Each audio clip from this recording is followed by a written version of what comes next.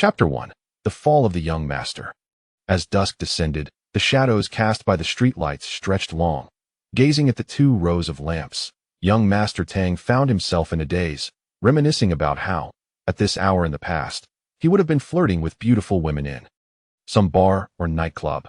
Tang Fei, known as young Master Tang, hailed from Haisher. His father, Tang Long, had initially served in the military but, after his discharge, chose not to become a parasite in a state-assigned job. Instead, he bravely ventured into entrepreneurship during the wave of reform, establishing a garment processing factory that amassed a fortune exceeding 10 million. While a millionaire is impressive, in a city like Haisher, where wealth abounds, he was merely a second-tier figure, outclassed by many from humble beginnings.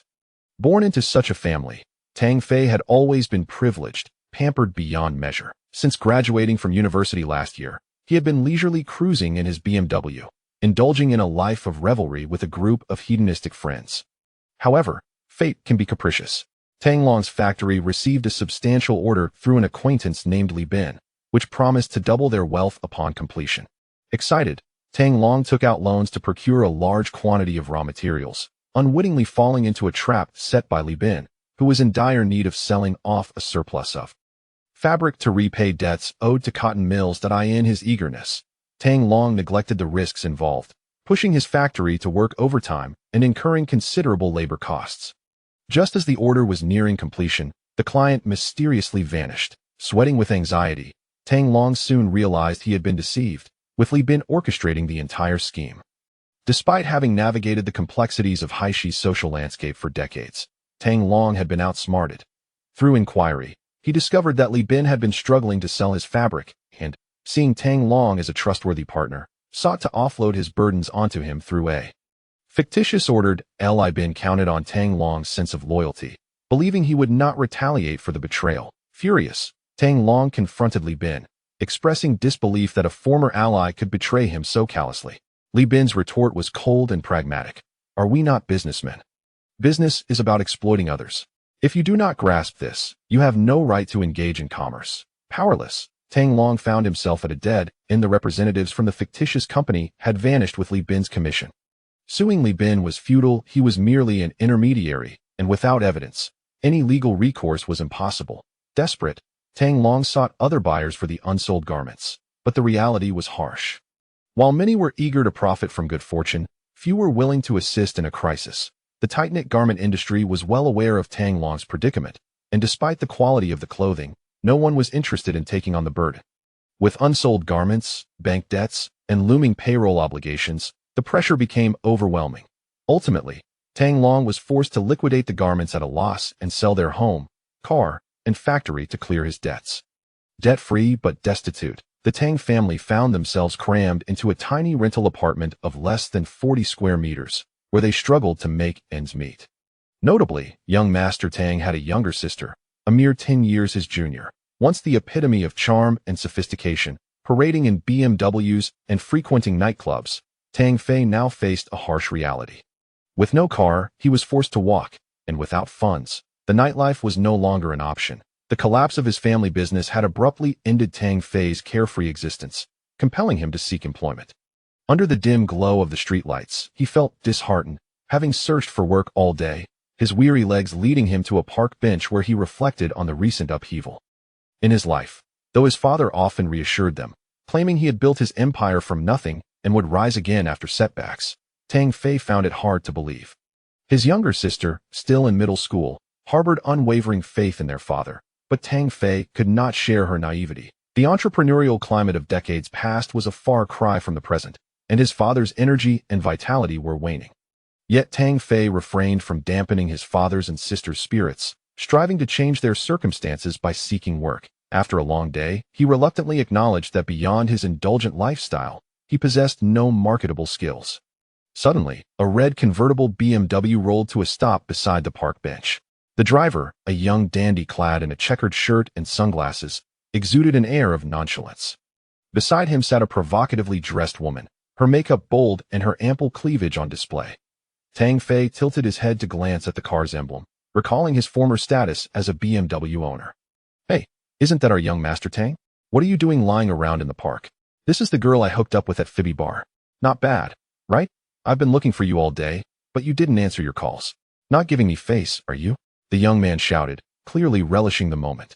Without needing to see the speaker, Tang Fei recognized the voice. It was Li Jiong, the son of Li Bin. Given their father's previous friendship, the two had been considered brothers in their youth. Li Jiong was well aware of Tang Fei's downfall, knowing it was orchestrated by his own father. Though they had once been good brothers, Li Jiong had long harbored disdain for Tang Fei. Despite their families being relatively equal in wealth, the Tang family was a client of the Li family. Why should Tang's orders automatically go to Li's company? In this buyer's market, customers were king, and in turn, Tang Fei was Li Jiong's customer. Although they had once shared a camaraderie, the hierarchy was clear. For instance, when both had set their sights on the same woman at a nightclub, Li Jiong had been expected to yield to Tang Fei, as he was the customer. But now that Tang Fei had fallen from grace, Li Jiong was more than eager to take advantage of the situation. Li Jiong, don't get too smug. Your father will reap what he sows. You're no better, Tang Fei growled, his anger palpable. Am reveling in it. What are you going to do about it?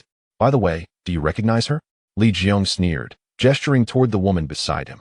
Tang Fei instinctively turned to the woman, his teeth clenched as he spat. You shameless hussy.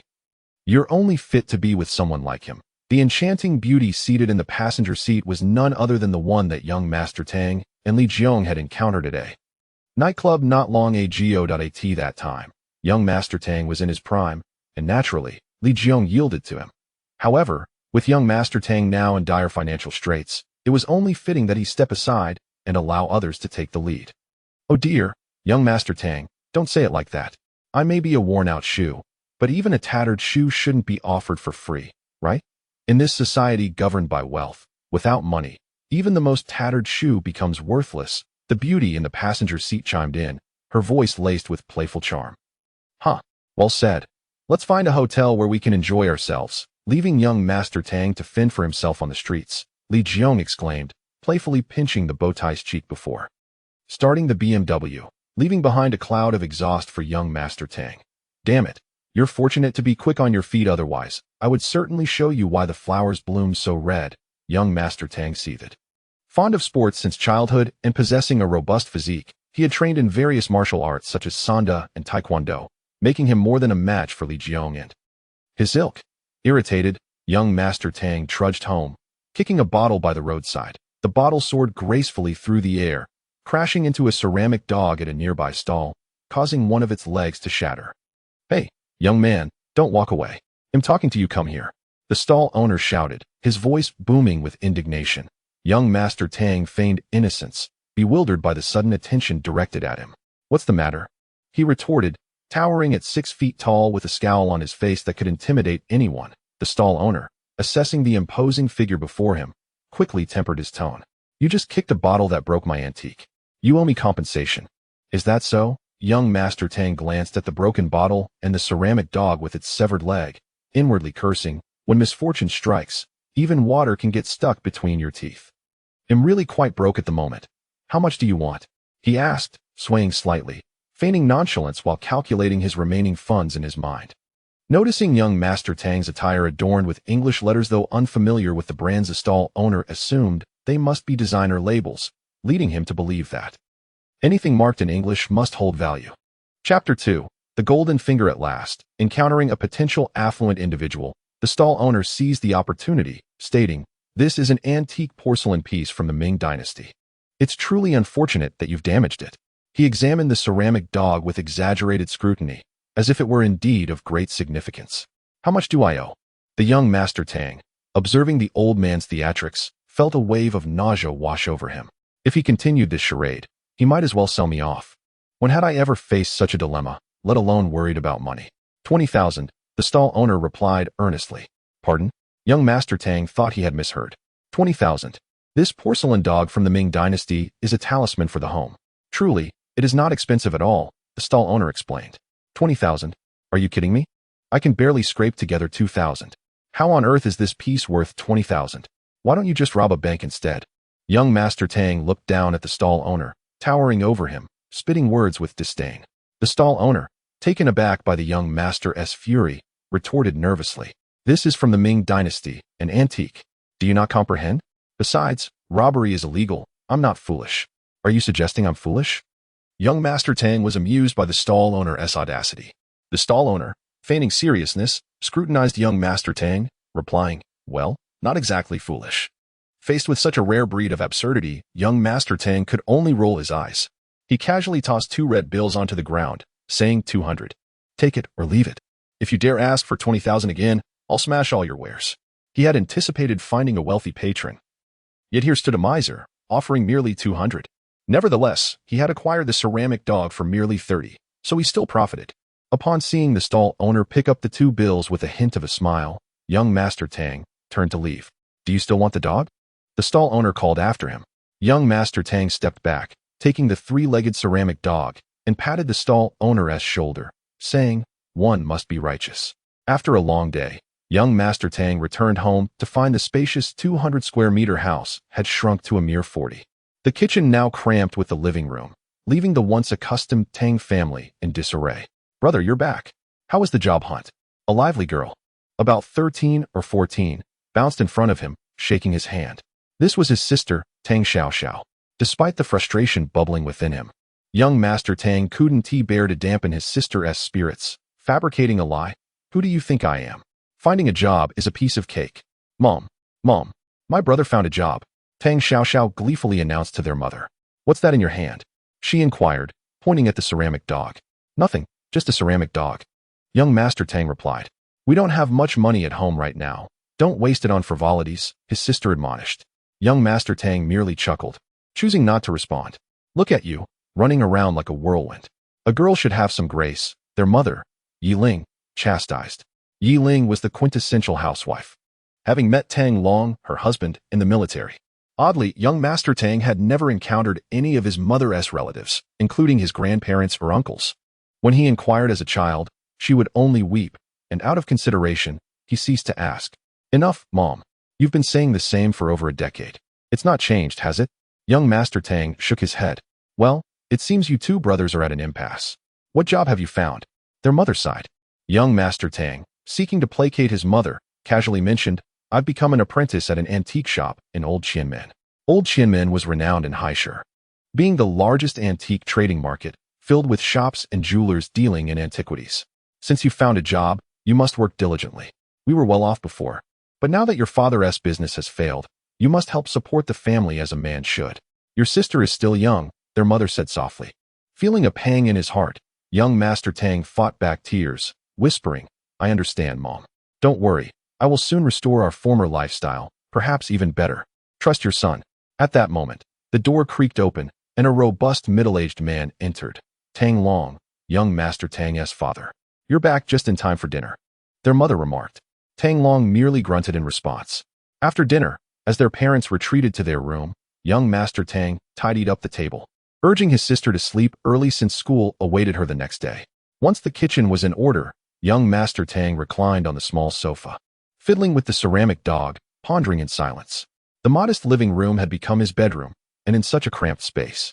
Could he expect to divide it into 3 rooms?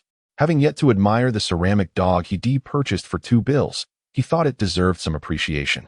Suddenly, he heard voices from his parents' room. Still no loan? His mother asked. Yes, I've inquired at several familiar banks. Given our current situation, who would lend us money? His father replied with a bitter smile. What about some of our acquaintances in business? She continued. Humph, can those people truly be called friends? What Li Bin said rings true. Merchants are heartless, they harm others. Those fellows scattered faster than rabbits once they learned of my troubles, Tang Long scoffed. Weariness etched across his face.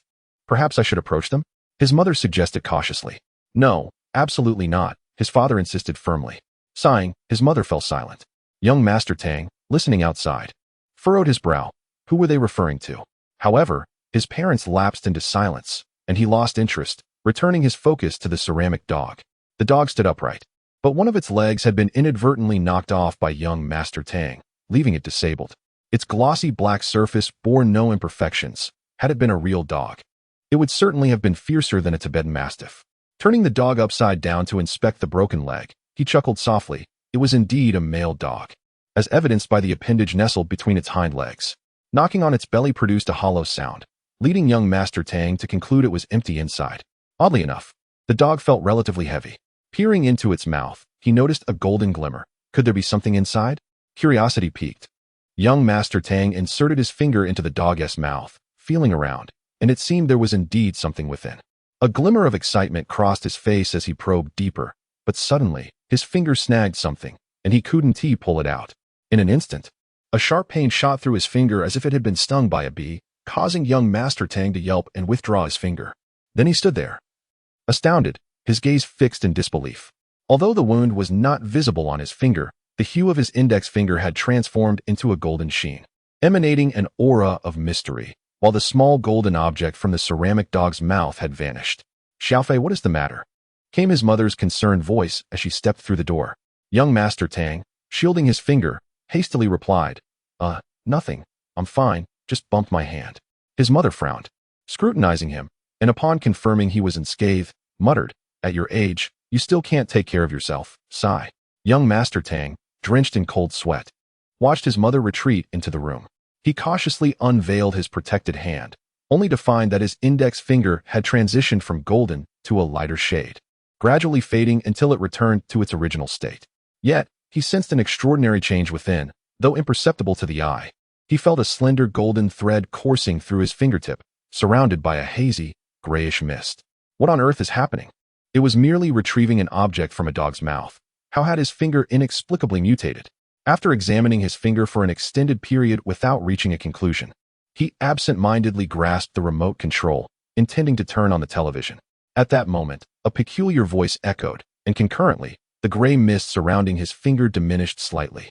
The television remote, brand, TCL, manufactured on July 9, 1998, produced by Foxconn, of average quality. What is this situation? Who is speaking? Glancing around, he found himself alone in the living room. He inspected the remote in his hand, emblazoned with the prominent letters TCL, and noted the production date inscribed on the back. July 9, 1998. Yet, only it could ascertain whether it was indeed produced by Foxconn. Young Master Tang felt a twinge of confusion. A mutation in his finger and an inexplicable voice. Could it be that his home was haunted? He struck the sofa with force, and the strange voice manifested once more. The sofa, devoid of a brand, was produced on September 20th, 1999, a subpar piece from Yiwushi, Zhejiang Province. Chapter 3. The Soviet Red Star Medal. Could it be related to my mutated finger? Upon this thought, young Master Tang noticed that the golden thread on his index finger remained unchanged, yet the grayish-white mist had noticeably diminished. He reached out to touch the coffee table, and indeed, the sound returned. The table, unbranded, manufactured on August 23, 1997, in Yiwushi, Zhejiang Province, China, was a piece of inferior furniture. The teacup, unbranded. The towel, the toothpaste. After several tests, young Master Tang finally confirmed that this sound was connected to his mutated finger. Anything touched by his index finger would automatically resonate information in his mind. After numerous tests, he observed that the grayish mist in his finger had decreased by nearly half, while his body felt extraordinarily fatigued. Nonetheless, young Master Tang was exhilarated. With this extraordinary ability, making money would surely become much easier. If only his index finger could authenticate antiques. He recalled the bustling old Qianmen and the words of a few friends who fancied the elegance of antiquities. Young Master Tang chuckled. Discovering a hidden treasure? It is said that antiques can be quite valuable. The day of my rise is not far off. Li Bin. Li Jiong, you wretched father and son, just wait to kneel before me in repentance. Yet, would the gray mist in my finger regenerate after being consumed? By observing the golden thread, he concentrated on the mist in his finger, discovering that the golden thread could restore the mist, albeit at a painfully slow pace. The next morning, still buzzing with excitement from the previous night, young Master Tang stepped out with dark circles under his eyes, heading straight for old Qianmen. Hardly having time for breakfast, telling his mother he was late for work. Once outside, he opted for public transport instead of a taxi. Despite having over 1,000 yuan left, he needed to save that for his treasure hunt. Young Master Tang had taken the bus before and occasionally enjoyed it. After all, there were many beautiful women aboard, something every man understands. Upon boarding, he tossed in 2 coins and scanned for a seat, but finding none, he stood, gripping the handrail. He noticed a stunning woman beside him. Her oval face, shoulder-length hair, and alluring curves, dressed in a professional outfit, made her irresistibly captivating from any angle. Young Master Tang's heart raced as he feigned a casual brush against her. As expected, her information flashed in his mind. Name, Tang Ruyan. Gender, Female. Age, 23. Occupation, police officer. Nickname, the Overlord Flower. Height, 1.68 meters. Weight, 55 kilograms. Measurements, 88-61-87. Assessment, a quintessential single, wealthy beauty. Those with conditions should pursue swiftly. The impoverished should steer clear. You cannot afford her. Cold sweat broke out on young Master Tang's brow. He never expected this beautiful woman to be a police officer. And to make matters more absurd, her measurements had appeared too. The final assessment left him thunderstruck. Had it been the old young Master Tang, he would have been utterly entranced, pursuing her relentlessly. But now he stepped back. Why? Did he not see the last line of the assessment? The impoverished should steer clear. You cannot afford her.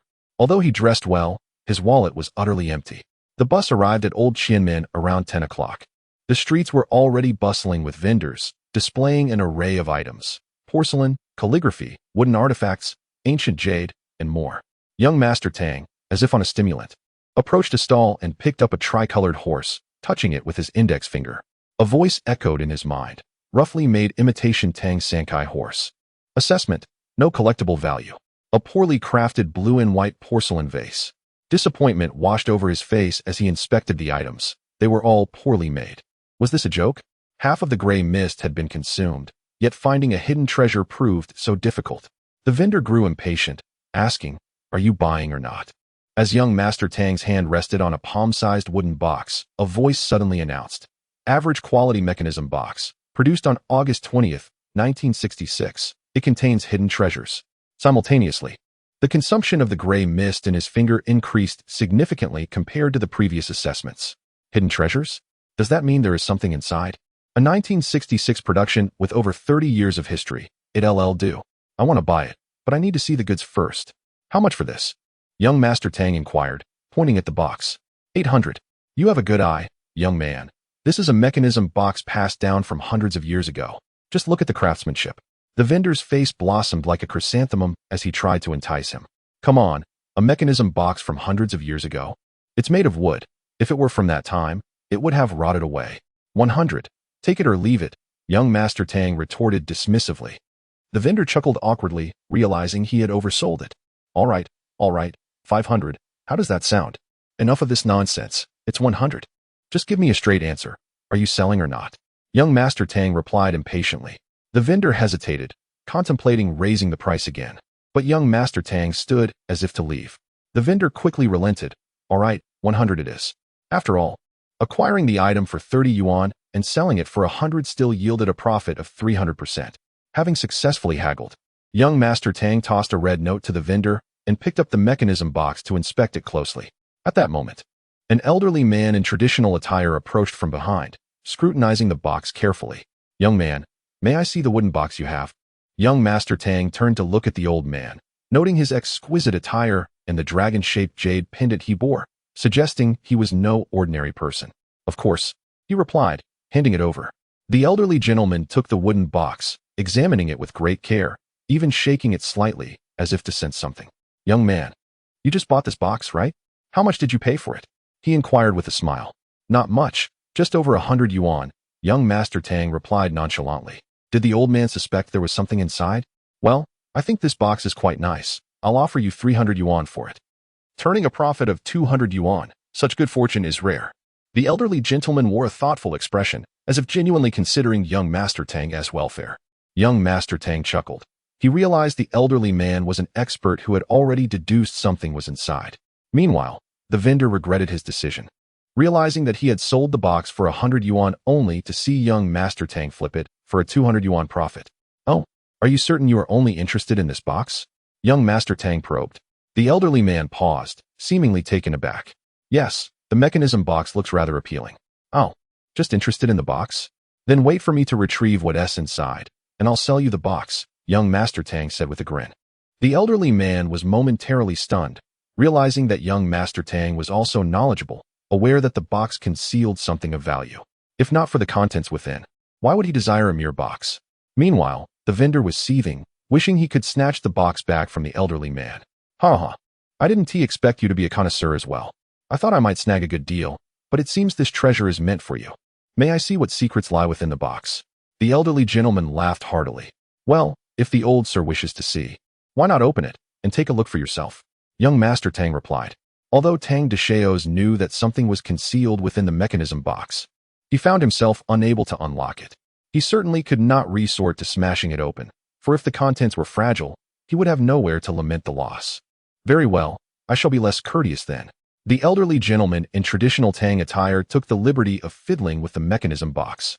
Remarkably, he demonstrated considerable skill. Within mere seconds, the box sprang open, revealing nothing but emptiness.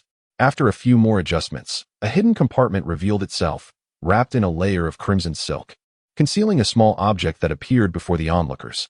The elderly man retrieved the item from the secret compartment and presented it to Tang Deschaos, saying, "This mechanism box is quite commendable. Its craftsmanship is exquisite, and it comes with a hidden compartment.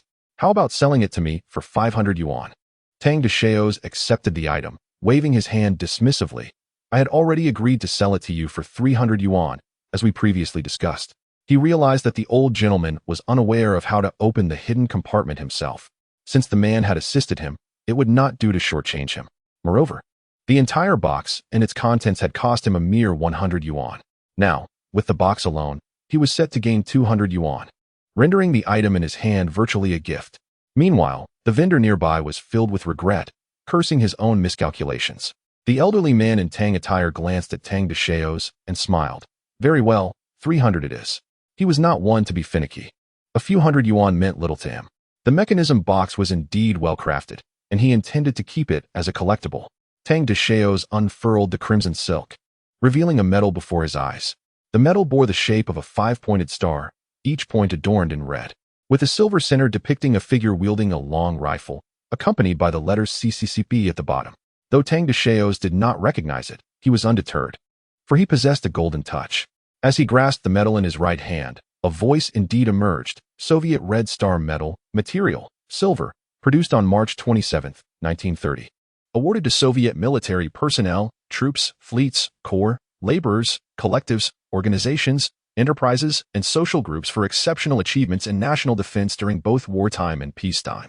It was noted that although the Soviet Union had long ceased to exist, the medals issued were still highly sought after by collectors. Tang Deschaos' expression brightened.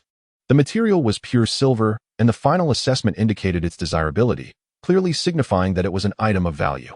Chapter 4. The gamble. What was concealed inside was a Soviet Red Star medal, which held some value. However, how could this medal end up hidden within a box?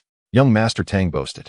To his surprise, the young friend seemed knowledgeable about the medal, truly a polymath. Indeed, this was a Soviet Red Star medal, and the box appeared to have some age to it. It likely belonged to someone who hid it during the tumultuous times. The elderly man in Tang clothing seemed to recall something inside. Even young Master Tang, known for his thick skin, found himself blushing at the old man's compliment of being well-versed. He said, "It's just a coincidence that I know a bit. I can't claim to be knowledgeable." "Well, I wonder how you intend to handle this medal?" the elderly man inquired, testing the waters. "I have no use for it, so I plan to sell it," young Master Tang replied. Upon hearing this, the elderly man was delighted. "Since you wish to sell it, why not sell it to me?" "Huh. It matters little to whom I sell it, as long as you offer a fair price," young Master Tang retorted. Although he possessed unique abilities, he was rather ignorant of the antique market. For instance, if he purchased an antique for 200,000, which was undoubtedly genuine, but its actual value was only 100,000, he would incur a loss. Therefore, understanding the basic market trends and prices was imperative for young Master Tang. Meeting the elderly man in Tang clothing felt like a fortuitous opportunity for young Master Tang. If he could cultivate a good relationship with him, it might open doors for him in the future. The elderly man, evidently not in need of money, could potentially become a significant client. The elderly man gazed at young Master Tang in astonishment and chuckled. "Since you trust me so much, I won't take advantage of you. I shall pay you 5,000 for the medal, and with this box, a total of 5,300. What do you say? That sounds agreeable." Young Master Tang smiled. A mere medal fetching 5,000 was a fair price, even if it was somewhat inflated, considering it wasn't a rare item. The elderly man, unpretentious, pulled out a stack of red bills, counted out 53, and handed them to young Master Tang. He swiftly accepted the money, not bothering to count it, and stuffed it into his pocket. Meanwhile, a nearby stall owner watched in envy, regretting his lack of vision. Alas, that 5,000 had nothing to do with him, as he had dismissed the opportunity. Though young Master Tang appeared indifferent, he was inwardly elated, as this was his first significant earnings, a hard-won victory. Observing young Master Tang's reaction, the elderly man nodded and said, "We've conducted 2 transactions, yet I remain unaware of your name." "Sir, my surname is Tang, as in the Tang dynasty, and my given name is Fei," young Master Tang replied. "How fortuitous. I too share the surname Tang. Please, just call me Tang Lao," the elderly man chuckled. "Certainly, Tang Lao," young Master Tang respectfully responded, realizing he had successfully taken his first step. Not only had he earned over 5,000 from the box and the Soviet medal, but he had also gained Tang Lao's goodwill. "Then I shall refer to you as Xiao Tang," Tang Lao decided. "Feel free to address me however you wish." Young Master Tang replied cheerily. "Today has been fortunate. I have encountered such a delightful young friend," Tang Lao remarked, patting young Master Tang on the shoulder as he prepared to leave with the wooden box. Young Master Tang hastily said, "Tang Lao, I see you are quite knowledgeable about collections. I would love the opportunity to learn from you. May I?" Tang Lao turned back. "Huh. Your insight is certainly not inferior to mine. It would be more accurate to say we can learn from each other." "Not at all. I could never compare to you. Without your assistance, I wouldn't even have been able to open that box," young Master Tang admitted, his face flushing. Despite possessing the golden finger ability, he was still a novice in the world of antiques, barely scratching the surface. If he could acquire knowledge about antiques combined with his unique ability, he would undoubtedly become formidable in the field. Currently, his lack of basic knowledge meant he could easily be taken advantage of should he stumble upon valuable items. Indeed, each field has its specialists. I excel in miscellaneous items and jade. A simple mechanism box is no challenge for me, Tang Lao declared proudly. However, the essence of antiques lies in one's discerning eye. For instance, your fortunate discovery today was due to your perception that something was hidden within the box, while the stall owner failed to notice. Purchasing it for 100 and turning a 50-fold profit is a matter of keen insight, Tang Lao continued. "Oh, I cannot claim it was inside. I simply felt something was amiss with the box, and since there was something inside," young Master Tang feigned modesty, unwilling to reveal his unique ability. Tang Lao scrutinized young Master Tang and nodded in agreement. "Feeling? Some things are indeed based on intuition. Over 20 years ago, when I first entered the antique world, I made a significant discovery based solely on a feeling." Young Master Tang felt a twinge of embarrassment. His casual excuse had inadvertently led to a recounting of the elderly man's past. "Truth be told, I am also new to this field and would greatly appreciate your guidance." "Tang Lao," young Master Tang expressed earnestly, "there's not much to teach. I recommend purchasing a few foundational books on antiques, studying them diligently, and visiting museums to experience genuine artifacts. Collecting is about perception and experience. Here is my number, 137. Jot it down. We can discuss further when you have the time. However, be cautious. If you're uncertain about an item, it's best not to act hastily. Even seasoned collectors can occasionally misjudge," Tang Lao advised. Young Master Tang noted down Tang Lao's number and, after bidding farewell, wandered around the vicinity, finding little of worth as the grayish haze had consumed much of the area. It seemed that luck played a significant role in treasure hunting. Recalling Tang Lao's counsel, young Master Tang left the antique market and entered a library, purchasing over 10 books, including titles like Foundations of Antiques and Classification of Antiques. As he cradled a stack of books, he was about to head home when he spotted a lottery outlet on the ground floor of the library. Suddenly, an idea struck him. Would his unique ability be of any use for scratch-off tickets? With this thought in mind, young Master Tang entered the lottery outlet and approached the counter, saying, "I'll take 5 10-yuan scratch-off tickets." He then placed a bill on the counter. The attendant, a woman of average looks except for her strikingly bright eyes, brightened upon seeing such a handsome customer. She presented a large stack of scratch-off tickets, allowing young Master Tang to choose. He pointed to the first ticket. It was a fruit-themed scratch-off with a prize of 10 yuan. Young Master Tang's eyes lit up. Perhaps luck was indeed on his side, and he began selecting tickets one by one. At that moment, 2 more individuals entered the lottery outlet, a man of ordinary appearance and a beautiful woman, particularly eye-catching due to her ample curves, capturing the attention of most men present. "Hey, isn't that our young Master Tang? Why aren't you out job hunting, but instead here?" A teasing voice chimed in. "Oh, I see. Our young Master Tang is hoping to strike it rich with the lottery, but I wonder if you have the luck for it." "Luck? Please. It's our Li Xiao who's got the luck," a sultry voice replied. The familiar voices brought young Master Tang's mood down, as he realized he could encounter them anywhere. The newcomers were indeed Li Jiong and the alluring woman. unaware that Li Jiang had been searching for him all over town. Tang, the young master, turned his head, holding 5 scratch cards in his hand. Among them were 3 winners, featuring the highest prizes within this set, one worth 20,000 and 2 worth 5,000 each. The remaining 2 cards bore no rewards. If all 5 cards turned out to be winners, one would certainly be deemed a monster. But winning 3 merely indicated that Tang was exceptionally fortunate. As for his companion, he pondered the whims of fate, knowing that his own life was precarious. While he was acutely aware that the young master's luck was not so easily squandered. Since their acquaintance, everything Tang had played with had been a remnant of his own fortune, including the delicate flower by his side. Tang squinted, contemplating that if not for the multitude of onlookers, he would have already dealt a blow to his companion, but the public setting deterred him. The last thing he needed was for that scoundrel to retaliate, potentially accusing him of intentional harm, which would land him in a police station, an endeavor not worth the trouble. For now, he would settle for indulging in verbal sparring. Onlookers in the hall caught a glimpse of the exchange between Li Jiang and Tang, their expressions betraying amusement. There seemed to be a history of rivalry between these two. Watching a spectacle was indeed a cherished tradition of the people. However, the mention of the flower beside him raised eyebrows. Did they all prefer to take shortcuts? A flicker of anger ignited in Li Jiang's eyes at the term a lump. How dare he reduce him to such a trivial description? He understood the implications. As for the flower, he had already dismissed her from his thoughts. She was merely a tool to provoke the young master. The woman remained silent, fully aware of her role. Humph, whether I possess luck or not is not for you, Tang Fei. To decide, Li Jiang retorted coldly. How about we settle this with a wager? Tang proposed eagerly. What are the terms? Li Jiang inquired. Let us keep it simple. Each of us will buy 5 scratch cards and see who wins the most, Tang suggested confidently. I already hold the highest winning ticket. The remaining prizes combined can't surpass mine. It's a guaranteed victory. Li Jiang grinned maliciously. Very well, let us wager. But since we're betting, we need a stake. How does 10,000 sound? The winner takes not only the wager but all the prizes from the scratch cards.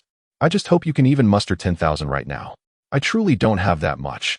I only have 5,000, Tang replied, spreading his hands in resignation. If I had the funds, I would wager not just 10,000, but 100,000. It's a sure-win scenario. Only a fool would pass on such an opportunity. Chapter 5. The annulment of engagement. You're wagering 5,000 less, so how about this? If you lose, you'll have to bark like a dog 5 times. Each bark will cost you 1,000. Quite a hefty price, Li Jiang sneered. Are you serious? Although I'm confident in winning this bet. You want me to bark like a dog? Fine, let us wager 5,000. And if you lose, you'll have to loudly proclaim that you're a turtle instead. Tang Dasha glared at Li Jiang, his eyes radiating a fierce intensity as he slammed 5,000 onto the counter. Li Jiang felt a shiver run down his spine under Tang Dasha's piercing gaze, an inexplicable chill creeping into his heart. Taking a deep breath to steady himself, he declared, All right, I refuse to believe that luck will favor you, a dog that has lost everything. With that, he also placed 5,000 on the counter with a resounding thud. Bring out all your scratch cards, Li Jiang instructed the attendant at the counter. The attendant, seemingly annoyed by Li Jiang's arrogance, pointed to the counter and replied, All the scratch cards are right here. Choose for yourself. Li Jiang frowned as he surveyed the pile of approximately 100 scratch cards. Lacking the extraordinary abilities of Tang Dasha, he randomly selected 5. He then turned his gaze toward Tang Dasha. Tang Dasha waved the scratch cards he held, saying, I've already got mine prepared. Then let us begin, Li Jiang responded, taking out his BMW key as he scratched the first card, revealing a $1,000 win. Li Jiang triumphantly shook the winning card, exclaiming, What do you think? This one card could very well seal your fate. Why not concede now and save yourself some embarrassment? Tang Dasha smirked with disdain, deliberately picking a losing card and slowly scratching it. Not a dime one. Seems like your luck has run dry. You're definitely going to be barking like a dog. Li Jiang laughed boastfully. There are still 4 cards left. Are you so eager to declare yourself a turtle? Let us see if you'll still feel that way, Li Jiang coldly retorted as he quickly scratched off the remaining 4 cards. Surprisingly, aside from one losing card, the other 4 were wins, totaling $5,700. Brimming with confidence, Li Jiang gazed at Tang Dasha, already envisioning the scene of embarking. Tang Dasha, however, smiled faintly, deciding to give Li Jiang a little shock by scratching off a $5,000 card, revealing the amount. Li Jiang's expression turned to one of disbelief, shouting, This can't be happening. Have some decorum. After all, we've hung out before. How come I never noticed your fragile mental state until now? You're a disgrace to our friendship. Please don't ever mention that you knew me, Tang Dasha taunted. Li Jiong's face alternated between red and white with anger.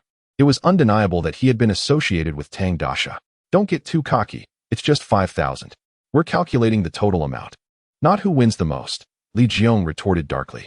Well then, just watch, Tang Dasha chuckled, purposefully scratching off the second losing card. Upon seeing it was a loss, Li Jiong sighed with relief, saying, looks like fate is still on my side. Is it? There are still 2 cards left. Why are you celebrating so soon? Tang Dasha scoffed. I firmly believe that destiny will favor me, Li Jiong replied, his confidence unshaken. Tang Dasha smirked, thinking that without his extraordinary abilities, Li Jiong might have a chance of winning. However, he himself had the advantage of cheating, and Li Jiong would soon realize his fate. Tang Dasha scratched off the 3rd card, and it was undoubtedly a winner.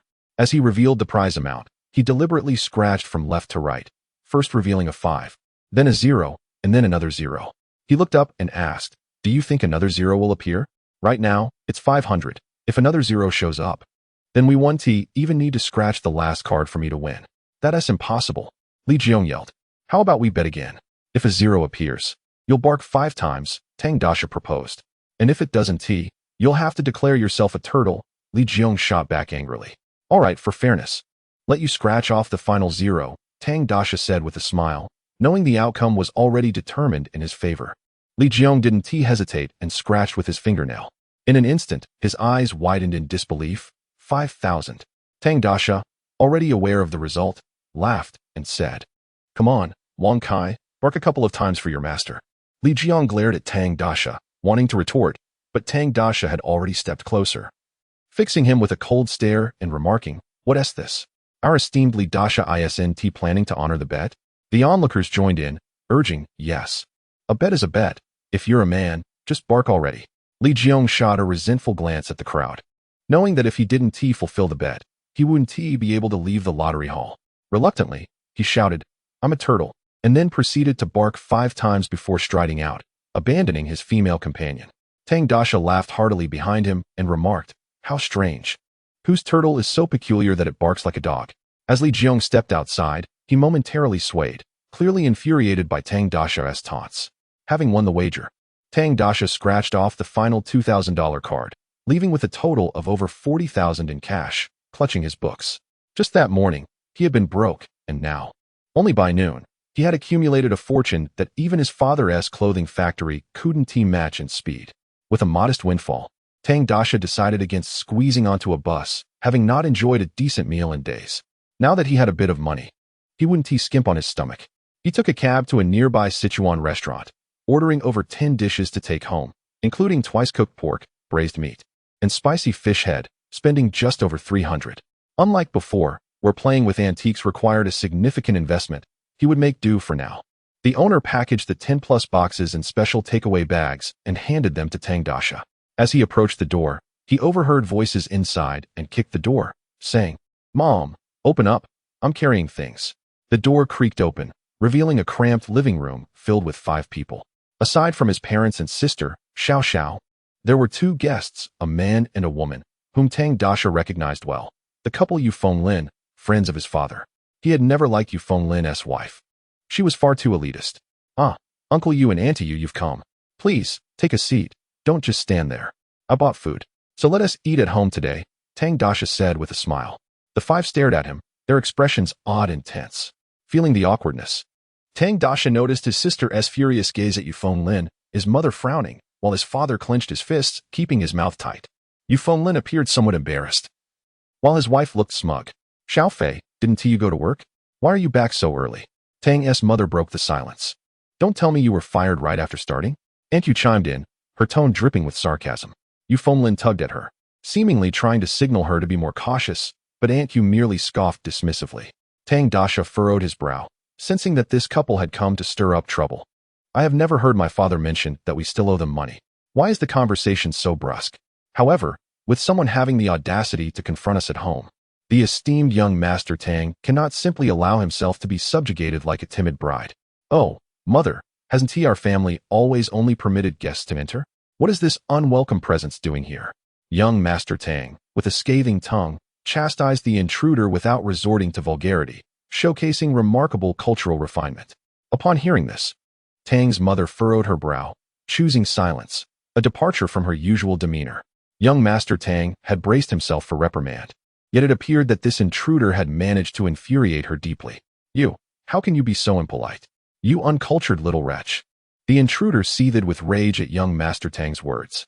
Meanwhile, Yu Fenglin, witnessing his wife's humiliation, frowned and remarked, "Little Feng, how could you speak to your aunt in such a manner?" Young Master Tang scoffed dismissively. "You come to my home as unwelcome guests, and while we may offer you a meal, should you choose to act as malicious intruders, I shall have no choice but to escort you out with a broom. I've just returned with groceries, and look at the venomous words spewing from this creature. Is it any wonder I'm so disliked that I was dismissed from my job right upon starting? All right, old you. They've already declared their intention to be driven out with a broom. So what are we doing here? Let us go home. Look at this place, small and filthy, rented to boot. This boy possesses nothing but sharp teeth. Do you expect my daughter to endure this torment? I am resolutely withdrawing from this marriage." The intruder appeared particularly agitated at the mention of the engagement, his facial creases quivering, the excess foundation on his face flaking away. "Withdraw from the engagement? What on earth is happening?" Young Master Tang gazed incredulously at his mother. "Your father arranged a childhood betrothal for you when you were young, the bride being the daughter of the Yu family. I hadn't mentioned it before, intending to wait until you were mature enough to understand, hoping to see you two wed. However, unforeseen family matters have delayed this," Tang's mother explained. "Childhood betrothal? What an archaic practice. Is this still in vogue? Yet, since it was arranged in my youth, perhaps it was indeed a trend back then, akin to the contemporary advocacy for free love." Chapter 6. The Fortunate Mr. Tang. However, the lady in question hails from the Yu family, which can only mean Yu Shaoqian. To my astonishment, this broken shoe turns out to be my fiancé. Mr. Tang was utterly thunderstruck. Yu Shaoqian and Mr. Tang had known each other for quite some time. They were classmates back in middle school. At first glance, she seemed decent looking, but over time, the allure faded. During their school days, Mr. Tang was not particularly studious, preferring to aimlessly roam about, establishing himself as a dominant figure within the school. Yu Shaoqian, too, had a rebellious streak, akin to Mr. Tang's character. There was a period when the two even dated, but their relationship fizzled out due to incompatible personalities, leading them to seek new loves. By the time high school rolled around, Yu Shaoqian had gained notoriety as a promiscuous individual. Mr. Tang had lamented her fate for a moment, acknowledging that while she may not be easy on the eyes, her skills in bed were quite commendable. So, they were here to annul the engagement? Mr. Tang gazed hopefully at his mother, though he had already sensed the unfolding situation, fearing that she might refute his assumptions. The thought of marrying Yu Shaoqian filled him with dread. He would rather meet a swift demise than endure that fate. Well, we were a suitable match initially, but following our family's business failure, they believe we cannot support their daughter, which is why they wish to withdraw from the engagement. Alas, how the world has changed. I once assisted the Yu family when they faced hardships, only to find them kicking me when I was down, Mr. Tang's father lamented. Then let it be, Mr. Tang exhaled, relieved. Huh, you concur? Mr. Tang's mother was astonished, having met the Yu family's daughter and found her merely average looking. She had not anticipated her son would be so unwilling to proceed with the union.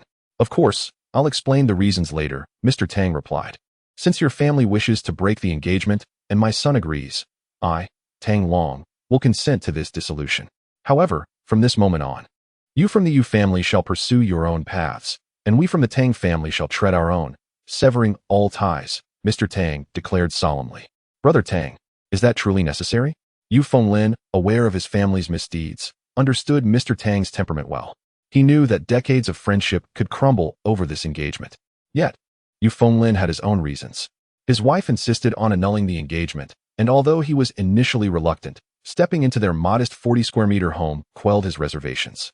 He could not allow his daughter to end up homeless relying solely on her parents. Old Yu, they have declared their intent to break the engagement. Why are you hesitating? Do you wish for them to truly take action? A figure, fearful of Mr. Tang's change of heart, tugged at Yu Fenglin's sleeve, urging him towards the door. Then, we shall take our leave, Yu Fenglin awkwardly turned to say. Very well, safe travels. No need for farewells. Oh wait, let us say forever farewell. Upon encountering that individual, I would lose my appetite, Mr. Tang mockingly retorted, slamming the door shut behind them. Whether Yu Fenglin and his wife pondered Mr. Tang's parting words was of no concern to him. Come, little sister, help me clear the table. Today, I bought you a plethora of dishes, including your favorite Kung Pao chicken and braised pork, Mr. Tang announced. Yay, braised pork, Tang Xiaoxiao exclaimed, her face lighting up with joy as she hopped to tidy up the table. The confined space was indeed a hassle. Mr. Tang tossed his book onto the sofa, which served as his bed, and placed the takeout boxes on the dining table. Dad, Mom, come eat. I brought this from the Sichuan restaurant at the entrance. It should taste delightful. His mother approached to assist with the table, unpacking the takeout boxes and placing them on the table. Upon seeing the abundance of food, she frowned. There are only 4 of us. Why purchase so much? It will go to waste. Our situation has changed. We must be more frugal. Mr. Tang gently pressed his hands on her shoulders, guiding her to sit. Mother, please rest easy. Your son is no longer a child. Xiao Xiao is in her growth phase. She needs to eat well. Besides, I'm not an idle drifter. I can still earn money for meals. His mother muttered softly. How much can a mere apprentice earn? I doubt it will suffice for your expenses. She was cautious not to let her son overhear. After all, it was his heartfelt gesture as a son. A mother could only feel gratified, never wishing to dampen his spirit. At that moment, Xiao Xiao placed a piece of her beloved braised pork near their mother's mouth. Mom, have some braised pork. Don't worry about my brother. He's amazing. The family gathered around the small round table, enjoying their meal together. Fortunately, the takeout boxes were circular. Had they been on plates, there wouldn't have been enough space on the dining table for all the dishes. Why did you agree to break the engagement? Mr. Tang's father, Tang Long, asked after taking a few bites of rice. Father, you see, they cherish their daughter as if she were a treasure, completely oblivious to Yu Xiaoqian's true nature, Mr. Tang replied, his mouth full of chicken leg. What nature? His mother seemed particularly sensitive to this topic and inquired. I met Yu Xiaoqian in middle school. We were classmates and even dated for a while. However, we separated due to personality clashes. By high school, she had gained quite the reputation, with boyfriends lining up like soldiers. Out of respect for his parents, Mr. Tang refrained from explicitly labeling her as promiscuous, opting for a more subtle approach. What? You were dating in middle school? Xiao Xiao reacted with surprise. Focus on your meal. You need to study diligently. No mingling with unsavory boys, or I shall break their legs, Mr. Tang warned, determined to prevent any early romances for his sister. Xiao Xiao's face flushed as she muttered, who would associate with such people? Is Yu Xiaoqian truly like that? Why have you never mentioned her before? Their mother frowned. This is not something easily discussed, Mr. Tang replied. Not easily discussed? More like too afraid to mention it. While Yu Xiaoqian may have had a string of boyfriends, I was not much better myself. I do not wish to be implicated, he thought, not wanting to drag himself into that past. If that's the case, the dissolution of this engagement is indeed a blessing, Tang Long mused. Yes, it is a blessing. And thankfully they initiated the annulment. Their mother smiled slightly. Hey, brother, didn't you go to work? Why are you back so early? Xiao Xiao, her mouth full of braised pork, remembered his job. Upon hearing her, both their parents turned to look at Mr. Tang. Mr. Tang, about to pop a greasy slice of meat into his mouth, nearly dropped it at the unexpected question. Casting a sideways glance at Xiao Xiao, he replied, my foundation is too weak, so I bought some books to catch up. The store isn't very busy right now, and the manager asked me to return and study.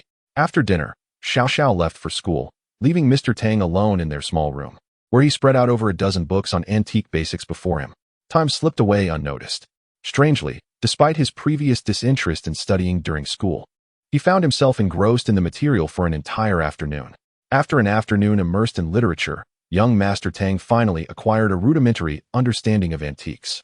Antiques can be broadly categorized into 5 principal classes: paintings and calligraphy, ceramics, jade and stone, gold and silver bronze artifacts, and miscellaneous items, each encompassing several subcategories.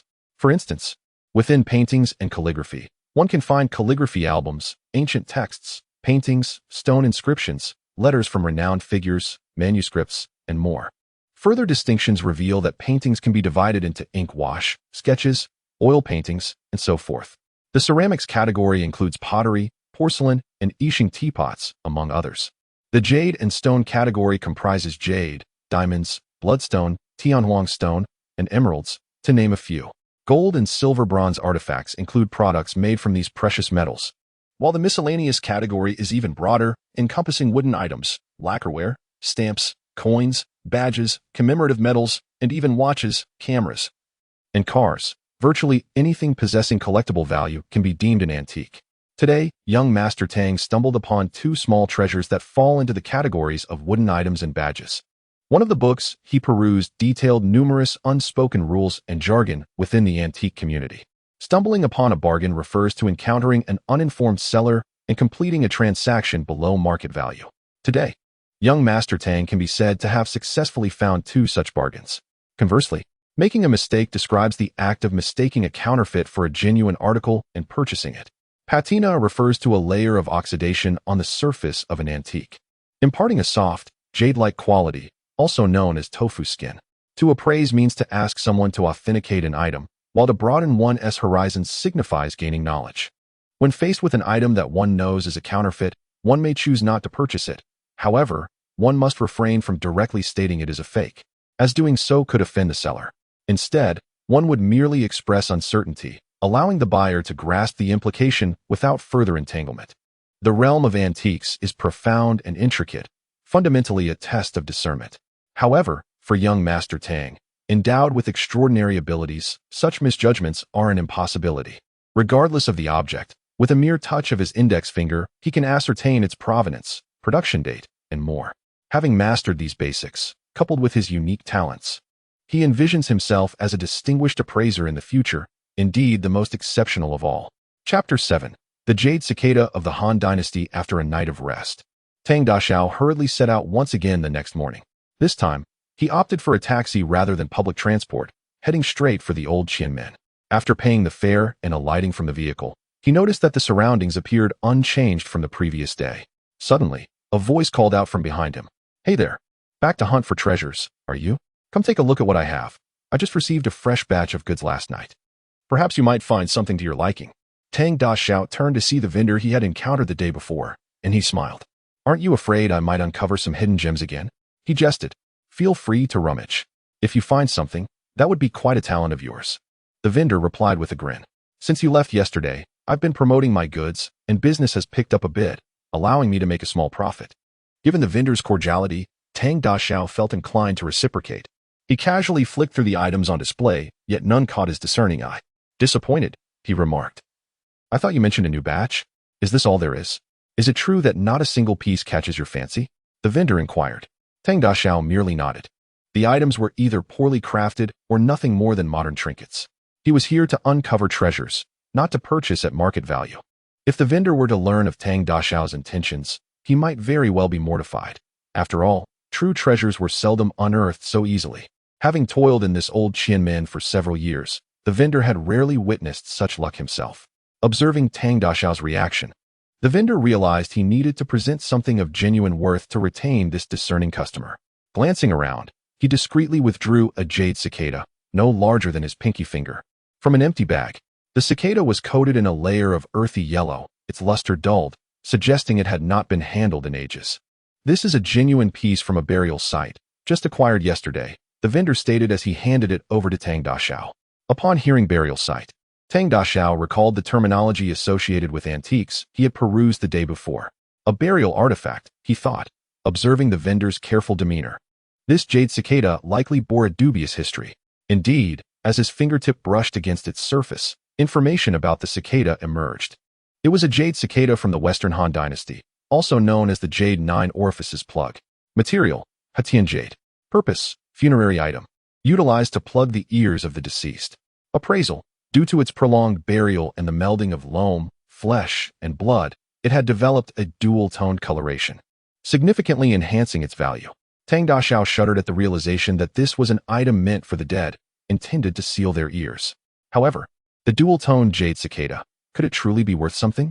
He recalled the antique texts he had studied the previous day, which spoke of the value of burial jade artifacts.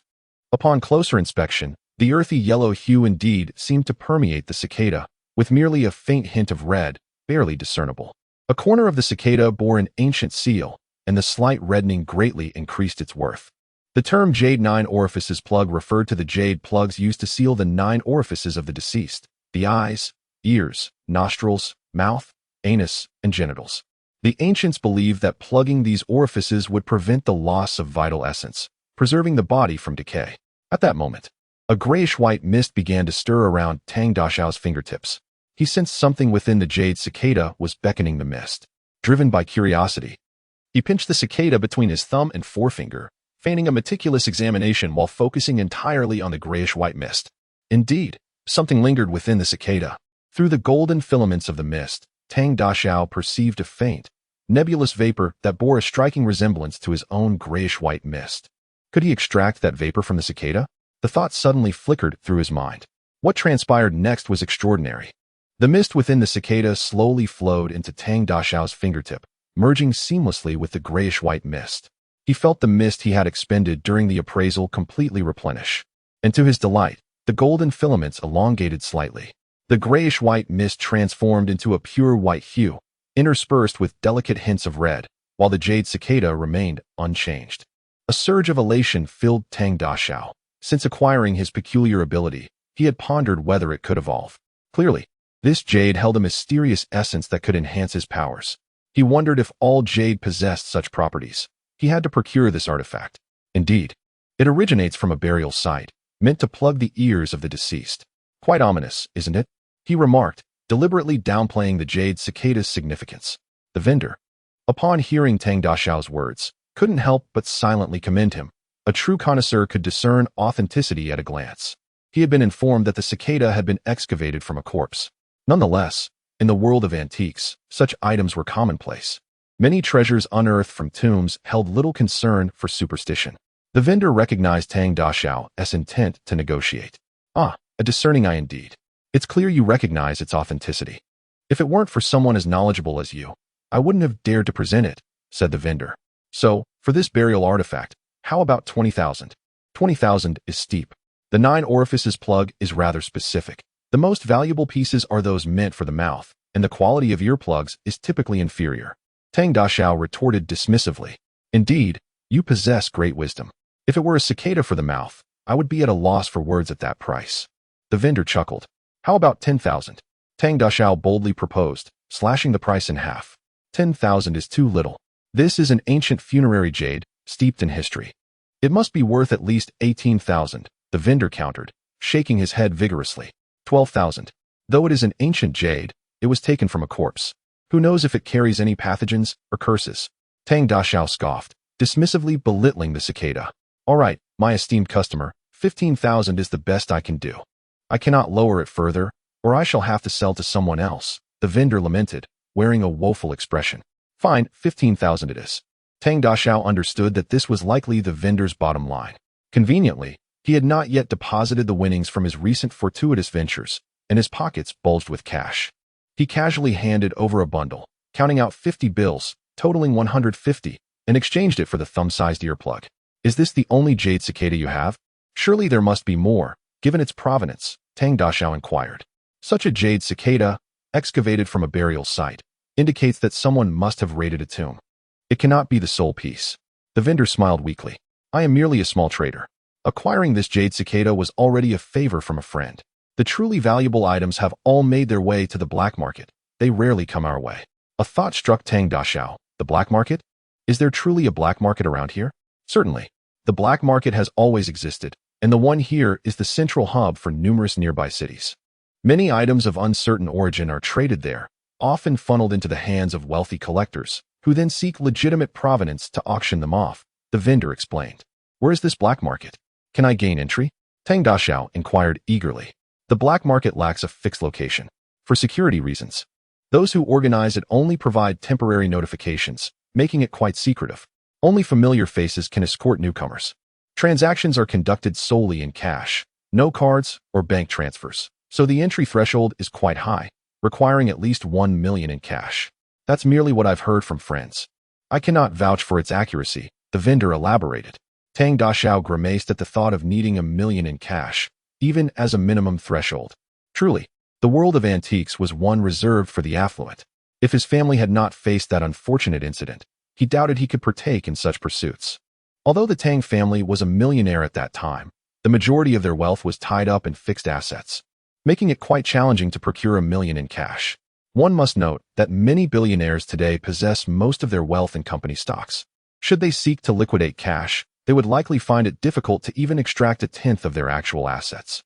If the young master of the Tang family were to request 1 million from his father under the pretense of participating in a black market deal to purchase antiques, his father would likely respond with a severe reprimand, as squandering wealth is not to be taken lightly. The identification of the dual-colored jade cicada suggests that its value has multiplied, yet the young master remains oblivious to the specifics of its worth, which would require further appraisal. He then thought of consulting the elder Tang, but the notion of presenting a cicada pilfered from a deceased individual for evaluation felt rather peculiar. The young master estimated its value to be no more than 100,000, a sum that would hardly impress someone of the elder's stature. Thus, he resolved to retain it for the time being, hoping to explore the market for any overlooked treasures. Most importantly, he needed to ascertain whether all jade possessed some utility for his unique abilities. Coincidentally, he came across a shop named Stone's Memory, which featured an array of intricately carved stone ornaments, including numerous jade pieces. Upon entering, he was greeted by two hostesses clad in striking red kipayos. Their skirts split daringly high, catching the attention of many patrons. However, such allure held little intrigue for the battle-hardened young master. Inside Stone's Memory, the shop displayed a myriad of stone-carved ornaments made from various materials, including jade, agate, and tiger's eye, among others. The sole drawback was that the crafted items were relatively small, suitable only for wearing around the neck. The young master made his way toward the jade section, where all the ornaments were hung on red cords for easy selection, much to his convenience. As he grasped a dragon-shaped pendant with his right hand, the appraisal results materialized almost instantaneously. The dragon pendant, made from Qinghai jade, was of average quality, machine-polished and mass-produced on November 20th, 1999. The assessment concluded that it was merely a trinket suitable for children, possessing negligible collectible value. Chapter 8. The Old Lady's Antique Painting. Upon hearing the appraisal, young Master Tang glanced at the price, merely 80 yuan. Indeed, its collectible value was exceedingly low. However, his purpose for this outing was not merely to shop for bargains. With his right hand firmly grasping the dragon-shaped pendant, he meticulously sensed the internal properties of the jade. As anticipated, there existed within it a minuscule quantity of substances beneficial to his unique abilities. As he drew this energy into his fingertips, the grayish-white mist indeed increased slightly. Tang named this newfound energy spiritual essence. With this discovery, a smile spread across Tang's face. The attendant nearby, observing Tang's distinguished demeanor and designer attire, initially contemplated striking up a conversation. However, upon witnessing him grin foolishly at an item worth less than 100 yuan, she dismissed the idea, wondering if he might be a bit unhinged. After absorbing the spiritual essence from the dragon pendant, Tang explored all the accessories in the stone shop, discovering that various jades, such as those from Qinghai, Hetian, and Nanyang, contained this essence. Notably, the higher the quality of the jade, the greater the concentration of spiritual essence it harbored. Conversely, while materials like agate, obsidian, and tiger's eye also contained some essence, their amounts were significantly less than that found in jade. In fact, for smaller stones, the essence present could be less than what was consumed during the appraisal process, rendering such purchases futile. Exiting the stone shop, Tang strolled down the street, specifically seeking vendors selling jade. After perusing over a dozen stalls, he found that most were selling counterfeit jade, some crafted from mere stones, others made of glass, infuriating him to the point of cursing the unscrupulous merchants. Marx once stated that if capital yields a 50% profit, it will take risks. 100% profit emboldens it to trample upon all laws, and a 300% profit will entice it to commit any crime, even at the risk of execution. Since the reforms of the 1990s, as China's economy soared, a fervor for collecting antiques ignited among the populace. With demand comes market. The countless treasures lost during a decade of turmoil became highly coveted. Consequently, some sought to exploit this by engaging in forgery. There are various methods of counterfeiting jade, generally categorized into three types. First, using materials that are not genuine jade. Second, faking the craftsmanship. This further subdivides into old jade with new workmanship, new jade with new workmanship, and fake jade with new workmanship. Third, falsifying colors, which is the most common and practical method. As the adage goes, a single flaw is hidden by whiteness, applicable to beauties and exquisite jades alike. Tang had previously encountered the first type of forgery, material fraud. This particular deception is the most shameless, as individuals typically purchase jade for adornment. Genuine jade is nurtured by its owner, and in turn, it nurtures the owner. Wearing jade allows trace elements to be absorbed through the skin, revitalizing cells and enhancing immune functionality. Furthermore, jade that is frequently worn and handled becomes increasingly smooth and lustrous, which is what people refer to as bringing jade to life. However, many counterfeit materials are harmful to the body, and prolonged wear can be detrimental to health. Disheartened, Tang did not press himself to purchase jade and instead wandered through the antique market with a mindset of serendipity. At that moment, an elderly lady emerged from an antique shop, her face etched with disappointment as she clutched a painting, its scroll marked with wormholes and other signs of age. Clearly, if it were not intentionally aged, the painting must be an old artifact. The woman's modest attire suggested she could not possibly have bought anything valuable from an antique shop. Was it possible that what she held was a counterfeit? Tang approached her, inquiring, "Madam, may I take a look at the painting you have?" Initially wary, the elderly lady scrutinized Tang. Noticing his respectable appearance, she reluctantly handed over the scroll, muttering, "Be careful not to damage it. My husband insists it is a treasure." But the people at Jinming Xian offered only 300 yuan. Her husband, a learned man, had instilled in her a profound admiration. And since he deemed the painting valuable, she was convinced of its worth. Naturally, she was unwilling to part with it for a mere 300 yuan, the amount offered by the antique shop she had just exited. "Rest assured, I will examine it first. If it catches my eye, you can propose a price, and I shall purchase it," Tang replied with a smile. With his discerning ability to appraise authenticity, he was unperturbed by the possibility of acquiring a counterfeit. Should it prove to be a forgery, he could simply claim disinterest. "Very well, take a look," the old lady acquiesced. As soon as Tang's hand touched the scroll, he discerned its intriguing nature and understood why Jinming Xian had only offered the elderly lady 300 yuan. The ink-wash landscape painting, superficially ordinary, concealed profound secrets within. The appraisal results delighted him, as it bore a striking resemblance to the wooden box he had purchased previously, both hiding treasures within. "How much do you wish to sell this painting for?" Tang asked, recalling that he had acquired the wooden box for a mere 100 yuan, which had contained a Soviet Red Star badge. He wondered what he might uncover this time, feeling an anticipatory thrill. At this juncture, Tang's motivation had transcended mere profit. He was relishing the joy of treasure hunting. The elderly lady hesitated, recalling that her husband had only mentioned the painting's value without specifying an exact price. Remembering Jinming Xian's offer of 300 yuan and her prior attempts to sell the painting at other shops, where the prices were dismally low, with some unscrupulous individuals offering as little as 50 yuan, she felt a twinge of doubt about its worth, had she not held steadfastly to her husband's belief. 20,000. After some contemplation, she hesitantly quoted this figure. Being an uneducated rural woman, she understood nothing of antique pricing, relying almost blindly on her husband's word. To her, 20,000 yuan seemed a substantial sum. Tang pondered for a moment and responded, "Very well, 20,000 it is. Let us find a bank, and I will deposit the money for you. The market is chaotic, and carrying cash alone may not be safe." For young Master Tang, 20,000 yuan was indeed a considerable amount. Although he had intended to negotiate, he felt a pang of compassion for the elderly lady's humble attire. Confident in his abilities, he believed that if the painting concealed treasures, he would certainly not incur a loss. This statement was not merely a fabrication. Incidents had occurred here before, even featured on television, where cash transactions had attracted the greed of criminals, resulting in violent assaults. Some victims hospitalized, while others met a more dire fate. Although the authorities had heightened security in the area, establishing a police presence and conducting regular patrols, they had failed to quell the audacity of criminal elements. The elderly lady, aware that Tang was looking out for her, nodded in agreement. After accompanying her to a local bank and ensuring the money was safely deposited, Tang observed the painting for some time, yet could not discern its secrets. Unlike the previous wooden box, which had a clear mechanism for concealing treasures, this was merely a thin scroll of paper. What could it possibly hide? Tang's mind remained open to possibilities. He recalled numerous scenes from martial arts films where protagonists, having acquired something extraordinary, stumbled upon its utility through accidents involving fire or water. Why not try something similar? He contemplated.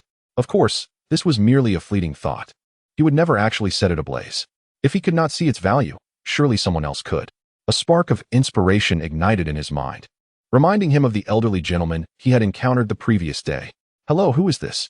Upon dialing, the voice on the other end responded. "Haha, it's me, Tang Fei." "Ah, young Tang, what prompts you to call so swiftly? Have you encountered a dilemma, or perhaps stumbled upon something intriguing?" Chuckled Tang Lao. "Indeed, I must confess, I have come across something quite fascinating and wish to seek your esteemed opinion.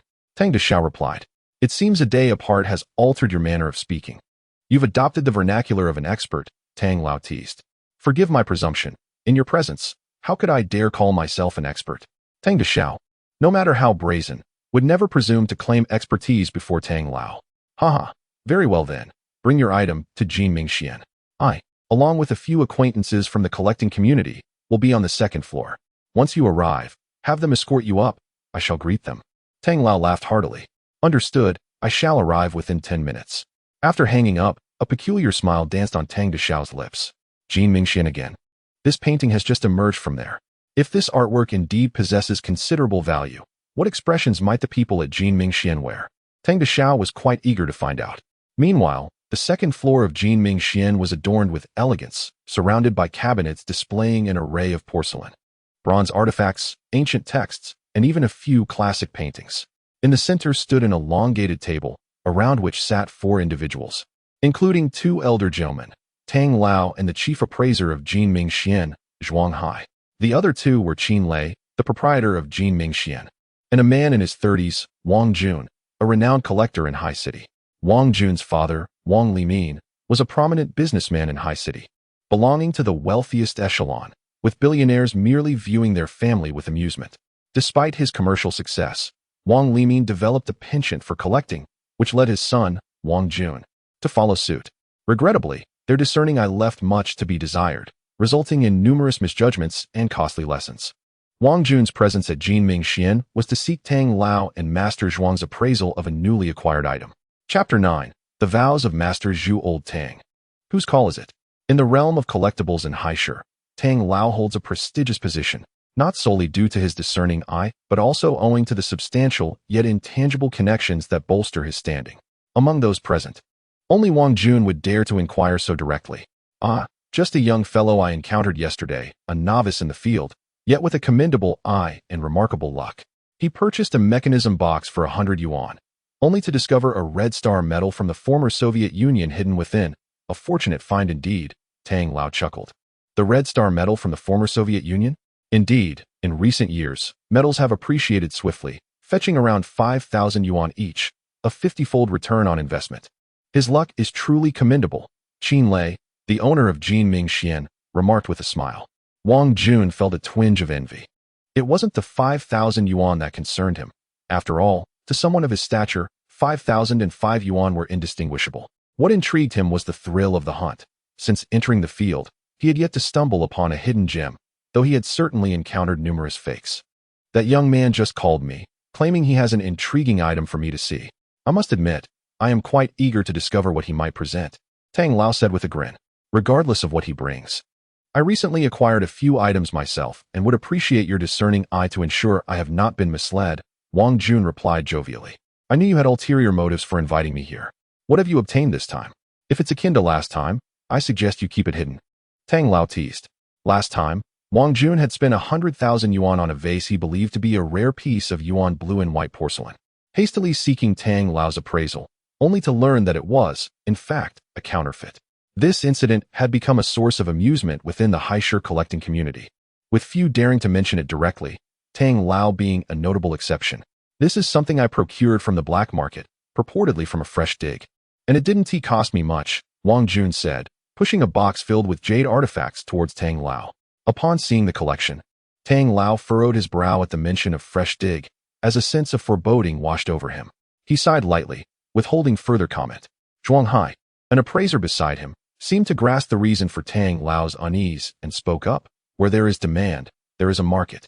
The profits from fresh digs are immense, often backed by organized networks. The state rarely excavates ancient tombs nowadays, primarily due to technical limitations and a lack of funds. However, the destruction inflicted by these fresh digs upon ancient sites is considerable." Wang Jun quickly understood the cause of Tang Lao's frown, but felt powerless. Even if he refrained from purchasing, others would certainly step in. One individual, no matter how adept, cannot monopolize the market. Tang Lao slowly nodded, as if reconciling with the reality, and delicately picked up a jade pendant, scrutinizing it through a magnifying glass.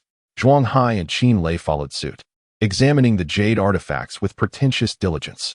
Tang Lao approached the entrance of Jinming Xian with a scroll painting in hand. Unlike certain establishments that might employ attractive hostesses for customer engagement, this gallery featured only a few appraisers and staff. One staff member, noticing Tang Lao's arrival, assumed he was there to sell a painting and warmly inquired, "Are you here for an appraisal of an ancient painting? Please, follow me." Believing this to be a setup arranged by Tang Lao, Wang Jun followed without hesitation. "Master Zhu, this gentleman has come for an appraisal of an ancient painting," the staff member announced to a young appraiser at the counter. "Oh, bring the painting over," Master Zhu replied, not bothering to look up. Master Zhu, whose full name is Zhu Biao, is a graduate student from a prestigious university with a keen expertise in modern collectibles such as watches, diamonds, and fine wines. Though still in his 20s, he harbors a rather inflated sense of self-importance and enjoys being addressed as master. It is no surprise that, while Zhuang Hai excels in ceramics and traditional paintings, he lacks knowledge in contemporary collectibles. To offset this gap, Qin Lei, the owner, holds Zhu Biao in high regard. And the junior staff members, eager to curry favor, naturally refer to him as Master Zhu. Wang Jun, trailing behind, remained oblivious to the unfolding situation. Wasn't he supposed to be going to the second floor? Master Zhu, growing impatient, lifted his head and remarked, "Why is this person taking so long? Are you going to get to the appraisal or not?"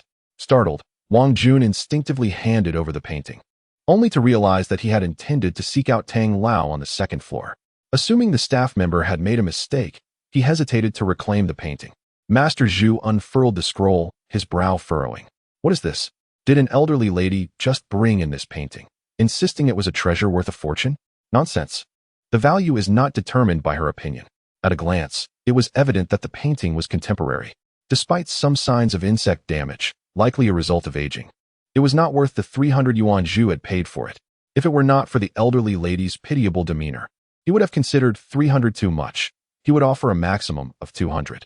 Wang Jun, taken aback by Master Zhu's appraisal, thought, 200? Are you kidding me? However, he understood that the initial misunderstanding was likely due to the staff member's error, so he said nothing, reclaiming the painting and turning to leave in search of the staff member to guide him upstairs. "Wait, who said you could leave?" Master Zhu barked. Upon hearing this, along with the unfriendly tone, Wang Jun's displeasure grew. He retorted coldly, "What is this? Is Jinming Xian bullying customers, attempting to force a purchase?" Master Zhu was momentarily taken aback. The accusation of bullying customers was a heavy charge he could not bear. The reputation of an antique shop hinges on its standing. If word spread that Jinming Xian engaged in such practices, even the owner would not overlook it. Customers browsing the gallery turned their attention to the commotion, and one astute staff member discreetly ascended to the second floor. Master Zhu silently cursed the impudent youth before him. Of course not. Jinming Xian operates with integrity, welcoming all patrons and never engaging in coercive sales. However, my young friend, presenting an ancient painting for appraisal and then leaving without compensation is somewhat inappropriate. Surely, you can cover the appraisal fee, Master Zhu explained.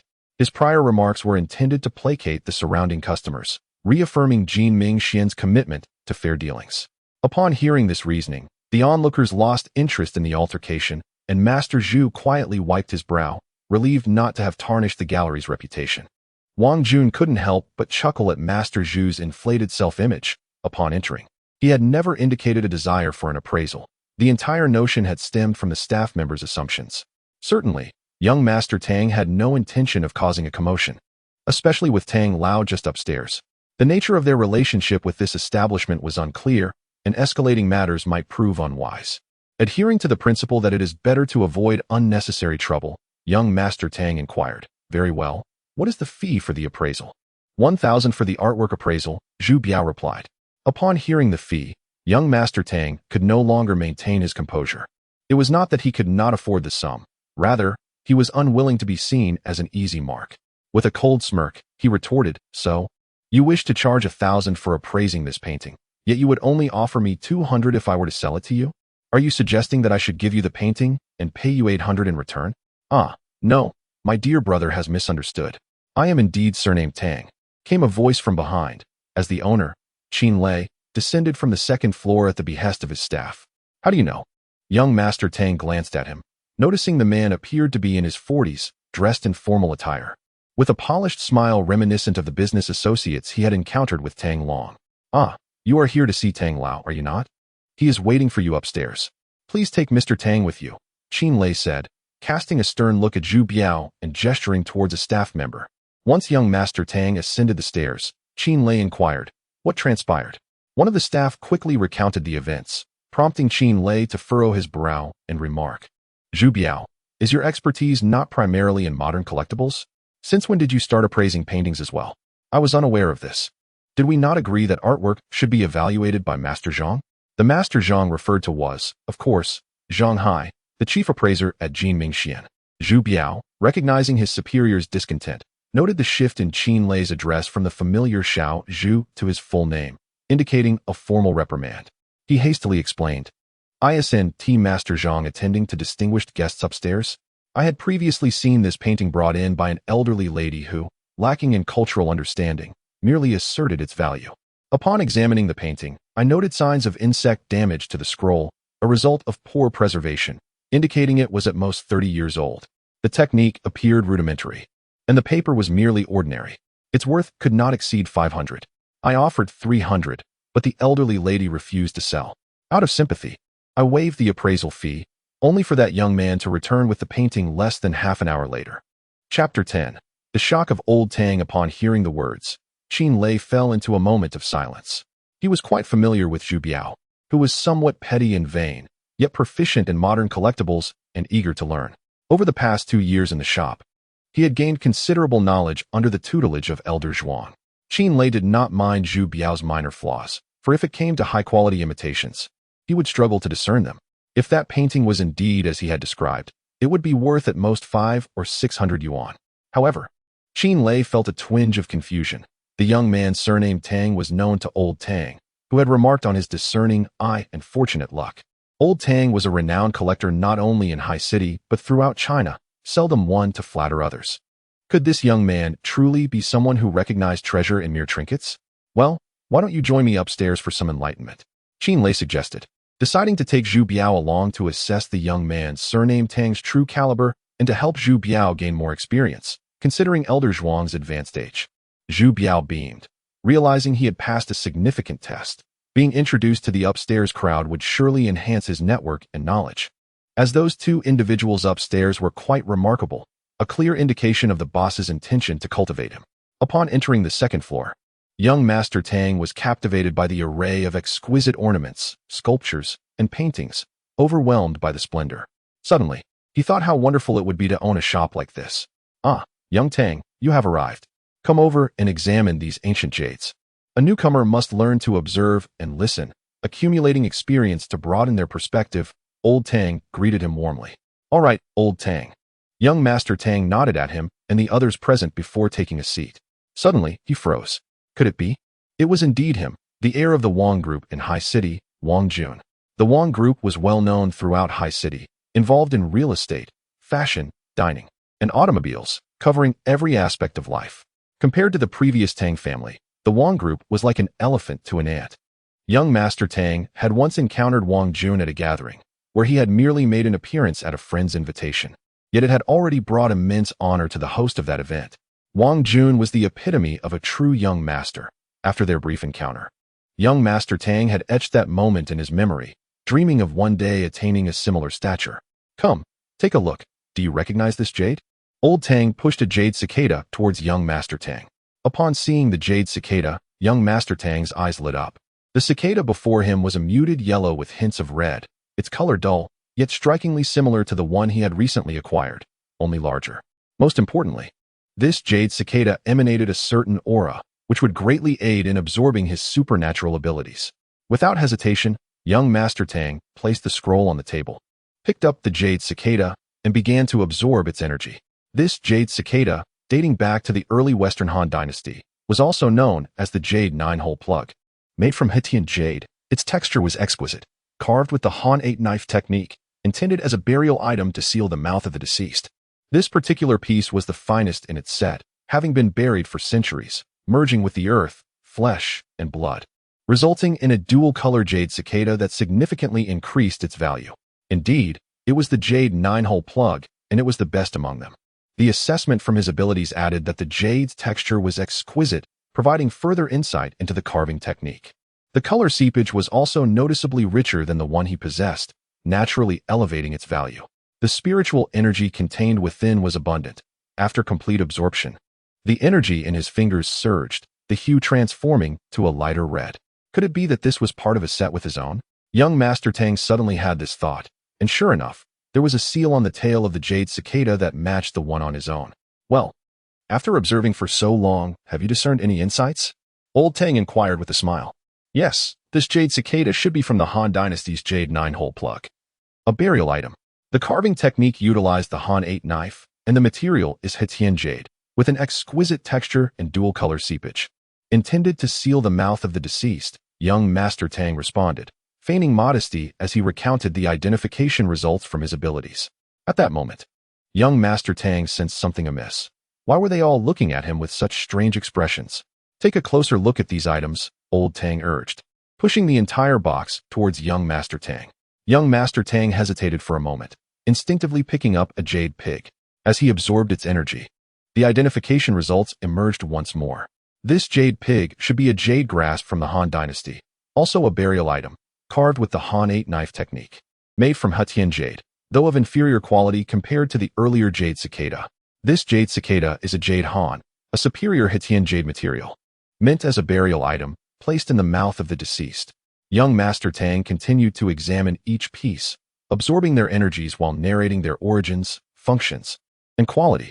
As he absorbed vast amounts of energy, the color of his fingers gradually shifted to red, with golden threads thickening and spreading across his palm. Just as all the energy transformed into red, a prompt appeared in young Master Tang's mind. Energy upgrade. Once transformed into red energy, it shifts from passive to active. Mist can be controlled at will for detection. The amount of information gathered depends on the host's control over the energy input. The greater the energy input, the more detailed the information. Young Master Tang was taken aback. Host. Did it refer to him? As the golden line spread across half his palm, he wondered if there would be any side effects. However, the ability to control the energy was indeed a boon. He picked up a jade artifact, instinctively channeling more energy into it. This jade seal from the Western Han Dynasty is made from premium mutton fat jade, belonging to Shi Dan, who was deeply favored during that era. Shi Dan, styled Zhonggong, hailed from Lengye Danwu, served as a teacher to Emperor Ai of Han, and held the title of Grand Marshal, conferred as the Marquis of Gaolu. After his death, the seal became a burial item. The identification revealed, this is authentic ancient mutton fat jade, a treasure you deserve to possess. Ancient beliefs held that wrapping the body in jade could prevent decay, which led to the extensive use of jade artifacts as burial items. The deceased might be surrounded by jade covered with jade, or hold jade in their hands or mouths, with exquisite pieces like the golden threaded jade garments being the most coveted. Young Master Tang's eyes brightened.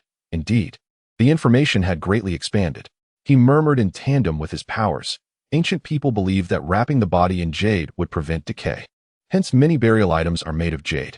This should originate from the same tomb. I wonder if there are any golden threaded jade garments. That would be the ultimate treasure. Suddenly, Old Tang dropped the teacup he was holding, spilling tea everywhere. This kid's skills, what a novice. What are you thinking? Golden threaded jade garments? Those are true national treasures. Fewer than 10 have been unearthed across the nation, and they are all housed in museums. Old Tang chided with a laugh. Old Tang, you aren't pulling my leg, are you? This kid is genuinely a newcomer? He can't possibly be your disciple, Wang Jun suddenly muttered. Ah, sir, I am indeed not Old Tang's disciple. In fact, I only met him yesterday, young Master Tang interjected, feeling the need to clarify, as Wang Jun interrupted. Meanwhile, Zhuang Hai, the chief appraiser from Jinming Xian, was utterly astonished. Unbeknownst to him, Qin Lei and Zhu Biao had already arrived on the second floor, their jaws dropped in disbelief. How could this young man possess such an acute eye for jade, providing information almost on par with Old Tang? Surely he couldn't be a novice. Could he be playing the role of a wolf in sheep's clothing? If so, what about that painting? Qin Lei's gaze fixated intently on the scroll resting on the table. Zhu Biao, on the other hand, wore an expression of utter disbelief, his mouth agape as he turned to glance at the painting, evidently pondering the same question. What if, perchance, that painting conceals an enigma of great value, and one merely allows it to slip away? The consequences. Zhu Biao retracted his head cautiously. Glancing at his boss, Qin Lei. You, lad, told me yesterday that you were a novice. I had no inkling you were merely playing the part of the innocent while harboring a tiger beneath. Now I find myself greatly intrigued by the treasures you have brought forth, chuckled Tang Lao. Tang Xiao felt slightly embarrassed as he replied, in truth, I am indeed a novice. The reason I recognize these jade cicadas is that I happen to possess one myself. As for the burial artifacts, I merely gleaned knowledge from antiquities books yesterday. As he spoke, Tang Xiao retrieved the jade cicada he had acquired that day and presented it to Tang Lao. Tang Lao scoffed subtly, clearly unconvinced. If one could identify such items solely from literature, experts would be ubiquitous. Upon receiving the jade cicada from Tang Xiao, Tang Lao scrutinized it closely, employing a magnifying glass for a while. In reality, he discerned its provenance at a glance. It was merely a jade 9-hole stopper meant for burial. Tang Xiao's performance was so remarkable that it led Tang Lao to harbor a misconception. Surely, such an adept individual would not present something so ordinary. However, after much contemplation, Tang Lao realized he had overthought it. This was simply a common jade 9-hole stopper, barely qualifying as dual-toned, given that the red portion was rather inconspicuous. Your jade cicada is quite fortuitous, as it conveniently completes the set of jade artifacts that Junzi possesses. He was just missing one from his collection, Tang Lao remarked nonchalantly. Wang Jun, standing nearby, chuckled. When I purchased those jade items, someone had informed me that the set was incomplete without that particular piece. I inquired with the seller, who claimed it had been sold to another. Who would have thought it was you? What a coincidence. Indeed, it is a coincidence. However, I acquired this piece from a stall, and the vendor only had this one. It is possible that your seller sold it to the vendor, who then passed it on to me, Tang Xiao elucidated. Does this imply that the set of jade 9-hole stoppers is destined to be complete? Wang Jun stated candidly, evidently eager to procure this last piece from Tang Xiao. Chapter 11. The Painting of 9 Peaks After Snow. Are you interested in this jade cicada? I bought it for 15,000. If you truly desire it, just offer me the cost, young Master Tang remarked with a chuckle. Young Master Tang had no intention of ingratiating himself with Wang Jun. Rather, he felt a sense of obligation. After all, he had absorbed considerable spiritual energy from the jade artifacts, which had elevated his abilities. It was only right to express some gratitude. Money? To him, it's merely a number, of no real significance. To gift the jade cicada outright? That would be absurd. As he might question my motives, he mused. That simply won't do. The price must be just. Old Tang, you are an expert in this field. Please name your price. Wang Jun turned to Old Tang, addressing him directly. This jade cicada can be considered double-tinged, and together with your collection, it forms a set of greater value, around 100,000. Your complete jade 9 orifices plug, with 3 pieces being double-tinged, would fetch between 120 to 150,000 in the market. Even at auction, it would reach about 150 to 160,000. After deducting fees and taxes, you would net about that, Old Tang explained with a smile. Then I shall offer you 100,000. I will write you a check. Wang Jun produced a checkbook and filled out a 100,000 check, handing it to young Master Tang without hesitation. Young Master Tang accepted the check, placing it in his pocket without even glancing at it, and handed the jade cicada to Wang Jun. Given Wang Jun's wealth, there was no chance he would provide a fraudulent check, especially with Old Tang and Jin Mingxuan's people watching. Beside them, Zhu Biao looked on with envy, wishing he could snatch that 100,000 check back. 100,000. His entire monthly salary, bonuses, and commissions barely amounted to 2,000. This was half a year's worth of income for him. Things from the black market are surprisingly affordable. I spend $1 million on a whole collection of jade, and it turns out the jade 9 orifices plug alone covers the cost. Wang Jun said with a grin as he took the jade cicada. Items from the black market are indeed of dubious origin, hence their low prices. Your jade 9 orifices plug forms a complete set, crafted from Hetian jade and intricately carved with Han-style 8 knives, which explains its high value. A standard one without any tint would typically cost merely 10 to 20,000. Old Tang shook his head. Young Master Tang felt a pang of embarrassment, realizing that the stall owner must have been aware of the true value but had sold the jade cicada as just another ordinary plug. Since Wang Jun had a complete set, only lacking this piece, young Master Tang had indeed gotten a bargain. Otherwise, even the double-tinged piece would have been worth at most 50,000. Your luck is simply extraordinary. You bought a wooden box only to discover its worth multiplied 50-fold. And now you've acquired a jade cicada for only 15,000 that you can sell for 100,000. How can you still claim to be a novice? Old Tang teased. Young Master Tang responded with a wry smile. I truly am a novice. Enough of the pretense. Let us see your genuine artifact, old Tang chided playfully. Without delay, young Master Tang respectfully handed over the scroll to old Tang, saying, "Please have a look." Upon unrolling the scroll, old Tang was greeted by a landscape painting. At first glance, he found it quite crude. Although not an expert in calligraphy and painting, he had encountered numerous exquisite works. This painting, however, struck him as dull and clearly not the work of a renowned artist. "Kid, you didn't just bring this painting to dazzle us, did you?" "Xiao Zhuang. Take a look as well," old Tang said, passing the painting to Zhuang Hai, casting a sidelong glance at young Master Tang. Zhuang Hai cautiously unrolled the scroll, frowned after a glance, and then looked at young Master Tang. Young Master Tang, with a distressed expression, explained, "Old Tang, this painting has issues, serious issues." "Of course it does.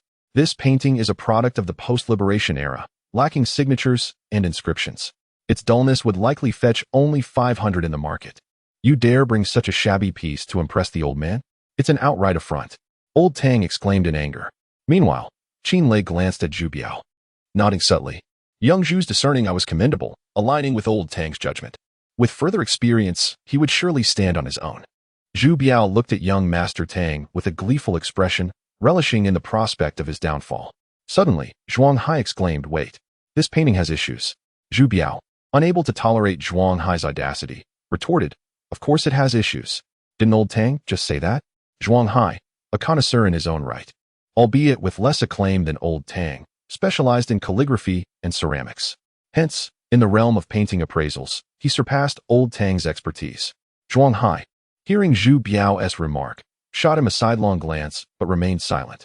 He dipped his finger in tea and touched a corner of the painting, gently rubbing it. Old Tang watched Zhuang Hai's actions with surprise, as if he recalled something, exclaiming, "A painting within a painting?" During tumultuous times, many treasures were lost, and collectors devised ingenious methods to protect their cherished items. For instance, the mechanism box young Master Tang had purchased previously.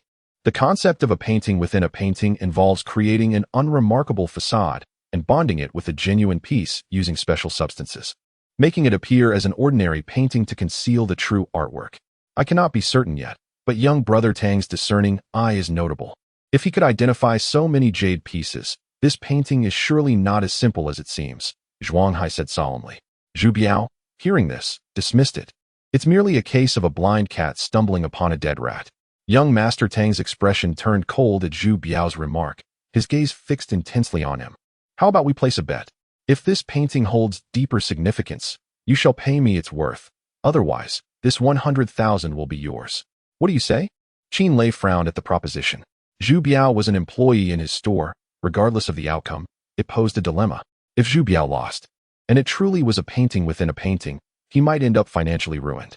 If he won, it would cause Qin Lei to lose face before old Tang, which was equally undesirable.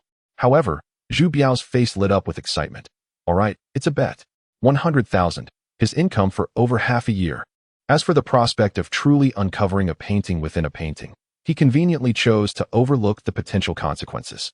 Seeing Zhu Biao's eagerness, Qin Lei refrained from further objection. At that moment, Zhuang Hai carefully detached the wooden frame, moistening a corner with tea, and began to gently rub away a layer of paper. Instantly, Zhu Biao's face turned ashen, while Qin Lei's eyes widened in astonishment at the extraordinary scene unfolding before them. Old Tang murmured, "A painting within a painting. The legendary painting within a painting. I wonder what treasures lie hidden beneath." "Hee, whatever it is, I've already won the wager," young Master Tang chuckled triumphantly. Witnessing this miraculous moment, Wang Jun stood up and clapped young Master Tang on the shoulder. "You truly are remarkable. Even old Tang failed to perceive the intricacies of this painting, yet you uncovered it. Impressive." Feigning pain, young Master Tang grinned. "I hardly possess such skills. I merely felt pity for the old lady and, coincidentally, acquired a jade cicada that could yield some profit, which is why I bought it. Afterward, I sensed that the painting, as described by the old lady, might not be so simple, thus I sought old Tang's expertise. As the true nature of the painting within a painting was revealed by Zhuang Hai's deft hands, it unveiled a landscape painting. Compared to the previous disguise, this piece radiated vitality. The white clouds in the mountains appeared almost lifelike. Even those as untrained as young Master Tang and Wang Jun could discern its exceptional quality. To think it is the genuine work of Huang Gongwang, 9 peaks after snow. Good heavens, Isn't this piece preserved in the Palace Museum? Zhuang Hai gasped in astonishment. Is it truly 9 peaks after snow? Old Tang's expression darkened as he leaned in for a closer examination, while Qin Lei stood stunned, speechless, approaching eagerly. Beside them, Wang Jun and young Master Tang exchanged glances. Wang Jun scrutinized young Master Tang, who, in his 20s, was a few years younger than him, yet seemed to possess such remarkable fortune and insight. After a moment of careful observation, Tang Lao and Zhuang Hai expressed their astonishment, exclaiming, "Incredible, simply incredible. This must be the genuine article." Wang Jun suddenly interjected, "There should only be one version of the 9 Peaks snow-clearing painting in existence, correct?" "Of course, there is only one, as it is a national treasure," Tang Lao retorted sharply. "Then if this is the authentic piece, does that not imply that the one in the Palace Museum is a forgery?" Wang Jun inquired. Tang Lao's expression shifted between dark and light, and after a brief pause, he replied, "This was originally something preserved within the palace, and it seems that during the chaos of war, someone took the opportunity to switch it. Once this painting emerges into the world, I wonder how that old fellow in the Palace Museum will manage to save face, considering he once authenticated the 9 Peaks snow-clearing painting as a genuine piece." Young Master Tang, upon hearing Tang Lao's words, sensed that there might be a history of conflict between this expert on the 9 Peaks snow-clearing painting and Tang Lao. "What is the value of this painting?" Wang Jun asked. "Why do you only think about money? You are just like your old man." "This is a work by Huang Gongwang, a cherished national treasure." Tang Lao scolded him, exasperated. "Even national treasures must have a price," Wang Jun mumbled. "Indeed, you are correct. Even national treasures have their worth."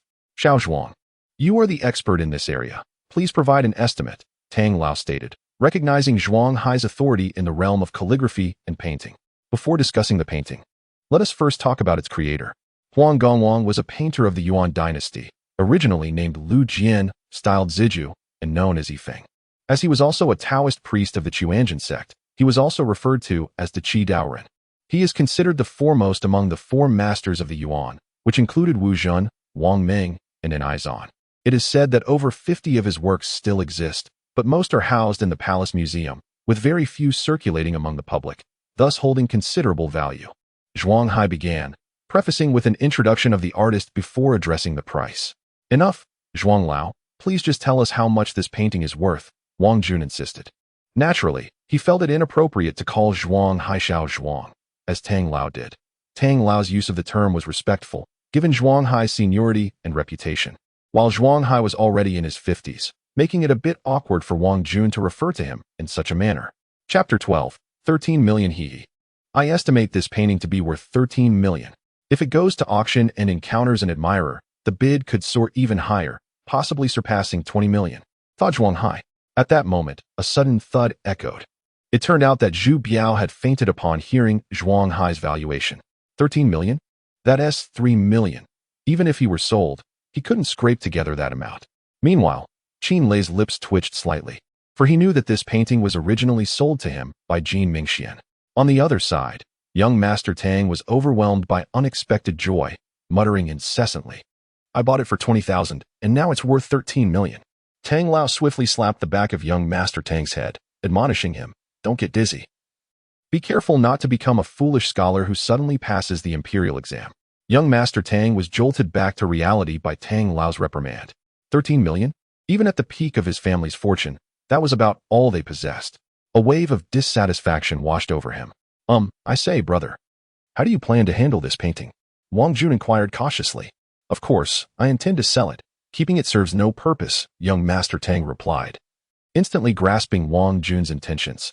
Engaging in collecting was simply not the right time for him. He needed to restore his family's wealth first. "How about selling it to me? Your elder brother?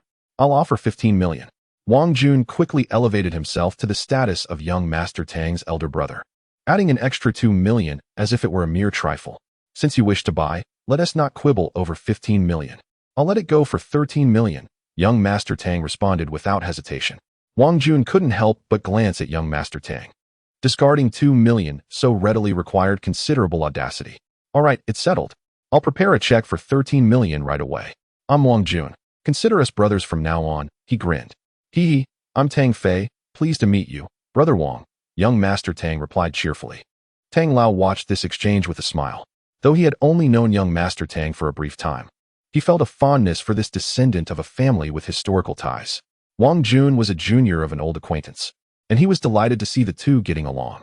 Wang Jun had a passion for antiques, though he lacked the discerning eye. In contrast, Tang Fei seemed fortunate both in vision and luck. Together, they might help Wang Jun avoid purchasing fakes. At that moment, Zhu Biao had regained consciousness after Zhuang Hai pinched his pressure point, looking at young Master Tang with pleading eyes. Qin Lei cautiously approached, saying, "Mr. Tang, Zhu Biao is young and impetuous. Would you consider sparing him this time? A debt of 13 million? Qin Lei could barely bear it, unless he sold Jin Mingxian. Otherwise, he couldn't possibly produce that amount in cash. Beside him, Zhu Biao continued to implore with desperate eyes. Young Master Tang glanced at Tang Lao, who simply smiled and said, 13 million. Unless unforeseen circumstances arise, he could never repay such a sum in his lifetime. You should show mercy. Consider it a favor for young Qin. Qin Lei smiled bitterly. Mr. Tang, you are magnanimous. Let us not dwell on petty grievances. Today we celebrate the acquisition of the 9 Peaks snow-clearing painting. Allow me to treat you all to a banquet at the Junyue Hotel. Hee, old Qin, saying that strikes my ego. Junyue is my family's establishment. How could I let you pay? Naturally, I will host, Wang Jun laughed. Young Master Wang, let us not compete over this. Regardless of the circumstances, Zhu Biao is still my employee. I can't simply abandon him. I'll treat today, representing Zhu Biao's apology to Mr. Tang, Qin Lei insisted. Acknowledging Qin Lei's statement, Wang Jun chose to remain silent. Zhuang Hai added, Mr. Tang, while Zhu Biao may be narrow-minded at times, he is fundamentally good-natured, and he has a thirst for knowledge. Considering my role in unveiling the painting's hidden depths, let us forgive him this time. I believe this experience will prompt him to change. Seeing the three vouching for Zhu Biao, young Master Tang recognized that even if he demanded Zhu Biao fulfill the bet, it was improbable he could produce 13 million. He stated, since all three of you advocate for him, I, Tang Fei, am not one to disregard sentiment. I've acquired the 9 Peaks snow-clearing painting and subsequently sold it to Brother Wang. It's a joyous occasion, and we should celebrate. No need for Mr. Qin to treat. Let this young man host a banquet at Junyue as an apology. The Junyue Hotel was a 5-star establishment in Wenminghai City, reputed for its royal chefs, and naturally, the expenses were exorbitant. Previously, young Master Tang had only been there once, accompanying his father during a business dinner. Hosting a table there, coupled with drinks, would likely cost around 100,000, nearly Zhu Biao's utmost limit. Realizing young Master Tang was determined to teach Zhu Biao a lesson, Qin Lei felt a twinge of annoyance. If Zhu Biao hadn't been so pompous, flaunting his ignorance before Zhuang Lao, perhaps he would have discerned the painting's intricacies. And then the 9 Peaks snow-clearing painting would have been his. 13 million, enough to purchase another Jin Mingxian. Reflecting on this, Qin Lei shot Zhu Biao a fierce glare, reprimanding him. Hurry and thank Mr. Tang for his magnanimity. You've been spared this time. Poor Zhu Biao was oblivious to the fact that he had incurred the wrath of his employer. While he had heard of Junyue's fame, he had never had the chance to dine there. Ignoring the financial burden, he hurriedly expressed to young Master Tang, Thank you, Mr. Tang, for your generosity.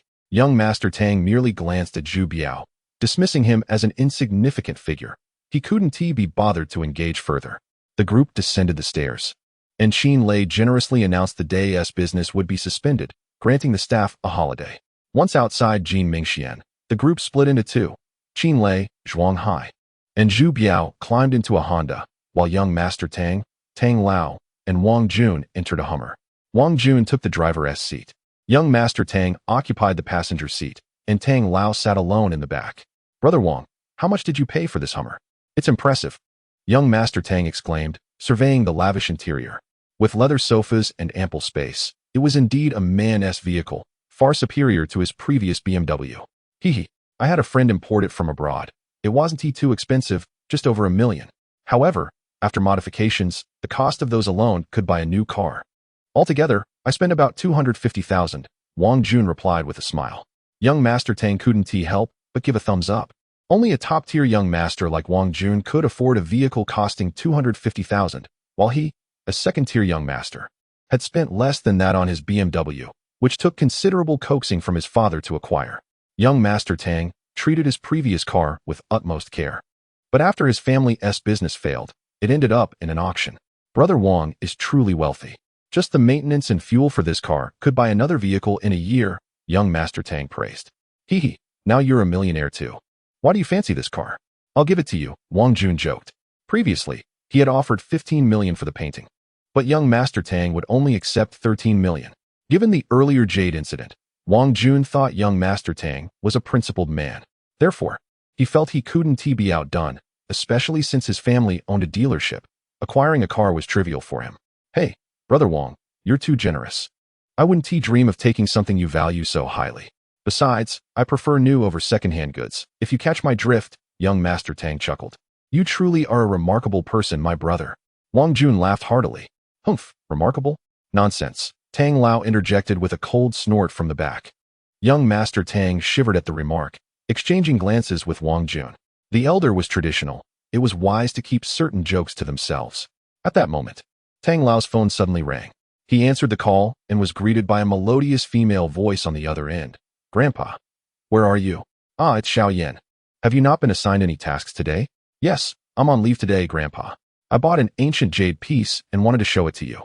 The voice replied. Wonderful. There is someone treating us at the Junyue Grand Hotel. Come over, Tang Lao chuckled. All right, who is the generous soul treating us this time? I'm nearby Junyue. See you soon. With a click, the call ended. Tang Lao looked at his phone with a wry smile, saying, that spirited girl, always so impulsive. The etiquette I taught her has vanished since she went to university. She hardly resembles a refined young lady now. Is it Xiaoyan? Haha, her straightforward nature is refreshing. It's been a while since I've seen her. When did she develop an interest in collecting? Wasn't she solely focused on martial arts before? Wang Jun seemed particularly familiar with Tang Lao's family, even knowing the identity of the girl on the phone. Oh, she is not truly interested in collecting. She merely heard about Xiao Tang's recent lucky find and wants to try her hand at it. But given her limited skills, it's best left unsaid. Tang Lao said with a bitter smile, shaking his head. The Junyue Grand Hotel was not far from the old Qianmen, merely a 5-minute drive. As Tang Lao, flanked by Tang Daxiao and Wang Jun, stepped out of the car, a stunning young woman rushed towards them. She wore a pure white shirt, exposing a slender arm akin to a lotus stem. Her bosom, accentuated by the top buttons of her shirt, swayed tantalizingly as she walked, almost threatening to burst the fabric. Below, she donned jeans that clung to her long legs, radiating an undeniable vitality. Tang Daxiao found the woman somewhat familiar, as if he had seen her before. But he couldn't quite place her. Just then, the beauty reached Tang Lao, wrapped her arms around one of his and playfully shook it, exclaiming, Grandpa, why did you take so long to arrive? It was then that he realized this was the Xiao Yan he had just mentioned. Wait, Yan? Tang Rian? The fierce flower? Tang Daxiao was momentarily stunned, recognizing her as the police officer he had encountered on the bus just yesterday. Chapter 13. Dad, I have money, hee, Xiao Yan. Why didn't you greet your brother upon seeing him? Wang Jun chuckled. At that moment, Tang Ruyan lifted her head and glanced at Wang Jun, saying, Oh, it's you, brother Wang Jun. Why are you with my grandfather? Oh, I see. You must be here to have him appraise something. So, this time, the one treating is you. The wealthy one, right? Have you purchased a counterfeit?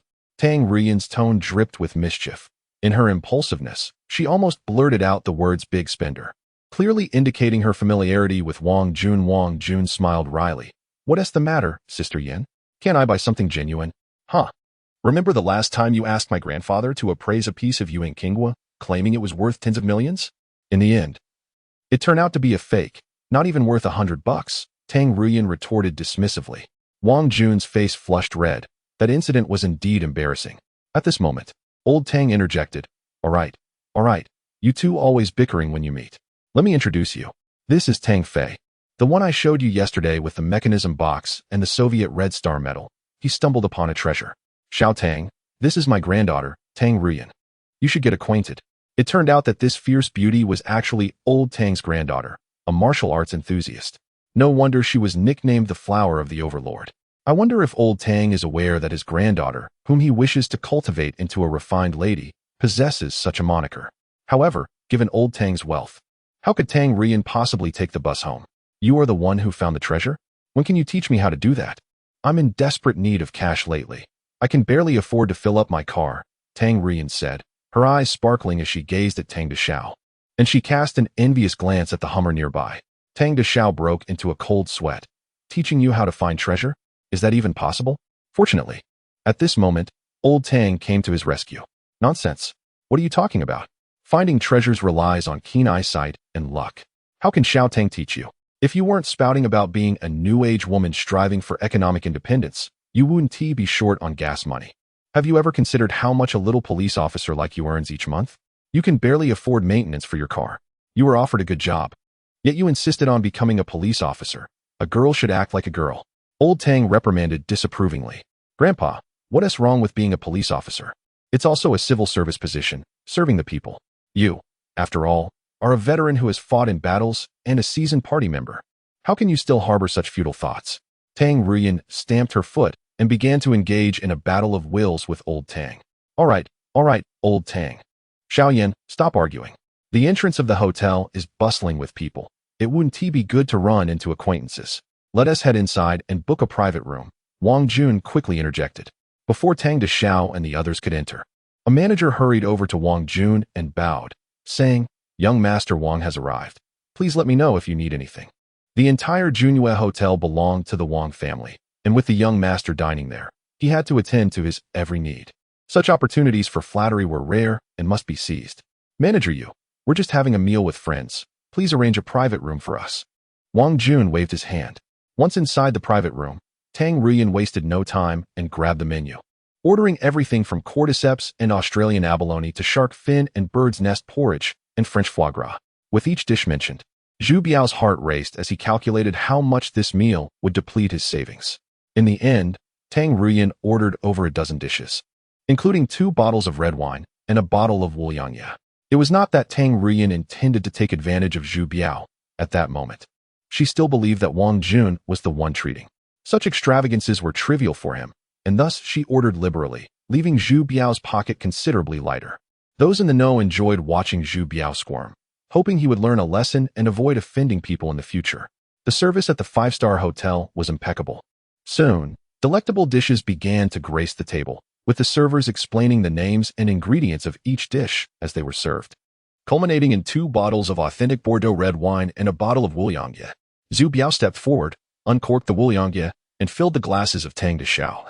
Wang Jun and others then raised his own glass, saying, Thank you, Mr. Tang, for your magnanimity. I toast to you, and I shall drink this. He downed his drink, the alcohol hitting him hard, causing his face to flush red. Tang Dexiao, seeing Zhu Biao's earnestness, took a symbolic sip to signify that their grievances were now settled. Nearby, Tang Ruyan sensed she was missing out on some amusing drama and pressed Wang Jun for details.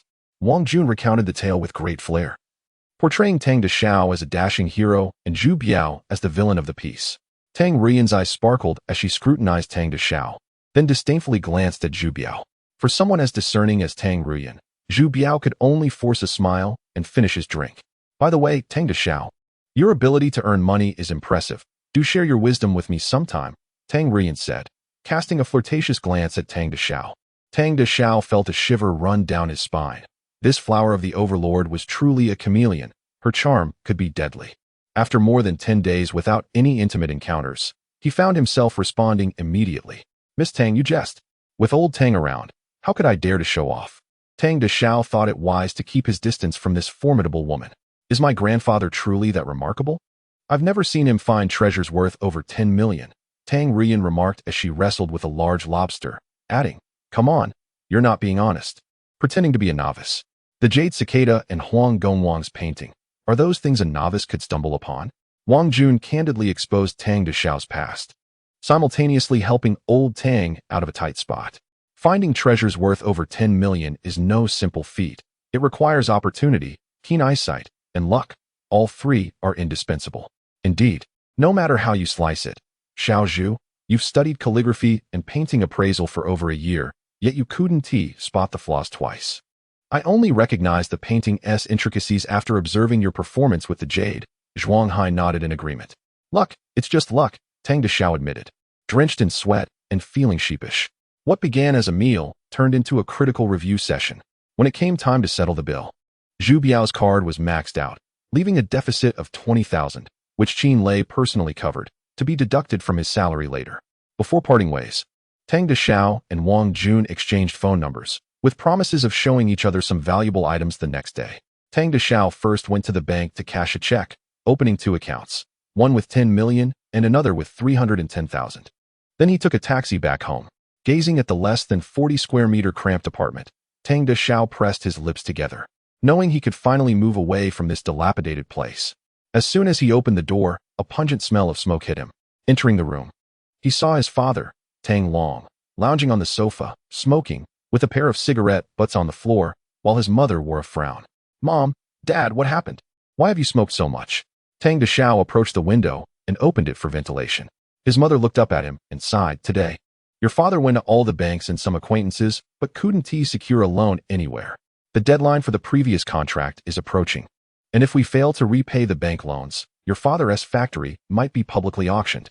Upon hearing this, Tang Deshao's tense expression relaxed as he asked, "How much do we still need?" "About 5 million, his father sighed. 5 million in cash, such a substantial sum. Before the incident, the Tang family might have been able to borrow such an amount, but now it was exceedingly difficult. Even many millionaires struggled to produce that much cash. When the Tang family was thriving, their liquid assets barely reached 2 million, with the rest tied up in fixed assets. "Father, I have money." Young Master Tang produced a card and presented it forward. It was the new bank card containing 10 million he had recently acquired. Tang Long looked up at his son, his eyes filled with pride. Although his son often displayed a frivolous demeanor, he exhibited remarkable resolve in critical moments. "My son, this must be your private savings. Keep it for yourself.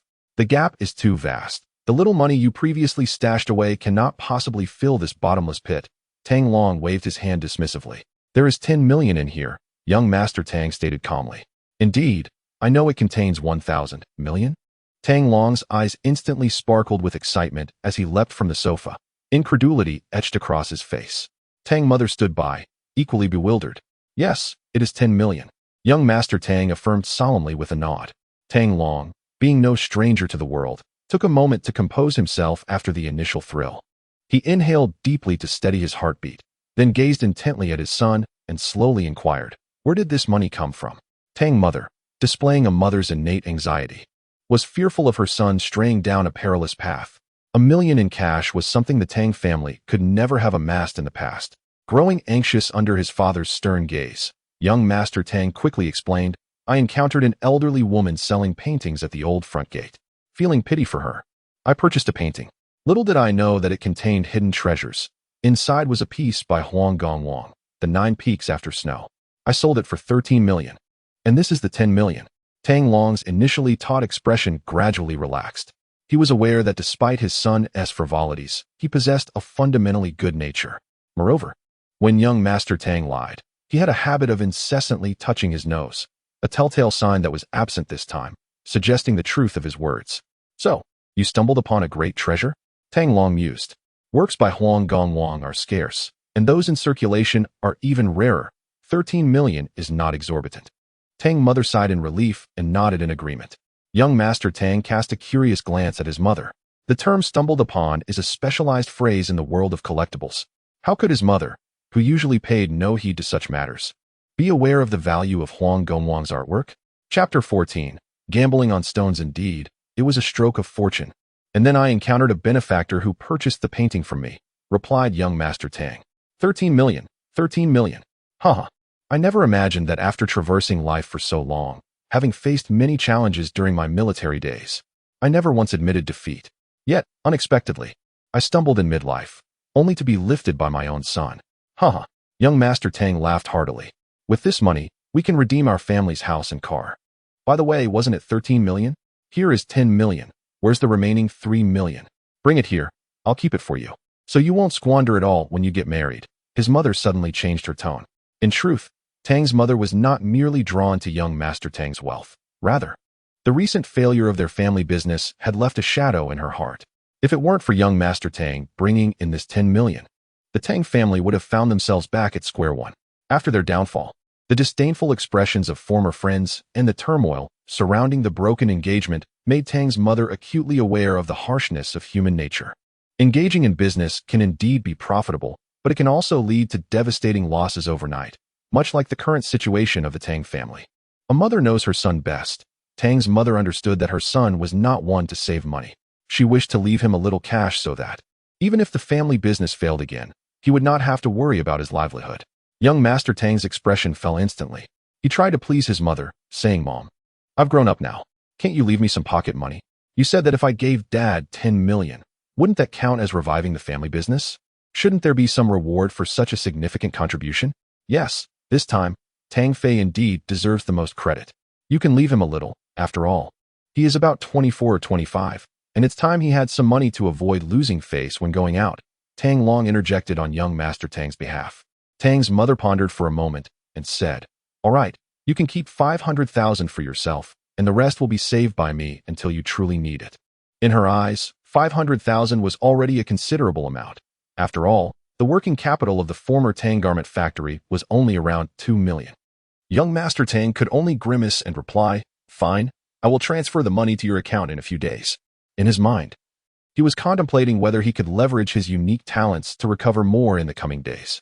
After a night of silence, having perused antique books, young Master Tang received a call from Wang Jun early the next morning and went to Jin Mingxian. Also present were Tang Long and his granddaughter Tang Ruyan.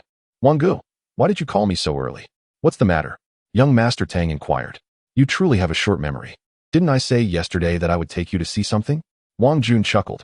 "Today, I am taking you to a rather extraordinary place. Remember, you can only observe. Do not act impulsively. What is it? Why all the mystery?" Young Master Tang responded, somewhat unconvinced. "Today, several jade rough stone merchants in High City have booked the entire Long Lake Resort to hold a jade rough stone exhibition, inviting many wealthy individuals from High City. The minimum requirement to attend is a net worth of at least 10 million. Some attendees are interested in jade rough stones, while others seek to network and acquire jade, making it a high-profile gathering. Many collectors from High City will also attend to exchange collectibles, and some exquisite items will be showcased. I will bring along the 9 Peaks snow-clearing painting for collectors to admire," Wang Jun elaborated. "Booking the entire Long Lake Resort? That's quite a hefty endeavor. Are jade rough stones considered gambling stones?" Young Master Tang's eyes sparkled with interest. He had learned from his studies at home that jade was cut from stones, and jade rough stones were indeed known as gambling stones. No device exists that can predict the quality of jade within a rough stone. You know about gambling stones? Indeed, jade rough stones are gambling stones. The saying, "even immortals cannot discern an inch of jade," refers to gambling stones. Last year, I lost 30 million on a gambling stone and witnessed reckless gamblers becoming millionaires overnight. Much like your fortunate acquisition of the 9 Peaks snow clearing, I've also seen gambling stones worth over 10 million turned into worthless scraps with a single cut. It's exhilarating. Wang Jun reminisced, savoring the thrill of the gamble. "All right, you can indulge in this, but young Master Tang's financial standing is not as robust as yours. A bit of playful gambling is fine, but do not genuinely engage in it.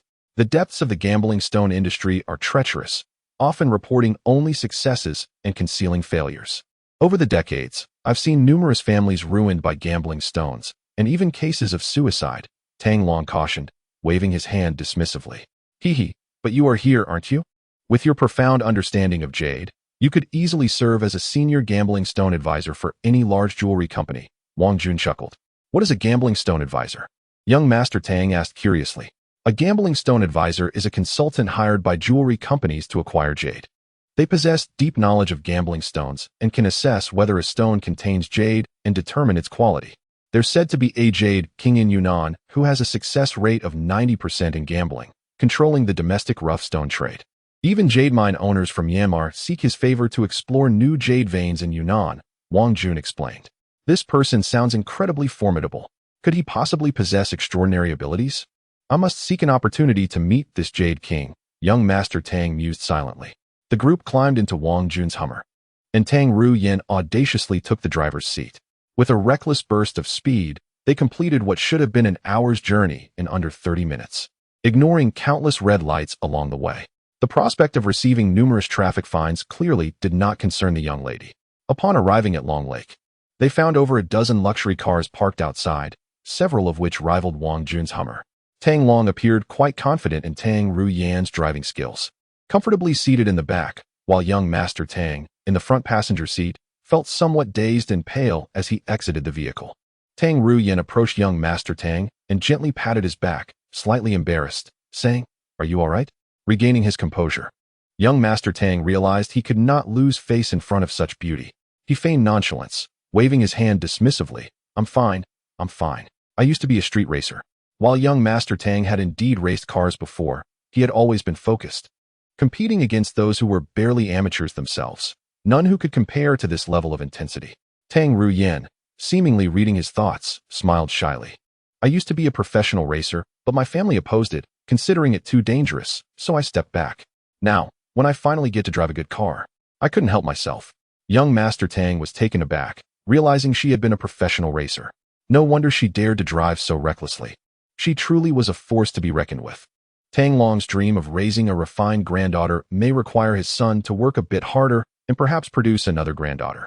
Meanwhile, Wang Jun observed the two chatting and couldn't help but smile, quietly remarking to Tang Long, "Do you think they have taken a liking to each other?" Tang Long paused, contemplating. He was utterly confident in his granddaughter's beauty, but her boisterous personality lacked the grace one would expect from a lady of noble birth. At over 20 years old, she had yet to have a boyfriend, causing her family considerable concern. While they occasionally introduced her to suitable young men, she always resisted. Nevertheless, she was well loved by her family, preventing them from pushing too hard. Could it be that she truly had a fondness for young Master Tang? Though they had only just met, young Master Tang had left a positive impression. I will look into him when we return.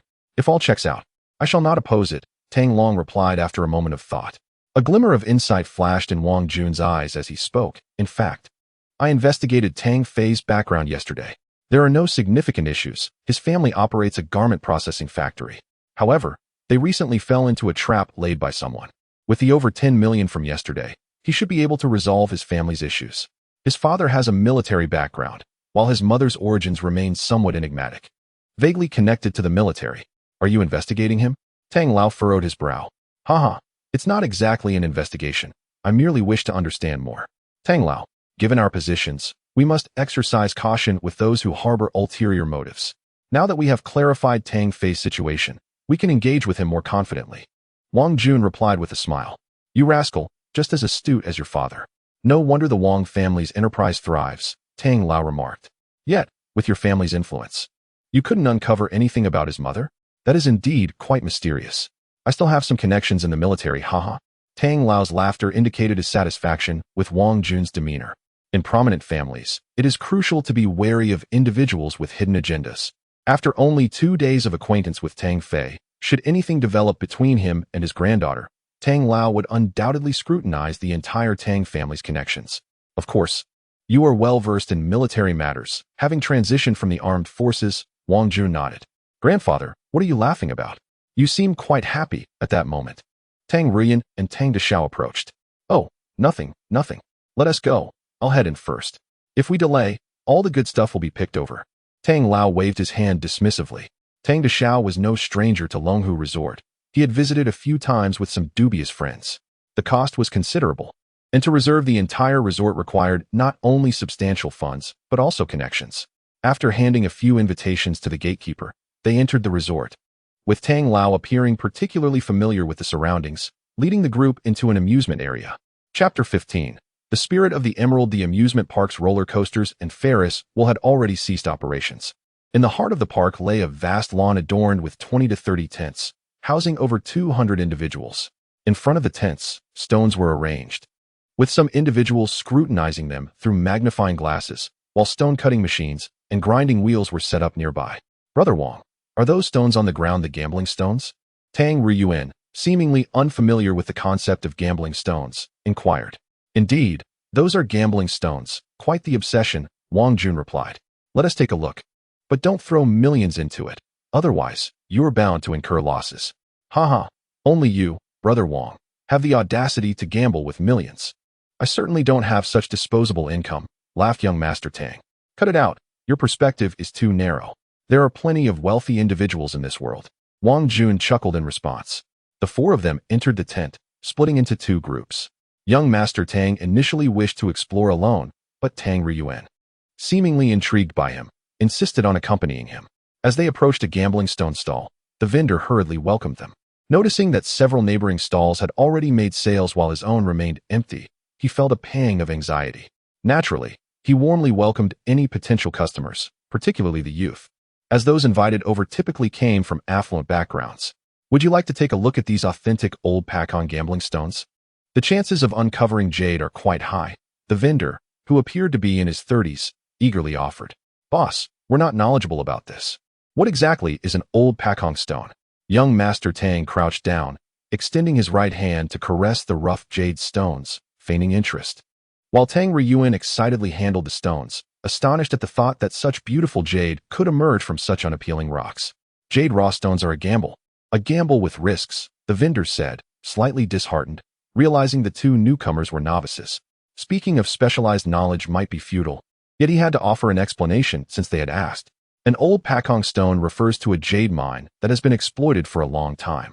The likelihood of extracting jade from these stones is higher, and the quality of color is superior. Pakong is the most renowned among old Pakong stones.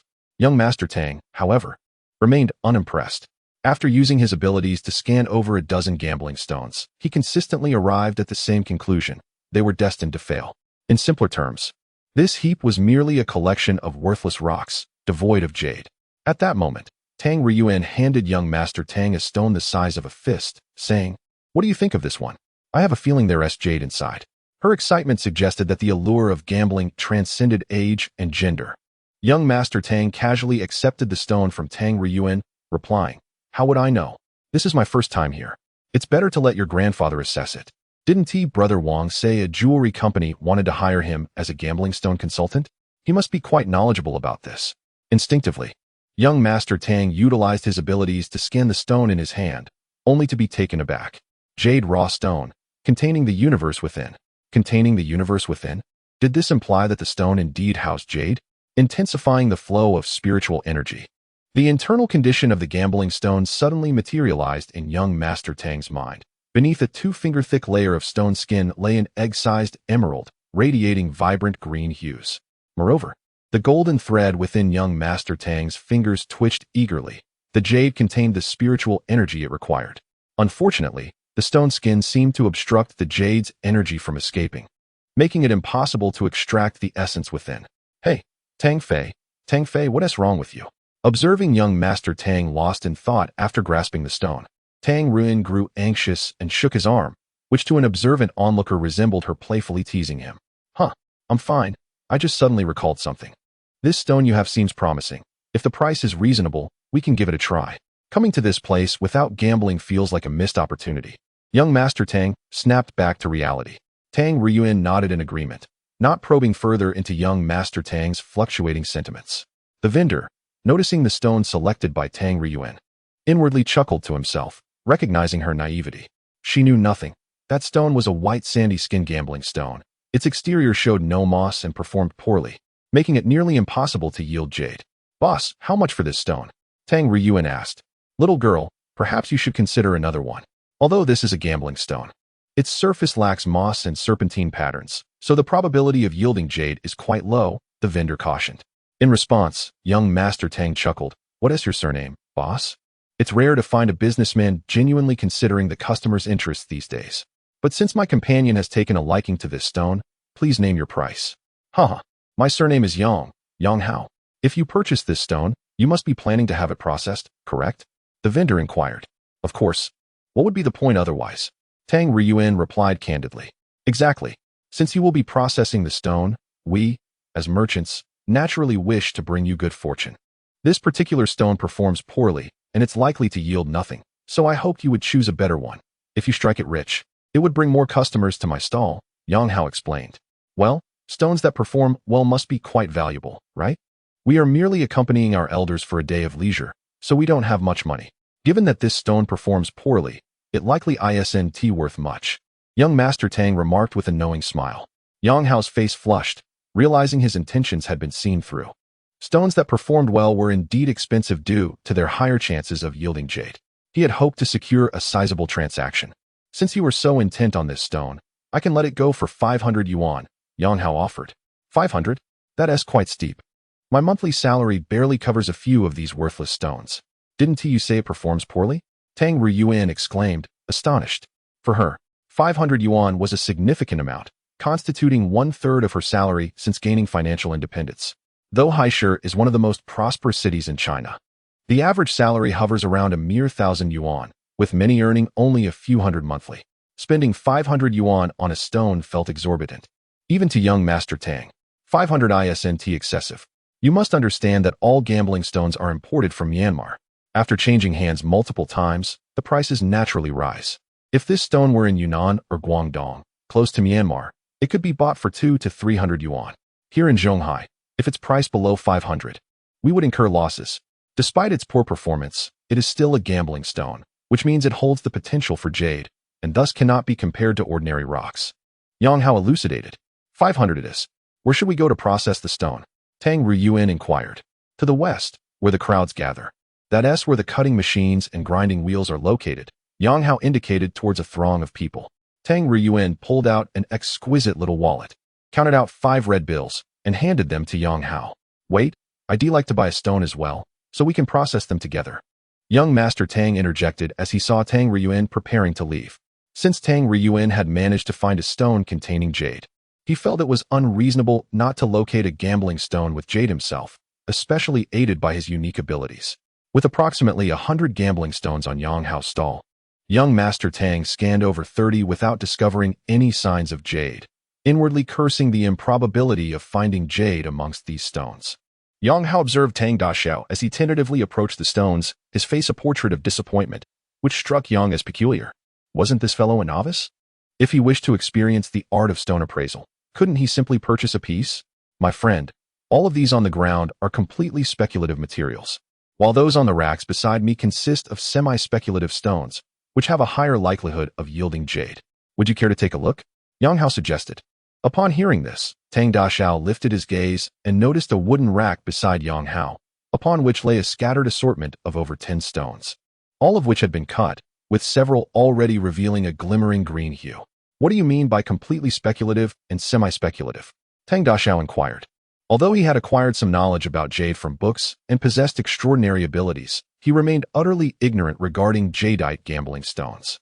His personal rule was to inquire, listen, and learn as much as possible. There are 3 classifications of jade materials: fully speculative, semi-speculative, and clear materials. Fully speculative refers to the pile on the ground, which has been extracted from the mines without any cutting or polishing. Semi-speculative materials, like those on my rack, are stones that merchants or mine owners have chosen to slice or polish slightly to enhance their appearance in order to sell them at a higher price. If they reveal green upon cutting, their value skyrockets, significantly surpassing that of fully speculative stones. However, should a cut yield no green, it indicates failure, resulting in a sharp decline in value. Clear materials are completely carved jade, yet remain unadorned as rings or bracelets. Many individuals from jewelry companies are present here. Should you successfully appraise a stone and reveal valuable material, they will eagerly bid for it. Yang Hao elucidated. How much is this piece? Tang Daxiao asked, pointing to a semi-speculative stone on the rack. This piece exhibits excellent potential. It has already revealed green with just a small cut, and both its water quality and color are commendable. It is priced at 3 million, Yang Hao replied. Tang Daxiao shuddered upon hearing the price. No wonder Wang Jun had mentioned he had lost tens of millions last year. To think this single stone could demand 3 million, an amount nearly equivalent to 1/3 of the Tang family's fortune. Could it be that this individual possessed extraordinary abilities as well? Did he know precisely how much money he carried? Having purchased a painting for 13 million, of which 10 million was given to his father to salvage their business, did that not leave him with merely 3 million? Chapter 16. A 1,000-fold increase. How exorbitant. 3 million. That's enough for me to buy several sports cars. Tang Ruyuan exclaimed, astonished. 3 million isn't extravagant at all. This stone has merely been grazed, and it has already revealed jade. The icy material, although its hue is pale green, is bound to yield profits once it extends 7 or 8 centimeters inward, Yang Hao replied with a smile. Intrigued, young Master Tang placed his right hand over the semi-gambling material, channeling his energy into it. Instantly, the internal structure of the stone became vividly clear in his mind. The entire piece of gambling stone was as large as a watermelon, filled with rock fragments, and devoid of jade except for a palm-sized area near the edge. Approximately 2 to 3 centimeters thick, the stone was expertly scraped, raising doubts in young Master Tang's mind about whether the scrapper possessed some extraordinary abilities. 3 million? This gamble is bound to fail. I wonder who will be the unfortunate fool. Young Master Tang shook his head and moved to the next stone. After examining the 10 or so semi-gambling materials on the rack with his extraordinary abilities, young Master Tang pointed to one and inquired, How much for this one? Yang Hao glanced at the stone young Master Tang was referring to and replied, 30,000. He was familiar with this stone. It had been brought back from Myanmar and was deemed valuable due to its moss and python patterns. However, after scraping, it yielded no color or mist, leading to its cutting.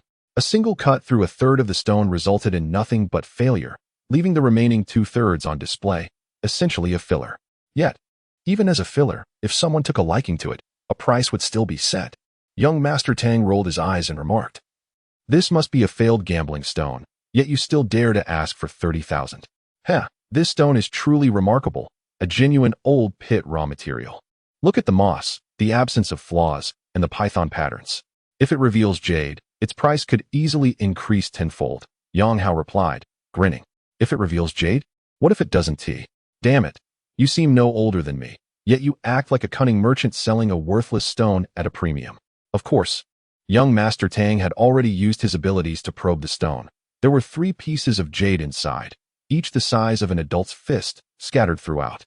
Each piece was larger than the one Tang Rian had, and beyond the jade's value, the energy contained within made the 30,000 worth it for young Master Tang. "I'll take it for 30,000, but I don't have that much cash on me. Can you accept a bank transfer?" Young Master Tang stated directly. "Tang Fei, do you think spending 30,000 on that stone is worth it? Have you forgotten what grandfather said about not making reckless purchases?" Tang Rian interjected. She had only spent 500 on her piece, and 30,000 was a significant amount for an ordinary person. Many would have to work 2 years without food or drink to earn that. It's all right. 30,000 is manageable for me. Young Master Tang understood that Tang Rian was concerned. While a few hundred was trivial, tens of thousands were considerable. Yang Hao, hearing this, felt elated. With this transaction, his visit had not been in vain, and selling a piece of discarded gambling stone was already a significant profit. "We have a PS machine here, so you can transfer directly," Yang Hao informed. "All right." Young Master Tang promptly completed the transaction, lifting the hefty stone, which weighed over 10 pounds, and walked with Tang Rian toward the cutting area. As they arrived at the cutting space, they saw it crowded with people, the sharp sound of cutting resonating in their ears. Young Master Tang led the way, while Tang Rian followed closely, pushing through the throng with determination.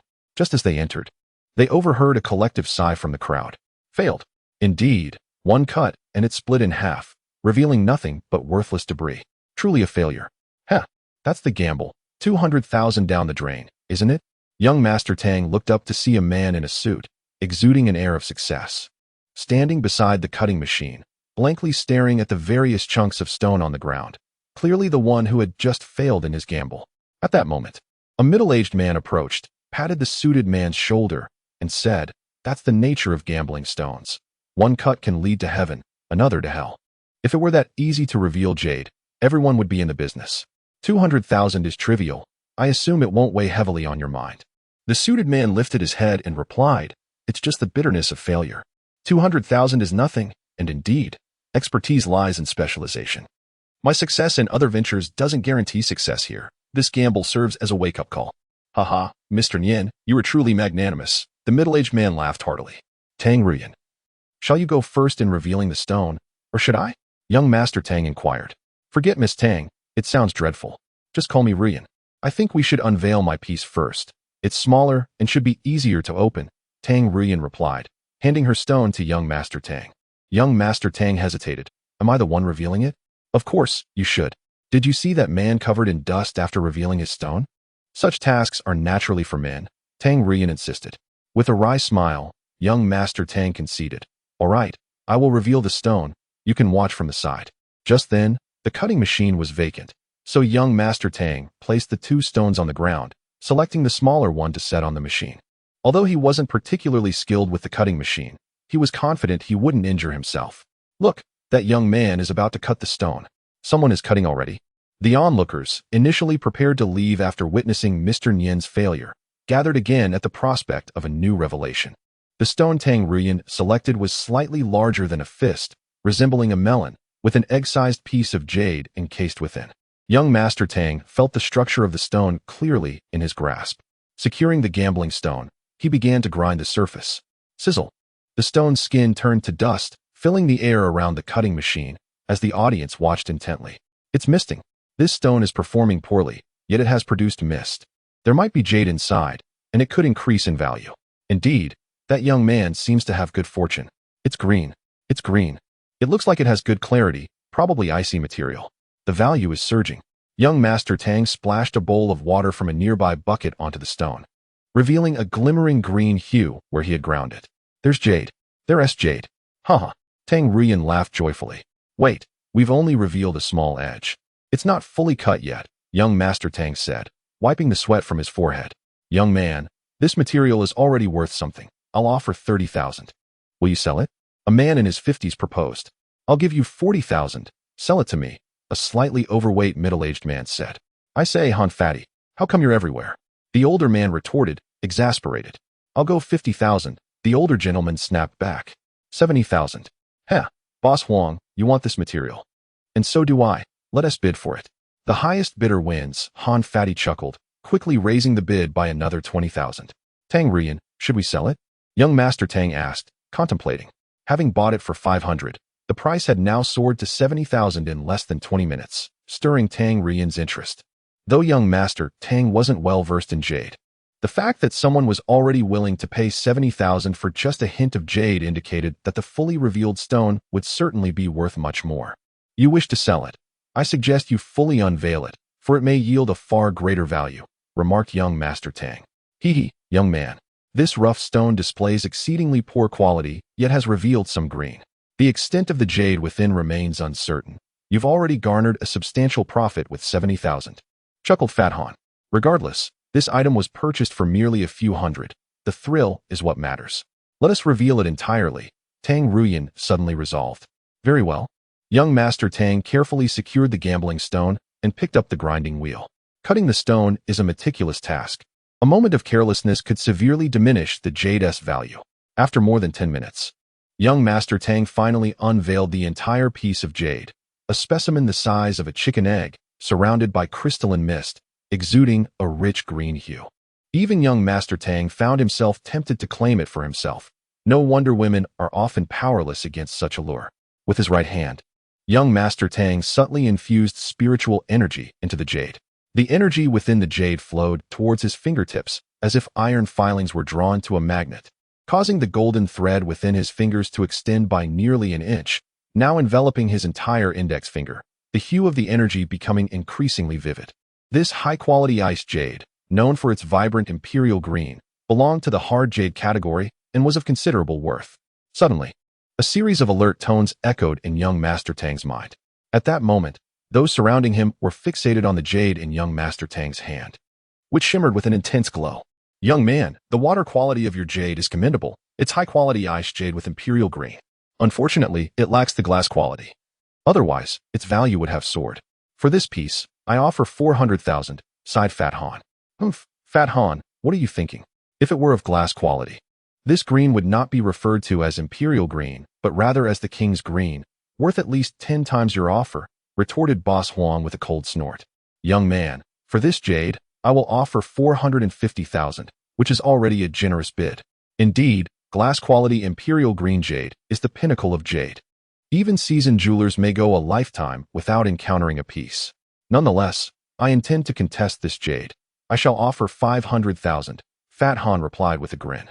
Chapter 17. The $1 Million Jadeite. Tang Dasha glanced at Tang Ruyan, realizing that the jadeite in question was not his but hers, and whether to sell it was a decision that rested solely with her. Tang Ruyan felt her mind racing. It wasn't that she particularly cared about the 500,000, but the thought of purchasing a stone for 500 only to have it sliced open and reveal a value of 500,000? The increase was instantaneous, a staggering 1,000-fold. This was swifter than any heist. Even stock trading paled in comparison. Tang Dasha reflected on this profound reality. Recognizing the stark contrast between fortune and misfortune, he cast a glance at his own stone on the ground, though its quality was somewhat inferior to Tang Ruyan's. Its larger size suggested it might hold greater value. Tang Fei, do you think I should sell it? Tang Ruyan inquired. It's yours. The decision is yours to make. Isn't Tang Lao here? You could always consult him. Tang Dasha replied with a grin. Right? I could sell it to Grandpa. He loves collecting jade stones. Who knows? He might offer me $1 million. Tang Ruyan contemplated, her eyes lighting up with excitement. Tang Dasha broke into a cold sweat at the thought. Merchants were only offering 50,000.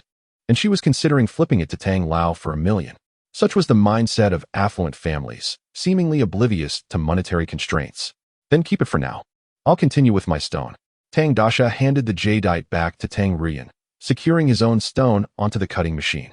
Unlike Tang Rian's, his stone required a different approach. Directly polishing it would take too long, so he opted to slice it open first, dividing it into 3 sections for polishing. As he secured the gamble stone, murmurs of speculation rippled through the crowd. This stone shows promise, with moss and a python pattern, but alas, it's a wasted piece. Indeed, does this young man not understand the art of gambling with stones? How could he purchase such a worthless rock? Perhaps within this so-called waste stone, there truly lies jade. Didn't we just witness that seemingly unremarkable stone yield jade? Fat Han countered, defending the young man's choices. Indeed, one can never be certain, Boss Huang added. Regardless of the surrounding commentary, Tang Dasha proceeded to cut the stone. He sliced it in half, revealing 3 pieces of jade concealed within, though none were visible on the surface. The internal structure of the stone was already mapped in his mind. Thus he was unperturbed by the potential for damaging the jade. It's ruined, someone muttered. What a pity. I warned you beforehand that this was a piece of waste. The youth must learn more. Another lamented as another slice yielded only mist, devoid of green. Truly unfortunate.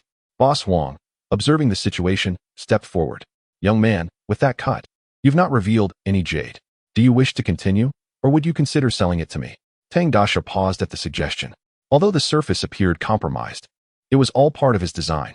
However, if Boss Huang was interested in a seemingly flawed stone, did he perceive potential within it? How much would you offer? He feigned hesitation to avoid arousing suspicion. 5,000 seems fair for a ruined stone. That's a generous offer, Boss Huang asserted. Tang Dasha smirked inwardly. 5,000? What a jest. His stone harbored 3 pieces of jade, and if Tang Rian could fetch 500,000, his could easily be worth 150,000. I purchased this stone for 30,000. To suggest it's now worth only 5,000 is laughable. I'm merely here to gain experience, and since I bought it, I must cut it. However, I can offer you half, 3,000 for the portion without jade. Take it, or I'll continue cutting. I'm not pressed for cash, he declared, feigning grandeur as he pointed to the jade-less half. After some deliberation, Boss Huang nodded. All right, 3,000 for that half. With a mischievous grin, Tang Dasha handed over the jade-less piece and pocketed the 3,000 with ease. In light of the imminent windfall, that 3,000 paled in comparison. But he relished the chance to outsmart Boss Huang, who sought to exploit him. Shall we determine who goes first? Tang Dasha queried. Young brother, you're fortunate. You may go first, Boss Huang replied with a smile. Very well, I shall not hold back. Tang Dasha secured his portion and made a cut along the 1/3 mark. Another failure, yet again. Indeed, not another failure. Boss Huang's expression brightened, sensing the potential for jade in the remaining half, implying that the half he owned might yield jade. Tang Dasha observed Boss Huang's enthusiasm with a cold smile, knowing that the best was yet to come. Meanwhile, Tang Rian appeared increasingly anxious, which only piqued Tang Dasha's interest. Securing the larger piece of gamble stone, he decided against further cuts, opting instead to polish it. This young man is relentless. He continues to polish a clearly compromised stone, someone remarked. Indeed, he clearly lacks understanding of the craft. Who knows where he hails from? Another added. Green. It has revealed green. A sudden voice erupted, causing the crowd to erupt in excitement. Unbelievable. It truly has revealed jade. Moreover, the quality appears impressive. This young man is indeed fortunate. Listening to the commotion, a smile crept across Tang Dasha's face. This was all part of his meticulous plan. As the polishing machine whirred, layers of the stone skin peeled away, finally unveiling the jade within. Boss Huang, filled with regret, watched as Tang Dasha worked, wishing he could trade places, likely regretting his choice not to select this stone himself. As time passed, the jade gradually revealed itself. A fist-sized piece of icy green jade emerged before the crowd. At that moment, 2 figures approached, Tang Lao and Wang Jun, who had been selecting gamble stones nearby, drawn to the commotion around Tang Dasha. Isn't that Tang Fei and Little Rian? Wang Jun remarked. Yes, indeed. It appears that Little Rian is holding a piece of jade, Tang Lao said. Disbelief etched on his face. Let us go take a look, Wang Jun suggested. After considerable effort, Tang Dasha finally liberated the first piece of jade, gazing upon the exquisite gem with immense satisfaction. The thrill of gambling with stones transcended mere profit. Witnessing the birth of a beautiful jade from his hands was a fulfillment beyond words.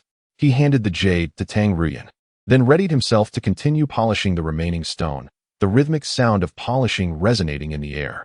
Little Ruyan, Tang Fei, didn't we agree not to act recklessly? Why have you begun cutting stones? Tang Lao's voice cut through the moment, startling Tang Dasha, who nearly nicked the jade. Ah, Grandpa, you've arrived. Look at what I've cut. This jade is being offered for 500,000, but I haven't sold it. I'm saving it for you. Tang Ruyan exclaimed, proudly presenting her jade to Tang Lao. Tang Lao examined the jade Ruyan held, nodding in approval. Indeed, a fine specimen. How much did it cost you? 500. Tang Fei cut it from a piece he purchased. There's another piece cut from his gamble stone as well. Tang Ruyan's exquisitely beautiful face was flushed with excitement, a sight that stirred an uncomfortable sensation in Tang Lao's heart. Recalling Wang Jun's earlier words, he couldn't help but wonder if young Yan had indeed developed feelings for Tang Fei. Tang Lao, Wang Gu, you have come as well. Xiao Yan and I each purchased a stone, spent but a trifling amount, and yet both have yielded profits, chuckled Tang to Xiao, a bit sheepish, as he remembered his promise not to act recklessly before parting.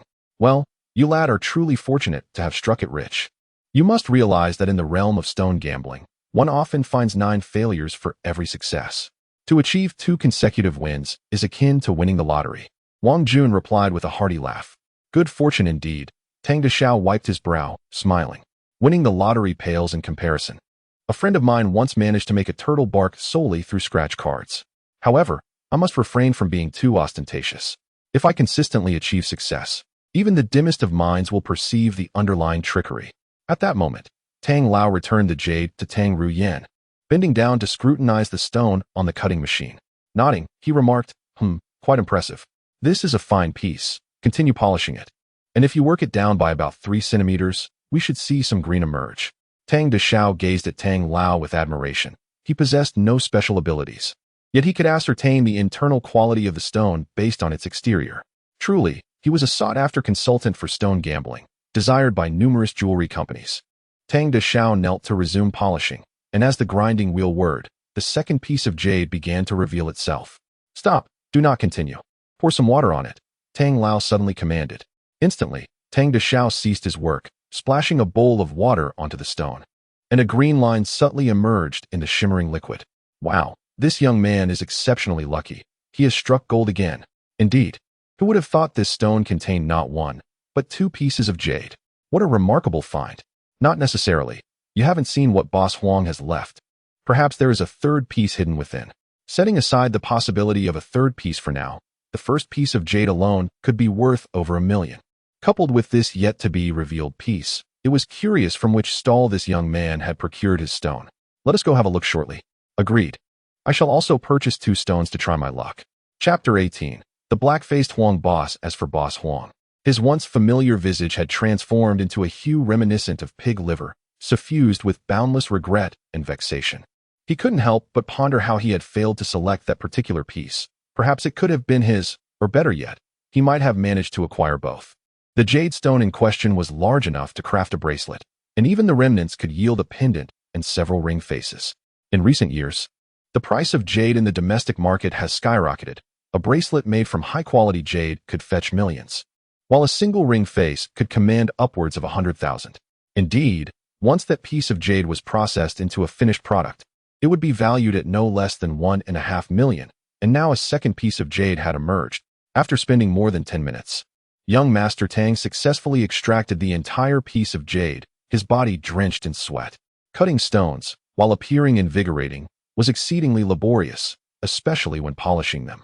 It demanded intense concentration to avoid damaging the jade, which was mentally taxing. Old Tang took the freshly revealed jade, its brilliant green radiance shimmering in the sunlight, captivating the attention of most onlookers. This piece was even larger than the previous one. This is indeed a remarkable piece of icy green jade, Old Tang remarked. At that moment, Boss Huang, unable to contain his excitement at seeing young Master Tang unveil 2 pieces of jade, stepped forward. I did not anticipate that you were brought here by Old Tang. No wonder your eye for quality is so discerning. Are you perhaps Old Tang's apprentice? Many present had already recognized Old Tang and Wang Jun upon their arrival. Despite the vastness of Haishur, there were only a handful of elite families. and most had business dealings or had crossed paths at various banquets.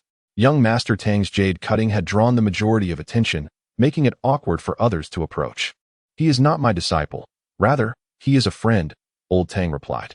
"Ah, Huang, you are here as well. It makes sense, considering you run a jewelry company. Your demand for jade must be significant." Indeed, in recent years, jade jewelry has gained immense popularity among consumers. Unfortunately, we do not produce jade domestically. All raw jade is imported from Myanmar, driving up costs. Moreover, prices have surged significantly over the past 2 years, Boss Huang lamented. Only Myanmar produces jade. Regardless of the soaring prices of raw jade, I presume you are not incurring losses, Boss Huang. Wang Jun interjected, noting that with the increase in raw jade prices, the prices of jade jewelry would naturally escalate even more. "Ah, Mr. Wang, so it is you. Is the Wang family also interested in raw jade?"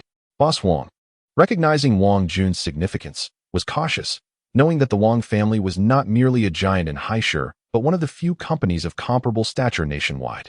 If the Wang family were to enter the jade industry, it would send shockwaves through the entire domestic jewelry market. Wang Jun, fully aware of Boss Huang's implications, smiled. "Our strategy at the Wang family remains focused on clothing, food, housing, and transportation. We currently have no plans to venture into the jewelry sector. My presence here is merely a personal interest." Boss Huang readily accepted Wang Jun's words. Last year, he had heard tales of this young master gambling on stones, losing tens of millions in the process. He had marveled at how someone could casually spend such sums when he had toiled his entire life to amass a similar fortune. Only someone of Mr. Wang's caliber could afford to gamble so recklessly, Boss Huang remarked. "Young brother, do you still need the stone-cutting machine? I am waiting for it." "Are you in a hurry, Boss Huang? I still have a small piece left to cut. Just give me a few more minutes," young Master Tang squinted, gesturing at the remaining small piece of gambling stone on the ground. "Go ahead, continue." "I am not in a rush," Boss Huang replied, though internally he was cursing young Master Tang for his greed. After already extracting 2 pieces of jade from this gambling stone, he wondered how much more the young man could possibly want. As young Master Tang secured the gambling stone and resumed polishing, the onlookers displayed expressions of disdain. To extract even 1 piece of icy jade from a single raw stone was already a stroke of luck. For young Master Tang to have obtained 2 was beyond belief. Surely he was being overly ambitious. "Old son, do you think there is still jade in this stone?" Fatty Han inquired of his companion. "Come on, old Han, you're not a novice. How many times have you seen 2 high-quality pieces of jade emerge from the same gambling stone? This young man has already struck it lucky with 2 pieces. Does he really expect to find more?" "It's a pipe dream," old son replied. "Not necessarily. This young brother has a knack for cutting stones. He has already extracted 2 high-quality icy jades. Who knows what else he might find?" Fatty Han countered. "That may be true, but prior to this, 5 or 6 groups had already cut stones, and aside from the first stone revealing a small piece of blue-green jade, the rest were all duds," old son conceded. "It has risen again, another piece of jade. Indeed, yet another green emergence, a significant find." Fatty Han and old son exchanged glances of exasperation. They had never witnessed 3 high-quality pieces of jade being extracted from a single raw stone. Moreover, this was only half of the gambling stone, with the other half still in Boss Huang's possession. The thought of it made them eye Boss Huang with envy. Thanks to his recent experiences, young Master Tang's skills had improved significantly. In less than 5 minutes, he successfully extracted a piece of jade slightly smaller than a fist and handed it to old Tang. The sight of 4 pieces of jade gleaming together captivated the surrounding spectators. "Let us go. We should also select a piece to cut.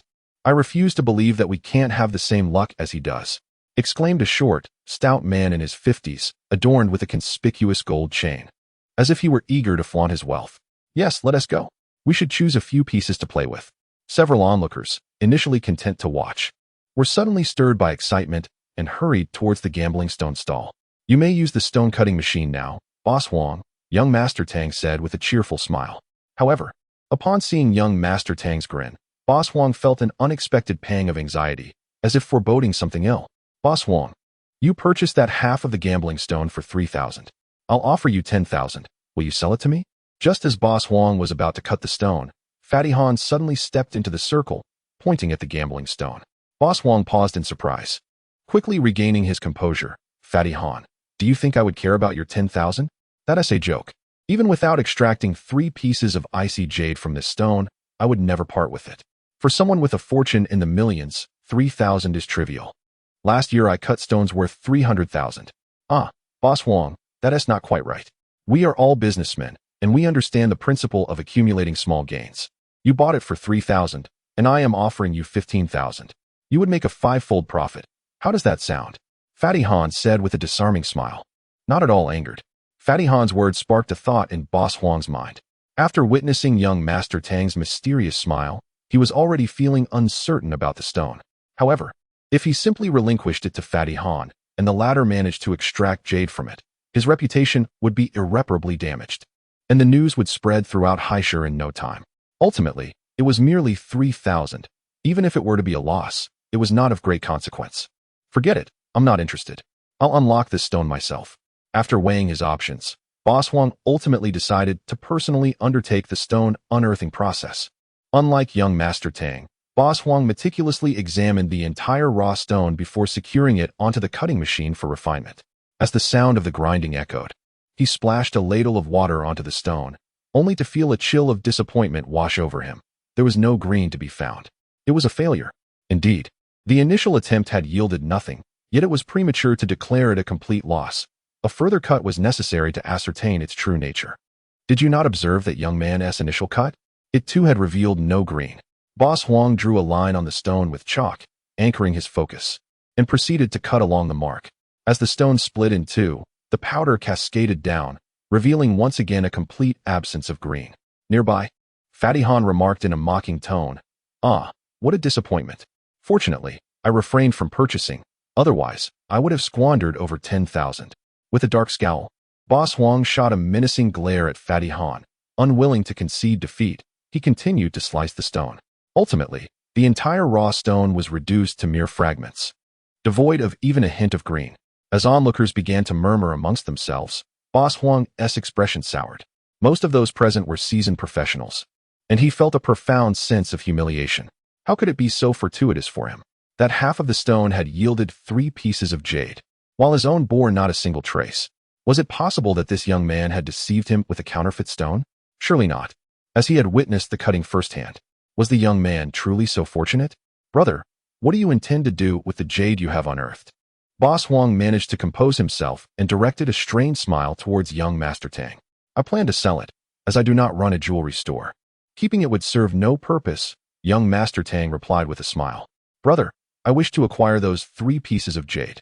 Name your price, Fatty Han interjected suddenly. Fatty Han, are you deliberately seeking trouble? Boss Huang snapped in anger at Fatty Han. Heh, it's the rules of gambling stone. If a brother wins and unearths jade, it naturally goes to the highest bidder. I am not here to cause you trouble, Fatty Han retorted with a sly grin. As a jewelry businessman, how could I resist seizing such fine material? Chapter 19. The beauty of the Zheng family. Upon hearing the words, Boss Huang had little to say. The revelation of the jadeite was indeed a matter of high stakes, and it was only natural that the highest bidder would claim it. He had no familial ties with the others involved, so why should he expect to secure the sale for himself? Old Tang, what do you think? Young Master Tang seemed somewhat troubled. He understood that the jadeite in his possession was likely valuable, yet he had no concrete idea of its worth. Haha, young Tang. Keeping those 3 pieces of jadeite serves no purpose. If you wish to sell, then sell. As for this piece for little yen, I shall not part with it.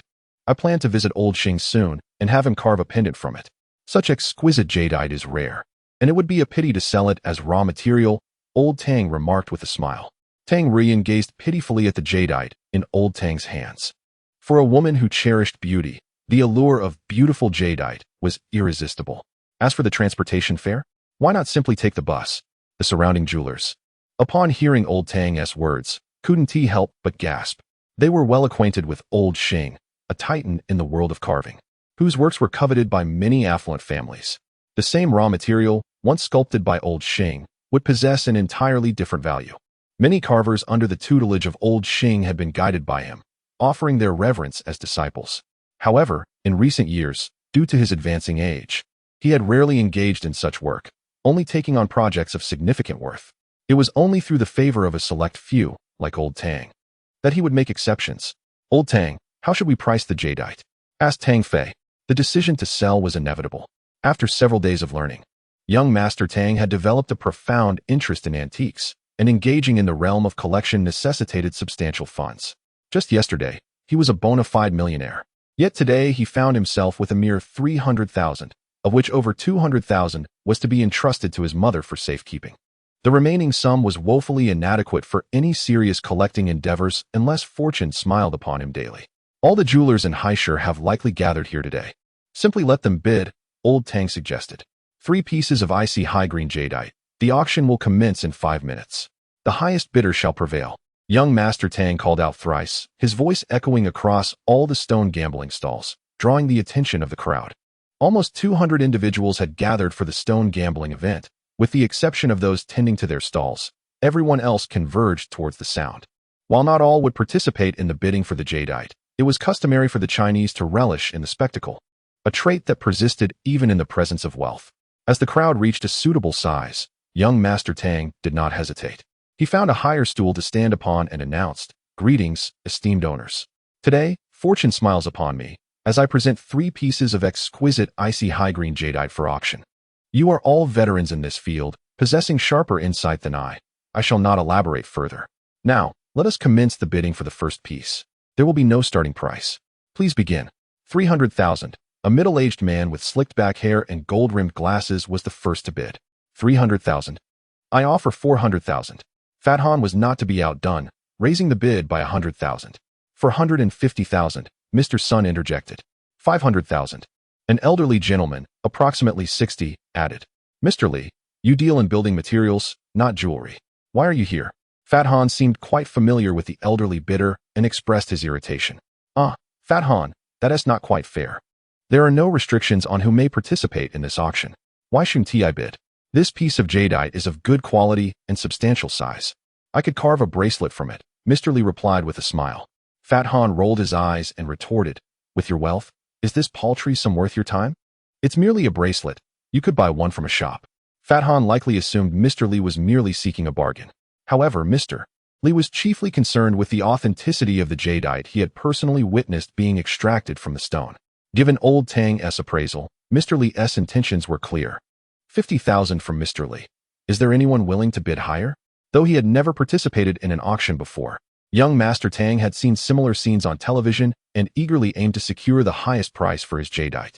600,000, Mr. Huang called out, feeling a pang in his heart. The jadeite, if entrusted to a skilled carver, could yield a bracelet, a pendant, and perhaps a couple of ring faces. Icy jadeite bracelets typically fetched around 1 million, pendants starting at 100,000, and a ring face could command 50 or 60,000. Should everything go well, a single piece of jadeite could sell for at least 120,000, totaling 360,000, expenses for carving included. Such a sum was slipping away from him. 700,000, Mr. Li countered defiantly. "Sir, you are bidding on all 3 pieces of jadeite, correct? I will offer 350,000 for the lot. Is there anyone willing to bid higher?" A melodious voice echoed, and the offer was significantly above the previous bids. Young Master Tang turned towards the source of the enchanting voice, presuming its owner must be extraordinary as well. He beheld a stunning woman clad in a light yellow dress, a smile adorning her face, accompanied by a handsome young man. As they walked through the crowd, people instinctively parted to make way for them. With flowing hair and striking features, she surpassed even Tang Ruyan in beauty. Her fair complexion radiated health, and the contours of her figure were subtly revealed beneath her dress, which was complemented by charming dimples on her cheeks, exuding an air of confidence and elegance. 350,000. Is there anyone willing to offer more? If not, I shall represent the Zheng family jewelry house of Xiangjiang and claim these 3 pieces, she announced after surveying the crowd. The Zheng family jewelry house of Xiangjiang? One of the 2 major jewelers in Xiangjiang, alongside Chow Tai Fook. Indeed, they are making a grand gesture. 350,000 for these 3 pieces might even result in a loss, Mr. Sun observed, feigning indifference while secretly envious. So, the Zheng group had arrived. It was no wonder they were so bold. The 2 leading jewelers in Xiangjiang, with Zheng family focusing on jade and emeralds, while Chow Tai Fook specialized in gold and diamond ornaments, both giants within the industry. "Why isn't Mr. Li bidding?" Fat Han jeered. "A few million shouldn't be beyond your means." "Oh, a few million means little to me, but clearly, this lady is a significant figure at Zheng Jewelry and possibly an heir. Is it worth offending them over a piece of jadeite?" Mr. Li replied with a knowing smile. "Women can be rather petty," mused Bosley with a sly smile. That old fox, thought Fat Han inwardly. Unlike Boss Wong and Boss Sun, who merely owned a couple of jewelry stores with a net worth of only a few tens of millions, Fat Han's business was considerably larger, boasting branches in several nearby cities, yet he barely surpassed the 100 million mark. In stark contrast to colossal enterprises like Chow Tai Fook and the Zheng Group, his wealth seemed trivial. Is the Zheng Group's representative coming to Haisher? Could it be that they intend to enter the local jewelry market? Old Tang pondered aloud. It is quite possible, Wang Jun replied gravely. The primary operations of the Zheng Group and Chow Tai Fook are situated in Southeast Asia, a region that has been nearly fully tapped. Given the rapid economic development and the significant rise in consumer spending within the domestic market, there exists a wealth of potential clientele. Furthermore, with the nation set to join the World Trade Organization by the end of this year, it is hardly a secret that the Zheng Group seeks to explore the mainland market. Old Tang regarded Wang Jun with a bemused expression. Your family is not involved in the jewelry business, yet you seem remarkably well informed. Indeed, Old Tang, although my family does not engage in jewelry, it is not solely the Zheng Group eyeing the domestic market. As our nation officially joins the WTO, an increasing number of international financial giants will inevitably extend their reach into our territory. My Wang Group, being a prominent entity, must remain vigilant and prepare for what lies ahead, Wang Jun replied with a grin. Young Master Tang appeared momentarily dazed. 350,000. Although yesterday's sale of 9 peaks after the snow fetched 13 million, he knew that money was untouchable unless he wished to witness his father, Tang Long, fall into despair. It was the capital needed for his father's resurgence. However, this 350,000 could be his to keep, a secure sum to claim as his own. What astounded him further was the unexpected value of jade. With his unique abilities in stone gambling, he found the endeavor to be effortlessly manageable. Was this not a path to wealth, a means to indulge in the collection of antiques and relish life? Young Master Tang envisioned a promising future, a hint of drool escaping his lips. Chapter 20. A transaction of 3.5 million. Zheng Yiting gazed quizzically at the seller of the jade, perplexed that despite her offer of 35 million for 3 pieces, the transaction had yet to be finalized. Was he perhaps seeking a higher price? Securing the jade for 35 million would already be a loss for the Zheng family, offering little profit. However, they were merely looking to expand their business in Haisher and had come to this gathering to showcase their strength. Yet, the seller's gaze and the drool at the corner of his mouth. Zheng Yiting furrowed her brow, instinctively sensing a twinge of disdain despite encountering such looks daily. Unbeknownst to the hapless young Master Tang, his fantasies of a splendid future had led the beautiful woman to mistakenly regard him as a lecher. Although he did indeed possess such tendencies, this instance was truly a misunderstanding. Hey, kid, what are you staring at? Haven't you seen enough? A handsome man beside Zheng Yiting couldn't help but intervene, stepping forward. Meanwhile, Tang Ruoyan also seemed unable to tolerate young Master Tang's behavior and stealthily approached, twisting his waist with a firm grip. Observing Tang Ruoyan's actions, Wang Jun chuckled softly at old Tang, who wore a dark expression. What was happening? It appeared that Tang Ruoyan had developed a favorable impression of young Master Tang, yet his conduct was utterly embarrassing. Young Master Tang was jolted back to reality by Tang Ruoyan's gentle twist. Are you selling or not? 35 million. Make your decision, Zheng Yiting stated coolly, seemingly dismissing young Master Tang's earlier antics. Yes, of course I'm selling. Young Master Tang hastily nodded. Very well, Xiao Yuan, issue a check to this gentleman. Zheng Yiting instructed. Understood, sister, the handsome Zheng Yuan replied. As Zheng Yuan prepared the check for young Master Tang, Zheng Yaoting turned to old Tang, bowing slightly as she introduced herself. Hello, Grandpa Tang. I am Zheng Yiting. I intended to visit you and did not expect to encounter you here. You are the granddaughter of Zheng Suigua? Old Tang inquired hesitantly, not questioning how she recognized him, as someone of her background would undoubtedly be well prepared before seeking him out.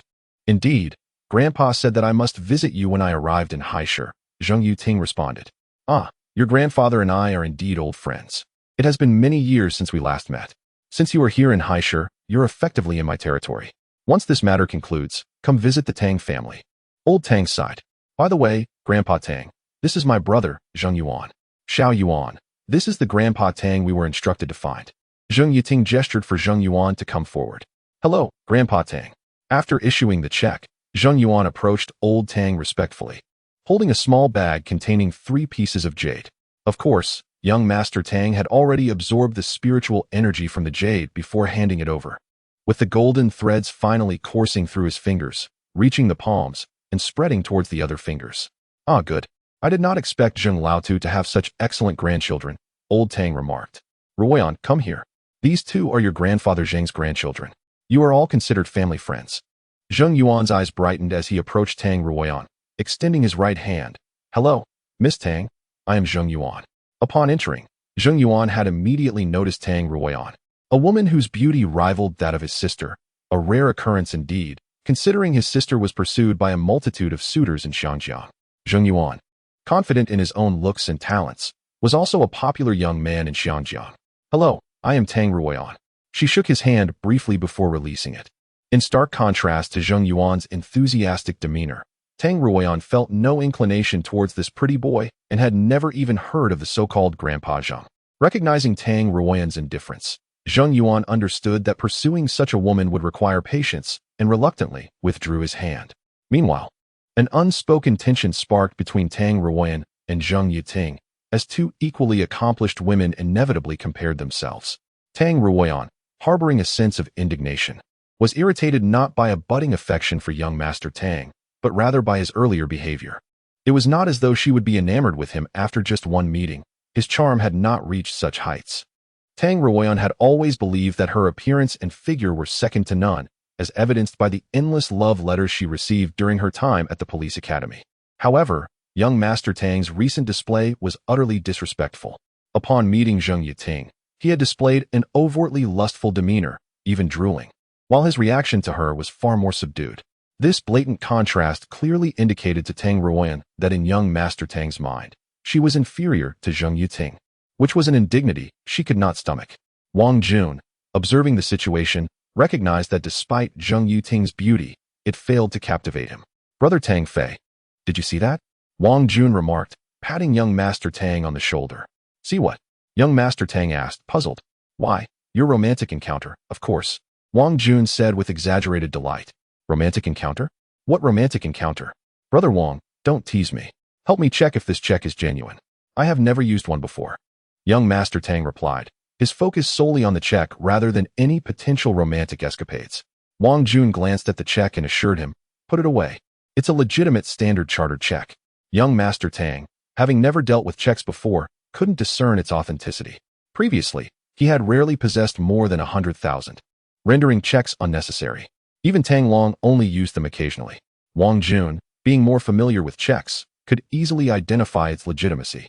As young Master Tang beamed while tucking the check away, Wang Jun couldn't help but feel exasperated. Was he truly this avaricious? According to the intel, he should not be. Perhaps his family struggles, confined to a cramped 40-square-meter apartment, had altered his perception of wealth. Did you not notice that those two have already engaged in battle? Wang Jun pointed out, unable to tolerate young Master Tang's obliviousness. Once a man who traversed the world of women unscathed, young Master Tang found himself momentarily blinded by wealth. But when he finally recognized the tension, he noted the fierce glare exchanged between Tang Ruoyan and Zheng Yuting. What is happening? Did Grandpa Tang not say they were family friends? Why do they appear as if they are enemies? Young Master Tang inquired. Hee. That's why I said your romantic encounter has arrived. From my observations, these two are fighting over you. Wang Jun smirked. Me? Impossible. I met that woman for the first time. I hardly believe I possess such charm to inspire instant affection. Young Master Tang scoffed.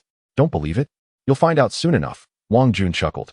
At that moment, old Tang also sensed the unusual atmosphere. He approached the two women, first giving Tang Ruoyan a knowing glance, to which she pouted, as if to say he was meddling. Old Tang managed to pacify his granddaughter before introducing Wang Jun. This is Wang Jun, the heir of the Wang Group in Haishur. I surmise the purpose of your visit to the mainland, to foster a good relationship with the Wang family for development in the Jiangsu Shanghai region. As Zheng Yuting heard those words, her eyes sparkled with excitement. Wang Corporation? That is indeed a renowned enterprise in the mainland, deeply involved in various sectors essential to daily life. If Zheng's jewelry intends to penetrate the mainland market, engaging with Wang Corporation is indispensable. Mr. Wang, greetings. I am Zheng Yuting from the esteemed Zheng family of Xiangjiang. It is a pleasure to meet you. The name of Wang Corporation has long been known to me. Zheng Yuting said with a smile, extending her delicate, porcelain-like fingers. Even Wang Jun, despite his extensive experience in the world of sophistication, found himself momentarily entranced by Zheng Yuting's enchanting smile. Observing this, the young Master Tang discreetly tapped Wang Jun on the back, reminding him that as the heir of a major corporation, he must not embarrass himself in Xiangjiang. Wang Jun, jolted back to reality by Tang's subtle reminder, shook Zheng Yuting's hand but quickly released it, returning to his previous composure of indifference. Miss Zheng, I have purchased quite a number of your exquisite jewelry pieces. By the way, this is my good friend, Tang Fei. Hello. Hello. Zheng Yuting merely nodded slightly at Tang, clearly bestowing a more favorable reception upon Wang Jun. Tang, possessing a sense of self-awareness, recognized that the beautiful woman before him had little interest in him and returned her nod with a slight bow. Seeing that everyone had introduced themselves, old Tang nodded slightly and remarked, "Let us proceed. There is nothing more to see here. We shall head to the main hall, where a gathering of collectors awaits, showcasing many remarkable items." Old Tang strode confidently at the forefront, with Zheng Yuting and Wang Jun closely following, engaged in quiet conversation that was punctuated by occasional laughter. The so-called main hall was merely the front reception area of the resort, modestly decorated. In contrast to the bustling stone gambling stalls, this space was significantly less populated, hosting only a handful of individuals, most of whom were elderly. As Old Tang entered the main hall, the dozen or so seated individuals promptly gathered around him. "Ah, Old Tang has arrived. Please, come in, come in." Who would have thought Old Tang would show up? Just the other day, I unearthed a piece of ancient jade, but I'm uncertain of its authenticity. I would appreciate your discerning eye on it. Ah, and Mr. Wang, I didn't expect you to accompany Old Tang as well. Chapter 21. Imitation ancient jade pendant. As for the elderly Tang and the young Master Tang behind him, Zheng Yuting and others were disregarded, seen merely as company brought along by the Old Tang or Wang Jun to observe the spectacle. "Ah, please, everyone, take a seat," the Old Tang said with a smile. Before the crowd had settled, the short, stout elder who had previously expressed the desire to have the Old Tang evaluate the piece carefully took out a round jade pendant from his pocket and placed it delicately before him. The pendant was modest in size, featuring a small circular hole in the center. One side displayed intricate carvings of figures, while the entire piece appeared somewhat obscure, exhibiting a myriad of colors. Beyond the jade's inherent hue, it was infused with shades of red, brown, and earthy yellow, making it a rare four-colored jade pendant. The Old Tang donned white gloves from his pocket. In ancient China, jade was revered and believed to possess a spirit. It was best not to be touched by others to preserve its essence. This principle extended to many antiques, such as paintings and bronze wares, which also required gloves during appraisal. As an expert in jade identification, the Old Tang was well aware of this. He picked up the pendant and scrutinized it with a magnifying glass he always carried. After a moment of careful examination, he placed it back on the table and said, "Young Tang, why don't you take a look as well?" The young Master Tang accepted the gloves and magnifying glass without hesitation. Many present were prominent figures in the Haisher collecting community and were well acquainted with the Old Tang's methods. They were astonished by his tone. The phrase "to take a look" was not casually used. Typically, it was the lower-ranked individuals who sought the opinions of those of higher stature or experts. Consequently, all eyes were fixed on the young Master Tang. Initially, the young Master Tang observed the pendant closely without employing any extraordinary abilities. One side of the pendant featured bizarre patterns, depicting a flying woman and a bright moon. The woman gazed up at the moon, her hands outstretched as if to embrace it, while the opposite side was adorned with flowers, birds, fish, and insects. The overall hue of the pendant was grayish-white, infused with red, brown, and earthy yellow, with a slightly delicate texture reminiscent of the jade cicada he had previously acquired. After forming his judgment, the young Master Tang slowly infused the pendant with spiritual energy. It turned out to be an imitation ancient jade pendant, made of Qinghai jade, with an ordinary quality. The young Master Tang was startled, nearly dropping the pendant in shock. It had appeared to be genuine ancient jade at first glance. Yet the appraisal revealed it to be a mere imitation. "Young Tang, what is the matter?" the Old Tang inquired. Nothing. I just feel something is amiss with this jade.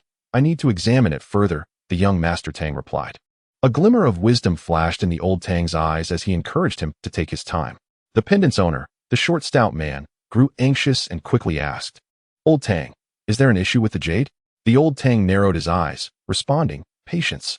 The man dared not press further, nervously watching the young Master Tang. Finding an excuse, The young Master Tang feigned using the magnifying glass while discreetly channeling more spiritual energy into the pendant. According to the golden thread in his hand, the spiritual energy within the pendant was alarmingly scant, even less than 1/10 of that in a jade cicada. The imitation ancient jade pendant, made of Qinghai jade, possessed an ordinary quality and had undergone processes such as electric shock, heating, and being buried in a sheep's leg, resulting in its damaged quality and the loss of spiritual energy. What do you say? The old Tang asked after the young Master Tang set the pendant down. The jade is real, the young Master Tang replied. A flicker of disappointment crossed the old Tang's eyes, while the pendant's owner beamed with joy. Is it truly four-colored ancient jade? Remarkable. Old Xia has struck gold. Indeed, I recently attended an auction in the black market, where a three-colored ancient jade of lesser quality fetched a staggering 1.3 million. If this piece were to enter a legitimate auction house, it could easily double in value. Old Xia's piece, having been purchased for 500,000, is a tremendous score. Wang Jun gazed enviously at the stout man, asking, what does Boss Xia plan to do with the jade? Keep it for personal enjoyment or sell it? Young Master Wang doesn't care about money, but he values the item itself. Four-colored ancient jade is invaluable. Hold on, everyone. I affirmed the jade is genuine, but I did not declare it to be ancient. The young Master Tang said, somewhat sheepishly rubbing his nose. His statement left the surrounding crowd in stunned silence, including Zheng Yating and her brother. Wang Jun sighed. Tang Fei, can't you ever finish a thought in one go? You mean the material of the pendant is jade, but it is not ancient? Yes, that's the crux of it. The material is Qinghai jade, of decent quality, but it is not ancient. Rather, it is a modern, carved imitation. The young Master Tang nodded. Young man, do not speak carelessly. This is undeniably an ancient jade. Just look at the infusion colors. How could a modern carved jade exhibit such hues? The stout old Xia exclaimed, delighted at the possibility of having acquired a genuine piece. Wang Jun appeared skeptical, observing the pendant closely. Although he had not handled it, it seemed undeniably authentic. Indistinguishable from the ancient jade he had previously sourced from the black market. How did you discern that? The old Tang suddenly asked. His words solidified the matter. The pendant was indeed a high-quality imitation, essentially a counterfeit. Old Xia's face fell, darkening in dismay, his complexion ominously intimidating. This jade was remarkably lifelike. However, everyone knew that items from the ground carried a distinct earthy scent. This pendant appeared as if it had been unearthed recently, with a faint earthy odor, yet it bore a subtle hint of blood. To my knowledge, one method of artificially infusing jade with color involves burying new jade artifacts within a sheep's leg, then cutting the leg open, inserting the small jade piece, and sewing it up. After several years, the jade is retrieved, often exhibiting blood-colored fine lines akin to the red infusions found in ancient jade, thus masquerading as genuine antiquity.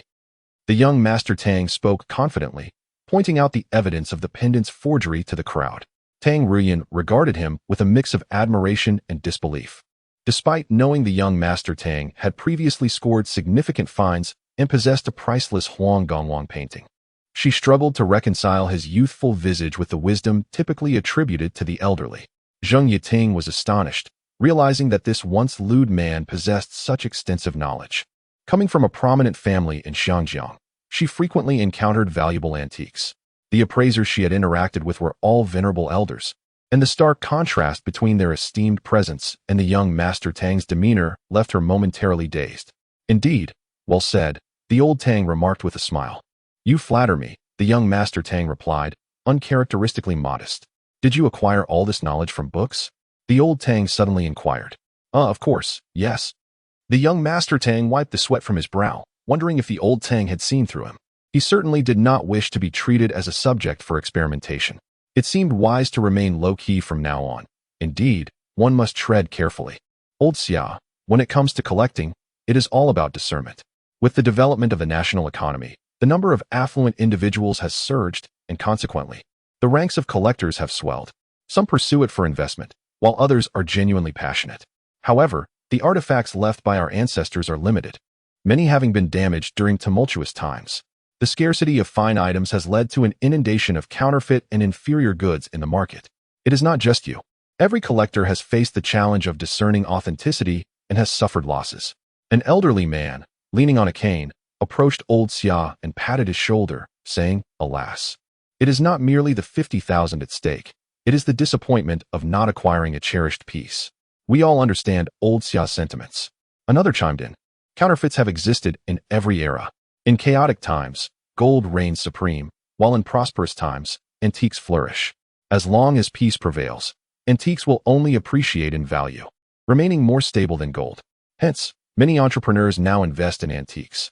Among you, some truly appreciate antiquities, some seek investment, and others wish to enhance their prestige. Given the overwhelming presence of fakes in the market, one should refrain from rash decisions without certainty.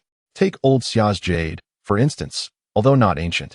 Its exquisite craftsmanship and reasonable quality could fetch around 10 to 20,000. After Tang Lao spoke, Tang Xiao noticed a few individuals whose expressions were somewhat troubled, likely those who had invested in antiques or sought to appear cultured. Haha. Today I have brought a delightful item for your appreciation, Wang Jun said cheerfully. Mr. Wang has surely brought forth something extraordinary. We are fortunate to behold it, old Xia praised. Indeed, it appears to be a scroll. Everyone present was aware of Wang Jun's wealth, so whatever he chose to showcase would undoubtedly possess considerable value. For someone of his stature, displaying anything less would be quite embarrassing. Wang Jun unfurled the scroll, laying it flat upon the table, a landscape painting that instantly captivated the attention of most attendees, including siblings Zheng Yating and Zheng Yuan. Is that Huang Gongwang's 9 peaks in the snow? How is that possible? One person exclaimed. Goodness. It truly is 9 peaks in the snow. Was it not said to be in the exhibition at the Forbidden City? I visited it last year while in the capital. Chapter 22. The Black Market Wenjing Garden is one of the earliest villa districts established in Haisher, primarily inhabited by merchants and entrepreneurs. Building No. 7 in Wenjing Garden spans 2 stories and includes a garage, totaling approximately 300 square meters. When Tang Long purchased it, the property price was around 7,000, but it has now risen to just over 10,000. This is truly the home of young Master Tang. Nearly half a month has passed since the last gathering.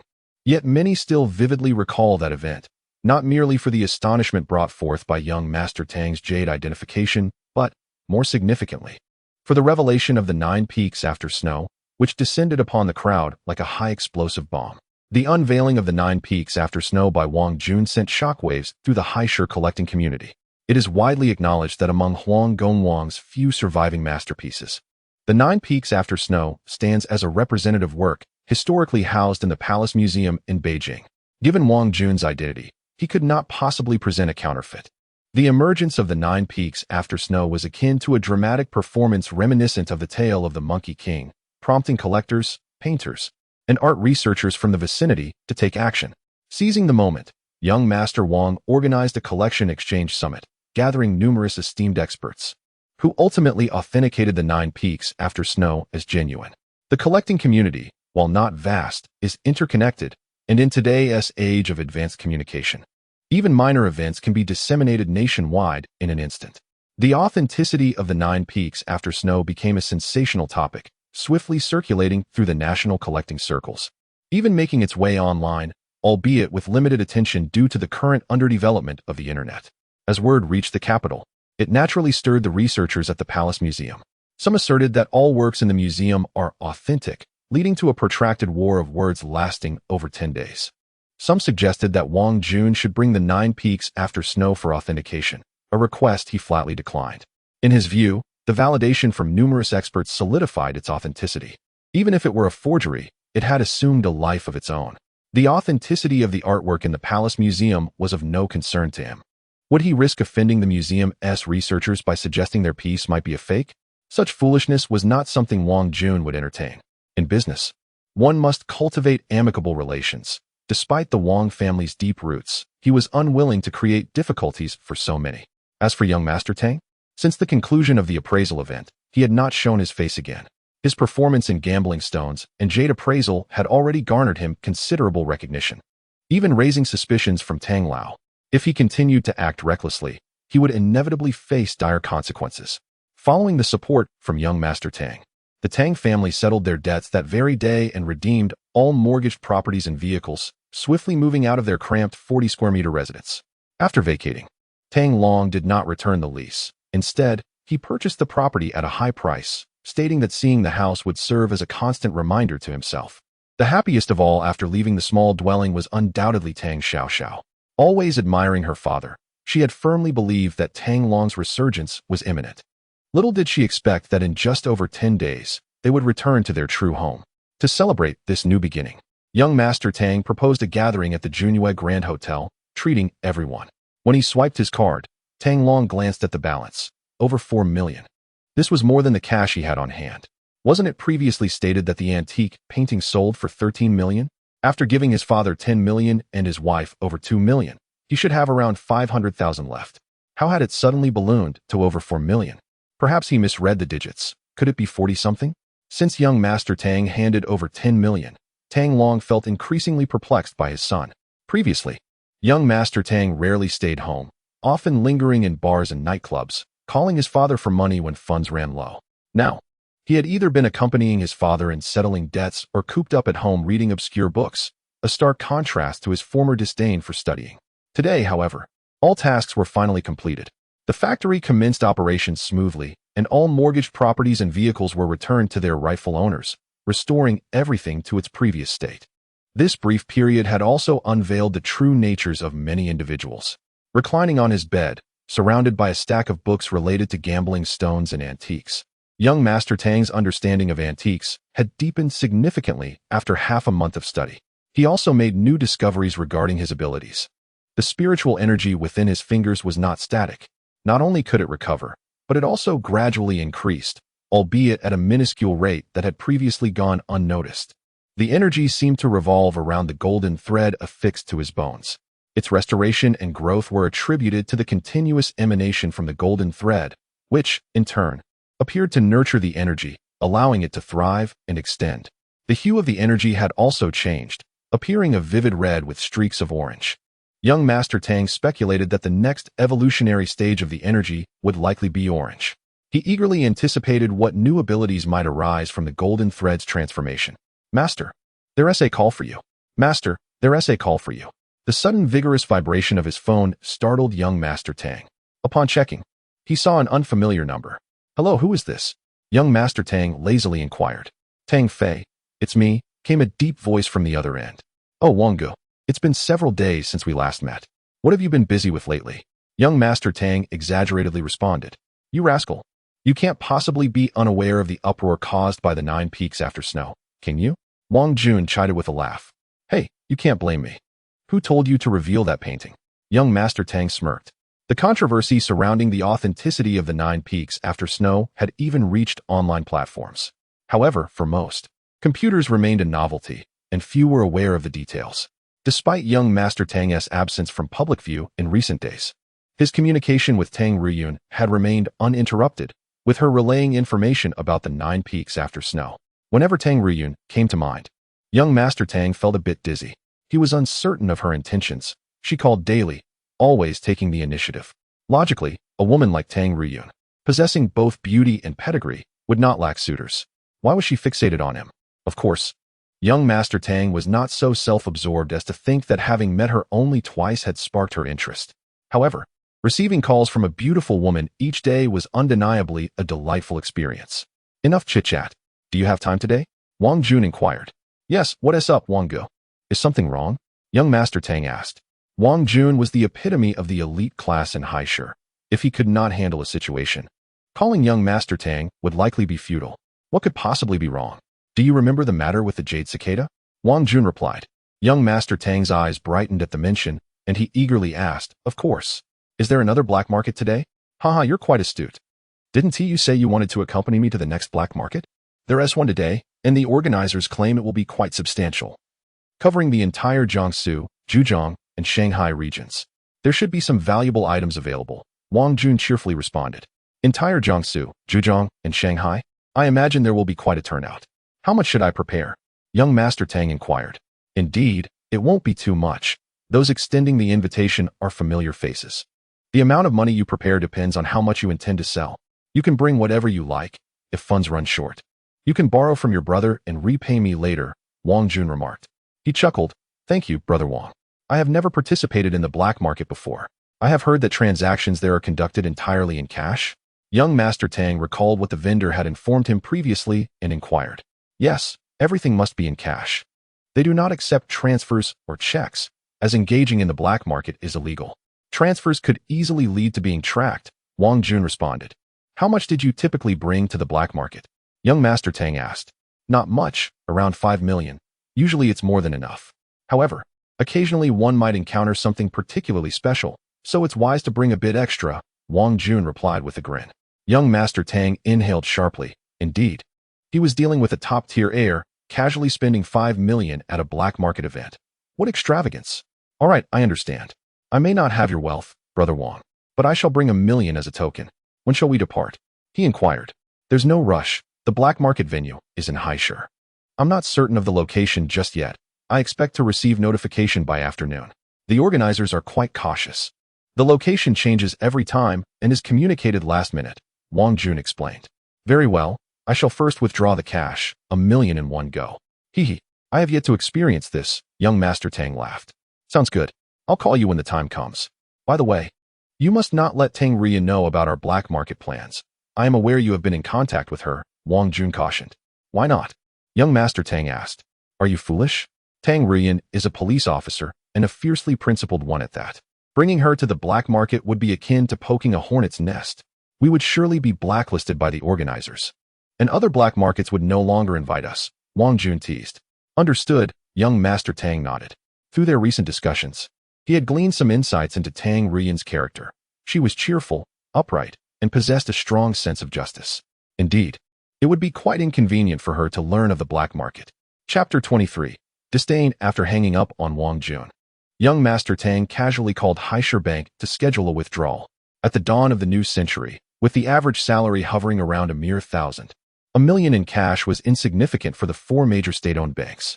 However, for a local institution like Haishur Bank, it constituted a notable sum, often necessitating prior arrangements to allow the bank time to mobilize the necessary funds. Hello, Manager Zhang. Good day, I am Zhang Li. May I inquire who is calling and how I may assist you? Zhang Li, the manager of the customer service department at Haishur Bank's Putuo branch, lounged comfortably on a sofa in his office, his ample belly protruding as he enjoyed the attentions of a lovely attendant. He was slightly irked by the unexpected call, yet he recognized that clients who possessed his personal phone number were generally high-end customers, each holding at least 1 million in deposits, worthy of his direct service. Oh, I am Tang. When I last deposited funds at your bank, one of your staff members provided me with your number, indicating that larger withdrawals require prior appointment. I wish to withdraw some money this afternoon, hence my call to schedule an appointment. Withdrawal appointment? That is not unfamiliar to me, Zhang Li replied. Most clients who called him were indeed arranging withdrawals. However, the name Tang piqued his interest. Was this the young man who had deposited 13 million just half a month prior? Such a client was indeed a rarity. In these times, even those with fortunes exceeding 100 million might struggle to liquidate over 10 million in cash. Very well, Mr. Tang. May I ask how much you wish to withdraw in one go? Zhang Li queried, somewhat anxiously. Approximately 1 million. Is that feasible within the time frame? Tang inquired. 1 million? Certainly. May I ask what time you plan to arrive at the bank? Zhang Li discreetly wiped his brow. 1 million in cash was indeed manageable. Please prepare it, Manager Zhang. I shall arrive shortly, young Master Tang responded. Understood, Mr. Tang. Is there anything else I can assist you with? Zhang Li inquired. That will suffice. See you shortly, goodbye. After hanging up, Zhang Li let out a low growl, shifting into a more comfortable position on the sofa, the attendant beside him. Her mouth, having just released a soft morsel, bore traces of a milky residue at the corner of her lips. Manager, who was that on the line? She asked, rising. The attendant, in her early 20s and clad in a professional ensemble, a white blouse and a black skirt paired with sheer stockings, had a disheveled appearance. Most of her buttons were undone, revealing ample skin beneath the lace edge of her undergarment. That was a significant client, a young gentleman. He deposited 13 million last time, and the bank manager insisted on special treatment for him. I hear the 4 major state banks have introduced VIP services for such high-value clients. Perhaps we should consider a change as well, Zhang Li remarked with a smile. 13 million? The attendant gasped, her mouth agape, and the milky substance at the corner of her lips seemed to increase. She had never encountered a client of such wealth. Her monthly salary barely exceeded 1,000, totaling less than 20,000 a year. 13 million would require centuries of frugality to amass. Zhang Li observed her astonishment, a smug smile flickering in his eyes. Such trivial sums are nothing to these elite clients. Your experience is still limited, You have yet to encounter such affluence. You may leave now and perform well. We are in need of a leader for the second customer service team. The attendant's face brightened at his words. It was no longer a mere suggestion, but an indication of her imminent promotion. Soon, she too would have the opportunity to engage with illustrious clients. Perhaps she could even ensnare a golden goose.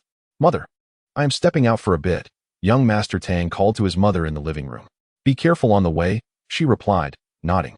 She was grateful to have her son at home for the past 2 weeks, cherishing their time together. Grasping the keys to his BMW, young Master Tang made his way to the garage, where his sleek white sports car awaited. This vehicle, acquired through persistent persuasion from his father upon graduation a year prior, seemed a modest affair compared to Wang Jun's Hummer. Nevertheless, Tang beamed at the sight of it. While one might admire another's spouse, one must cherish one's own vehicle.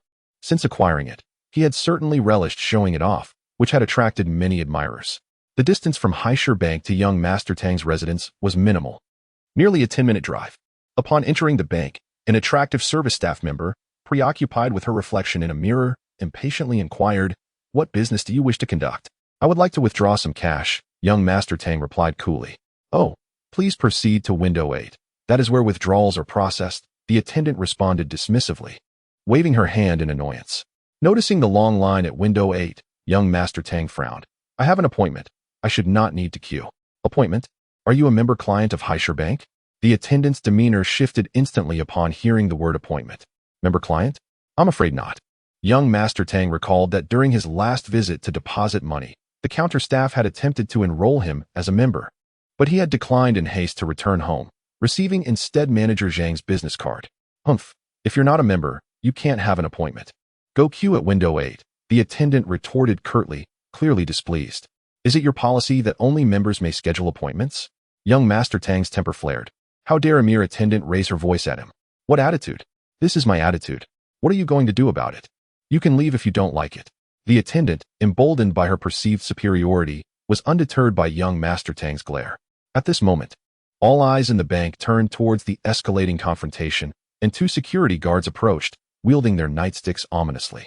"Well then, I hope you maintain that bravado," young Master Tang said coldly, observing the scene unfold. "What seems to be the problem?" A tall security guard, exuding an intimidating presence, glared at young Master Tang. "A troublemaker," the attendant declared, hastily assigning blame. "Troublemaker? Leave this to us. Dare to cause a ruckus in the bank. Are you a robber?" the tall guard suggested, framing young Master Tang as a criminal.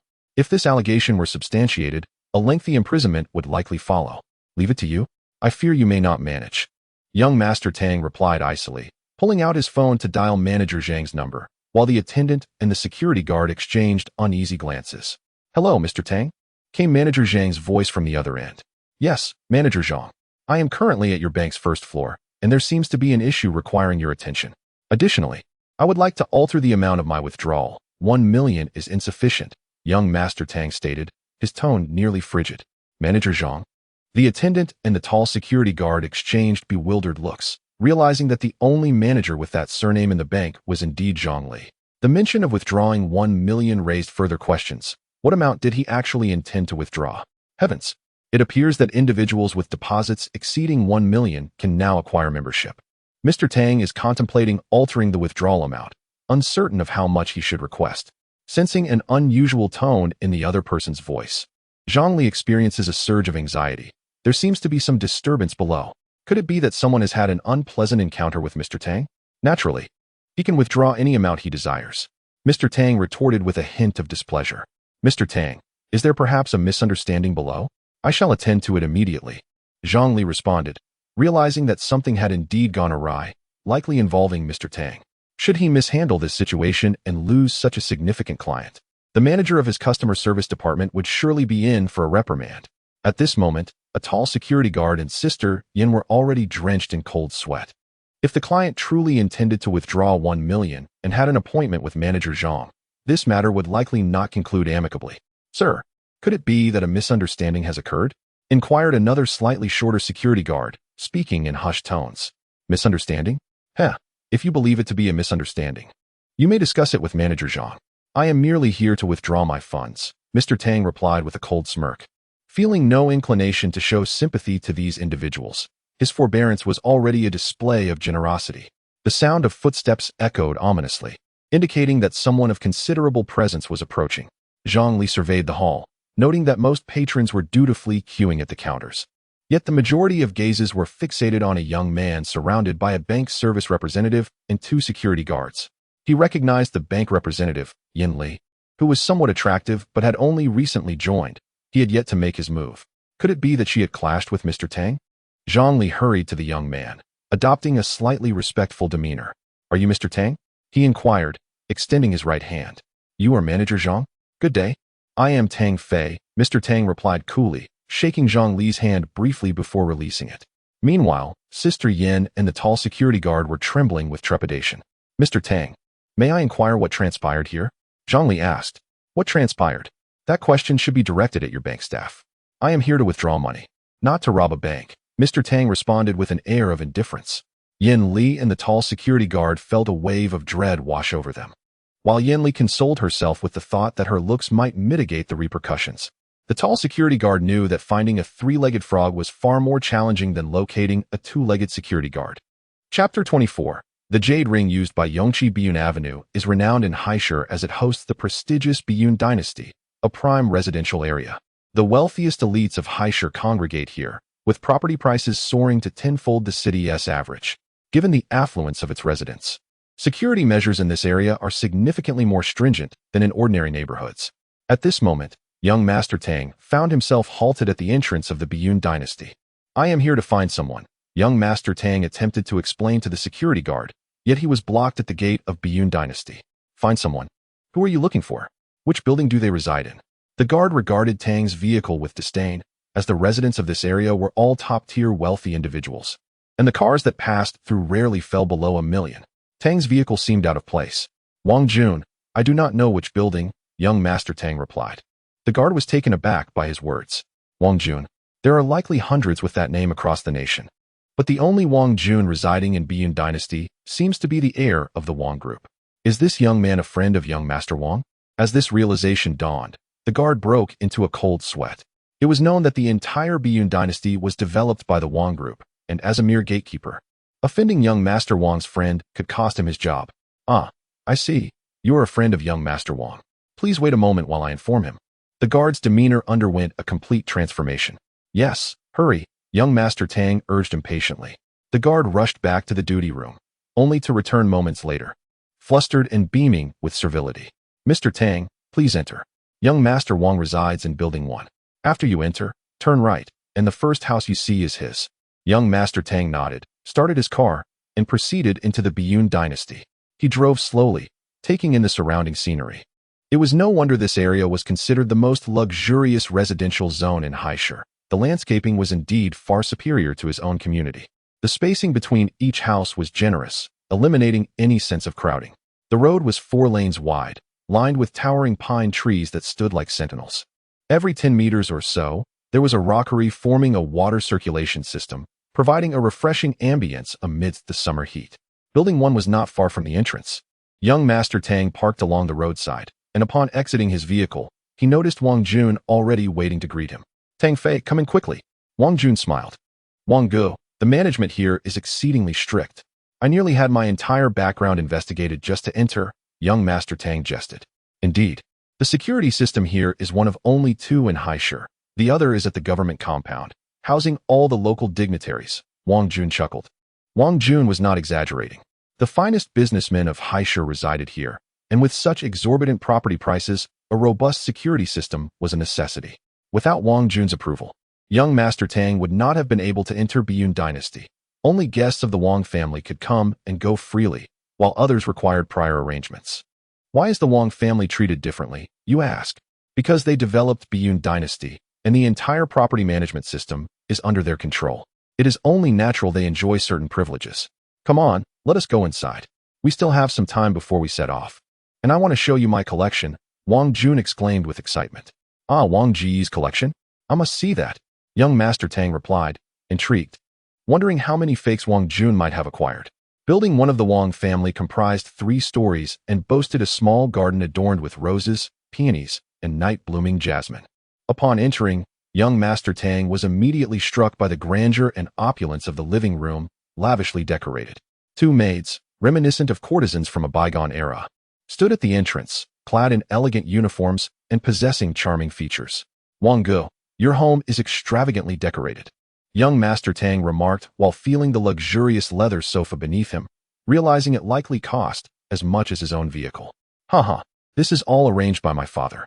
His philosophy is that life is but a fleeting few decades, no matter how much one earns. One cannot take it with them upon death. Therefore, one must enjoy life to the fullest, experiencing all the finest things this world has to offer. A man should reside in the best homes, relish the finest cuisine, and indulge in the most beautiful companions, Wang Jun articulated, clearly in agreement with this sentiment. Indeed, your father speaks with great wisdom. Enjoying the best homes, the finest foods, and the most exquisite women? What lofty aspirations! When I earn my fortune, I must learn from Wang Bofu. Young Master Tang laughed. Come, let me show you my collection. These treasures are not easily displayed. Wang Jun chuckled heartily. Wang Jun's antique storage room was not located upstairs, but rather in the basement, accessible only through a combination of password and fingerprint security measures. Upon entering the basement, young Master Tang was greeted by a low humming sound. What is that noise? He inquired. An air dryer. The basement is quite humid, and antiques can be damaged in such conditions. Thus, I keep this air dryer here. It is something old Tang taught me, Wang Jun responded while switching on the lights. The bright incandescent lights illuminated the room, revealing a space of approximately 50 to 60 square meters. Wooden shelves lined the walls, filled with various items, while the floor was scattered with additional treasures. This storage room holds many of my collected items, not just antiques, but also wines, matai from the domestic market and lawfite from abroad, among others. These stones on the floor are gambling stones. Last year, I purchased half a batch of materials, and after cutting, I lost tens of millions, leaving what remains untouched, Wang Jun explained. As young Master Tang surveyed the area, he noted several gambling stones, dozens of boxes of white and red wines in one corner, and shelves adorned with exquisitely packaged boxes that likely contain valuables of considerable worth. Wang Gu, just how much do you have hidden here? Young Master Tang asked, astonished. How much? I've lost track, but altogether, it must exceed 100 million. Just that pile of wine has been aged for at least 20 years, and I can't recall the exact quantity, Wang Jun replied, shaking his head. Over 100 million? You are quite the magnate, young Master Tang exclaimed, astounded, aware that his family's total assets barely exceeded 10 million, while Wang Jun's collection alone surpassed 100 million. Magnate. No, my brother, my collection is nothing compared to my father's. His collection is vast. For instance, the painting Snowy Peaks After Rain I purchased from you was forcibly taken by him, though he compensated me with 30 million. But what good is that to me? Over the years, many of my prized possessions have been appropriated by him, Wang Jun said with a wry smile. Young Master Tang was at a loss for words. It seemed he had much to learn about the true nature of elite wealth. Come, brother, this row of shelves is filled with jade artifacts. The set of 9 holes jade seals, a piece together, is stored here. Wang Jun pointed to a nearby row of wooden shelves. The 9 holes jade seals? Why didn't that set attract your father's interest? Young Master Tang inquired. Haha, I only recently discovered he possesses a superior set. All of the finest 3-color jade, each of exceptional quality, particularly the jade known as sheep fat jade, which is worth at least 10 times my set. Naturally, he would not look twice at mine, Wang Jun replied.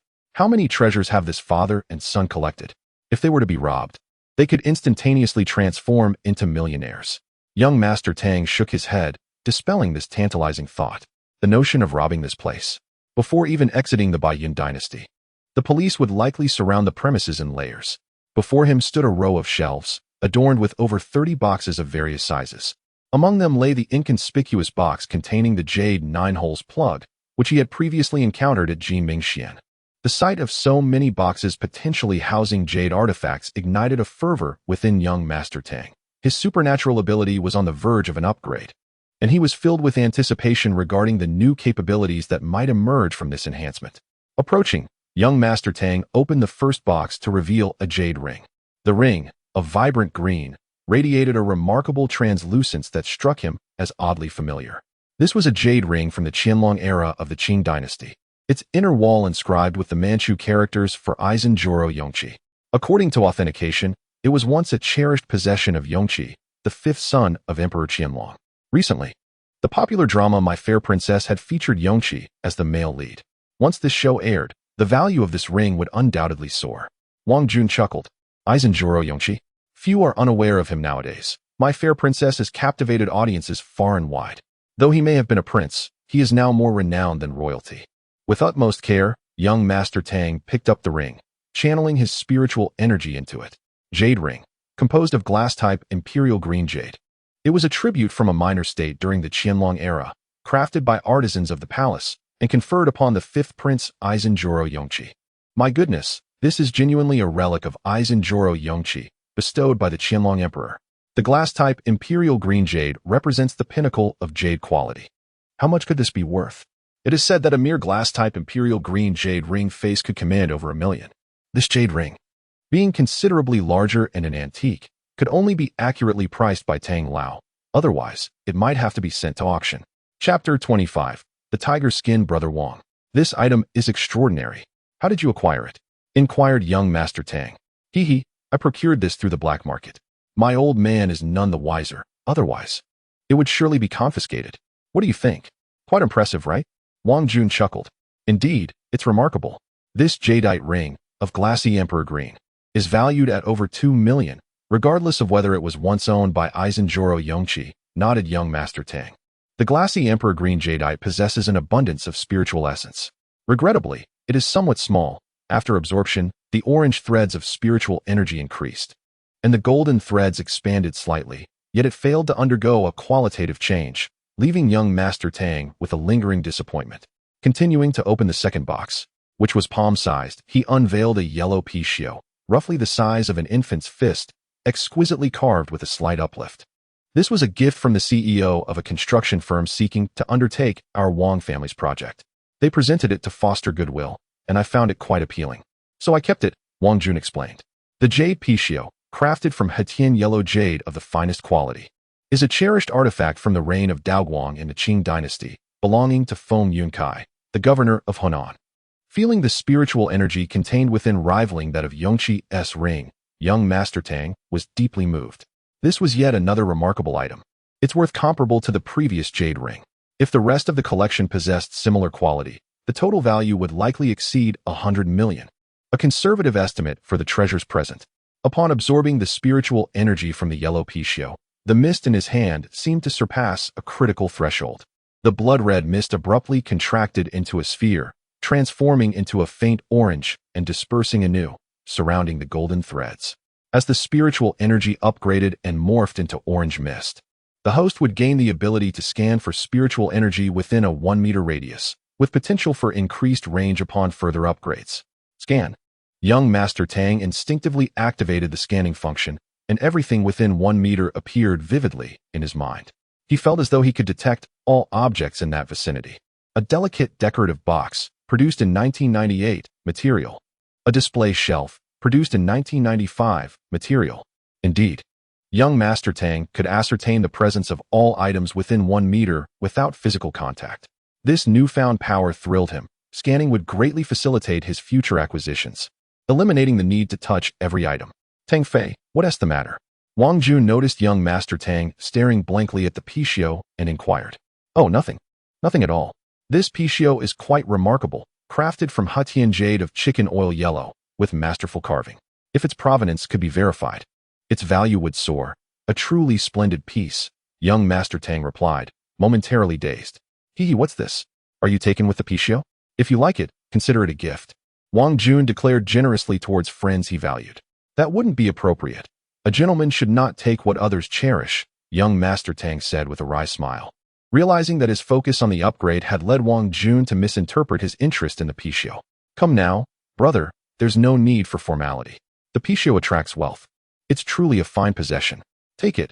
Not accepting it would be disrespectful to me, Wang Jun insisted earnestly. Seeing the determination in Wang Jun's demeanor, young Master Tang understood he had no choice but to accept it, resolving to find a worthy item to gift him in the future. With newfound confidence in his upgraded abilities, young Master Tang felt that procuring valuable items would no longer pose a challenge. After accepting the chicken oil yellow picio, young Master Tang proceeded to open the third box. Although he had already scanned the contents with his powers, he still wished to examine Wang Jun's collection. Inside the third box lay a jade horse, measuring approximately 20 centimeters in length and 10 centimeters in height, with a pure black hue and intricate craftsmanship, resembling a miniature horse. This time, young Master Tang refrained from handling it directly, opting to use his powers to assess it, revealing a bittersweet smile. Brother Wang, where did this horse come from? I acquired it at a charity auction. They claimed it was made from black jade. I thought it looked good, so I bought it. Wang Jun replied. And how much did you spend? Young Master Tang queried. Over 200,000. Why? Is there a problem with it? Wang Jun countered. Well, the craftsmanship is indeed commendable, but the material is flawed. It's not black jade at all, but a type of black gemstone known as obsidian, which originates from the Americas. We don't produce such items in China, young Master Tang explained with a rueful smile. Obsidian? I've never heard of it, Wang Jun remarked. Of course you haven't. This material is sold by the ton. Such a low-quality item could never capture your discerning eye. I only know a bit about obsidian myself. It's traded in bulk in the Americas and holds little value. Brother Wang, you spent over 200,000 on an obsidian horse. What a significant loss. Young Master Tang shook his head. Sold by the ton? Goodness, a charity auction selling counterfeit goods? Wang Jun was at a loss for words. Young Master Tang was acquainted with charity auctions, having attended one with his father. Unlike formal auctions, charity events are often hosted by wealthy philanthropists, who invite others to donate items for auction, with proceeds benefiting charitable causes. Hence, items at these auctions are typically genuine. Presenting a fake could lead to a severe loss of face. Well, Brother Wang, obsidian is uncommon in our country. The person who offered it likely didn't realize they were selling a counterfeit. Since it was purchased at a charity auction, consider that 200,000 a donation. Young Master Tang consoled him. That's the only way to look at it. It's infuriating that foreign counterfeits have made their way here, Wang Jun lamented. As young Master Tang assisted Wang Jun in appraising the items, he inadvertently examined all 30 boxes' contents. Apart from the first glassy emperor green jade ring and the gifted chicken oil yellow picio, no other items in the collection could rival their quality. Moreover, the jade horse was not the only fake. Over 10 ancient jades were also modern imitations, crafted and artificially aged, with quality barely acceptable. The best remaining item was a set of 9 jade plugs. Although the other jade artifacts were ancient, their value was relatively modest, this assessment being relative to the jade ring and picio. Their true worth generally hovered around 100,000, with exceptional pieces potentially fetching 50 to 60,000 at auction. Tang Fei, are you truly a novice? Wang Jun asked incredulously. Young Master Tang's previous performance had left Wang Jun utterly astounded. He accurately identified the authenticity, material, and age of each jade artifact with remarkable confidence. Wang Jun had only witnessed such expertise once before, during his grandfather's appraisals. In fact, even his grandfather often needed a magnifying glass for thorough examination, while Tang Fei's appraisal speed seemed even swifter. Well, I'm not sure. Perhaps I've just been reading a lot recently. Young Master Tang scratched his nose, aware that his abilities had exceeded expectations. Being able to determine material, age, and authenticity with a mere glance felt almost surreal. Wang Jun gazed at him with a look of utter disbelief. If one could authenticate antiques merely by reading books, then the concept of making a mistake in appraisal would cease to exist. It would indeed render experts as inconsequential as mere dogs, and professors would be abundant. At that moment, Wang Jun's phone abruptly rang. Hello, who is this? He answered. Good day, Mr. Wang. This is Xiao Hui. The location has been confirmed for tonight at 8 o'clock. May I inquire if you are available? Came a sycophantic voice from the other end. Oh, it's you. You've been quite secretive, haven't you? Every time you call, it's from a different number, Wang Jun remarked somewhat complainantly. Each time, the black market meetings were shrouded in mystery. Not only did the locations frequently change, but the contact numbers did as well. He found himself unable to reach out to them, as they always initiated contact. Please forgive us, Mr. Wang. This is a rule set by our superior. In our line of work, we are indeed a thorn in the side of the authorities, and thus, we must exercise caution, Xiao Hui explained obsequiously. All right, just tell me the location, Wang Jun stated. This gathering will be held on the top floor of the Royal Nightclub. We have reserved the entire floor, ensuring absolute safety. Xiao Hui replied. What? The Royal Nightclub? Quite a bold choice. But isn't the police station right across the street? Wang Jun inquired. Indeed.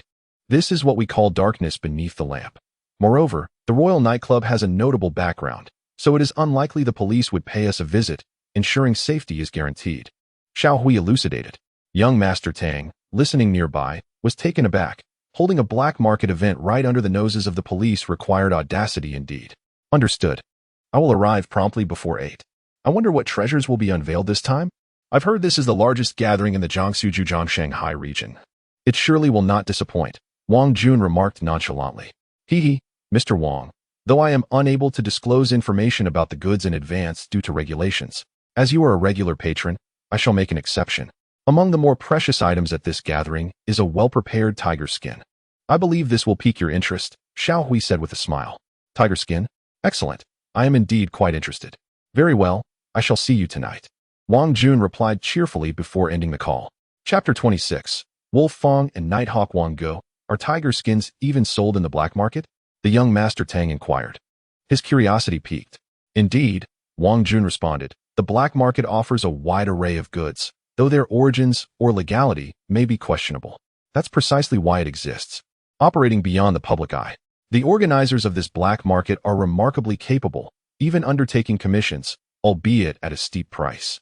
For Wang Jun to acknowledge someone's capabilities implied they were influential figures with connections in both legitimate and illicit spheres. Tang Dasha spent 3 hours in Wang Jun's basement, meticulously examining his entire collection. It was an eye-opening experience, encompassing jade artifacts, ceramics, rare and ancient books, Eastern and Western paintings, stamps, coins, mechanical watches, wines, and more. Among the treasures were notable items such as a complete set of the first stamps issued in China, the large dragon stamps, featuring the cloud dragon, pagoda, and longevity symbols. There were also over a dozen editions of the Year of the Monkey stamps issued in 1980 after the establishment of New China, which had recently experienced rapid appreciation in value. Emerging from Wang Jun's underground vault, Tang Dasha was filled with profound emotions. He resolved to create his own collection room. One even grander and more impressive, filled with a diverse array of collectibles. Little did he know that this aspiration would eventually lead to the creation of one of the world's largest private museums. Tang Dasha retrieved a briefcase from his car, filled with 1 million RMB in cash, and placed it in the back seat of Wang Jun's Hummer before settling into the passenger seat. Observing the briefcase, a subtle smile graced Tang Dasha's lips. After learning the details of the incident, Manager Zhang had promptly decided to dismiss both the tall security guard and Yin Li. He then courteously escorted Tang Dasha to the VIP reception room on the second floor. After an in-depth discussion, Tang Dasha agreed to drop the matter, and the withdrawal amount remained at 1 million. Unbeknownst to Tang Dasha, Zhang Li later reported the incident in detail to the bank manager. While Zhang Li had the authority to dismiss a security guard, terminating a bank employee exceeded his authority. However, upon understanding the situation, the manager commended Zhang Li. Not only was Zhang Li's overreach overlooked, but he was also praised for successfully retaining a major client for the bank, which paved the way for his subsequent promotion to deputy manager. Wang Jun drove the Hummer, with Tang Dasha in the passenger seat, followed by Tang Dasha's BMW, occupied by 2 burly bodyguards hired by Wang Jun's father through his connections. These former Special Forces soldiers, named Ahu and Abeo, were deeply indebted to the Wang family and fiercely loyal. Wang Jun typically preferred not to have bodyguards, as Tang Dasha was now seeing them for the first time. Why were they accompanying him this time? According to Wang Dasha, it was to make a statement. Previously, he hadn't brought bodyguards to private gatherings with friends, as it would have been inappropriate to flaunt power in front of Tang Lao. This occasion was different. The black market, by its very nature, was not entirely above board. While incidents were rare, absolute safety could not be guaranteed, especially when carrying large sums of cash, which could attract the attention of unscrupulous individuals. Wang Dasha carried millions in cash in boxes for each black market visit, an amount that most people would never earn in a lifetime. This could tempt desperate individuals to take risks, and having 2 bodyguards with special forces backgrounds ensured greater security. The Royal Nightclub was a well-known den of luxury in the city, not far from the dynasty, just over 10 minutes away. Tang Dasha and his entourage soon arrived at the Royal Nightclub. Wang Jun and Tang Dasha led the way, followed closely by Ahu and Abeo, each carrying a briefcase, one large and one small. The larger one, of course, belonged to Wang Jun, while the smaller one was Tang Dasha's. As the 4 entered the nightclub, 6 scantily clad, attractive young women lined up on either side of the door, chanting in unison, "Welcome." Tang Dasha was no stranger to the Royal Nightclub, though its prices were steep. In his social circle, it was customary to come here for birthdays or other celebrations. Tang Dasha had once hosted a party here, spending over 10,000, which left him financially strapped for a while. The four proceeded directly to the elevator, attracting attention, particularly to the two boxes carried by Ahu and Abeo. The scene evoked images of triad bosses conducting transactions in popular Hong Kong movies.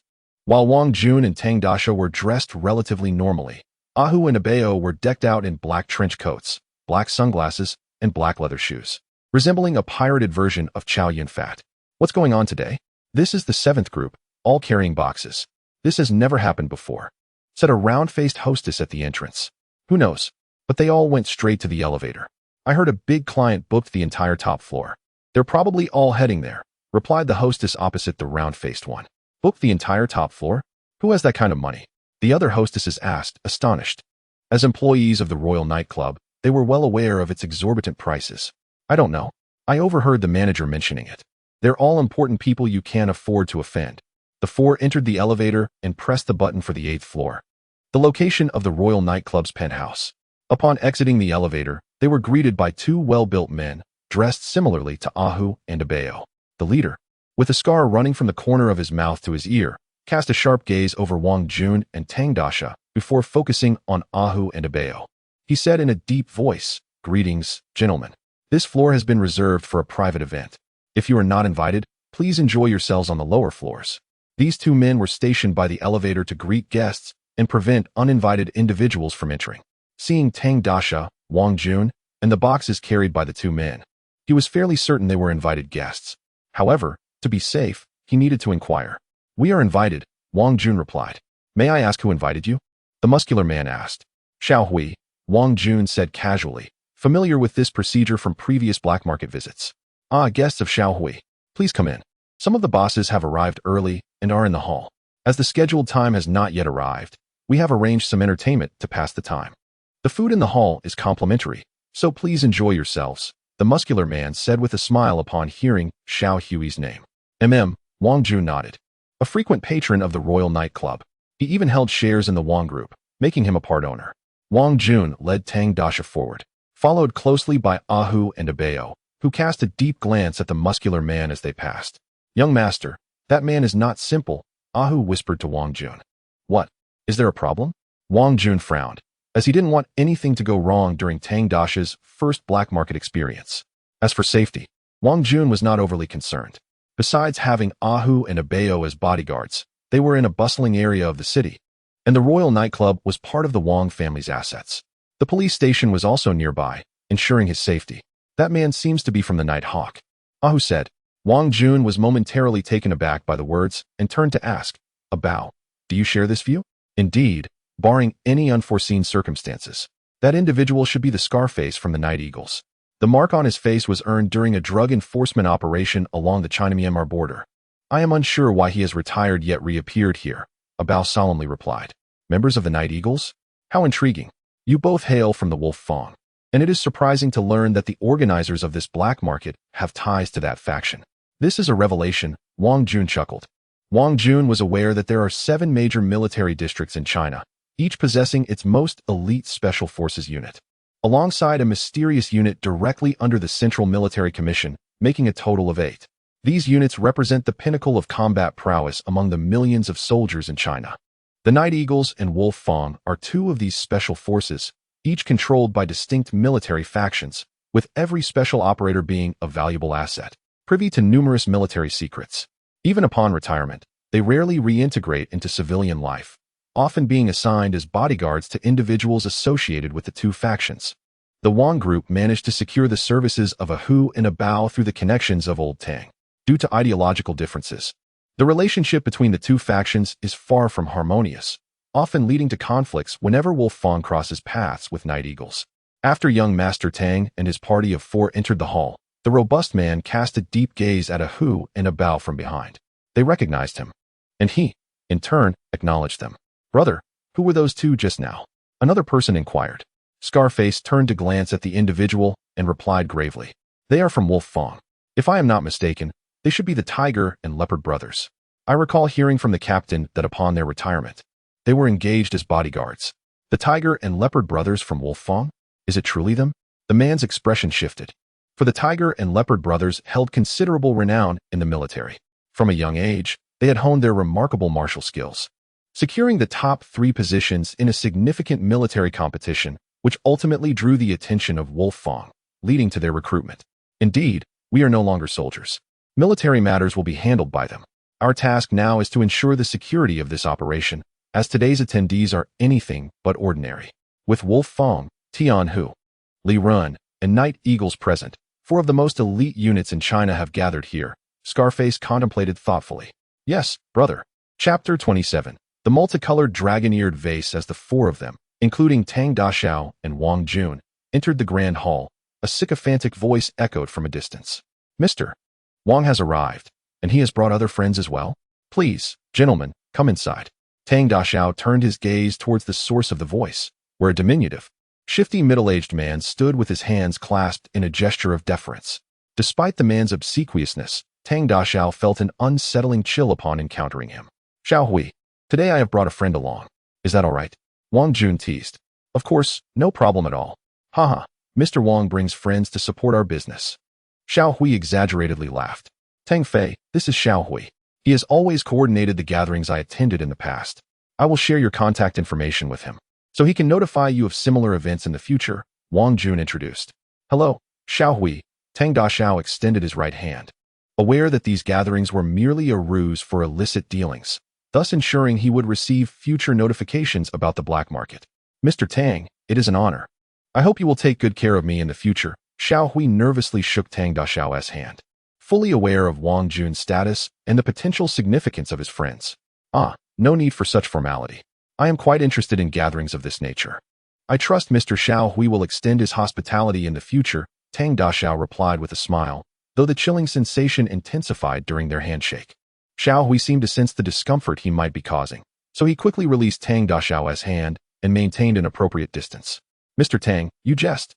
Your presence here is a boon for our business. Please, make yourselves comfortable.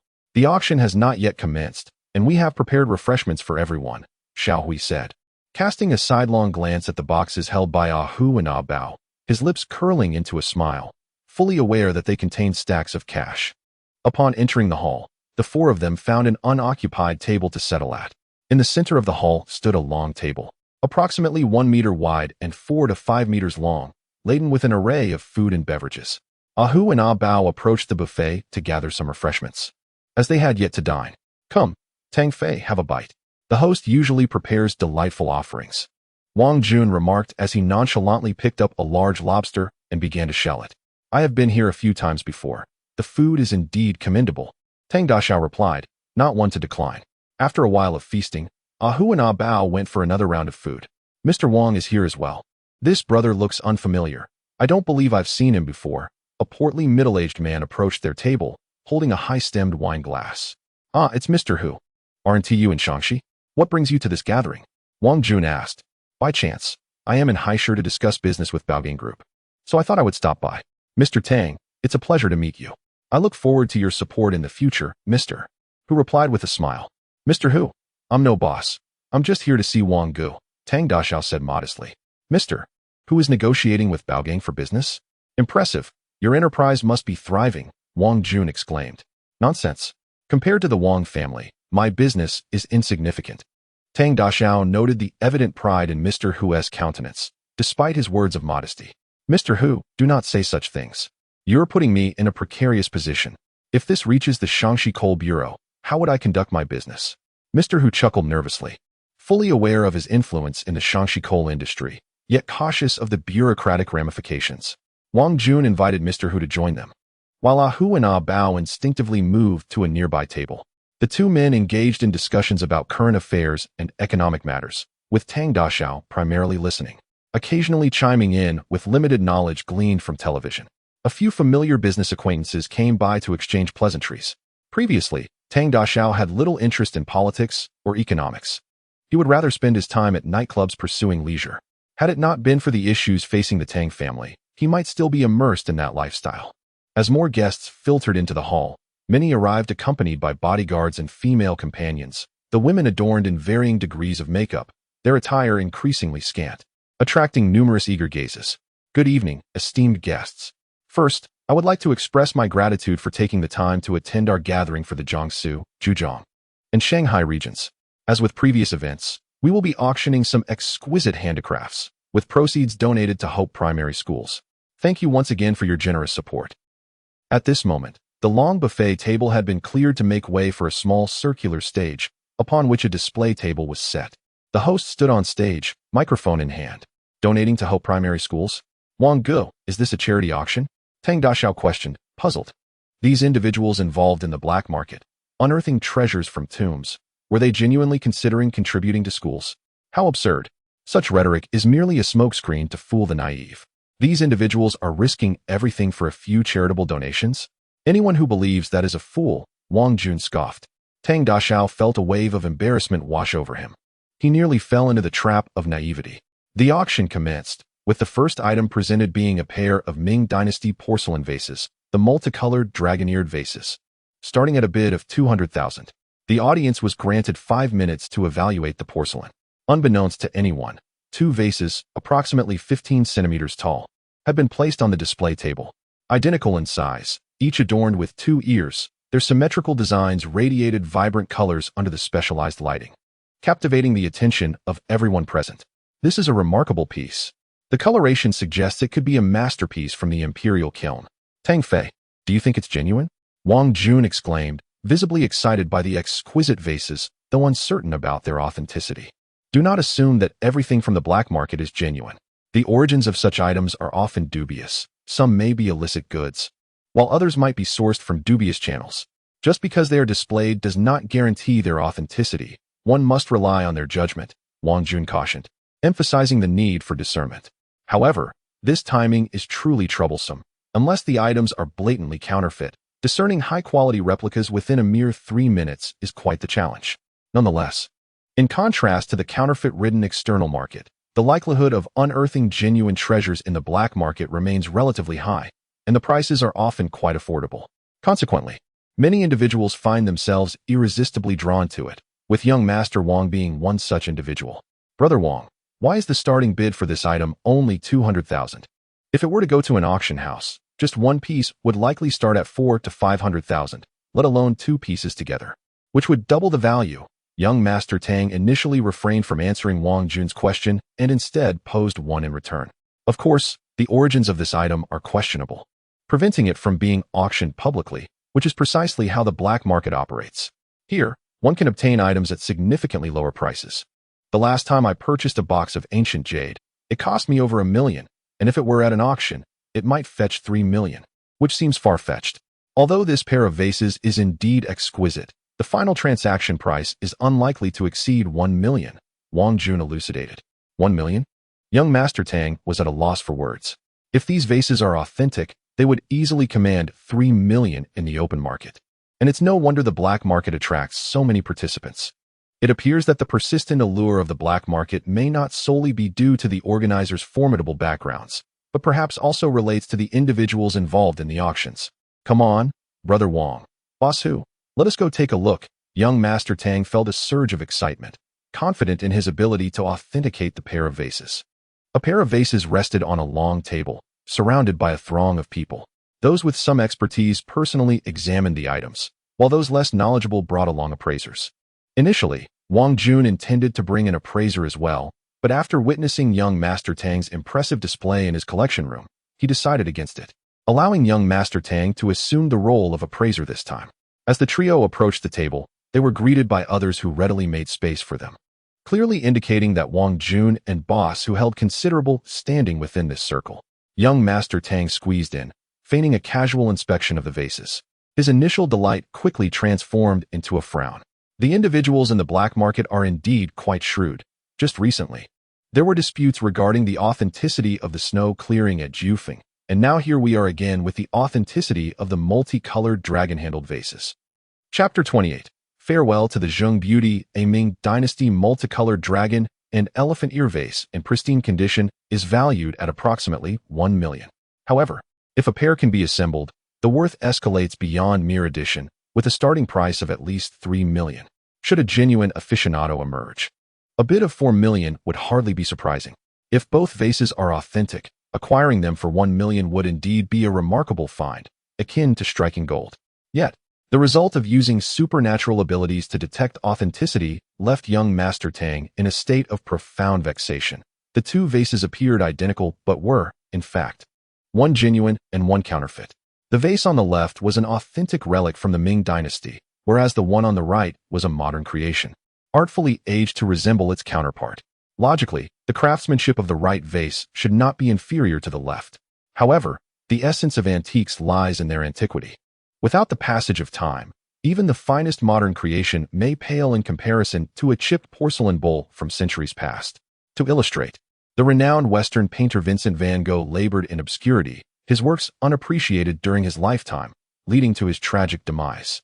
Ironically, it was only after his death that his paintings gained immense acclaim, showering him with accolades he would never experience. Among Western artists, only Picasso witnessed his creations being celebrated in museums during his lifetime, achieving the pinnacle of recognition. Initially, the organizers of the black market had procured a pair of Ming Dynasty multicolored dragon and elephant ear vases, but one was accidentally shattered during transport. The preservation of antiques is fraught with challenges. War, accidents, and other calamities can lead to their destruction. Thus, complete sets are far rarer and command significantly higher prices than individual pieces. To mitigate their losses, the organizers devised a plan.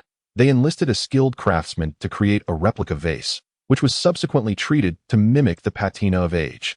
Though the replica was a high-quality imitation, it could easily deceive many experts, especially when placed alongside a genuine piece, particularly with the limited 3-minute evaluation window allotted to potential buyers.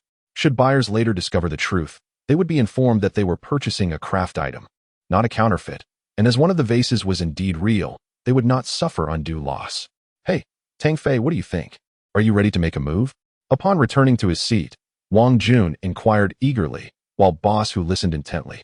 Wang Jun's decision to bring a young person instead of an appraiser piqued Boss Hu's curiosity. Observing Wang Jun's inquiry about young Master Tang's opinion, Boss Hu inferred that Tang Fei was indeed the appraiser Wang Jun had brought. However, he seemed rather youthful and thus questionable in reliability. It is often said that coal barons from Shaanxi are nouveau riche, but this is a misconception. While Shaanxi's abundant coal resources have indeed created a class of wealthy individuals, Boss Hu's ascent to the position of the foremost coal baron in Shaanxi is a testament to more than mere fortune. He is a legitimate university graduate with a foundational understanding of archaeology. After achieving financial independence, Boss Hu developed an interest in collecting, having learned much from various appraisers. Within the affluent circles of collectors, he is regarded as a semi-expert. The absence of an appraiser at this black market event stemmed from his confidence and the urgency of the situation. Brother Wang, the organizers of this black market are certainly not willing to incur losses. One vase is genuine while the other is a fake, young Master Tang remarked, shaking his head. One genuine and one fake? Surely you jest. They appear identical to me. Wang Jun replied, bewildered. Are you certain, Brother Tang? I scrutinized them closely, and the craftsmanship and patina seem authentic. If one is real, they both should be, or both should be fake. How could one be genuine and the other not? Boss Hu interjected. In business, Boss Hu maintained a stoic demeanor, but given his understanding of Wang Jun, he recognized that bringing along a young appraiser signified the latter's competence. Thus, rather than asserting his seniority, he engaged in a discussion on equal footing. Brother Wang, Boss Hu, did you happen to notice that the vase on the right exhibits a slightly brighter hue? These two vases are a pair, and if both were authentic, their colors should match. If you possessed such a pair, would you only favor the right one, neglecting the left? Young Master Tang inquired with a smile. Of course not. I would appreciate both equally. However, determining authenticity based solely on that seems rather hasty. Wang Jun frowned. Indeed, there is more. I found no discrepancies with the left vase, but the right one bears signs of artificial aging. Furthermore, you may have overlooked the auctioneer, who, despite appearing composed, frequently glanced toward the right vase. Considering all these factors, I conclude that the right vase is indeed problematic. The most plausible explanation is that one is genuine while the other is not. This way, even if a buyer discovers the truth post-purchase, they will still have a means to recoup their investment with the authentic piece, young Master Tang stated solemnly. Wang Jun and Boss Hu turned their attention to the small stage, observing that while the auctioneer feigned indifference, his peripheral vision remained fixated on the right vase. You truly have an eye for detail, Wang Jun commended, giving young Master Tang a thumbs up. Young brother Tang, your observational skills are impressive. I cannot match them. Should you venture into business, I guarantee you would reap profits, boss suggested. Young Master Tang felt a tinge of embarrassment once one recognizes an item's falsity. Discrepancies become apparent. As for the auctioneer's focus on the right vase, once suggested, others would likely adopt the same perspective, leading Wang Jun and boss Hu to suspect the auctioneer's anxiety. Now that everyone has had the opportunity to evaluate the multicolored dragon and elephant ear vases provided by the organizers, it is rare to encounter such well-preserved pieces in the outside world. I trust you all have a sense of their value. The auction will now commence with an opening bid of 200,000, the auctioneer announced as he raised his gavel. 300,000. A voice rang out immediately following the auctioneer's pronouncement. I bid 400,000. 500,000. 700,000. 800,000. It appears there is significant interest in this item, Wang Jun remarked quietly, observing the fervent bids. Indeed, there are quite a few participants today, over 20 individuals.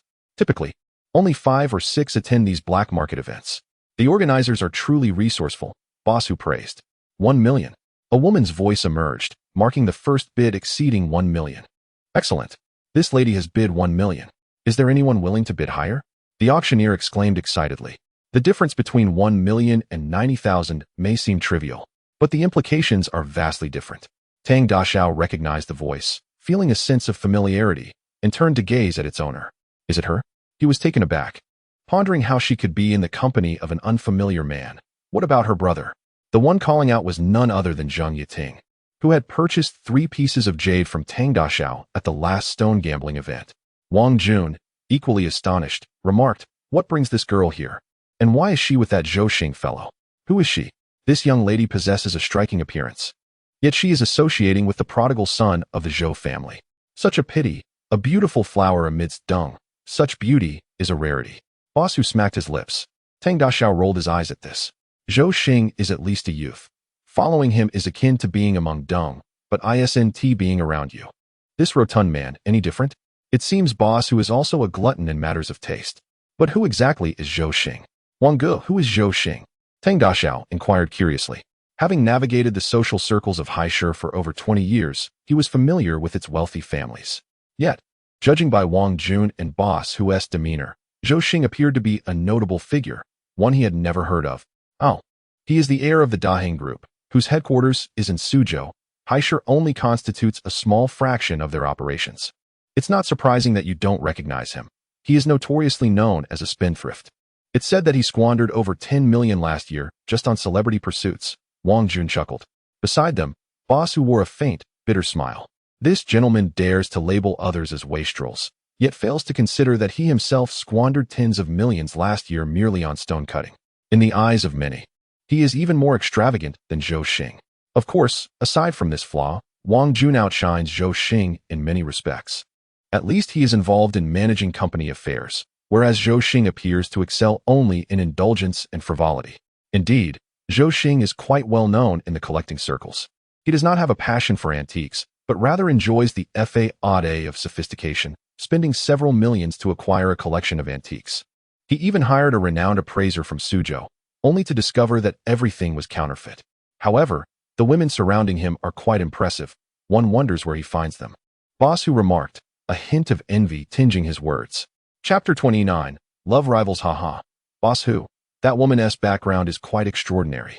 She is not someone easily found. Wang Jun chuckled. What? Could it be that beauty is tied to that little brat Zhou Xing? Boss Hu was taken aback upon hearing this. Tied to?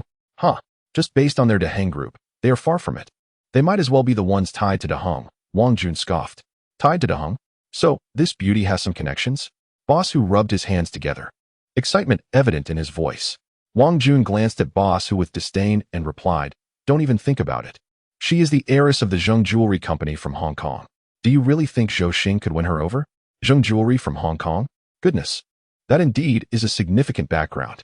So Zhou Xing is just a follower in her presence." Boss Hu sighed and shook his head. Daheng Group is quite renowned in Suzhou, primarily dealing in supermarkets and hotels, with a market value of merely over 10 billion, comparable to Boss Hu's own fortune. However, combined, they still fall short of even a single Zheng Jewelry. 1 million once. 1 million twice. Is there no one else willing to raise the bid? An item from the Ming Dynasty, preserved in such pristine condition to this day, is exceedingly rare. Anyone else? The auctioneer energetically encouraged the audience to bid higher, but unfortunately, none of those present were foolish enough to offer exorbitant prices in the black market. Enough already. If no one is increasing the bid, why delay the transaction and waste our time? Zhou Xing, standing beside Zheng Yiting, expressed his displeasure, turning his neck to shout at the auctioneer. Customers are indeed kings. Even after being scolded by the king, the auctioneer maintained a pleasant demeanor and said, "Since no one is raising the bid, we shall conclude at 1 million, 3 times. Congratulations to this young lady. You may take home the Ming Dynasty colorful dragon-shaped ear vase for 1 million. What a fortunate find." A slight smile graced Zheng Yuting's stunning face as a bodyguard brought a box to the small stage, opened it, and counted out 1 million in cash, placing it on the table before returning with the vase. Young Master Tang observed that after extracting 1 million in cash, nearly 2/3 remained in the box. Such wealthy individuals. 2 representatives from the organizing committee quickly arrived with a sack to pack the cash before moving on to the next auction item. The second item, housed in a rectangular wooden box, was introduced for auction. This item consists of 2 bronze candle holders, believed to be ceremonial vessels used in ancient rituals, dating back to the Han Dynasty. Interested parties may come forward for appraisal. The host opened the wooden box, revealing 2 long, slender candle holders placed on the table. The 2 bronze candle holders were identical, standing over 40 centimeters tall, with pointed tops and 2 bulging sections at the base resembling gourds, intricately carved with fine patterns. Under the lighting, their surfaces gleamed with green patina. Bronze artifacts hold significant importance in the history of metallurgy in China during the Xia, Shang, and Zhou dynasties. The technology for bronze smelting had already emerged. Most tombs excavated from before the Han Dynasty contain bronze artifacts, commonly including vessels, candle holders, weapons, tripods, and musical instruments, among which the bronze tripod is especially revered as a national treasure, particularly those inscribed with writings strictly prohibited from private trade. Wang Jun glanced at the 2 bronze candle holders on stage with little interest. He already possessed a pair in his collection, dating back further to the Warring States period. As one of the most frequently unearthed bronze artifacts, unless particularly crafted or inscribed, their price is generally not high. Even at auction, a pair like this would fetch a maximum of 200,000, and on the black market, they would be cheaper. Wang Jun had no regard for this. Upon observing Wang Jun's disinterest, young Master Tang understood he was not keen on the item, while Boss Hu rubbed his hands together, appearing somewhat excited. Boss Hu is interested? Brother Wang already has a pair, so it's best we take a look together, young Master Tang suggested. Haha, good. Just right to have Brother Tang assist me in discerning its value. And no need to call me Boss Hu. Just call me Hu Gu, Boss Hu replied cheerfully. Young Master Tang smiled slightly, noting how Boss Hu's title kept changing, from Boss Tang to Little Brother Tang, and now to Hu Gu. Such adaptability is indeed a hallmark of a businessman. As the 2 ascended the small stage, they encountered Zheng Yiting and Zhou Xing, who were descending after viewing the candle holders. Zheng Yiting's eyes lit up upon seeing young Master Tang, although she had only met him once. His impressive performance during the appraisal had left a deep impression on her. Tang Fei, it really is you. I thought I had seen wrongly from below just now. Zheng Yiting exclaimed, her voice tinged with surprise, her eyes sparkling with mischief. Miss Zheng, we meet again, young Master Tang responded, his smile seemingly indifferent.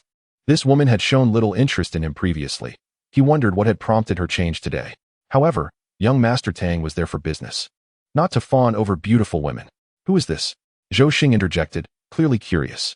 Since their first encounter at a banquet, Zhou Xing had been enamored with Zheng Yiting, persistently pursuing her.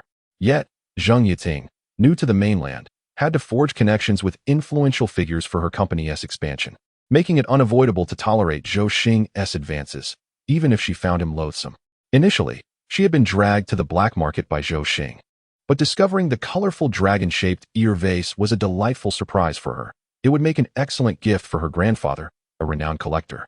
For her, 1 million was merely pocket change. However, meeting young Master Tang was a source of genuine surprise for Zheng Yiting. On one hand, it provided a means to escape Zhou Xing's entanglement. On the other, despite her initial annoyance with young Master Tang's previous demeanor, she recognized her own allure. Most people merely pretended to be gentlemanly in her presence. Furthermore, young Master Tang's subsequent display of knowledge about antiques had astonished her, igniting a flicker of curiosity within her, an emotion often ignited in women when they first become intrigued by a man. Proud Zheng Yiting had yet to grasp this realization. Allow me to introduce. This is Tang Fei, whom old Tang introduced to me. His understanding of antiques, especially jade, is exceptional. And this is Zhou Xing, heir to the Daiheng group, Zheng Yiting said with a beaming smile. Zheng Yiting cleverly refrained from specifying the relationship between Tang Fei and old Tang, merely stating that he was introduced by him and noted his expertise in jade. However, she did not clarify that they shared the same surname, which would lead Zhou Xing to mistakenly assume Tang Fei was old Tang's junior. Indeed, Zhou Xing had already formed that impression. Tang bro, how do you do? Zhou Xing extended his right hand, his gaze somewhat unfriendly.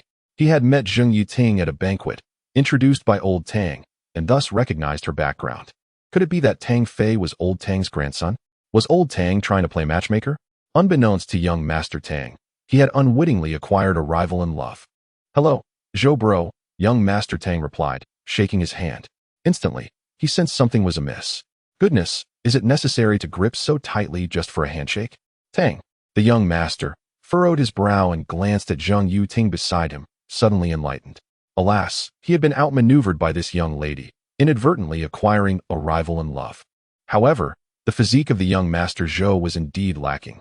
With such feeble strength, he could hardly crush a cat.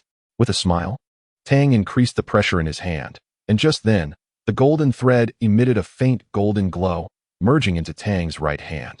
He felt an inexhaustible surge of power coursing through him. Ah! Zhou Xing let out a howl, instantly capturing the attention of everyone nearby.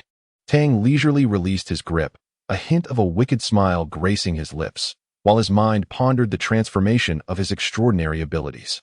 Zhou Xing cast a venomous glance at Tang Fei, vigorously rubbing his nearly deformed right hand with his left.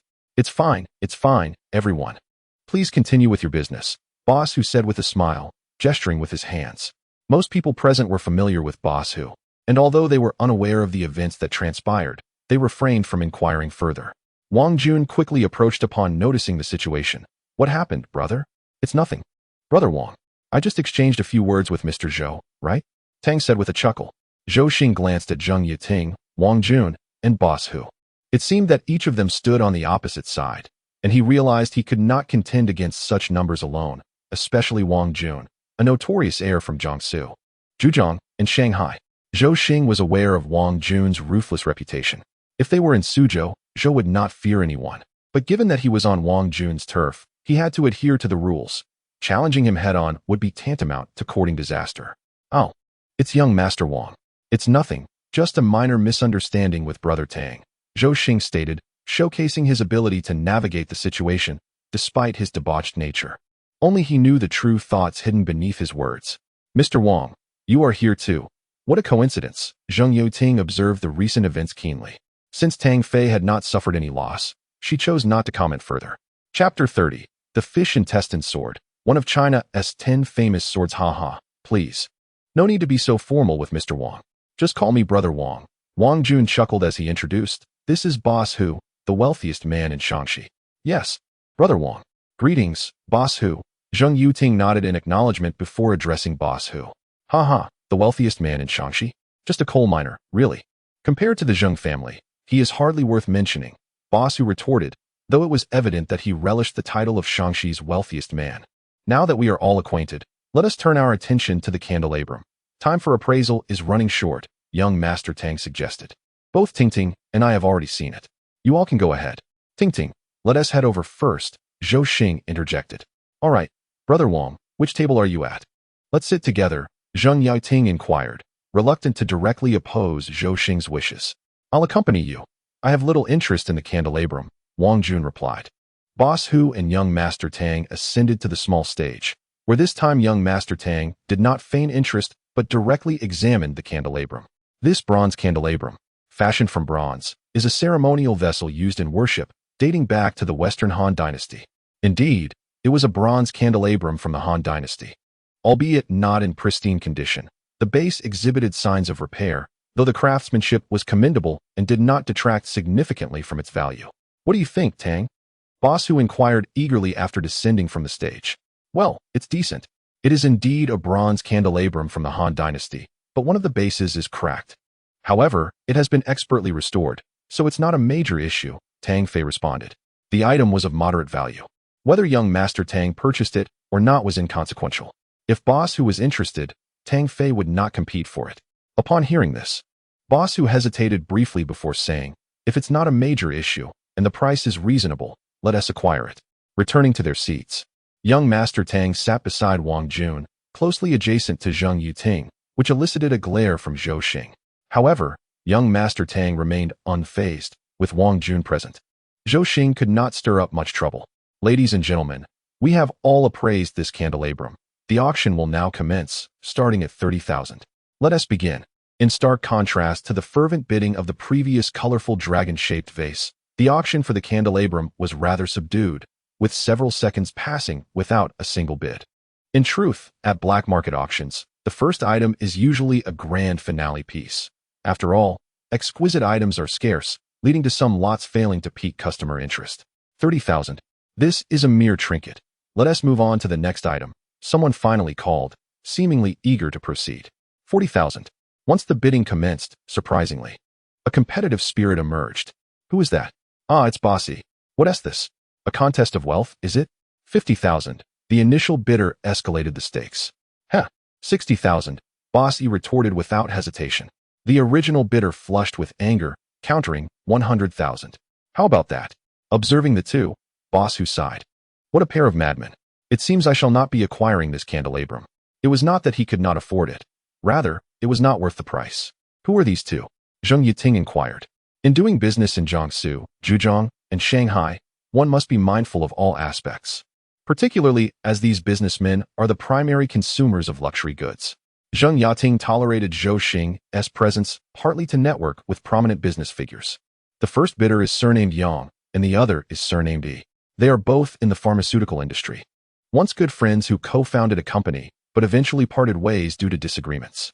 Since then, they have been at odds, and wherever they meet, they cannot help but compete. The organizers must be aware of their rivalry, inviting them both. Should they clash, it would certainly benefit the hosts, Boss Hu recounted. Seemingly well-versed in the undercurrents of the business world. 500,000, E. Do you dare to bid higher? Mr. Yang, flushed with excitement, stood up, glaring fiercely at Mr. E. Truth be told, the candelabrum was not worth 500,000. 20,000 would be the maximum. His inflated bid was merely an attempt to outsmart Mr. E. Should the latter bid 60,000, he would withdraw and mock him. Mr. Yang's audacity was remarkable. This pair of candelabra, even in the open market, would fetch no more than 20,000. However, Mr. E appeared unperturbed by Mr. Yang's tactics. You, Mr. Yang realized he was outmaneuvered, having paid 500,000 for what was originally worth 3, and while money was not an issue, the fact that word of his folly in this elite circle would surely spread through Jiangsu, Zhejiang, and Shanghai troubled him. Congratulations, Mr. Yang. You have acquired a pair of Han Dynasty bronze candelabra, the auctioneer proclaimed gleefully from the small stage, oblivious to their feud. An item originally valued at a maximum of 100,000 had been driven up to 500,000, ensuring a hefty commission for him. Mr. Yang, with a dark expression, signaled a bodyguard to retrieve a bag of cash in exchange for the candelabra. Next up for auction was a bronze sword, of which the provenance remained uncertain. The auctioneer revealed a rusted bronze fragment of a sword, approximately 30 centimeters long, covered in verdigris, and the hilt was corroded beyond recognition. Were it to be presented outside, it would be deemed scrap metal. Yet, many antiques, despite their dilapidated appearance, commanded respect, and all present held it in esteem, albeit regrettably as a broken sword. Wang Jun, with a keen interest in weaponry, pulled young Master Tang forward to assess it. Generally, those interested in swords were younger, and the youth at this gathering were few. Only Wang Jun, young Master Tang, Zhou Xing, and a handful of others. On the small stage, as the bronze short sword came within young Master Tang's range of perception, he sensed its spirit energy. Suddenly, the energy surged into the broken sword with a force akin to iron filings drawn to a magnet, filling the sword with a silvery white aura, while his own light orange energy found itself at odds, retreating to a corner within the blade. Young Master Tang attempted to extract the energy from the bronze short sword, but it felt as if an invisible barrier obstructed him, much like extracting jade energy from a gambling stone. As his light orange energy permeated the broken sword, it gradually intensified, transforming into a vibrant orange before returning to his right hand, as if a bird returning to its nest. Once all energy returned, golden veins spread throughout his hand bones, invigorated as if rejuvenated. At that moment, a message from his ability surfaced in young Master Tang's mind. Bronze short sword. Known as the fish intestine sword, one of the 10 famous swords of China, forged by the master swordsmith OGZ. On the small stage, young Master Tang stood transfixed, his mind consumed by the name of the sword, fish intestine sword. The other details of the ability faded from his awareness. All that remained was an overwhelming desire. He must acquire the fish intestine sword. Tang Fei, why are you dazed? Let us go. It's time for the auction to begin. Wang Jun nudged young Master Tang, who had been engrossed in the bronze short sword and was oblivious to the passage of time. The auction for the bronze sword commenced, with a starting bid of 30,000. The auctioneer raised his gavel and called out, harboring no expectations for the bronze sword. Merely avoiding a failed auction would be the best outcome. The sword's condition was abysmal, and with its tip broken, he had little to say during the bidding. 30,000. The young Master Tang interjected promptly. Very well, this gentleman bids 30,000. Is there a higher offer? The auctioneer paused momentarily, astonished by the smooth progression of the bidding for the broken sword, having prepared himself for a potential no-sale. 50,000. Master Tang was momentarily taken aback, casting a cold glance at Zhou Xing. Indeed, it was Zhou Xing who had placed the bid. For Master Tang, acquiring this sword was imperative, not solely because it was one of the 10 famous swords of Huaxia, but more so due to the silver-white spiritual energy it contained. If he could regularly infuse his own spiritual energy into the sword for nurturing, he would no longer need to exhaust himself searching for jade to upgrade his abilities. As for Zhou Xing, he had long harbored disdain for Master Tang. Their first encounter had left a bitter taste, with Master Tang nearly crushing his hand in a show of strength, and then shamelessly sitting beside Zheng Yiting, which infuriated Zhou Xing, who fancied himself a protector of beauty. Now, as Master Tang sought the bronze sword, Zhou Xing smirked inwardly, thinking, sorry my friend, but I have my eyes on it as well. Of course, this was merely Zhou Xing's perception. He had not considered that had he not sought to assert dominance over Master Tang during their initial meeting, the latter would not have retaliated. He also failed to recognize that the seat was originally Master Tang's, with Zheng Yiting merely occupying the adjacent space. Haha, this bronze sword is quite appealing. It would make a fine decorative piece for my study, Zhou Xing remarked, though his smile was disingenuous, evident even to Zheng Yiting. 80,000, Master Tang said, pressing his lips together as he placed his bid. 100,000, Zhou Xing declared, sipping from the red wine before him as he raised the stakes. Zhou Xing, what are you doing? Zheng Yiting inquired, her gaze fixed on him. Ting. I'm not doing anything. I simply have an interest in that bronze sword and wish to purchase it. Zhou Xing feigned innocence. Zheng Yiting furrowed her brow, realizing that Zhou Xing had mistaken Master Tang for an imagined rival and was acting out of spite. Chapter 31. The grudge of young Master Tang. The auctioneer on the small stage was already beside himself with joy. During the bidding for the pair of bronze candlesticks, Boss Yang and Boss Yi were at odds, resulting in the price soaring to an astonishing 500,000. After all, they were merchants, and while they cared for their reputation, they were not willing to lose too much money for it. However, the two young men were not so financially prudent. How many of today's wealthy second generation truly regard money as money? If they were to compete fiercely, the price of the bronze broken sword might well exceed 1,000,000. 15,000. Regardless of the circumstances, young Master Tang could not afford to relinquish the Yuchang sword. Money could always be earned again. For him, endowed with extraordinary abilities, gambling and finding bargains were as effortless as eating and drinking. 20,000. This wine is quite good, Zhou Xing remarked leisurely. Zhou Xing, that's enough. Wang Jun coldly glared at him. Haha, Wang Jun, this is an auction. Are you suggesting that only he is allowed to bid? Zhou Xing retorted with a sneer. Though the Wang family wielded considerable influence, the Zhou family was not insignificant either. Facing him openly, Zhou young master feared no one. Wang Jun stood up in fury, taken aback that Zhou Xing dared to publicly undermine him. Brother Wang, it's nothing. It's merely a matter of who has more money. When funds are insufficient, you can always lend a little. Young Master Tang interjected, stepping in front of Wang Jun. Money? What is money? It's merely a tool, once spent. It can be earned again. Brother, bid as you wish. What we have in abundance is money. Wang Jun shot Zhou Xing a cold smile, boasting boldly. 500,000. With Wang Jun's support, young Master Tang gained confidence, raising the bid by 300,000 in one go. 80,000, Zhou Xing declared defiantly. 1 million. Young Master Tang immediately responded. You're bidding 1 million? Zhou Xing blinked at young Master Tang, then laughed, saying, for a broken sword, even if it is severed, you would bid 1 million? Haha, it seems Mr. Tang truly cherishes it. A gentleman does not covet another's delight. I shall withdraw. Young Master Tang was momentarily taken aback. Zhou Xing actually chose not to bid further? However, it worked in his favor, as he had brought exactly 1 million with him. For young Master Tang, securing the Yuchang sword, one of the top 10 swords of China, was paramount. 1 million was nothing compared to its worth. Even 10 million would scarcely do it justice. If it were to appear at auction, fetching over 100 million would not be surprising. Yet, the onlookers were unaware that it was the Yuchang sword, casting scornful glances at young Master Tang, perceiving this as a repeat of the candlestick auction. This young man seemed to have been outwitted by Zhou Xing, spending 1 million on something worth only a few thousand. Taking the leather case from a bow, young Master Tang ascended the small stage, greeted by the beaming auctioneer. Once again, it was $1 million deal. A sword he had not hoped for had fetched a sky-high price. Haha, I love you wealthy patrons. Young Master Tang's case contained only 1 million. So he did not open it, but tossed it onto the table, grasping the bronze broken sword. Observing the peculiar gazes of those around him, he felt a wave of disdain within. Such a renowned sword of China's top 10 was dismissed as scrap metal by them. What kind of eyes were these? Congratulations. Congratulations. 1 million for such a supreme sword. Upon returning to his seat, Zhou Xing clapped his hands in a sarcastic tone, holding the broken sword. Young Master Tang struck it against the table, startling Zhou Xing into standing up hurriedly. And I must thank Brother Zhou for allowing me to acquire such a supreme sword for a mere 1 million, young Master Tang said earnestly, emphasizing the word supreme sword. Brother, please sit.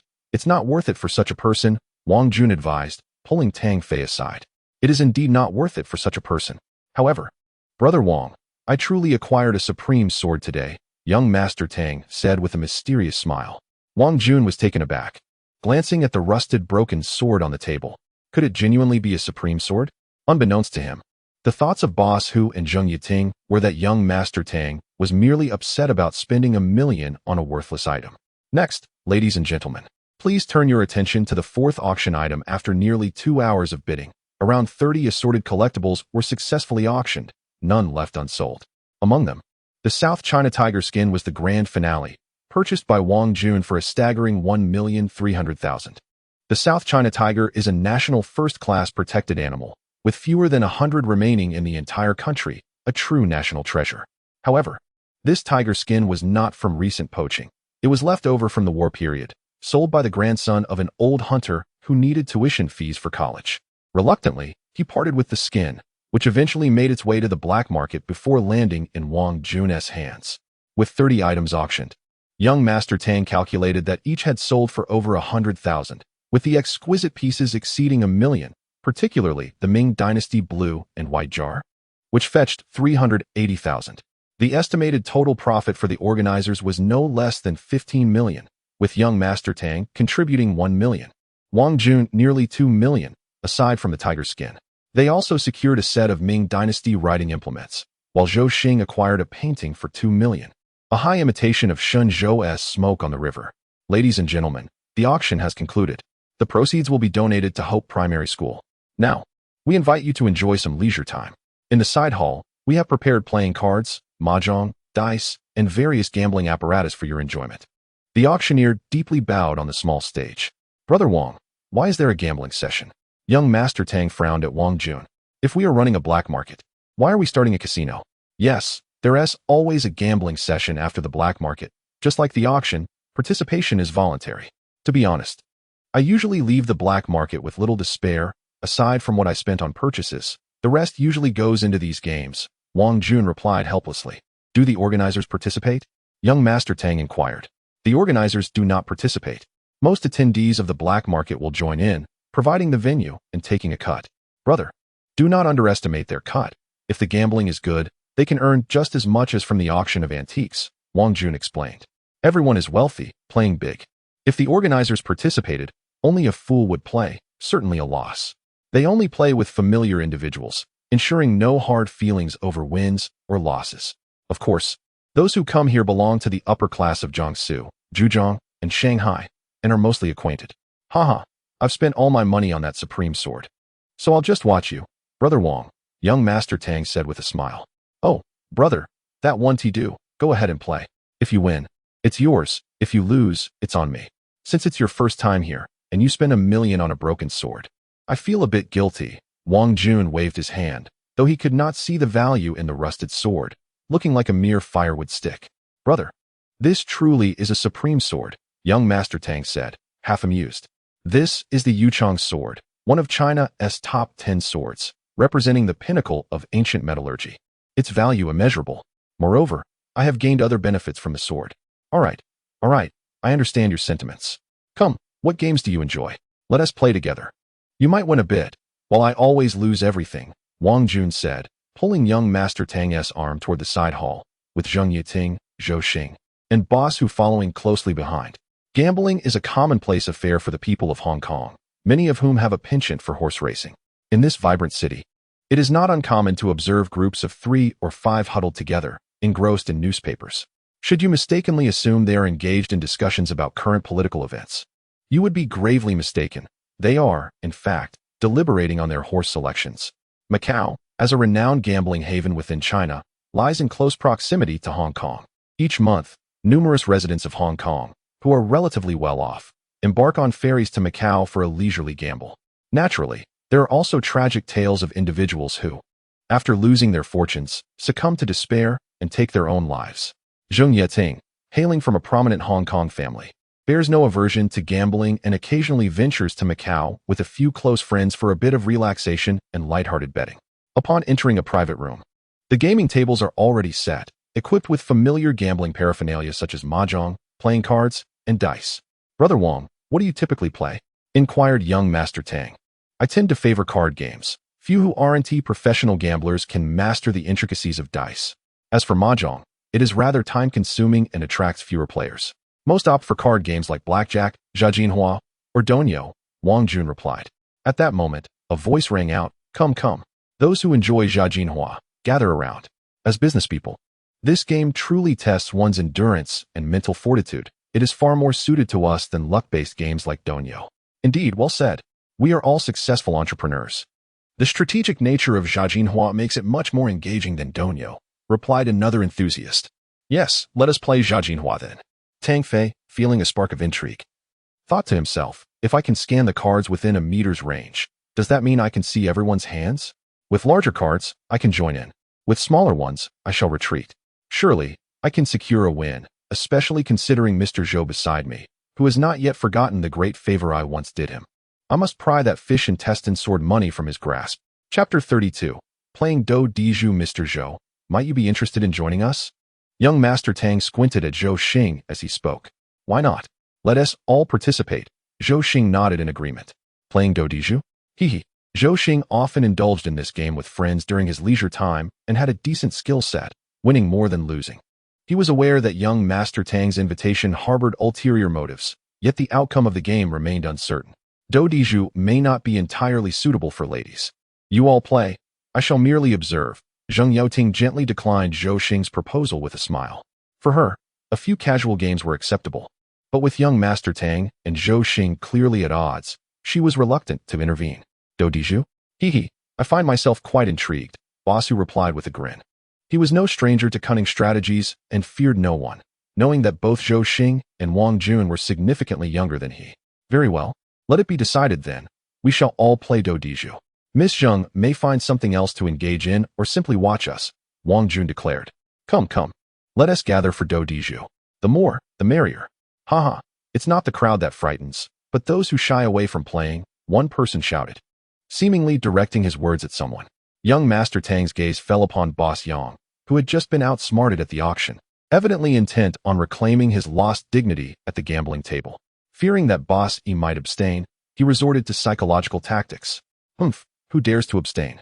Initially, I considered playing blackjack, but after your remarks, it seems if I don't join in Do Diju, it would imply I am afraid of you, Boss E retorted promptly. Young Master Tang and the others approached a large round table where 7 or 8 players were already seated, including Boss E and Boss Yang. What stake shall we play for? Once everyone was settled, With young Master Tang included, they numbered 10. Behind them stood a group of bodyguards, each carrying a suitcase filled with gambling funds. Let us stick to the old rules. A minimum bet of 10,000, capped at 100,000. For every flush or bomb, an additional 100,000 is added, and a 235 beats all bombs, Boss Yang explained succinctly. Young Master Tang was momentarily taken aback. It was no wonder that a gathering of executives had such lofty stakes. In his earlier games with friends, they typically wagered 10 or 20, and betting 100 was already considered substantial. Here, the minimum was 10,000. Glimpsing the suitcase held by Ahu, which likely contained around 3 million, he thought to himself that he could only wonder how long the game would last without him. He felt no trepidation, for with his unique abilities, he felt invincible. 10 players in Dodiju? Wong. I recall the last gathering we had only 5 players.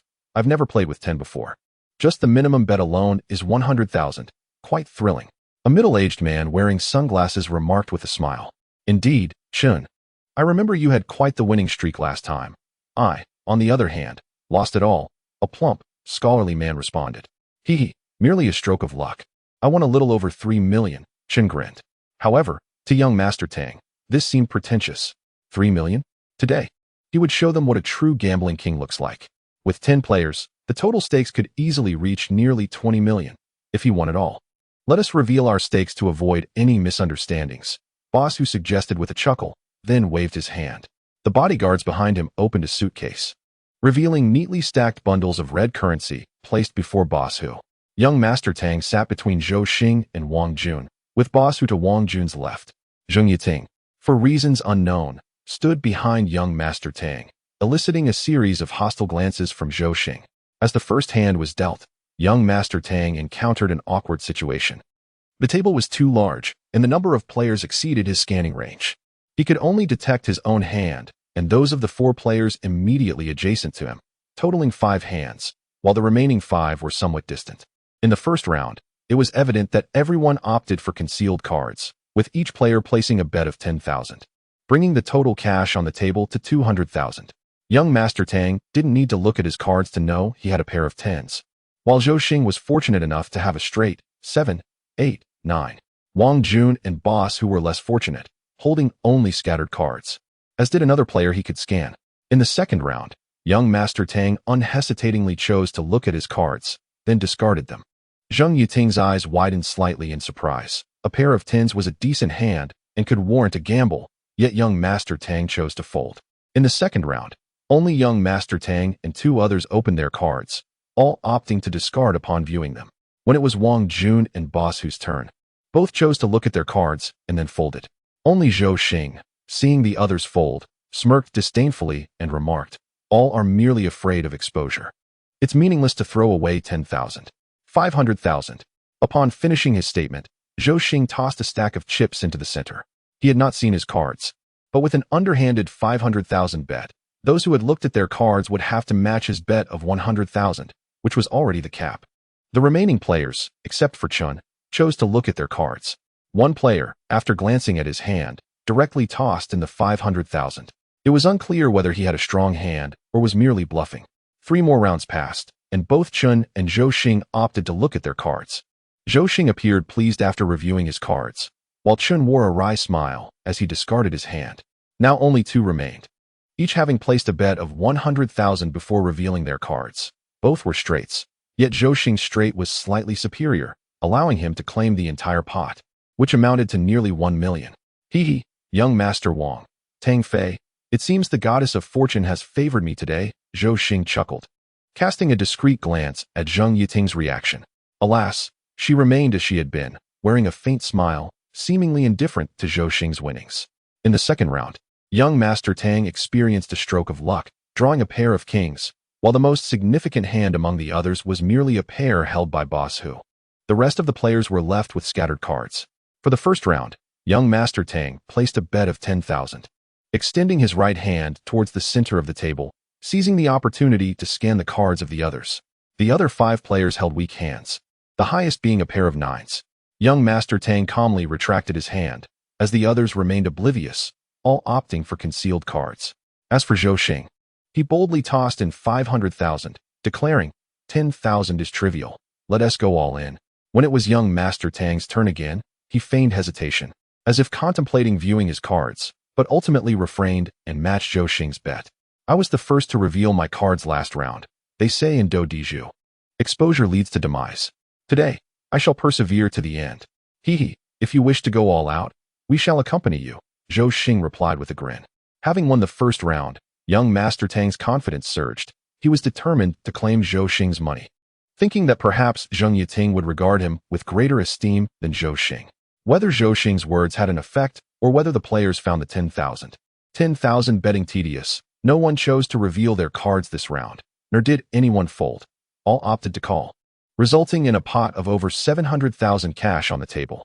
In the third round, most players opted to look at their cards, though many were simply hedging their bets and chose to fold. Yet Zhou Xing and young Master Tang continued to play their cards face down. At this juncture, only 3 players remained, young Master Tang, Zhou Xing, and Boss E, with Boss E holding a pair of 9s. After another round, Boss E remarked, young Master Zhou, today luck seems to favor you. I'm feeling uncertain. Let us compare hands. He then picked up Zhou Xing's cards for a glance before tossing them into the center, stating, apologies, but I have the better hand. Tang, the young master, found himself at a loss for words. He had initially hoped that Zhou Xing would continue with the game, as he held a seemingly invincible hand. Yet, unexpectedly, Boss E disrupted the flow by throwing in 50,000. Despite this, Tang chose not to reveal his cards. Boss E continued to invest, having now wagered approximately 500,000. Observing the composed Tang for a moment, he declared, open. The result revealed that Tang had a K of gold, securing a decisive victory. At that moment, the table boasted around 1,300,000 in cash, and with the remaining amount in his hand, Tang had amassed over 1,500,000. After deducting the initial 500,000 he had taken from Wang Jun, he had profited by over 1 million. If he chose to withdraw now, it would be as if he had effortlessly acquired one of the renowned 10 swords of Huaxia at the black market. Well done, my brother. Your luck is remarkable, Wang Jun remarked, despite having lost around 100,000 in the last 2 rounds. He was genuinely pleased for Tang's success. Haha. Thanks to brother Wang, it seems I am destined for a winning streak. Tang feigned arrogance as he spoke. Meanwhile, Zheng Yiting gazed at Tang with her enchanting eyes, a subtle smile gracing her lips, which only served to infuriate Zhou Xing beside her. In the subsequent rounds, Tang failed to draw any advantageous cards, often folding after just 1 or 2 rounds of betting. Today, Lady Luck certainly did not favor Wang Jun, as he struggled to obtain even a small pair. Conversely, Bossu was fortunate enough to secure a modest pot, amounting to around 500,000, bringing him great joy. Having played cautiously in earlier rounds, he had not only reclaimed his initial investments, but had also made a slight profit. Zhou Xing, on the other hand, was enjoying a stroke of luck, having amassed nearly 1 million after winning another pot, casting a disdainful glance at Tang, as if questioning why he hadn't continued betting. During the 6th round, while playing with concealed cards, Tang noticed that the current cards were not particularly strong. To his surprise, his small pair could triumph, allowing him to win another pot. By this time, Zhou Xing had altered his strategy, opting to invest only 50 or 60,000 before revealing his cards and subsequently folding. When the 7th round commenced, Wang Jun finally secured a strong hand, a small straight. Coincidentally, Tang held a flush, while another player possessed an even larger straight. In an effort to allow Wang Jun to win a pot, after 2 rounds of betting, Tang chose to reveal his cards and was outmatched by the larger straight. Ultimately, he voluntarily compared hands with Wang Jun, discarding his cards without revealing them, thereby ensuring that Wang Jun successfully claimed the pot, which totaled nearly 1 million. Chapter 33. A 15 million gamble. After nearly half an hour, it seemed that Boss Yang's fortune was particularly poor. He failed to draw any significant cards. On one occasion, when he attempted a clever maneuver, young Master Tang caught on, and ultimately, he walked away from the table empty-handed, having contributed nearly 2 million in cash. Conversely, Zhou Xing enjoyed a streak of good luck, winning consecutively and emerging as the most prosperous player thus far. Old Yang, your luck appears to be rather dismal today, remarked Boss E with a hint of sarcasm, having managed a small profit in contrast to the losses incurred by Boss Yang. Do not revel in your triumph too soon. Business is still ongoing, Boss Yang retorted, his expression darkening. Indeed, our enterprise continues, while you have lost everything. Haha. Boss E laughed heartily. Boss Yang stomped his feet in frustration, flanked by his bodyguards as he turned to leave. With all his money gone, what was the point of lingering? Out of 10, one had been eliminated, leaving 9 players remaining, 2 of whom barely had over 100,000 left, likely to be eliminated shortly. Boss Yi's presence was particularly irksome to young Master Tang. First, he had set a trap for Boss Yang, purchasing a pair of bronze candlesticks for 500,000, turning Yang into a laughingstock, and now he was adding insult to injury. The game continued, and in this round, an unfortunate pairing emerged. Young Master Tang drew an ace of gold, while Boss Yi obtained a king of gold. The first 2 rounds were played face down, but by the third round, most players revealed their cards, discarding those with unfavorable hands. Boss Yi, ever calculating, frowned slightly upon revealing his king of gold. I have drawn a hand that is neither too strong nor too weak. It would be a pity to discard it. I suppose I shall take a chance. Alongside him, Boss Chun, holding a straight, chose to stay in the game as well. To avoid arousing suspicion, young Master Tang could not keep his lesser cards hidden, so he opted to reveal his. He casually tossed in 100,000, as he had been one of the top winners thus far, second only to Zhou Xing. The 3 remained in the game for 3 rounds. Boss Chun, with only a straight, felt somewhat lacking in confidence and tossed in 100,000 to see Boss Yi's cards, only to regretfully fold and glance at young Master Tang. Young Master Tang smiled slightly. It seems Boss Yi's hand is quite strong. Unfortunately, I have great confidence in my own hand. How about this, Boss Yi? You probably have less than 150,000 left, so I will call it 150,000. Shall we make this interesting? Although 1 player had been eliminated and 2 were on the verge of being ousted, young Master Tang still felt the number of players was excessive. By using a provocation, he aimed to eliminate 1 player and secure a substantial gain for himself. Zheng Yiting, standing behind young Master Tang, caught sight of his cards and wore an expression of surprise. Boss Yi initially felt elated at young Master Tang's offer, gazing hungrily at the pile of money beside him. However, he soon frowned. Logically, a king of gold was formidable in a game of poker, unless the opponent held a 3 of a kind, a straight flush, or an ace of gold, which could defeat him. Did young Master Tang possess such a hand? Yet, his willingness to challenge implied he felt confident of victory. Moreover, the woman behind him had displayed delight upon seeing his cards, further indicating that his hand was indeed strong. Well, we are merely here for entertainment. Why go to such lengths? I will wager 10,000 and reveal your cards. I have a king of gold. Ultimately, Boss Yi resisted the temptation of 1,000,000, opting for caution instead, thwarting young Master Tang's plans. However, if young Master Tang had known that Boss Yi would not wager with a king of gold, he might have reconsidered. After all, Boss Yi was remarkably prudent. Beside them, Boss Chun reflected, in gambling, one must take risks when the time calls for it. The chances of winning with a king of gold remain substantial. Haha, my apologies. I possess an ace of gold, which fortuitously surpasses yours. Young Master Tang declared with a smile. Boss Yi's expression stiffened. Although he had declined to wager, it did not necessarily mean he believed he would lose. It was simply a matter of playing it safe. A king of gold could indeed be outmatched. The game persisted, and another half hour passed. It was now past 11. And gradually, players were being eliminated and departing. Others joined in, yet Zhou Xing's luck remained favorable as time passed. The amounts beside him and young Master Tang continued to swell, while Wang Jun and Boss whose fortunes dwindled. Despite young Master Tang allowing Wang Jun a few rounds, he ultimately could not reverse his fate of losing everything. Around midnight, only 3 players remained at the table, with all others' funds consolidated into their hands. Zhou Xing boasted the largest stack, approximately 10 million, followed by young Master Tang with around 750,000, and lastly, Boss Chun with about 500,000 in cash. Together, they held over 20 million, representing nearly half of the cash brought by the auction participants. Dealer, deal the cards. Zhou Xing proclaimed, buoyed by his success. He had not only recouped his expenditures, but was on the verge of making nearly 10 million. This round promised to be intriguing. Young Master Tang drew the smallest hand in poker, 2, 3, and 5 of different suits, while Zhou Xing secured 3 aces, a powerful 3 of a kind, arguably the strongest hand. Boss Chun held a straight flush, creating a classic scenario of unfortunate pairings. Zhou Xing's hand trumped Boss Chen's, while Boss Chen's hand bested young Master Tang's, leaving young Master Tang's minimal hand at the mercy of the strongest. It could be said that the first player to reveal their hand would be the first to face elimination, and the victor would depend on the order in which the cards were revealed. observing the towering pile of over 10 million in cash beside Zhou Xing. Young Master Tang was reluctant to let him walk away with it. However, the prospect of playing further raised concerns about how long it would take to deplete such a vast sum, especially given Zhou Xing's extraordinary fortune in drawing high-ranking cards. Now that it's just the three of us, continuing to play seems futile. I will go all in, young Master Tang stated, glancing at Zhou Xing. His words carrying a hint of implication as he tossed in 50,000.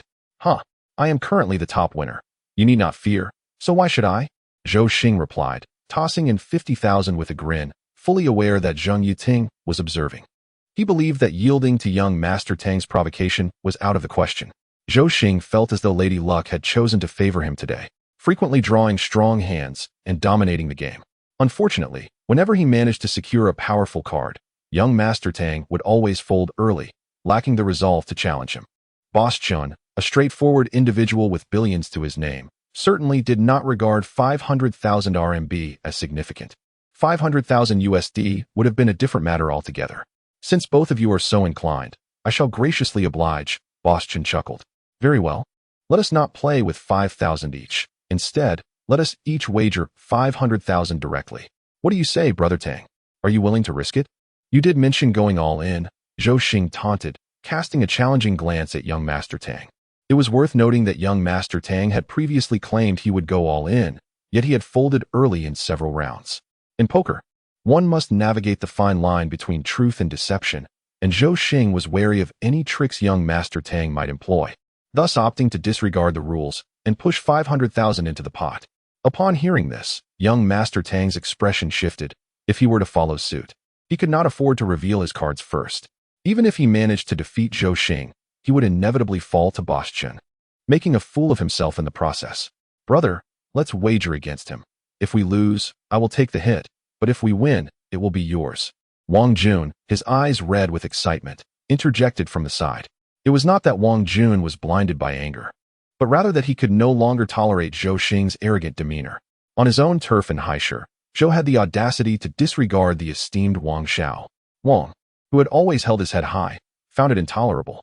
He had initially intended to vent his frustrations at the gaming table, but to his dismay, he suffered consecutive losses to Zhou Xing today.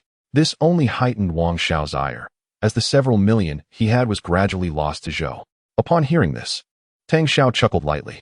The outcome of this gambling match hinged upon who would be the first to reveal their cards. Naturally, the one who sought to compare hands would inevitably face defeat. Tang had already secured the upper hand. Regardless of the circumstances, he would not reveal his cards first.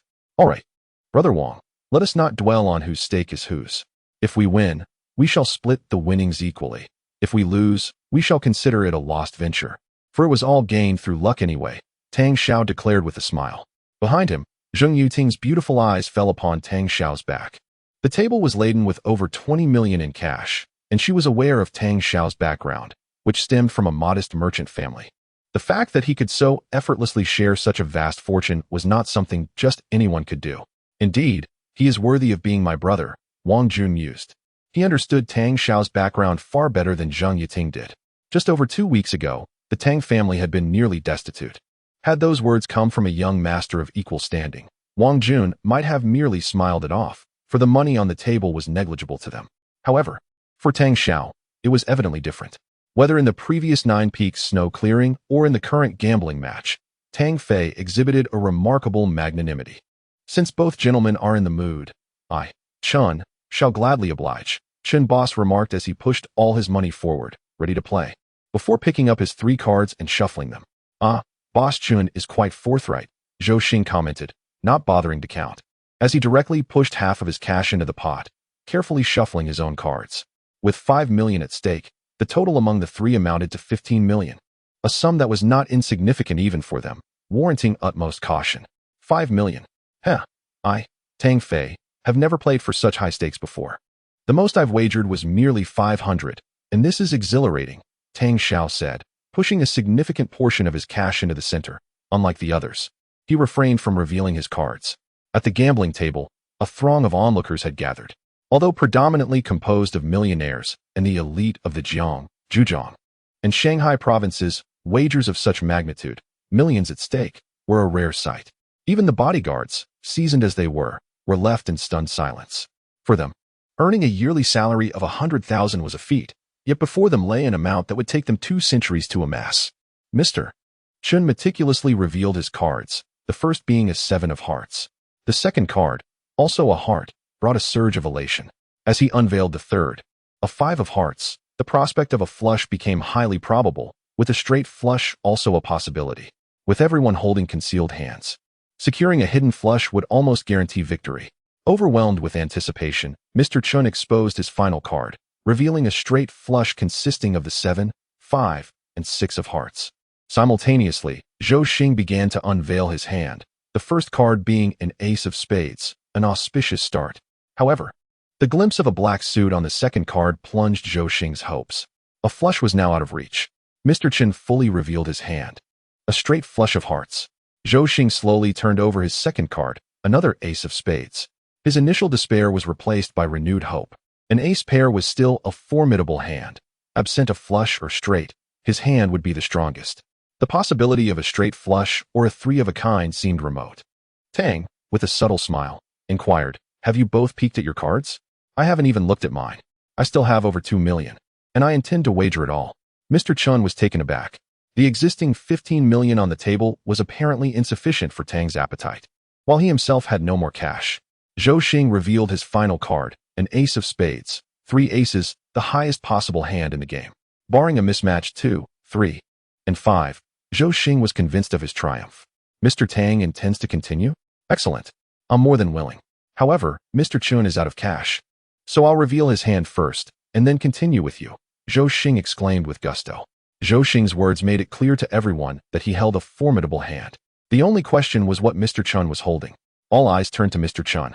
Tang, however, wore a knowing smile. This was the outcome he desired.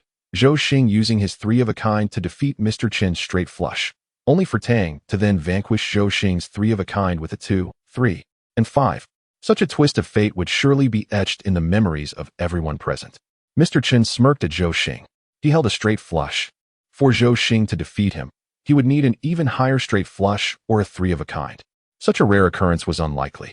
He couldn't fathom such misfortune, especially after winning millions. However, Zhou Xing's winnings would surpass his. With one hand still concealed, the cards could not be revealed. Mr. Chen confidently handed his cards to Zhou Xing, a playful expression on his face, anticipating Zhou Xing's reaction to defeat. To everyone's astonishment, Zhou Xing, without glancing at the cards, tossed them into the discard pile. This audacious act sparked an uproar. Mr. Chen erupted, "Zhou Xing, what is the meaning of this? You didn't even look." The surrounding crowd glared at Zhou Xing. There were no absolute guarantees in the game. Even a 3 of a kind could be defeated by a 2, 3, and 5. Zhou Xing's act of discarding the cards without looking was met with disapproval. Zhou Xing, facing the agitated crowd, chuckled, "I have my reasons for discarding the cards. If, upon revealing our hands, mine is inferior to Mr. Chen's, I will forfeit all the winnings on the table to him. How does that sound?" Zhou Xing's words were like a bombshell. The total winnings amounted to over 20 million. If his hand was weaker than Mr. Chen's, he would have to pay over 20 million to Mr. Chen. For them, 20 million was not a trivial amount. The Tang family, despite being wealthy in Shanghai, had assets of just over 10 million. Wang, despite his wealth, had ceased his stone gambling after losing tens of millions the previous year, storing the remaining stones in his vault. Their money was hard-earned. A million or 2 might be inconsequential, but 10 or 20 million would concern even Wang. And few present could match Wang's wealth. Zhou Xing had indeed glimpsed Mr. Chen's cards, seeing the 7 of hearts on top. He knew that regardless of the other cards, Mr. Chen was destined to lose, even with a straight flush. Hence his audacious display, aimed at capturing Zhang Yuting's attention, though her gaze seemed fixed on Tang. Mr. Chen frowned. Did Zhou Xing have a 3 of a kind? How else could he be so confident as to discard the cards without looking? "Very well, dealer. Set my cards aside for the final reveal," Mr. Chen conceded, knowing that if his hand was better than Zhou Xing's, he would profit without having to contend with Tang. "Mr. Tang, you have over 2 million left, while I have over 5 million. I've seen my cards, but you haven't. Let's go all in. Do you have the courage?" Zhou Xing's tone was arrogant, and his words were devoid of any brotherly sentiment, treating Tang like an enemy. All eyes turned to Tang, wondering if he would accept. Zhou Xing had made it clear that he held a strong hand, at least a flush. Tang's smile widened. He was delighted by Zhou Xing's aggression. "Mr. Qin's cards had been eliminated. Now it was time to see his 2, 3, and 5 defeat Zhou Xing's 3 of a kind.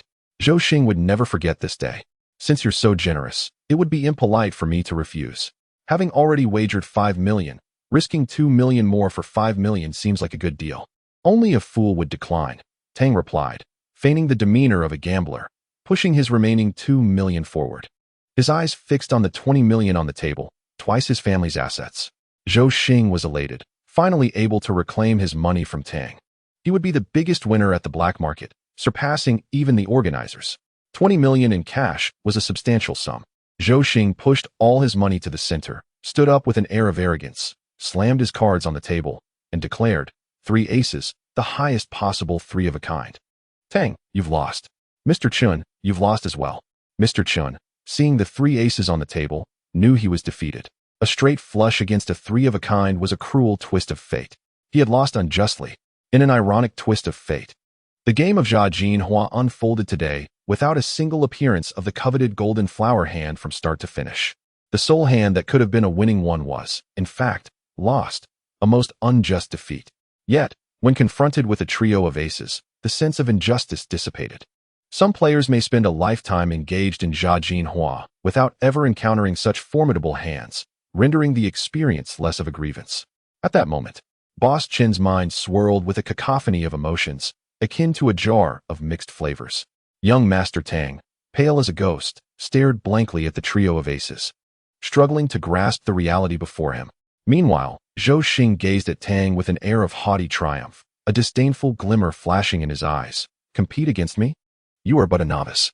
However, Tang's pallor was not entirely due to shock. He had already scrutinized the hidden cards and was not particularly surprised by Zhou Xing's trio of aces. Nevertheless, facing a wager exceeding 20 million, the sudden reveal of such a hand could unsettle anyone. He could not afford to appear vulnerable, and yet his demeanor was less than perfect. Behind him, Zheng Yiting's eyes sparkled with a hint of bewilderment. Brother, it's all right. Losing is part of the game. As I mentioned before, consider the loss mine. When we return, I shall provide you with the funds, Wang Jun remarked, concern evident in his voice. After all, such a substantial sum would weigh heavily on anyone, and particularly so for the not-so-wealthy young Master Tang. Yet, this notion of not wealthy was relative to Wang Jun's affluent family. In the eyes of the average person, Tang was already a figure of considerable wealth. Wang, are you jesting? We had an agreement, winnings to be shared, and losses to be dismissed as if they never occurred. Do you not regard me as a brother? Tang retorted, his eyes reddening with agitation. He was resolute in his belief that victory was within his grasp. While he spoke of sharing the winnings, he was acutely aware that Wang Jun might not honor that promise, thus compelling him to accept the eventual payout. Tang held deep gratitude for Wang Jun, who had, during the most perilous time for the Tang family, purchased the painting Snow clearing over 9 peaks for 13 million, rescuing the family from dire straits and allowing them to re-establish themselves in the marketplace. For Wang Jun, it was merely a transaction. For the Tang family, it was a lifeline. Moreover, prior to their arrival, Wang Jun had gifted Tang a rare chicken oil yellow pishio, a treasure difficult to procure. Chapter 35. You have won good, a tie, Wang Jun said with a bitter smile. They already have 3 aces. How can we possibly win? Could it be that Tang Fei holds a 2, 3, or 5? At this thought, Wang Jun's eyes brightened as he glanced at the 3 cards held by the young Master Tang. At that moment, Boss Chen slowly revealed his 3 cards, sighing. A flush meets 3 aces. Do you think I, old Chun, am simply fortunate or just unfortunate? The crowd gasped, having been focused on Tang Fei and Zhou Xing. They had overlooked the fact that there was a wager between Boss Chun and Zhou Xing. It was indeed a flush. Yes, a 5, 6, 7 flush, and yet it was defeated. How is that fair? Indeed, when a flush encounters a 3 of a kind, it is not old Chin's misfortune, but rather Zhou Boss's extraordinary luck. I had only heard of such a tragic pairing before today. Yes. Brother Tang, I apologize. I will take this money for now. Ting ting. Today as Hall Isnt bad. What would you like to eat or buy? It's on me, Zhou Xing said with a smile. Zhou Xing, let us not. I need to visit Grandfather Tang tonight, Zheng Youting replied, her gaze returning to the young Master Tang. Zhou Xing cast a resentful glance at Tang Fei, then at Wang Jun beside him, relaxing his clenched fists. On the surface, he could play however he wished, but any confrontation would still depend on Wang Jun's approval. Ah Biao, collect the money. We are leaving, Zhou Xing said coldly. That wretched woman. I treated you like a treasure, giving you whatever you desired. Yet you turned a blind eye. They ignore you, but you chase after them? If it weren't for your status as the heir of Zhang's jewelry and your connection to old Tang, I would have drugged you long ago. Several other bosses had brought women along. They eyed the gambling stakes on the table with burning gazes directed at Zhou Xing, then cast envious looks at Zhang Yiting. Though they too were confident in their looks and figures, why couldn't they land a golden son-in-law like Zhou Xing? Wait.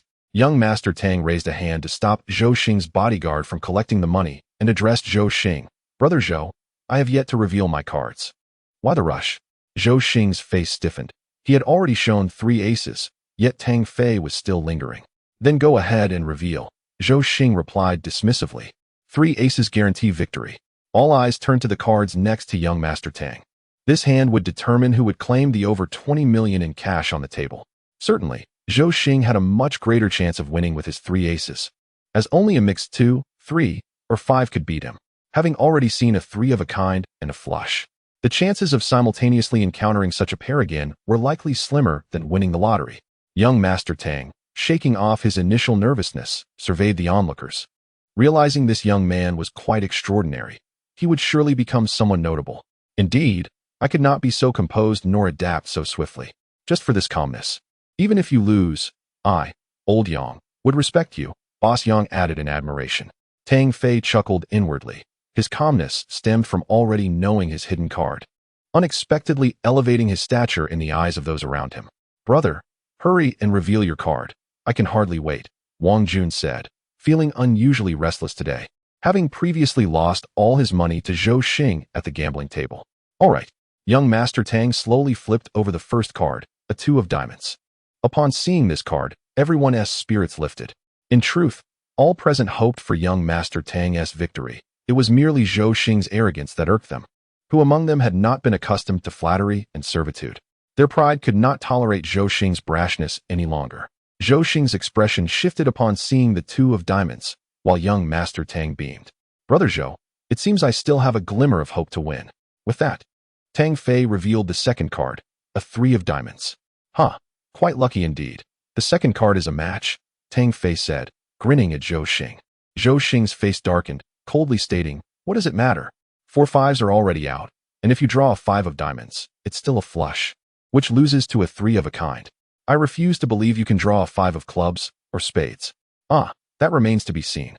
Perhaps this card is a 5 of spades or clubs, Tang Fei replied cheerfully. Humph, I don't believe your luck can surpass mine, Zhou Xing retorted coldly. Behind them, Zhang Yiting gazed at the table in astonishment. The seemingly losing hand now appeared to have a chance. Brother Wang, you should flip the last card. My heart can barely take the suspense, Tang Fei said, patting his chest while using a popular phrase, eliciting laughter from those around him. Me? I didn't expect you would let me flip the card in such an important game, Wang Jun replied in surprise. Indeed. Don't forget you have half of what's at stake here. It's up to you to show your worth and reveal a black 5 to defeat the opponent's 3 of a kind. Tang Fei encouraged Wang Jun. You do it. I've already lost to him several times, Wang Jun said, waving his hand, slightly lacking in confidence. Brother Wang, you must rise from where you fell. If we lose, it will be as if we never came. What is there to fear? Tang Fei used a motivational tactic, knowing that those of Wang Jun's stature could not resist such provocation. If he were to refrain from flipping the card today, tales of it would surely spread throughout the city by the next day. Oh, hurry up. Everyone is waiting, someone urged. Yes, Boss Wang, please, another chimed in. Come on. Wang Jun. All right, I will. Wang Jun suddenly stood up, grasping the 2 of diamonds and inserting it beneath the other cards, slowly rubbing them together while muttering, black, black, black. Tang Fei watched in exasperation as Wang Jun prolonged the suspense unnecessarily. It's black, it's truly black. Haha, it's a 5 of clubs, Wang Jun exclaimed, his excitement evident as he revealed a hint of black from the card. A 5 of clubs, it must be. Bossu echoed, his voice filled with fervor. Zhou Xing's face turned even paler. 2 sides, truly 2 sides. Hee, hope is rising. Wang Jun laughed again. 5 of clubs. 5 of clubs, 5 of clubs. Everyone joined in, including the bodyguards. Zhou Xing's legs began to tremble, and his bodyguards seemed to be influenced by the crowd's excitement as they echoed, 5 of clubs, 5 of clubs. Zhou Xing shot a chilling glance at his bodyguard, whose heart sank at the cold stare. He feared he might be resigning after this. 5 of clubs, 5 of clubs. 5, 5, 5, it's truly a 5 of clubs. 2, 3, 5 defeats the 3 of a kind. We did it. Haha. Wang Jun elatedly spread his cards across the gambling table for all to see, then joyfully embraced Tang Fei. Brother, we won, we won. Wang Jun was as giddy as a child, while Tang Fei, though already aware of the outcome, could not conceal his own smile, reveling in Zhou Xing's arrogance. The 2 of diamonds, 3 of diamonds, and 5 of clubs laid neatly on the gambling table. The bosses craned their necks to observe, and the bodyguards behind them seemed equally unwilling to yield, each head inching forward, surrounding the gambling table. The cards displayed were indeed 2, 3, and 5, a triumphant combination that crushed a 3 of a kind. Such a hand is a rarity. At least, it was the first time I had witnessed it. Let us not forget that a 3 of a kind had previously been defeated by a flush of 3 golden flowers. Now, with 2, 3, and 5 obliterating the 3 of a kind. Could it be that a person holding a hand of 2, 3, and 5 wagered over 7 million yuan? Is the world truly this mad? Or have I simply become ill-equipped to navigate it? One of the bosses murmured, "You are indeed ill-suited for this world. Perhaps it is time to return to Mars." This cannot be possible. It is absurd. You are cheating. I have 3 aces. How could I possibly lose to you? Zhou Xing yelled at the young Master Tang. In an instant, all sounds ceased, and peculiar gazes turned towards Zhou Xing and the others in the center. Cheating? Young Master Tang responded with a cold smirk. With so many eyes upon us, how could I cheat? Produce your evidence. Zhou Xing, you have relentlessly pursued me. I have heard whispers of your past. Yet, I never expected you to be so cowardly. A loss is a loss. Regardless, I have emerged victorious. Zhou Xing, you have profoundly disappointed me, Zheng Yating remarked indifferently. Though she had longed to escape Zhou Xing's entanglement, her disdain for him had now transformed into a sense of disappointment.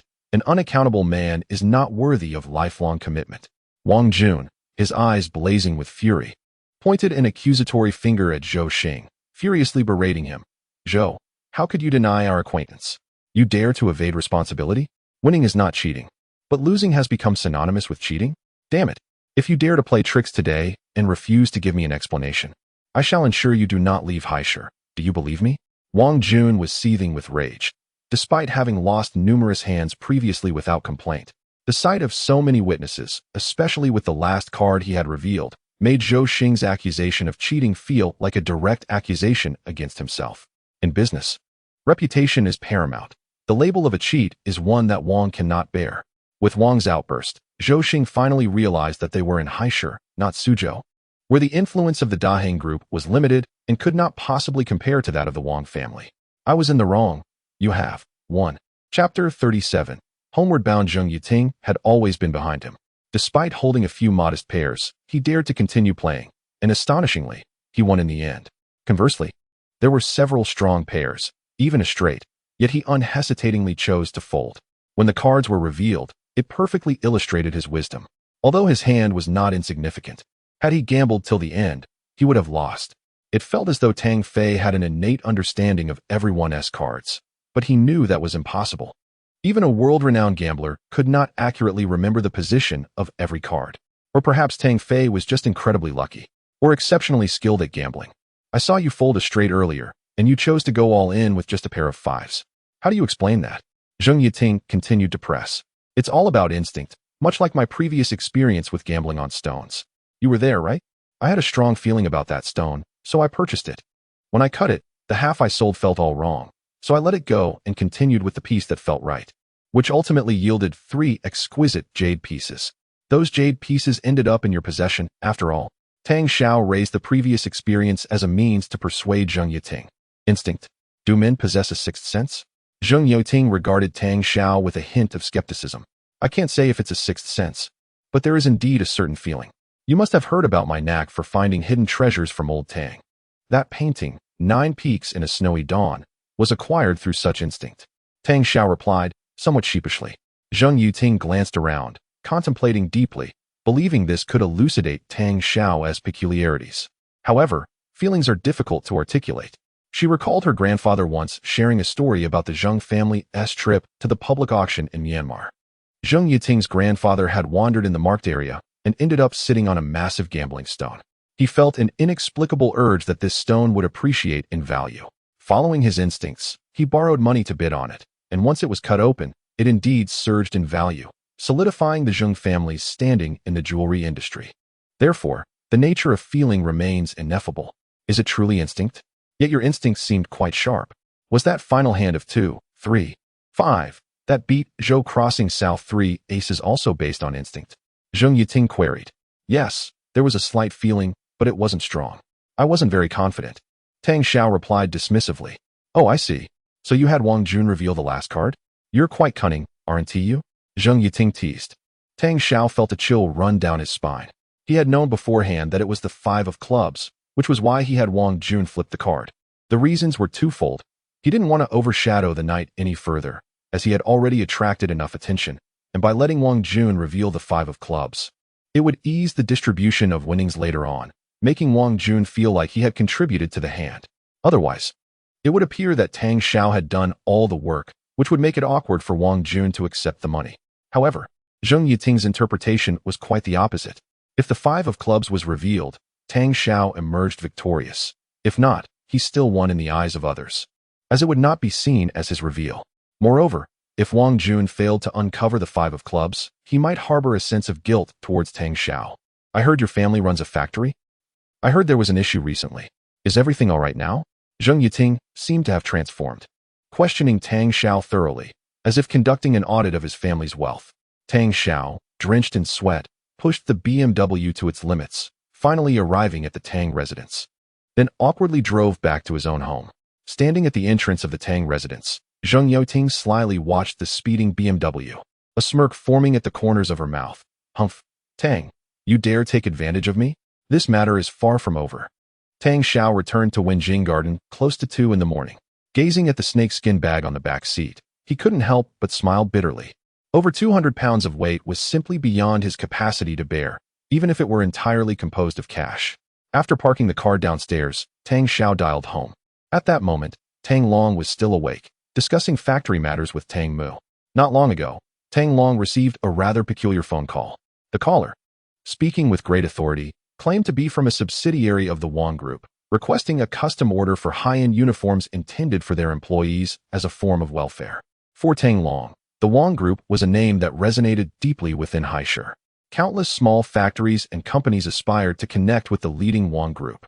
However, the barriers to entry were significant, and in a society where connections hold weight, even the best quality could prove futile without the right relationships.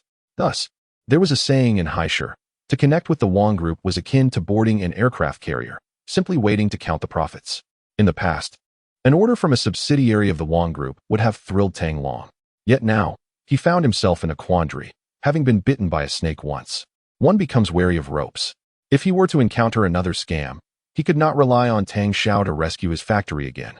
And even if Tang Xiao brought in funds, it would be embarrassing for Tang Long, knowing that all his hard-earned money would ultimately go to Tang Xiao. Tang Long consulted his wise partner, Tang Mu, and they deliberated on why the Wang Group would seek them out for high-end work uniforms. The order's value was significantly larger than the one from which they had previously been duped, and to Tang Long, it bore the scent of a trap. Do you think this could be a setup? Tang Long expressed his concern. It's hard to say, but our factory recently faced issues, leaving everyone feeling unsettled. We desperately need a substantial order to stabilize the situation, Tang Mu remarked, furrowing her brow. Yes, I understand. I've been reaching out to clients, but after our recent setback, many are doubtful of our capabilities, making it difficult to find a stabilizing order. Tang Long sighed, lamenting the 4 or 5 hours of sleep he managed each night, as he spent the rest of his time devising solutions or contacting former clients, with little success. The Wang Group, being a leading enterprise in Haishur, wouldn't set a trap for us small factory owners. Here's what we'll do. Tomorrow you contact them and check with the Wang Group to see if the person exists. If they do, we can be fairly certain it's not a trap, Tang Mu suggested after some thought. Yes, that sounds reasonable. I'll visit the Wang Group tomorrow. Tang Long agreed, nodding. Just then, the phone rang with a sharp trill. Tang Long answered, Hello? Dad, it's me. Come out and help me lift something. Tang Xiao's voice came through the receiver. All right, I'll be right there. Tang Long hung up and stepped out of his room, with Tang Mu following closely behind. Typically, Tang Xiao would not return home at this hour, and even staying out overnight had been common for him. So Tang Long and Tang Mu rarely concerned themselves with his late-night outings. Tang Xiao opened the car door, revealing the snakeskin bag of cash resting obediently on the back seat. He grasped a corner of the bag and tugged, but the bag stubbornly resisted, showing no intention of budging. Tang Fei, what on earth did you bring that requires my help? Tang Lao opened the door and approached Tang Deshao's car, with Tang Mu following closely behind. Haha, what a treasure, Dad. This is quite heavy, over 200 pounds. Let us muster our strength and drag it home. Tang Deshao chuckled, choosing not to disclose that it contained over 10 million yuan. Oh, by the way, Mom, there's a pair of colorful dragon handle vases and a broken sword in the trunk, all neatly packaged. Could you please take them inside for me? Suddenly, Tang Deshao recalled the pair of colorful dragon handle vases that Zheng Yating had photographed, which he had forgotten about in his haste to drop her off. What on earth have you been up to, bringing back so many items? What era are these colorful dragon handle vases from? Tang Mu inquired as she opened the trunk. Mom, it's nothing much. I just went to the black market with some friends. Those vases aren't mine. They belong to a friend who left them with me. The people at the black market said they're from the Ming dynasty, but I'm not very knowledgeable about it, Tang Deshao replied, a hint of guilt in his voice. Oh, I see, Tang Mu said lightly. Tang Fei, you went to the black market? Is it the one for auctioning antiques? I've heard the threshold there is quite high, and only the wealthiest are invited. One must prepare over 1 million in cash each time, Tang Long queried. Yes, a friend took me there, Tang Deshao responded. What on earth is inside this bag? It's so heavy, it feels like books. Tang Fei, you really should work out more. When I was your age, I could easily carry this much by myself, Tang Long said, sweating profusely as he looked at the heavy snakeskin bag. Despite being retired for many years, he still maintained a robust physique, full of solid muscle. Tang Mu smiled and remarked, still not ready to admit you're getting older, are you? Yearning for the past? Dad, you can't expect me to train like I did when I was a child. That's out of the question, Tang Fei gasped, recalling the grueling childhood when Tang Long would wake him before dawn to practice stances. The strong physique Tang Deshao possessed now was a result of that rigorous training. After speaking, Tang Deshao picked up a fruit knife from the coffee table and approached the snakeskin bag, slicing it open with determination. Chapter 38. Young Master Tang's honest confession. The sound of the blades slicing through the snakeskin bag echoed ominously. Tang Long and his mother stood in stunned silence, their eyes wide with disbelief. Money, a sea of it lay before them. Unopened bundles of pink 100 yuan bills were strewn across the floor.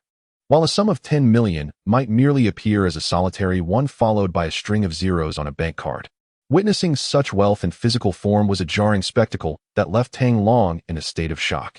Even Tang's mother, despite her distinguished background, was taken aback by the sheer amount of cash.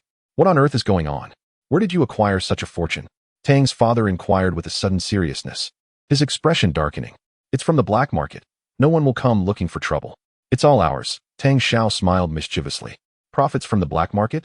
I've only ever heard of people spending money there, never of anyone making a profit. Explain this at once. Tang Long's temper flared as he regarded his son, fearing he might be treading a dangerous path. Tang's mother, too, looked at Tang Fei with a serious countenance. No mother wishes for her child to stray into vice. Dad, have you heard of the black market? Did you know that after the auctions, there are also gambling games? Tang Xiao said cautiously, a hint of trepidation evident in his voice, for he still harbored a fear of his father's reprimands from his mischievous childhood. Gambling games. Tang Long frowned, feeling a sense of unease. He had little interest in antiques and had only heard vague mentions of the black market from a friend, unfamiliar with its intricacies. After the antique auction, they host a gambling game open to all participants. The organizers do not partake in the gambling. They merely take a cut of the winnings. The money I have here is what I won from the subsequent games, Tang Xiao confessed earnestly. You gambled? Tang's mother furrowed her brow, her heart sinking at the thought of the countless families ruined by gambling. Deep down, she was unwilling to see her son entangled in such matters. It's not truly gambling. Mom, a friend brought me to the black market, and I initially took 1 million in cash. I ended up getting a bronze sword and used all of it to bid on that, Tang Xiao explained timidly. After the auction, they played a game called Jia Jinhua, and I borrowed 500,000 from my friend. I accidentally won a fortune. Tang's mother had always been protective of her son. She could easily overlook minor missteps, but when it came to her principles, her sternness surpassed even Tang Long's. What about your friend? Did he win or lose? Tang Long asked after a moment of silence. If someone lends you money to play, and you end up winning it all. Even the best of friends might be at odds, he added. He lost everything. Tang Xiao muttered quietly. Tang Long's brow furrowed. Wasn't this a sure way to make enemies? Did you not return his losses? I didn't, but I split my winnings in half, and we each took our share. Tang Xiao asserted, meeting his father's gaze. What? You didn't return it? Tang Long's anger flared once more. But it was tempered by the revelation that Tang Xiao had at least divided the winnings. I was the ultimate winner. The money from the other participants, aside from what was spent on antiques, accumulated to over 20 million. After the organizers took their cut, I ended up with around 20 million, which I split with my friend. There should be about 10 million here, Tang Xiao explained honestly. 10 million. Tang Long was taken aback. Just over 2 weeks prior, his son had given him 10 million to pay off a loan, and now he had returned with another 10 million? When had money become so easy to earn? After a lifetime of labor, Tang Long had barely accumulated 10 million, and here was his son amassing wealth in mere days. He felt a tinge of embarrassment. The effort of a lifetime seemed trivial compared to his son's effortless gains. Yet, this boy had casually given away 1 million. His audacity was remarkable. If it were Tang Long, he would have hesitated to part with such a sum. Perhaps his son had indeed matured, no longer needing to rely on his father's support. You mentioned you took 1 million in cash to participate in the black market? Tang's mother interjected. You sold the snowy peaks after the storm for 13 million, gave your father 10 million, and you still have over 200,000 left. Where did you get that million? Indeed, you've grown bold. Daring to take 1 million to the black market without a word, Tang Long echoed his wife's sentiments, chastising Tang Xiao. Well, remember that time I went out a couple of weeks ago? A friend took me to a stone gambling event, and I casually bought a stone. It turned out I cut 3 pieces of jade from it, selling for over 300,000, which is how I got the money, Tang Xiao explained. Sweat trickling down his brow. His mother seemed overly perceptive about numbers. He hoped she wouldn't take his money away. So, my previous assessment was correct. You indeed have over 4 million in your account, not just 40,000 as I initially thought, Tang Long murmured to himself. Not long ago, when Tang Xiao had moved, he had taken the family to a meal at the Junhua Hotel.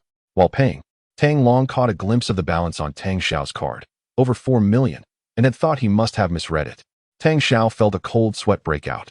He hadn't realized his father had seen that balance.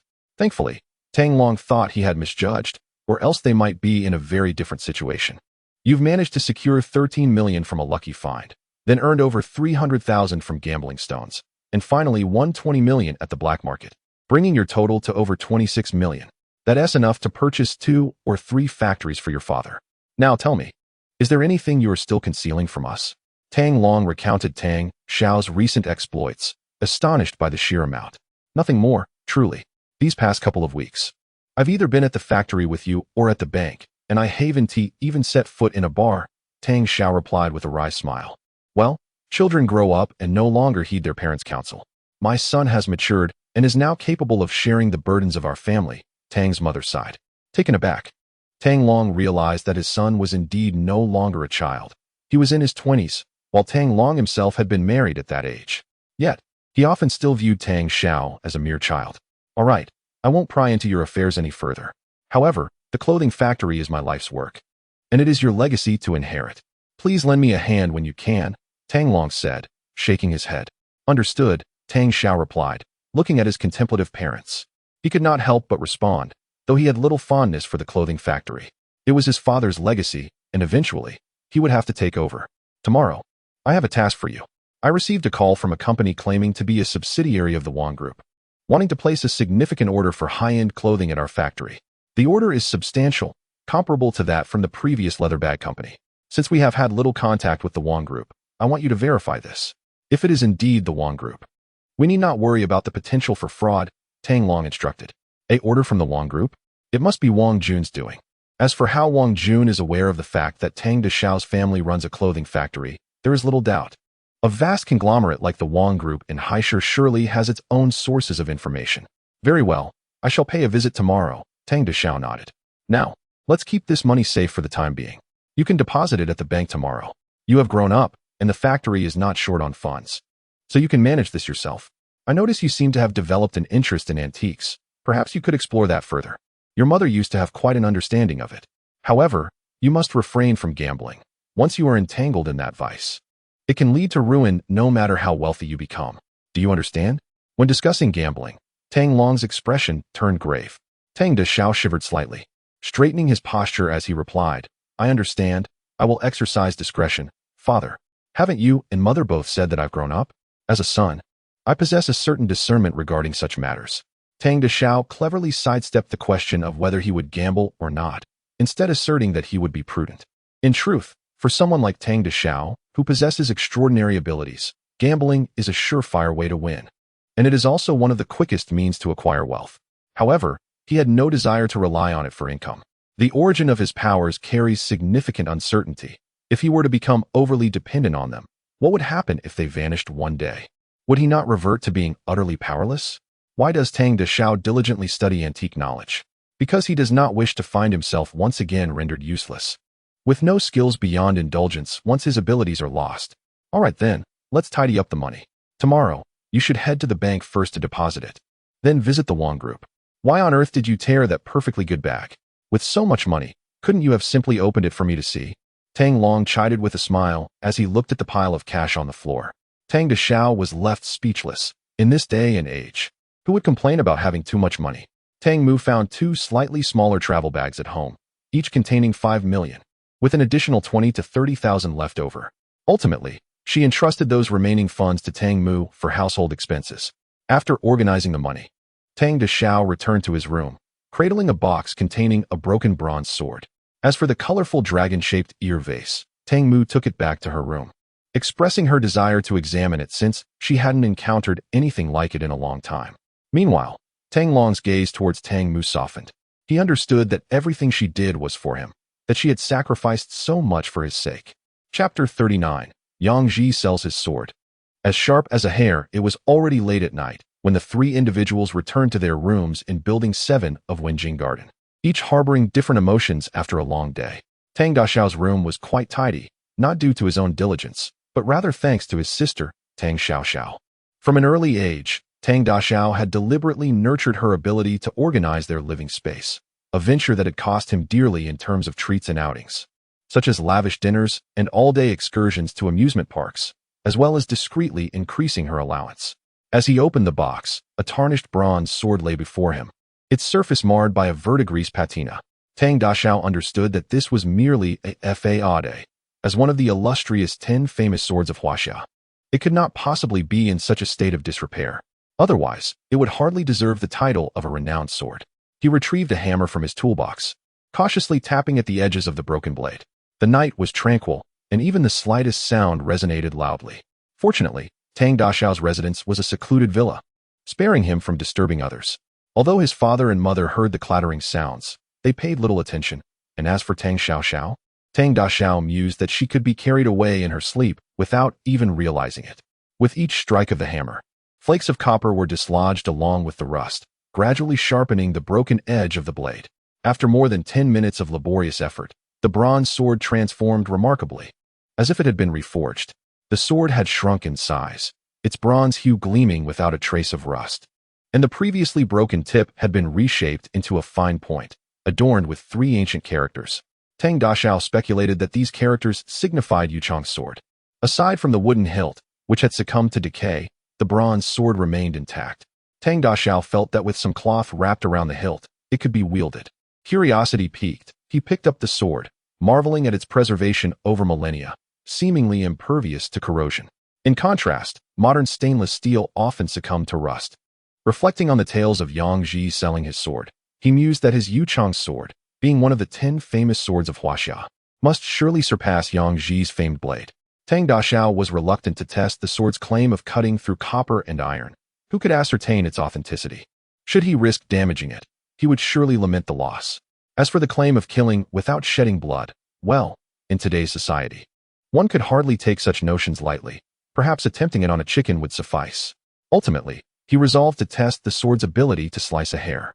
Without needing to search far, he plucked a single strand from his own head and cautiously brought it to the blade's edge. A gentle breath sent the hair floating to the floor on the other side, leaving Tang Dashao in awe. The sword's ability to slice through hair was indeed no mere exaggeration. Could it be that Shi Nian had encountered a blade akin to the Yuchong sword, thus inspiring the tale of Yang Ji? After toying with the sword for some time, Tang Dashao prudently concealed it. Intending to fashion a proper hilt and sheath for it later, wary of its sharpness, an accident could easily lead to self-injury. The following morning, after a playful exchange with Tang Xiaoxiao, Tang Daxiao savored breakfast before both he and Tang Long each grabbed a travel bag and tossed it into the back seat of Tang Daxiao's BMW. "Father, brother, are you going on a trip?" Tang Xiaoxiao inquired, observing the heavy luggage they carried.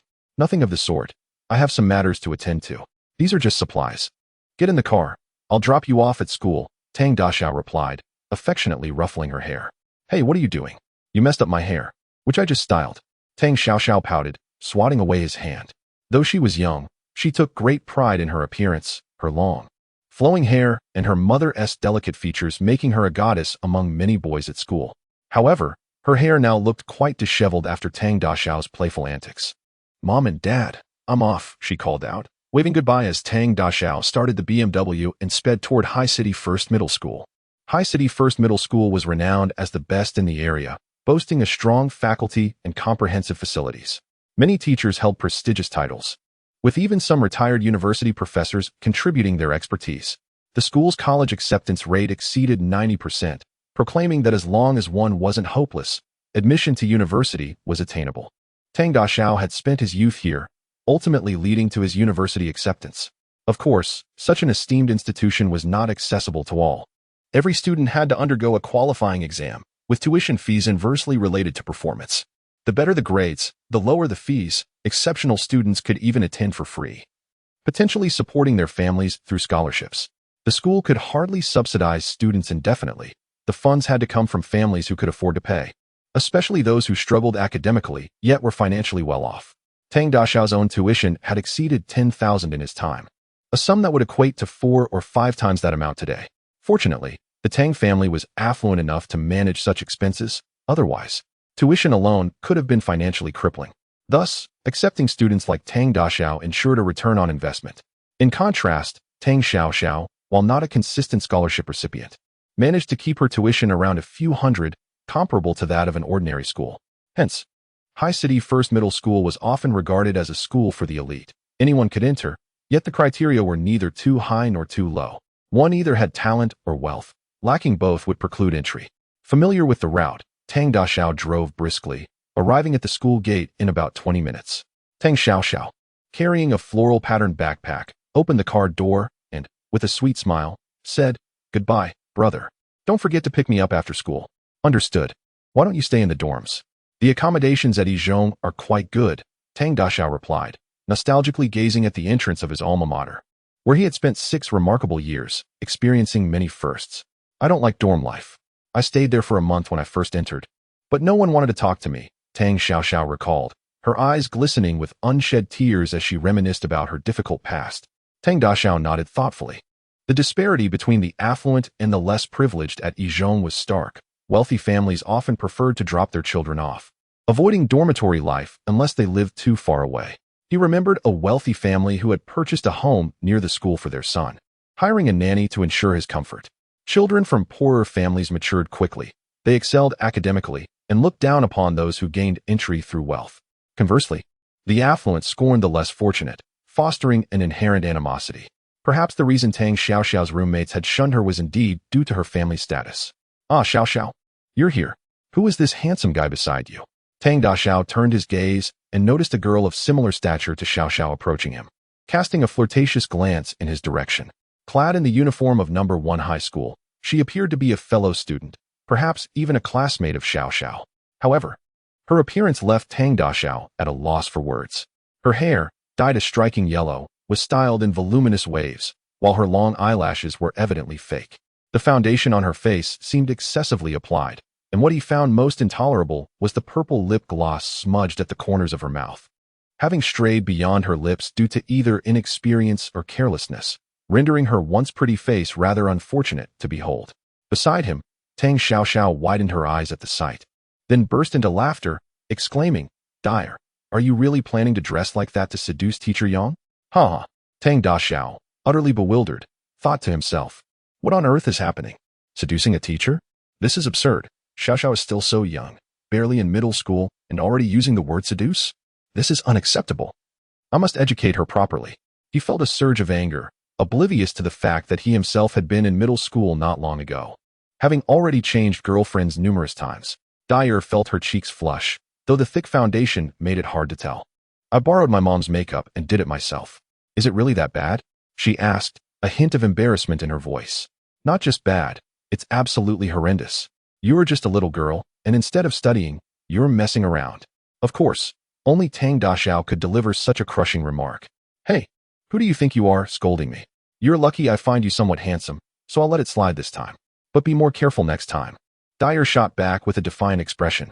Tang Daxiao couldn't help but laugh at the unexpected reprimand from this little girl. Dyer, this is my brother.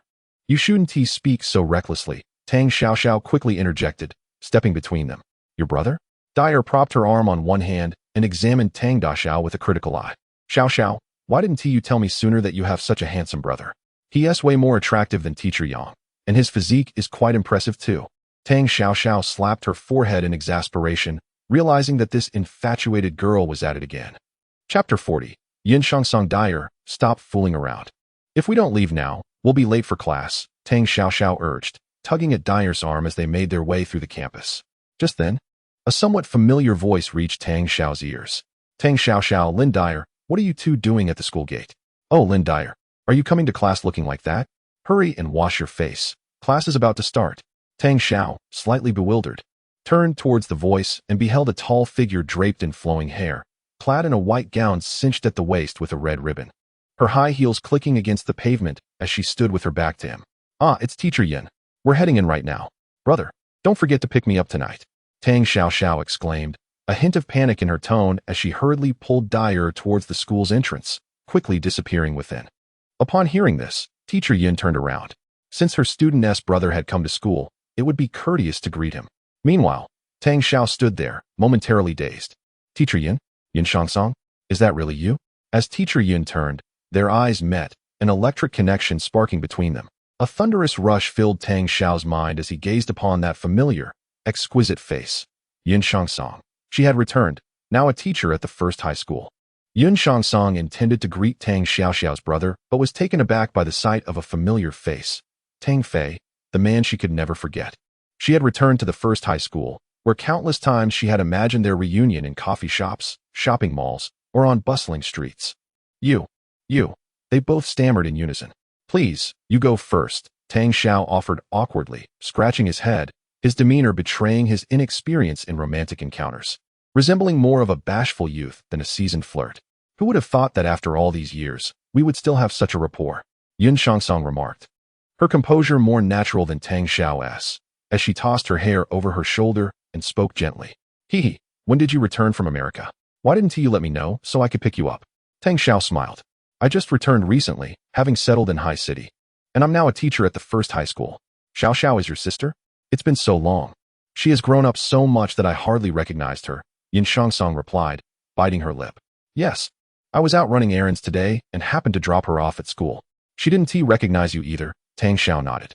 The two shared a lingering gaze, each enveloped in silence, as if both had so much to express, yet found themselves at a loss for words. Just then, the sound of a ringing bell interrupted their moment, causing them to awkwardly avert their gazes. I should head to class, Yin Xiangsong said. Yes, go ahead, Tang Xiao replied. Nodding, a flicker of disappointment crossed Yin Xiangsong's eyes as she forced a smile, saying, let us grab a coffee together sometime. I must take my leave now. As she turned to depart, Tang Xiao's gaze followed her, and he could faintly detect a glimmer of tears shimmering in her eyes. Watching Yin Xiangsong walk away, Tang Xiao raised his head to gaze at the entrance of the first high school. Familiar grounds, familiar faces. He returned to his car, starting the BMW and driving towards High City Bank, his mind swirling with memories of his encounters with Yin Xiangsong. 5 years prior, Tang Xiao was a carefree student, leading a group of underlings, teasing pretty girls and causing mischief. That day, a beautiful transfer student, Yin Xiangsong, arrived at the first high school, acing her first exam and claiming the top rank. Subsequently, a rather cliché, melodramatic event unfolded. Yin Xiangsong was harassed by thugs on her way to school, and Tang Xiao, witnessing the scene, gallantly intervened. He succeeded in rescuing her, but ended up severely beaten, spending over a month in the hospital, during which Yin Xiangsong visited him daily, becoming acquainted with his family. Upon his discharge, Tang Xiao and Yun Xiangsong naturally became a couple, the envy of their peers, particularly Tang Xiao, who wished he could take his place.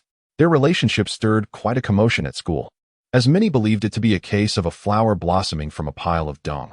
Yun Xiangsong, the school belle, excelling academically, strikingly beautiful, kind-spoken, and exuding grace, seemed to have everything bestowed upon her by fate, whereas Tang Xiao, the school disgrace, had languished in mediocrity and mischief since middle school, with a temperamental disposition and a penchant for brawling. However, their bliss was short-lived. Soon, the college entrance examinations arrived, and Yun Xiangsong, with her stellar results, earned admission to Stanford University in the United States, while Tang Xiao was relegated to a third-tier institution domestically. Like many couples, Yun Xiangsong faced a pivotal choice: to pursue her studies abroad or remain at home in a lesser university. Ultimately, she chose to go to America. He could not comprehend why she would venture so far when everything seemed fine. Before departing, she uttered 3 words: "Wait for me," followed by a passionate kiss, their first and, as it turned out, their last. It is almost comical how Tang Xiao had been surrounded by girlfriends since middle school, yet in his relationship with Yun Xiangsong, he reverted to a novice, their months together limited to shy hand-holding, lacking even the courage for an embrace. Strictly speaking, Yun Xiangsong could be considered his first true love. After her departure to America, she never returned, and their communication ceased entirely. In the aftermath of the heartbreak, Tang Xiao experienced a genuine emotional turmoil akin to a first love, eventually rejuvenating and immersing himself in the carefree lifestyle of a playboy, frequently changing partners and reveling in nightlife until recent events at the Tang family turned his world upside down. Their relationship had grown complicated. Although they had never formally broken up, the years of silence spoke volumes. This unexpected reunion left Tang Xiao contemplative. She, the woman once integral to his life, had flown away only to return. Memories of Zheng Yiting, the heiress from Xiangjiang, flashed through his mind alongside thoughts of Tang Riyun, the upright and charming woman. 3 distinctly different women flickering through his consciousness. Tang Xiao shook his head, attempting to clear the haze, and accelerated towards High City Bank's entrance. "Hello, Mr. Tang. How may I assist you today?"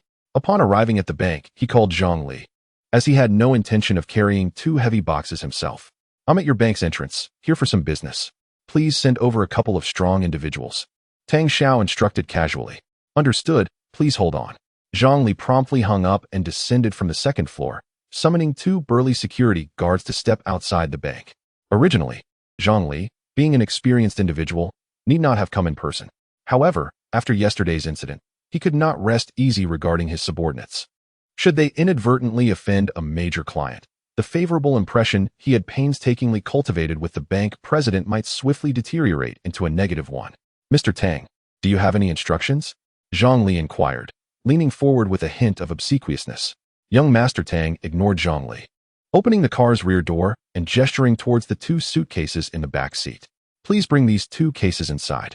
Zhang Li commanded the 2 security guards. "Be careful while moving them." The guards exchanged glances before they began dragging the suitcases down. Despite their robust appearances, one was unable to lift even a single suitcase, necessitating that both men hoist it together. Zhang Li stood in bewilderment, staring at the suitcases. What could possibly be inside that one person could not lift? Surely, they weighed at least 100 pounds. "Mr. Tang, may I inquire about the purpose of your visit this time? Do you wish to store these suitcases in a safe deposit box?" Zhang Li asked cautiously, noting that many banks now offered safe deposit box rental services, and affluent individuals often secured their valuable possessions therein. "No, I am here to make a deposit," young Master Tang replied coolly. Zhang Li was momentarily taken aback. "A deposit? Where was the money? Was it yet another check?" "Ah, so you are here to deposit funds. May I assist you with your check?" He smiled, aware that a customer making a deposit brought joy to the bank. "Check? What check?" Young Master Tang seemed puzzled. Did one need to bring a check to deposit money? "What? No check? A deposit? Wait a moment. I seem to have forgotten something. The suitcases. Yes, those 2 cases. Could it be that they were filled with cash?" Zhang Li's calves began to tremble at the thought. Just how much money could be in those 2 suitcases? Although he was a bank employee and the manager of the customer service department, he had never encountered such a sum of cash before. "Are you implying that the money is in the suitcases?" Zhang Li stammered. "What else would you think? Why would I carry around 2 large suitcases for no reason? Now hurry and assist me. I have other matters to attend to shortly." young Master Tang said with growing impatience. Typically, young Master Tang had a relatively good temperament and less provoked. However, having recently encountered Yun Shangshang, his mind was in disarray, leaving him little patience to engage in idle chatter with Zhongli. Zhongli was left stunned. It truly was money. 2 large suitcases filled with it. Chapter 42. The generous contract. The recruitment process at Longxing Real Estate was rather selective. It was evident that they had a limited number of positions available. As young Master Tang pointed out, Ouyang Feifei gazed at him with wide, innocent eyes, seemingly questioning the relevance of his statement to her. You lack sales experience, whereas I possess it. If we both apply for a sales position, who do you think they would choose? Someone experienced or someone inexperienced? Young Master Tang remarked. Upon hearing this, the sparkle in Ouyang Feifei's bright eyes dimmed significantly. It was clear that any interviewer with a modicum of sense would opt for the experienced candidate. If I don't go, wouldn't that mean one less competitor for you? Young Master Tang continued. Ouyang Feifei's eyes, once dull, regained their luster, and she fidgeted with her hands, raising her chin as if she wanted to say something to young Master Tang, but hesitated. Amused by her internal struggle, young Master Tang recognized her dilemma. Thank you, she finally managed to utter before leaving her seat. In that fleeting moment as she turned, young Master Tang distinctly noticed the glimmer in her large, watery eyes. Indeed, she was a kind and endearing girl, albeit somewhat naive. After Ouyang Feifei entered the office, young Master Tang made his way to the restroom, not wishing to be seen sitting there when she emerged. After smoking a cigarette in the restroom and waiting for approximately 10 more minutes, he deemed it time to exit. As he anticipated, the door to the interview room had opened, signaling the end of the interview, and Ouyang Feifei would likely return to report her findings. Ah, sir. There you are? I thought you had left. Manager Song is requesting to see you, the sweet receptionist exclaimed, hurrying over with a hint of grievance in her voice. Earlier, when she had sought out Manager Song, she had received a reprimand for not notifying him of a distinguished guest's arrival, which led to the guest waiting at the front desk instead of being escorted to the VIP room. It was a pity that the establishment, Tang's Clothing Factory, was relatively obscure. If it were a well-known company, one would expect to be treated appropriately, but how could an unheard-of clothing factory be deemed a distinguished guest? Very well, please lead the way, young Master Tang replied with a slight smile. Right this way, the receptionist said, turning towards the office area. They arrived at a room marked with the manager's nameplate, and she gently knocked on the door. Come in, a deep voice called from within. Manager Song, the distinguished guest from Tang's Clothing Factory has arrived, the receptionist announced softly as she opened the door. Yes, you may return to your duties, Manager Song replied. Stepping out of his office, he was a lean man of modest height, sporting a slicked-back hairstyle and dressed sharply in a suit and tie, exuding an air of competence. Hello, I am Tang Fei from Tang's Clothing Factory. Young Master Tang introduced himself, extending his right hand. Ah, hello. I am Song Guiqing. Please, come in and let's discuss matters. Manager Song welcomed him with a smile. As young Master Tang entered the manager's office, he surveyed the surroundings. The office spanned approximately 30 square meters, adorned with several calligraphic prints that, upon closer inspection, he recognized as mere reproductions rather than authentic works by renowned artists. At the back wall stood a bookcase filled with books, most of which appeared brand new, some still wrapped in packaging, clearly intended as mere decoration. In front of the bookcase was a desk cluttered with various documents. And beside the central sofa was a wooden coffee table adorned with a purple teapot and several small cups. Young Master Tang knew that this was a set for Kung Fu tea. He had a similar one at home, though he typically preferred to consume his tea in a more casual manner. Please, have a seat, Song Guiqing invited. As Song Guiqing observed young Master Tang, he was somewhat puzzled. The name of Tang's Clothing Factory was obscure, and he found it hard to believe the small clothing factories in Haisher were numerous. Just the night before, while enjoying time with his new girlfriend, a phone call had interrupted him, nearly causing him to lose his composure. He hesitated to answer, fearing it might be an important call from a senior executive. However, upon seeing the caller ID, he felt fortunate to have picked up. It turned out to be a direct call from the assistant to the company's chairman, inquiring about a batch of high-end garments. The assistant had unexpectedly requested that he contact young Master Tang and handle the business, even doubling the quantity of garments ordered. This morning, a contract had been faxed to him for his signature. Upon reviewing the contract, Song Guiqing had nearly cursed it aloud. It was less a business transaction and more akin to a windfall. While somewhat bewildered, he understood that Tang's Clothing Factory must have some influential connections, allowing them to secure this business opportunity. To accommodate their needs, the headquarters had even increased the order size, crafting an exceptionally generous contract, which he had originally intended to assign to a factory with which he had closer ties. The two engaged in conversation for approximately 20 minutes, with Song Guoqing primarily asking questions and young Master Tang providing answers regarding the strength of Tang's clothing factory and confirming the details of the garment order. Eventually, young Master Tang presented two contracts, having prepared them in advance, and signed them on the spot. As he reviewed the contract, young Master Tang felt a deep sense of gratitude towards Wang Jun, recognizing that this advantageous arrangement was likely orchestrated by him. After signing, young Master Tang dialed Wang Jun's number in front of Song Guoqing. "Hello, Brother Wang, what are you up to?" "Oh, just keeping busy with a few matters for my father," came Wang Jun's voice on the line. Upon hearing the term Brother Wang, Song Guoqing immediately deduced that young Master Tang must have a close connection to the chairman's family. His heart raced as he considered that the voice on the other end belonged to Wang Jun, the heir of the Wang family.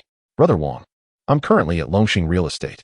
I appreciate your assistance. My family's clothing factory is in dire need of a substantial order to stabilize operations," young Master Tang expressed sincerely. "Ah, brother, there's no need for such formalities. We are brothers, after all. Rest assured, the matters concerning your father's factory will be well taken care of. You know that our Wang Group deals with all aspects of life, with clothing being our foremost priority. Whether the order goes to you or someone else makes no difference," Wang Jun assured him. "Indeed, Brother Wang, I won't dwell on formalities. This order is one thing, but future orders should proceed as they should. Otherwise, I would feel uncomfortable continuing our business relationship," young Master Tang replied with a chuckle. Between the two, the millions in cash were easily set aside. There was no need to fuss over such matters. However, they both understood that business was not merely a one-time transaction. It was a long-term commitment. Thus, it was essential to maintain a steady flow of orders. Tang's clothing factory had its own strengths, and relying solely on the Wang Group's support would not suffice. They needed to cultivate internal pressure to enhance their core competitiveness. "Haha, brother, your words carry weight," Wang Jun laughed heartily. Young Master Tang noticed the eager expression on Song Guoqing's face and understood its implications. "Brother Wang, Longxing Real Estate truly exemplifies the remarkable standards of the Wang family. I felt an immediate difference upon entering. The service here is exceptionally attentive, far surpassing that of other companies. Longxing Real Estate stands out among all the subsidiaries owned by the Tang family, second only to Longhua Real Estate, whose head, if I remember correctly, is named Song Guoqing, a highly capable individual," Wang Jun remarked, and beside him, Song Guoqing felt a surge of excitement, surprised that Wang Jun remembered him and praised his abilities. If he performed well in the future, perhaps he could be promoted to the headquarters. "Yes, it was Manager Song who signed that contract for me. It certainly took considerable effort." Tang Xiao glanced at Song Guoqing and said. Song Guoqing looked at Tang Xiao with gratitude, knowing that Tang Xiao was advocating for him. If he could remain in Wang Jun's mind, it wouldn't be long before he could join the headquarters. Tang Xiao engaged in a bit of casual conversation with Wang Jun before ending the call. "Thank you for your kind words, Mr. Tang. I didn't expect you to know Mr. Wang so well," Song Guoqing interjected, eager to inquire about the relationship between Tang Fei and Wang Jun. "Well, it's all right. Manager Song, let's leave it at that for today. I will hand over the contract to the factory director when I return, and then we can commence work," Tang Xiao replied with a smile. Song Guoqing, having encountered a setback, was not disheartened and continued to express his approval with a cheerful demeanor.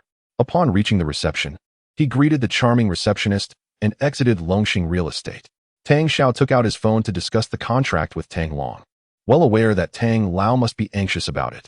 Once the call connected, Tang Xiao briefly summarized the contract as content. Tang Long was astonished, questioning whether Tang Fei had formulated the contract alone without any negotiations.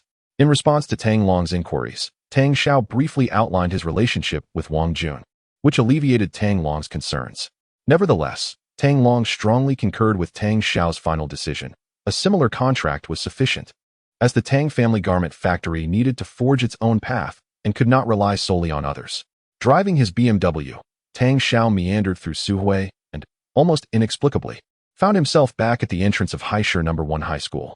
As the time approached, he leaned against his BMW, lost in thought. Chapter 43. The confused little girl. The sound of bells abruptly interrupted Tang's deep contemplation. He lifted his gaze to observe his surroundings, realizing that school had likely concluded. He picked up his phone and dialed Tang Xiaoxiao. "Hello, big brother. Why are you calling me now? The teacher hasn't left yet," came Tang Xiaoxiao's voice from the other end, soft and cautious, evidently wary of being overheard. Tang sighed in disbelief. Hadn't the dismissal bell already rung? He was astonished to discover that the teachers at the first high school still clung to the habit of extending classes. During his own school days, he had despised such teachers who, despite the bell signaling the end of class, would continue lecturing for an additional 5 minutes. With only a 10-minute break, there was often barely enough time to use the restroom. "I'm currently at your school lesson trance. Once I finish my business, I'll treat you and your close friends to a meal," Tang declared. "Ah, big brother, you're treating us?" Tang Xiaoxiao began, but her words were abruptly drowned out by an irate voice from an elderly man, followed by the unmistakable sound of the call being disconnected. Tang wiped a bead of cold sweat from his brow as he stared at his phone. "Little sister, you've suffered. I'll treat you to a grand feast later." 10 minutes later, a visibly dejected Tang Xiaoxiao emerged at the school gate, her face scrunched up in dismay. Following her were 2 beautiful girls, one older and one younger. Tang's heart skipped at the sight. The younger one resembled Xiaoxiao closely and wore the first high school uniform, radiating youthful vitality. She was likely one of Xiaoxiao's classmates. The older girl, however, was Yun Shanshan. Why was Xiaoxiao bringing her along for a meal? "Big brother, you've put me in a terrible situation. My new phone, which I saved up for ages to buy, was confiscated by the teacher," Tang Xiaoxiao exclaimed, charging towards him as if he were her arch-nemesis, her hands flailing in frustration. It was all his fault, she thought. Not only had she embarrassed herself in class, but now her phone was in the teacher's possession, to be returned at the end of the semester. Tang offered an awkward smile to Yun Shanshan, adopting a serious demeanor as he assumed the role of a protective elder brother.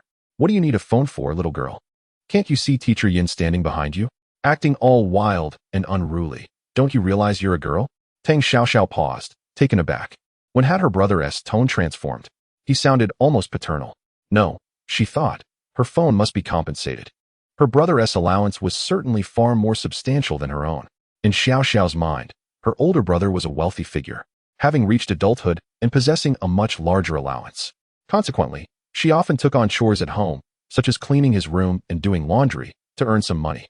That phone had been the fruit of her hard work. "Big brother, you must compensate me for the phone. Otherwise, I'll tell Mom you're mistreating me and making me help you every day," she threatened, her expression resolute. Yet before she could finish, Tang swiftly scooped her up and covered her mouth. "Seriously, Xiaoxiao? You're using the word mistreat?" Tang argued silently in his mind. Of course, he wouldn't dare voice his thoughts aloud. The idea of enticing his sister to tidy his room and wash his socks with money wasn't exactly a noble reputation to uphold, especially in front of Yun Shanshan. Tang instinctively wished to conceal his less than flattering side. All right, I'll buy you a new phone. Let us just go eat first, and afterward, I'll take you to buy it," Tang conceded reluctantly.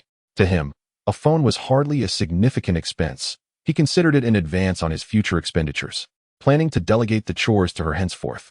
Girls nowadays were far too delicate, he mused. If they couldn't manage simple tasks, how would they fare once married? Wouldn't they end up in constant conflict with their in-laws? No, he decided. He couldn't let Xiaoxiao remain so pampered. She needed to learn responsibility. Having her clean his room was merely an opportunity for her to gain practical experience. She should be grateful for the chance. How could she even think to demand money from him? If Xiaoxiao were aware of her brother's thoughts, she might harbor murderous intentions, employing her as a laborer while denying her compensation under the guise of providing training. How could such a shameless brother exist? Meanwhile, Yun Shanshan observed the pair, playfully bickering at the school gate with a hint of envy.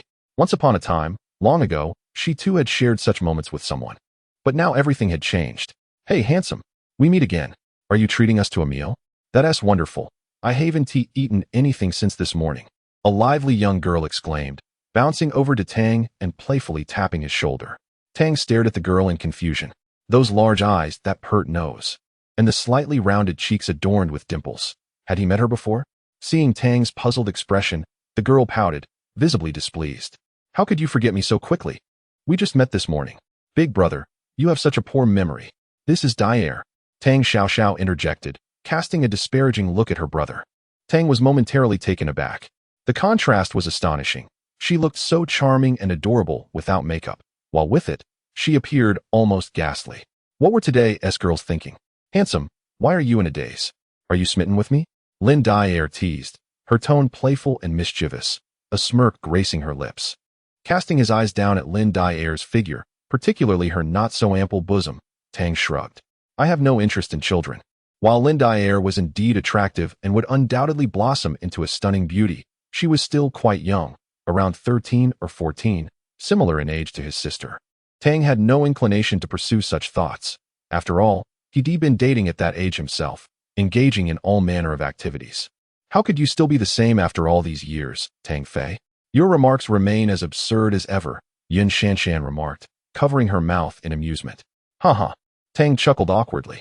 Oh, by the way, brother, Teacher Yun is actually the Yun Jie you knew back in the day. Since you're treating us, I'll invite her along, Tang Xiaoxiao said. Sure, let us all dine together. Tang nodded in agreement, though inwardly he was a tempest of emotions. Uncertain why he had come to this place, wandering aimlessly until he found himself here. Yunjie? Xiaoxiao, how can you call Teacher Yun sister? Lin Dyer asked, puzzled, tugging at Tang Xiaoxiao's arm. Come on, let us get in the car. I'll explain everything on the way, Tang Xiaoxiao urged. Lin Dyer was her best friend at school, despite her tendency to be infatuated, her carefree nature, and her frequent engagement in whimsical antics. Once they boarded the car, Lin Dyer and Tang Xiaoxiao settled into the back seat, while Yun Shangsong occupied the front passenger seat, her expression serene, though the thoughts swirling within her mind remained her own secret. Come on, tell me, why does Teacher Yun become Sister Yun? Lin Dyer eagerly inquired as soon as she entered the vehicle. Tang Xiaoxiao, well aware of her friend's inquisitive nature, realized that if she did not divulge the story today, Lin Dyer would likely be restless throughout the day. Well, it was about 5 or 6 years ago. I was still quite young then. Teacher Yun and my brother were classmates. One time, my brother was injured by some thugs and had to stay in the hospital for over a month. During that time, Sister Yun came to visit him every day, and that's how they became acquainted. It has been so long that I would have forgotten had Sister Yun not mentioned it today, Tang Xiaoxiao explained. What? The handsome guy was hurt by thugs? Who were they? I will have my father arrest them all. Lin Dyer exclaimed vehemently, her indignation palpable. How dare they harm the handsome guy? It's absolutely unforgivable. Tang Xiaoxiao gazed at Lin Dyer in exasperation, questioning whether she grasped the main point. Moreover, that incident had occurred 5 or 6 years ago. It was futile to seek out those responsible now.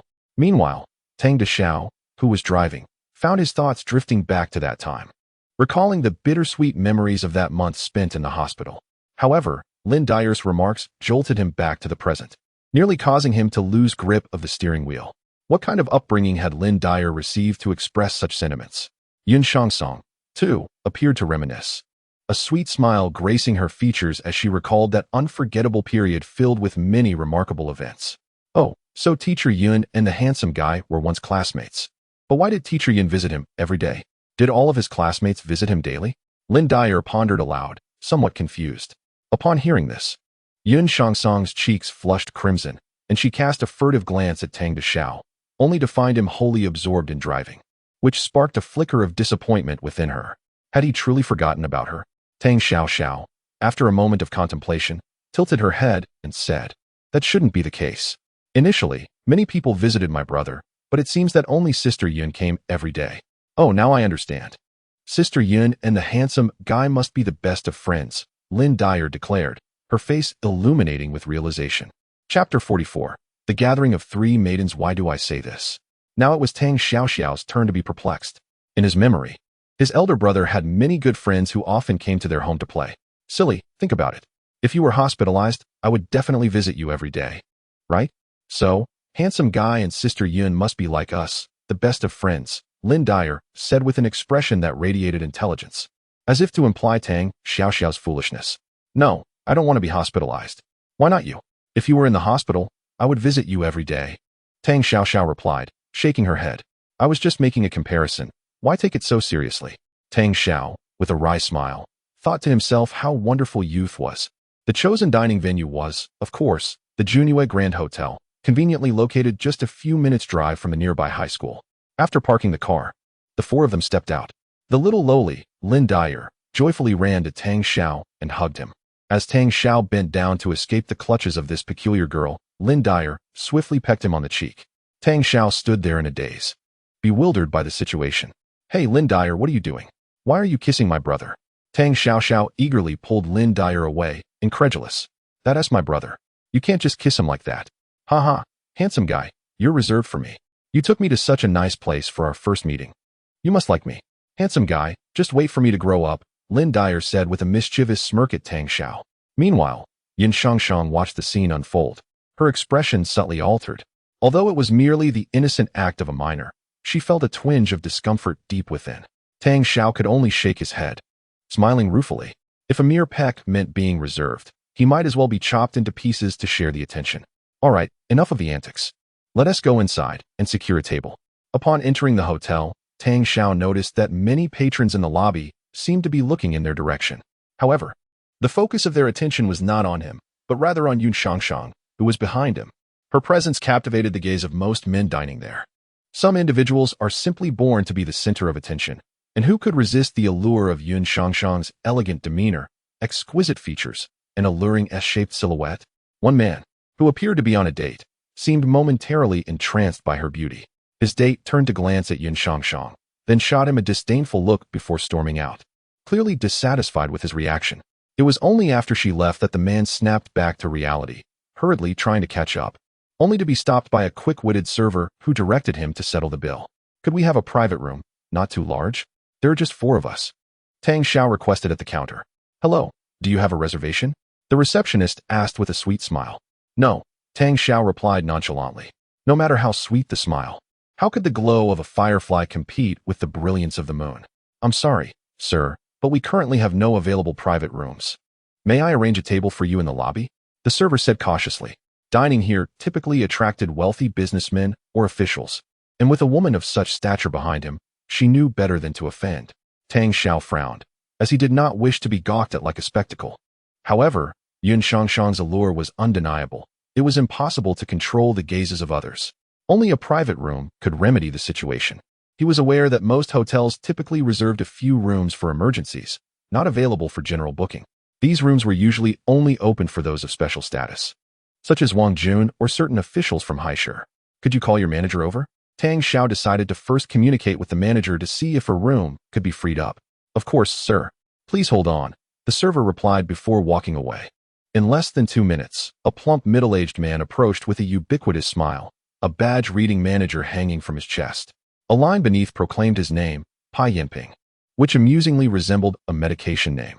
Hello, I am the manager here. How may I assist you? Pai Yinping greeted Tang Xiao with a slight nod. Manager Pai, I require a private room. A smaller one will suffice, as there are just 4 of us, Tang Xiao stated. Oh, I see. Do you have a reservation for the room? The manager responded with a corporate smile. No, but I am aware that most hotels usually reserve some rooms, Tang Xiao replied. Furrowing his brow, he understood that the staff had likely informed Pai Yinping about his inquiry, since he still asked. It seemed they were not inclined to provide him with a room. Sir, I believe you jest.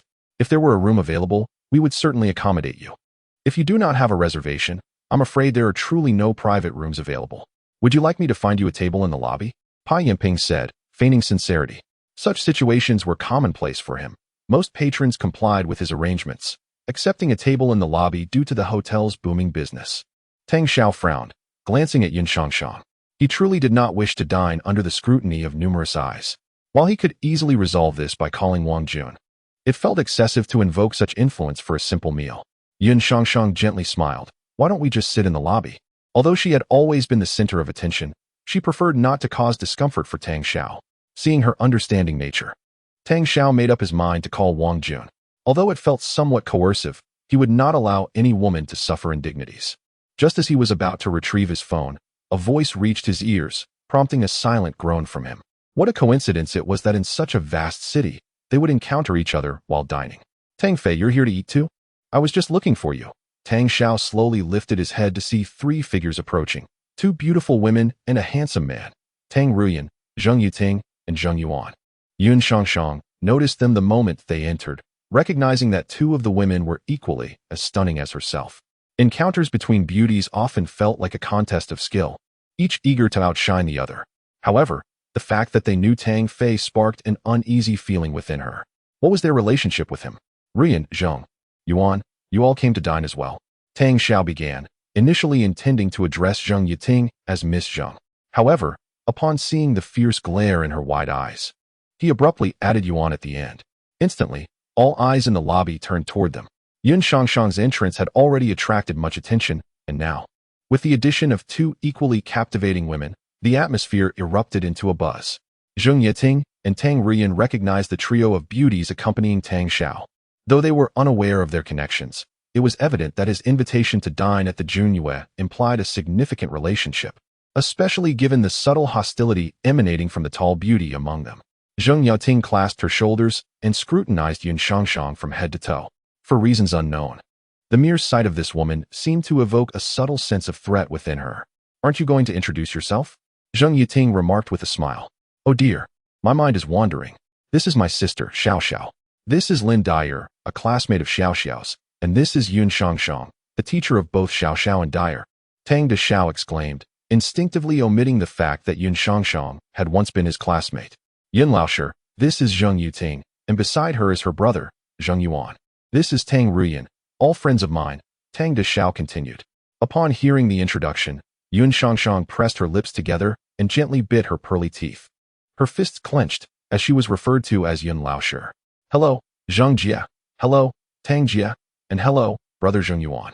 Zheng Jie and Tang Jie are both so beautiful, just like sister Yun," Tang Xiaoxiao gushed, her compliments flowing like honey. Though the final remark about Sister Yun made Tang De Xiao wish fervently to seal her lips. Indeed.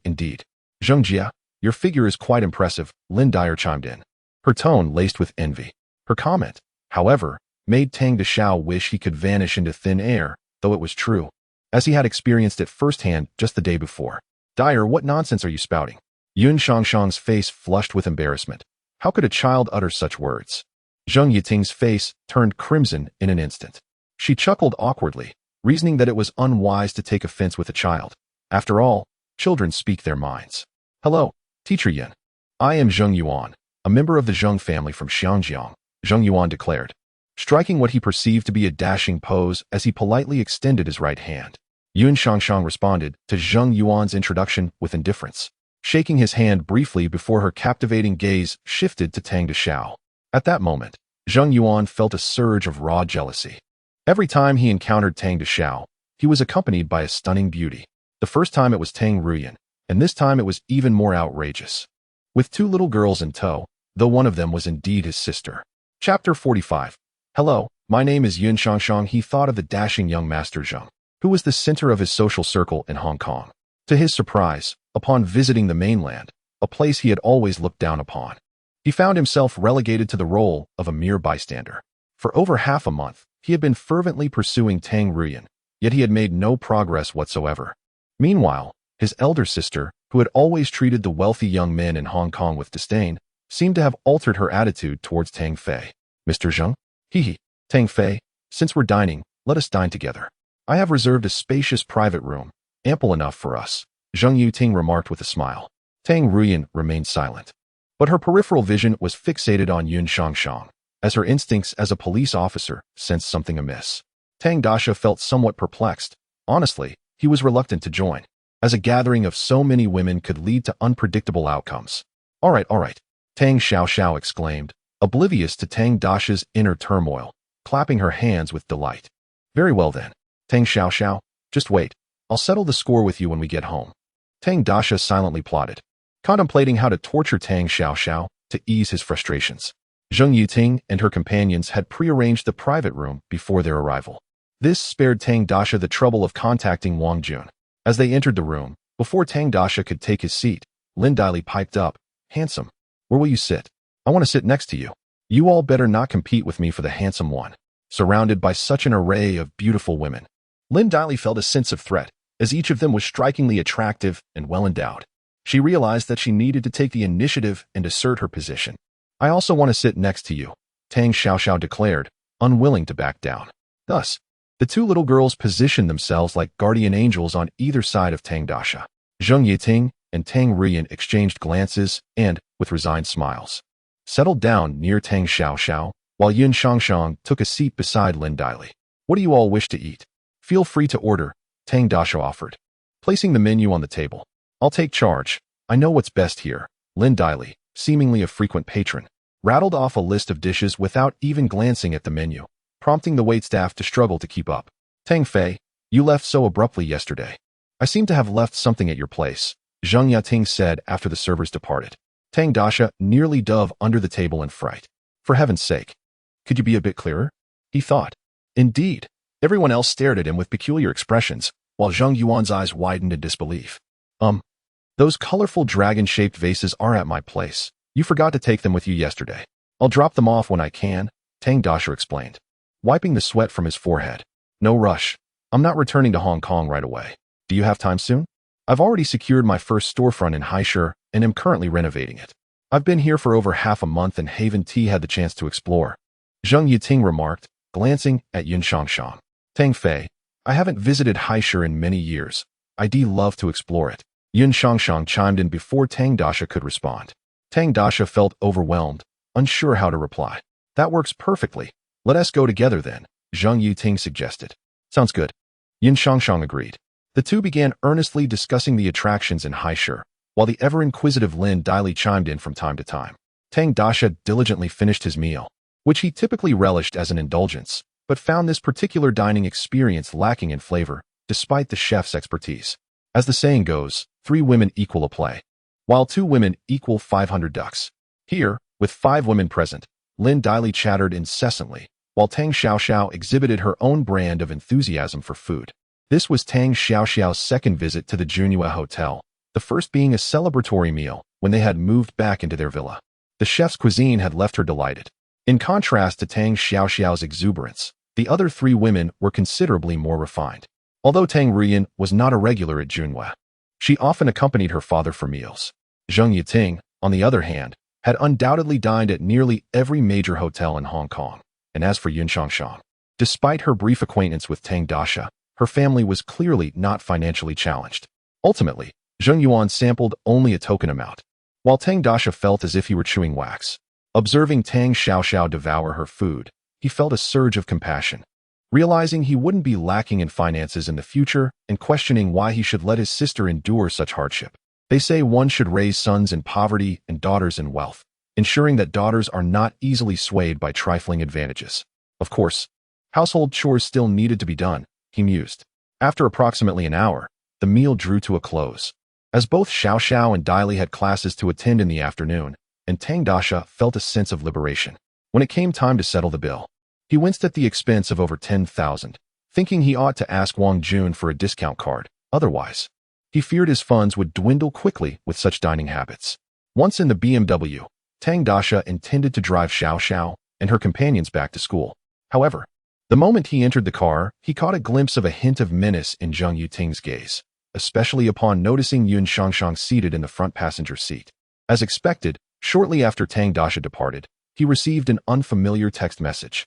What is your relationship with that Yun Shangshang? Tang Dasha was taken aback by the message, realizing it must have come from Zheng Yiting. After all, Tang Ruyan had her number. To make matters worse, Yun Shangshang had seen the message. With a calm smile, she remarked, "It seems that girl named Zheng Yiting holds a special relationship with you." Tang Dasha paused for a moment before replying. "I've known her for only half a month. This is our 3rd meeting." Hearing this, Yun Shangshang felt a flicker of joy, realizing that they had not yet reached a deeper level of intimacy. "How have you been in America?" Tang Dasha asked casually. "Quite well, busy with studies and feeling fulfilled. I obtained dual master's degrees in economics and psychology," Yun Shangshang replied while adjusting her hair, exuding a certain charm. "You have realized your dream, attending Stanford and earning your degree. Congratulations," Tang Dasha genuinely expressed, feeling genuinely happy for her achievement. "Indeed, my dream has come true. What about you? Have you forgotten your aspirations?" Yun Shangshang inquired. "Me? Haha, my aspirations? You know I'm not like you. I've never been an ambitious person. My dream is to travel the world, and honestly, I could achieve it whenever I choose," Tang Dasha self-deprecatingly stated. From a young age, he had never been one to harbor grand ambitions. The phrase lacking aspirations seemed custom-made for him. He had always lived a life devoid of ambition, merely coasting along. However, recent events concerning the Tang family factory had opened his eyes to the harsh reality that without effort, one would inevitably be left behind. Following his father, Tang Long, across the country had not salvaged the factory. His beloved car and family home had been mortgaged to the bank. forcing them to leave their charming villa for a mere 40-square-meter apartment, smaller than his original bedroom.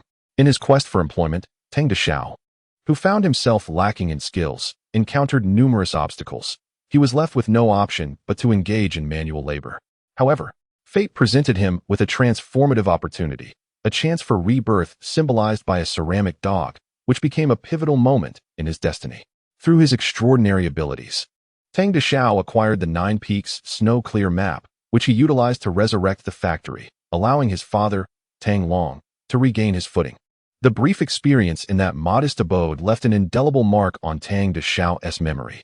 Transitioning from frugality to opulence is a simple endeavor. Yet the reverse is fraught with difficulty. He resolved never to return to that cramped 40-square-meter dwelling, to endure days without meat, or to lead a life of hardship once more. Witnessing Wang Jun's lavish lifestyle ignited a fervent ambition within him. He vowed to indulge in the finest food, partake in the most exquisite experiences, and reside in the best accommodations. In essence, everything must be of the highest caliber. The existence of his abilities served as an exceptional advantage, propelling him onward step by step. "You seem different from before. You have changed," remarked Yin Shangshang. "Indeed, I have changed.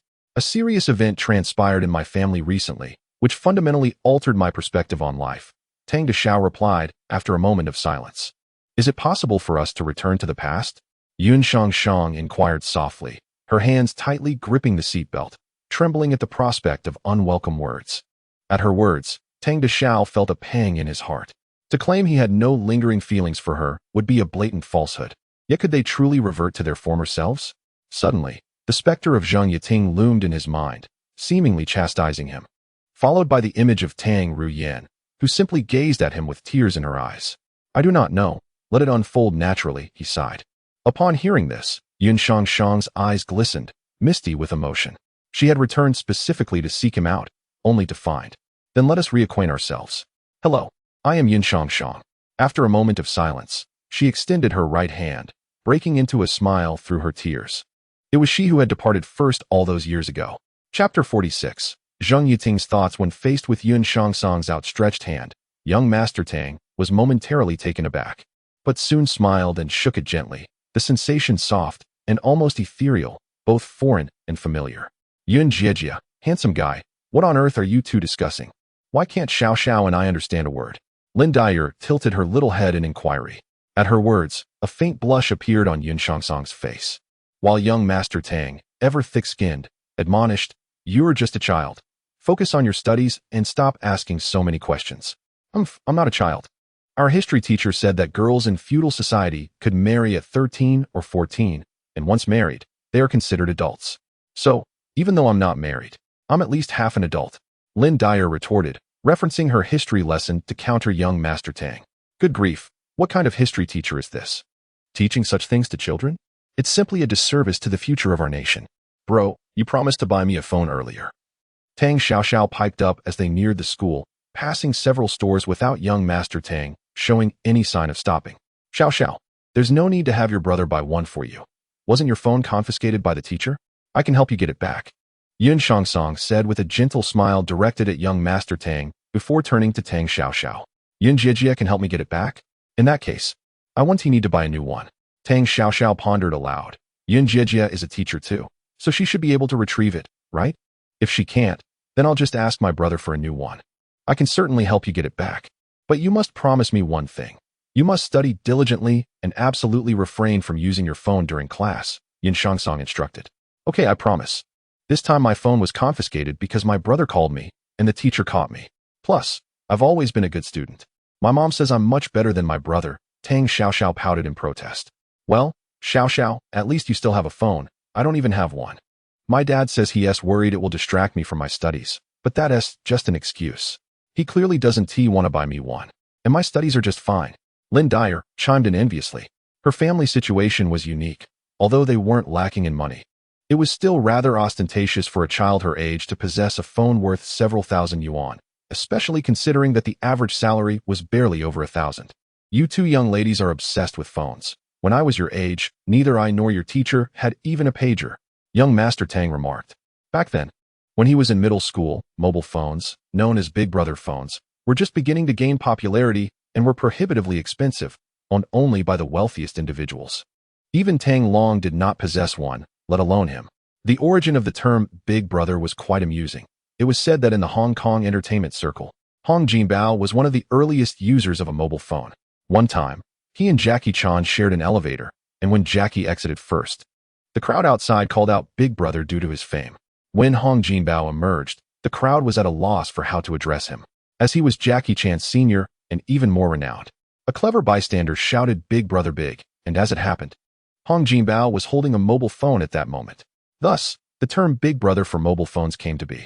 Young Master Tang parked in front of the school, watching as the three beautiful girls walked into the campus.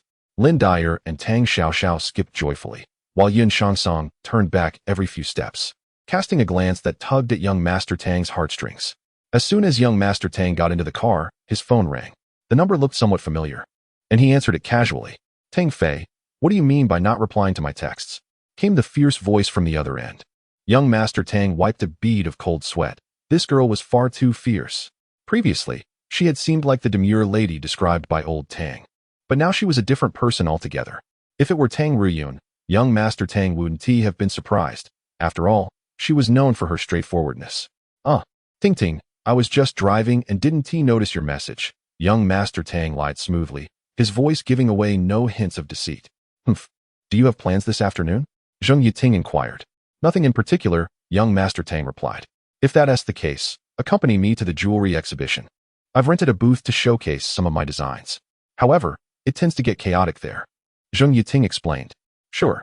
Young Master Tang agreed before she could finish her sentence. He was aware of the jewelry exhibition in Haisher, which was organized by the government, encompassing the entire Jiangsu, Zhejiang, and Shanghai region, attracting jewelers from other provinces as well. Zheng Yiting likely aimed to expand her family's business into the mainland. And this exhibition was a significant opportunity to gain recognition that could greatly benefit future ventures. Given the valuable jewelry on display, a diverse crowd would naturally gather. And while the police would maintain order, exhibitors typically hired additional security for safety. Besides, considering he had benefited from her assistance yesterday, helping her was only reasonable. I'll be waiting for you at the Junhua Hotel, Zheng Yiting stated. I'll be there in 5 minutes. Young Master Tang understood that waiting without a specific time frame was excruciating. It was unexpected that he had to return to the Junhua so soon after just leaving. It seemed he was destined to be perpetually busy. Zheng Yiting stood at the entrance of the Junhua Hotel, a magazine in hand. After ending the call, a subtle smile graced her lips as she checked the time on her Longines watch, glancing at the passers-by who couldn't help but steal glances at her. Young Master Tang, known for his punctuality, especially regarding beautiful women, arrived precisely on time. 5 minutes later, his BMW pulled up at the hotel entrance. Zheng Yiting checked the time again, surprised that this brat was indeed punctual. Generally, punctual men were considered reliable. At least, that was her personal belief. Get in, young Master Tang called, rolling down the window and waving at Zheng Yiting. She returned his gesture with a charming smile, gracefully walking toward the passenger seat. A man who had paused to admire Zheng Yiting couldn't help but mutter to himself, what a decline in moral standards. Such a stunning woman. As if she leaped from a painting, yet she is so common, surrendering to a BMW worth over 200,000. Sigh. Yet, when he looked down at his own Phoenix brand bicycle, he felt disheartened. Another fine cabbage had been taken. Why are you alone? Where are Ruyun and your little brother? Young Master Tang inquired as he started the BMW. Ruyun is different from you. She is a police officer, and I had my little brother drop her off at work. Zheng Yiting pouted playfully. Zheng Yiting also harbored her own motives. She had not previously supported Zheng Yuan's pursuit of Tang Ruyun. It wasn't about compatibility, rather, she felt their personalities clashed. Tang Ruyun was driven by a strong sense of justice, while Zheng Yuan was a typical young master, fond of indulgence and pleasure. They belonged to entirely different worlds. Zheng Yiting had previously discussed this matter with Zheng Yuan, yet it seemed that Zheng Yuan, whether under the influence of some medication or driven by his inflated sense of pride, was determined to pursue Tang Ruyun.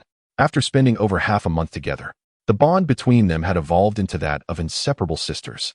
It is indeed a marvel of womanhood. One moment they might wish to obliterate each other's beauty, yet in the next, they embrace as kin. Given the profound intimacy of their relationship, Zheng Yiting could not help but notice how Tang Ruyun and young Master Tang appeared to be in constant communication, akin to a never-ending phone call.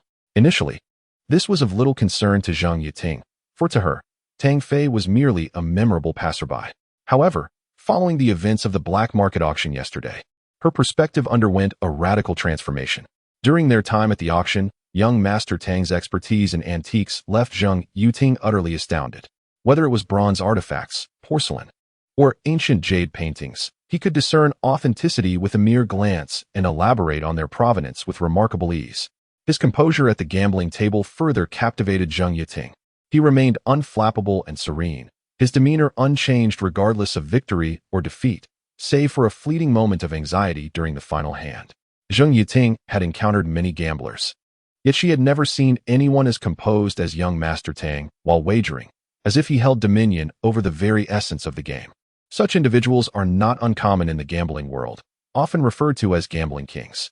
It is said that a man is at his most alluring when wholly absorbed in a single pursuit, and young Master Tang exuded an irresistible charm during both his discussions on antiques and his gambling exploits, which profoundly captivated Zheng Yuting.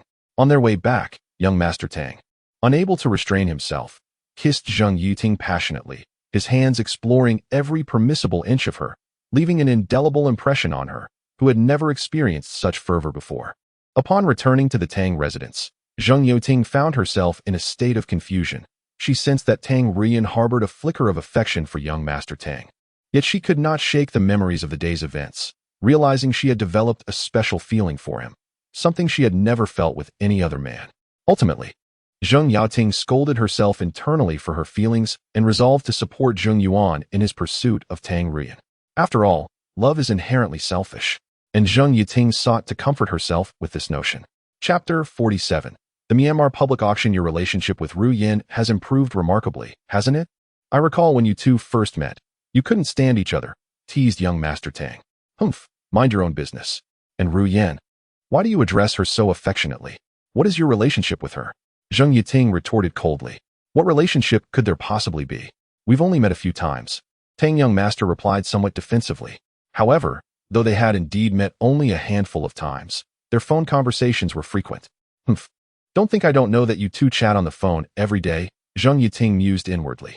Of course, a wise woman never lays all her cards on the table, as that would only jeopardize her own position.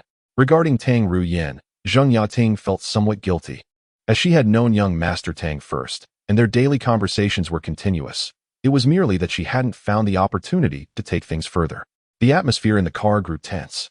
The journey from the Junhua Hotel to the jewelry exhibition would take about half an hour. Tang young master sat upright, gazing ahead, resolute not to repeat yesterday's blunder, despite it being a delightful mistake. Observing the ordinary passerby from the mainland, Zheng Yuting felt an unexpected pressure. As the esteemed Miss Zheng in Hong Kong, she had witnessed countless wealthy suitors falling at her feet. Yet here, in the relatively less developed mainland, she encountered an ordinary man who somehow overshadowed all the wealthy gentlemen from Hong Kong. Most astonishingly, she found herself vying for this ordinary man's attention against two other women. Yes, two. Not only was it Tang Ru Yin, but the appearance of Yun Shangshang also instinctively signaled danger to Zheng Yuting. This woman matched her in looks, temperament, and figure. And moreover, Tang young master as sister and Lin Dare had both referred to Yun Shangshang as sister. There was certainly something amiss. Typically, only those with special relationships would address another in such a manner. The urgency to summon Tang young master was not solely for the exhibition, but also stemmed from a hint of selfishness. She did not wish for him to be alone with Yun Shangshang. By the way, there is something at the jewelry exhibition that you might find intriguing, Zheng Yuting finally said after a brief silence. Waiting idly was not an option. After much contemplation, Zheng Yuting resolved to take the initiative. After all, the adage goes that while men pursue women across mountains, women pursuing men face but a veil. She was determined to act, unafraid that Tang young master would not succumb to her charm. What is it? He inquired. Gambling stones, Zheng Yuting replied. She knew Tang young master would undoubtedly be interested in this. For those who had won at gambling stones held a special affection for them. Tang young master was one of those who had triumphed. Hearing this, Tang young master was elated. It was as if he had just received a pillow when he was yearning for sleep. Had it not been for Zheng Yuting's call, he would have been contemplating scouring the antique market, at least to recover his lunch expenses. How can there be gambling stones at a jewelry exhibition? He asked. Jadeite is indeed a type of jade, and in recent years, it has been quite popular in the mainland market, with prices soaring. Consequently, The prices of gambling stones have also skyrocketed. Nowadays, those who engage in gambling stones are typically affluent individuals, and most attendees of the jewelry exhibition belong to the upper echelons of society, possessing substantial purchasing power. Urban merchants are naturally unwilling to miss this opportunity and have also applied for booths. While we showcase finished jewelry, they exhibit gambling stones directly. Some individuals purchase stones on site, with prices fluctuating wildly, making their business even more thriving than ours, Zheng Yeting explained. The two engaged in a lively discussion about gambling stones and jadeite, with Zheng Yeting doing most of the talking while Tang Young Master listened intently. Prior to this, Tang Young Master had a basic understanding of gambling stones from antique appraisal texts, knowing only that they originated from Yunnan. But he gained a clearer perspective through Zheng Yeting's elaboration. Gambling stones, or jadeite ore, are currently found only in Myanmar, where a public auction is held annually to auction off the stones. The auction is divided into open bids and sealed bids. Open bids are straightforward, akin to a typical auction where the highest bidder wins. Sealed bids, however, are different. Each stone is assigned a number. If one desires a particular stone, they note the number, write their price, and submit it. The organizer collects all bids, and the highest bidder wins, without knowledge of others' bids. To ensure winning, bidders often write prices significantly higher than expected. In addition to the Myanmar public auction, there are other avenues to acquire gambling stones, notably smuggling. At the border between Yunnan and Myanmar, two primary contraband items are prevalent: drugs and gambling stones. Many major dealers of gambling stones in the country maintain intricate connections with Myanmar's jadeite mine owners, with most of their stones sourced through smuggling. However, as Myanmar intensifies its crackdown on smuggling, their lives have become increasingly difficult, resulting in skyrocketing prices for gambling stones domestically. Meanwhile, Tang Young Master contemplated when he might visit the Myanmar public auction to withdraw some funds. Indeed, it was easier for him to access gambling stones than to withdraw cash from a bank. The two conversed with laughter, hardly noticing the passage of time. The jewelry exhibition was located in a large sports arena, a venue Tang Young Master was familiar with. Just over half a month ago, he had attended a job fair here, albeit with unfortunate results. As the car slowly entered the arena, he reflected on the disheveled state he had been in during his last visit. Upon entering the exhibition hall, Zheng Yuting guided Tang Young Master through a series of turns until they arrived at a relatively large booth. Miss Zheng, two young women in professional attire greeted in unison. It was evident that these two were the booth attendants Zheng Yuting had hired. This is Li Xia, and this is Wang Qian. They are both my hires. And this is Tang Fei, my friend, Zheng Yating introduced. Li Xia was slightly taller, while Wang Qian was a bit shorter. Both were strikingly beautiful and would garner attention in any crowd, though alongside Zheng Yating, they became mere supporting characters. Hello, Mr. Tang, they both said simultaneously. Hello, ladies. Tang Young Master replied with a smile and a nod. How are sales going? Zheng Yating inquired. Quite well, especially those amber and gold necklaces. We've already sold out. Nearby booths haven't performed as well as we have. A few customers even left their numbers, asking us to notify them when the stock arrives, the taller attendant replied. Indeed, that's impressive. You both have done remarkably well. Keep it up, and when the store opens, you will be among the pioneers, Zheng Yuting smiled, recognizing the importance of encouraging her employees, especially since they had indeed performed admirably. Thank you, Miss Zheng, Li Xia expressed gratefully, knowing that being a pioneer might mean a promotion in salary. Now, you two keep an eye on things here while Mr. Tang and I explore the exhibition, Zheng Yuting instructed. The two turned and headed towards the gambling stone area. Before they even approached, Tang Young Master faintly heard the excited chatter of the bids are rising. The bids are rising, and exchanged knowing glances with Zheng Yuting, both wearing faint smiles. As they stepped into the gambling stone area, Tang Young Master's shoulder was suddenly patted. Hey, brother, you're here too. Come, check out my booth. Recognizing the voice, Tang Young Master turned to see a familiar face. The man, noticing Tang Young Master's hesitation, beamed. Brother, you don't remember me? Back at Longhu Resort, you bought 2 gambling stones from me for 30,500. They both skyrocketed in value, and I hear they were sold to Zheng's Jewelry in Hong Kong for over 3 million. At this, Tang Young Master couldn't help but chuckle. He recalled that this man was Yang Hao, the owner of the gambling stone booth. It turns out to be Boss Yang. Look at my memory, haha. Is Boss Yang also attending the exhibition? Young Master Tang said with a smile. Business is tough these days. The prices of gambling stones in Pingzhou fluctuate daily. It's impossible to rely solely on the store without incurring losses. Hence, I took advantage of this jewelry exhibition to rent a booth and engage in a bit of business, Yang Hao lamented. Young Master Tang was aware that Pingzhou lies in the southern part of Huaxia, near Myanmar, where many gambling stone traders gather smuggled stones to hold public auctions, following rules akin to those in Myanmar, categorized into open and sealed bids. This public auction is referred to as the Pingzhou public auction, often dubbed the small public auction, while the grander one is the Myanmar public auction. Of course, young Master Tang was skeptical of Yang Hao's claims. Selling a well-performing gambling stone for several million is hardly a minor business. What does that make his clothing factory a trivial venture? Haha, Boss Yang is jesting.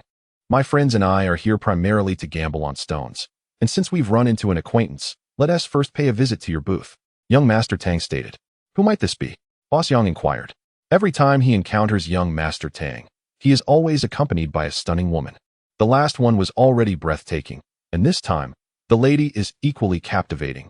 What fortunate charm he possesses. Yang Hao couldn't help but feel envious. This young man is even a few years his junior. How does he manage to attract such beautiful women? In terms of looks, he doesn't fall short either. Could it be that his charm is lacking? This is Zheng Yiting, the heir of the Xiangjiang jewelry house you just mentioned. The jadeite pieces I unveiled at Longhu Resort were purchased by her, young Master Tang introduced. Zheng Yiting intends to venture into the jewelry business in Haishur, while Yang Hao is in the gambling stone trade, serving as a raw material supplier. By introducing her to Zheng Yiting, he hopes to help her build connections. Upon hearing this, Yang Hao's admiration for young Master Tang deepened. The heir of Xiangjiang jewelry house, such a status could intimidate many. To sell a piece of jadeite and attract the heir of Xiangjiang jewelry. This is indeed a fortuitous blend of wealth and opportunity. In that moment, Yang Hao felt nothing but envy and resentment towards young Master Tang. Why had such fortune not graced him? Miss Zheng, good day.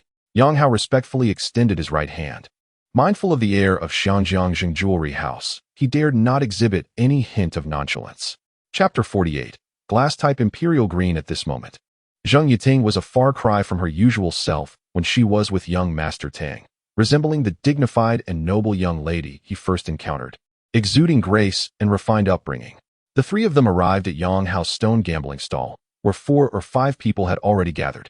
Among them, an elderly gentleman was scrutinizing a piece of semi-gambling material with a magnifying glass.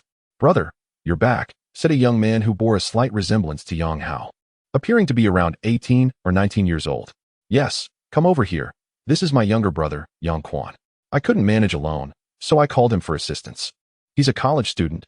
Haha, Yang Hao said with evident pride in his brother's academic achievement. Despite the declining value of a college degree in recent times, having a family member who had managed to enroll in university was still a cause for celebration. God of Wealth. When did I earn that title? Yang Quan was taken aback. The person his brother referred to as the God of Wealth was quite the legend. He had once cut 3 pieces of icy jade from a seemingly worthless stone, selling them for over 3 million. Many in their family had spent a lifetime gambling on stones without achieving such success. After young Master Tang's remarkable feat, many were eager to discover where he had procured his stones, eventually leading them to Yang Hao's stall, which was soon stripped bare of its stones.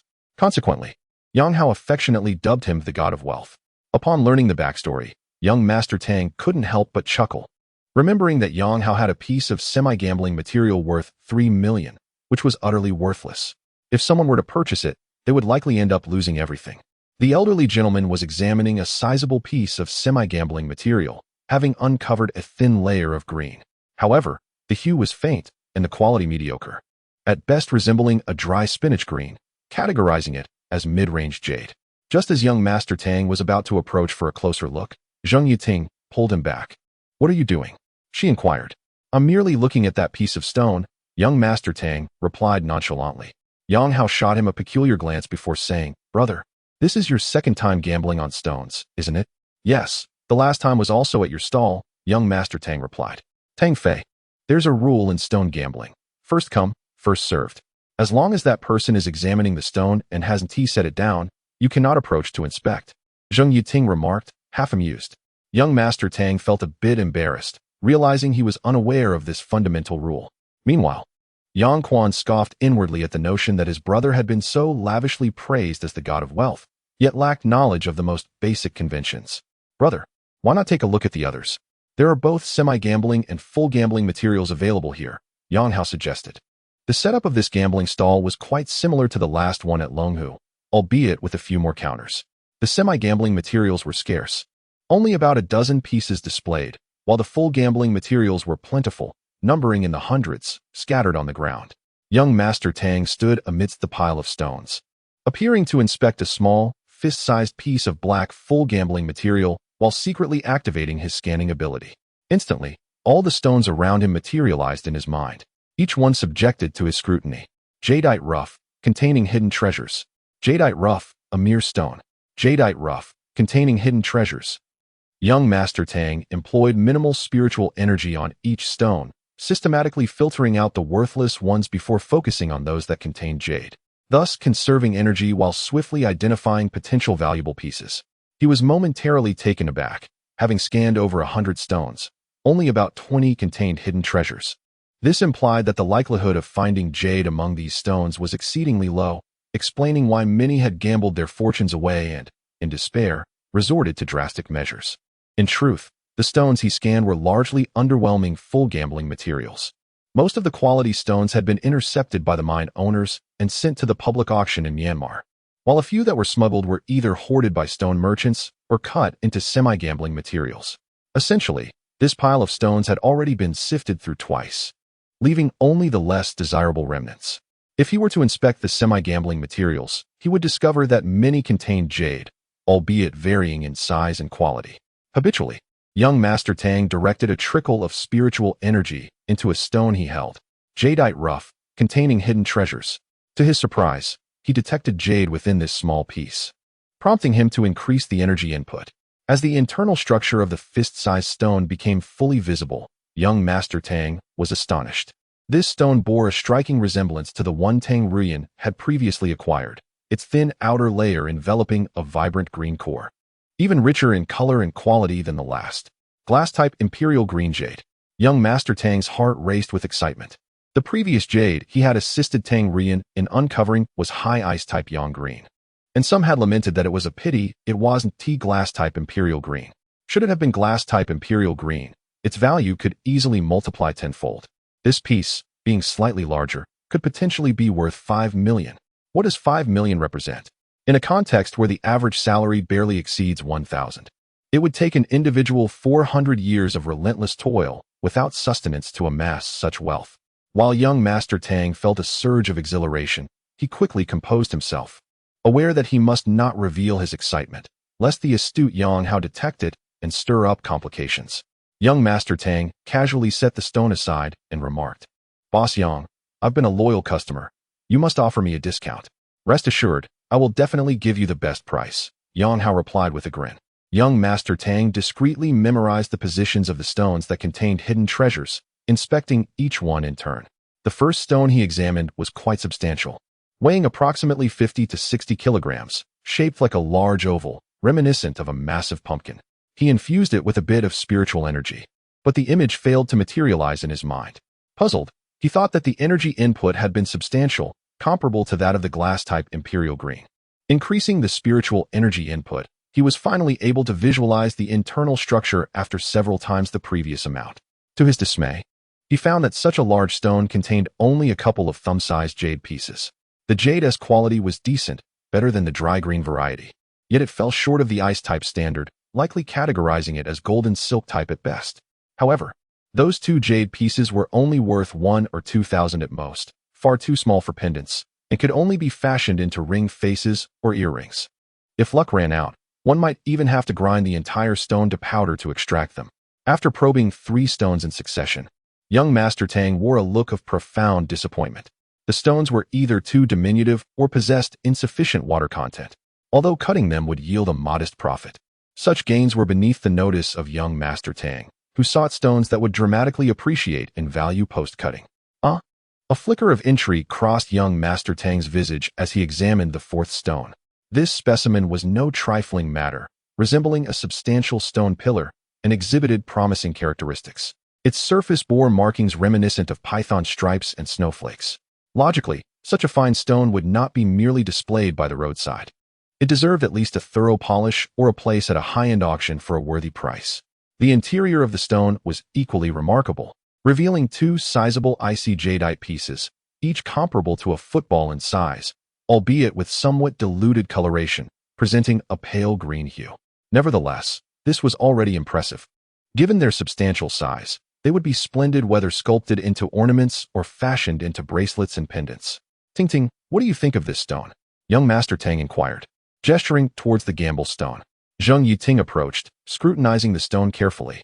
While not an expert in jadeite gambling, her familial background bestowed upon her a greater understanding than young Master Tang.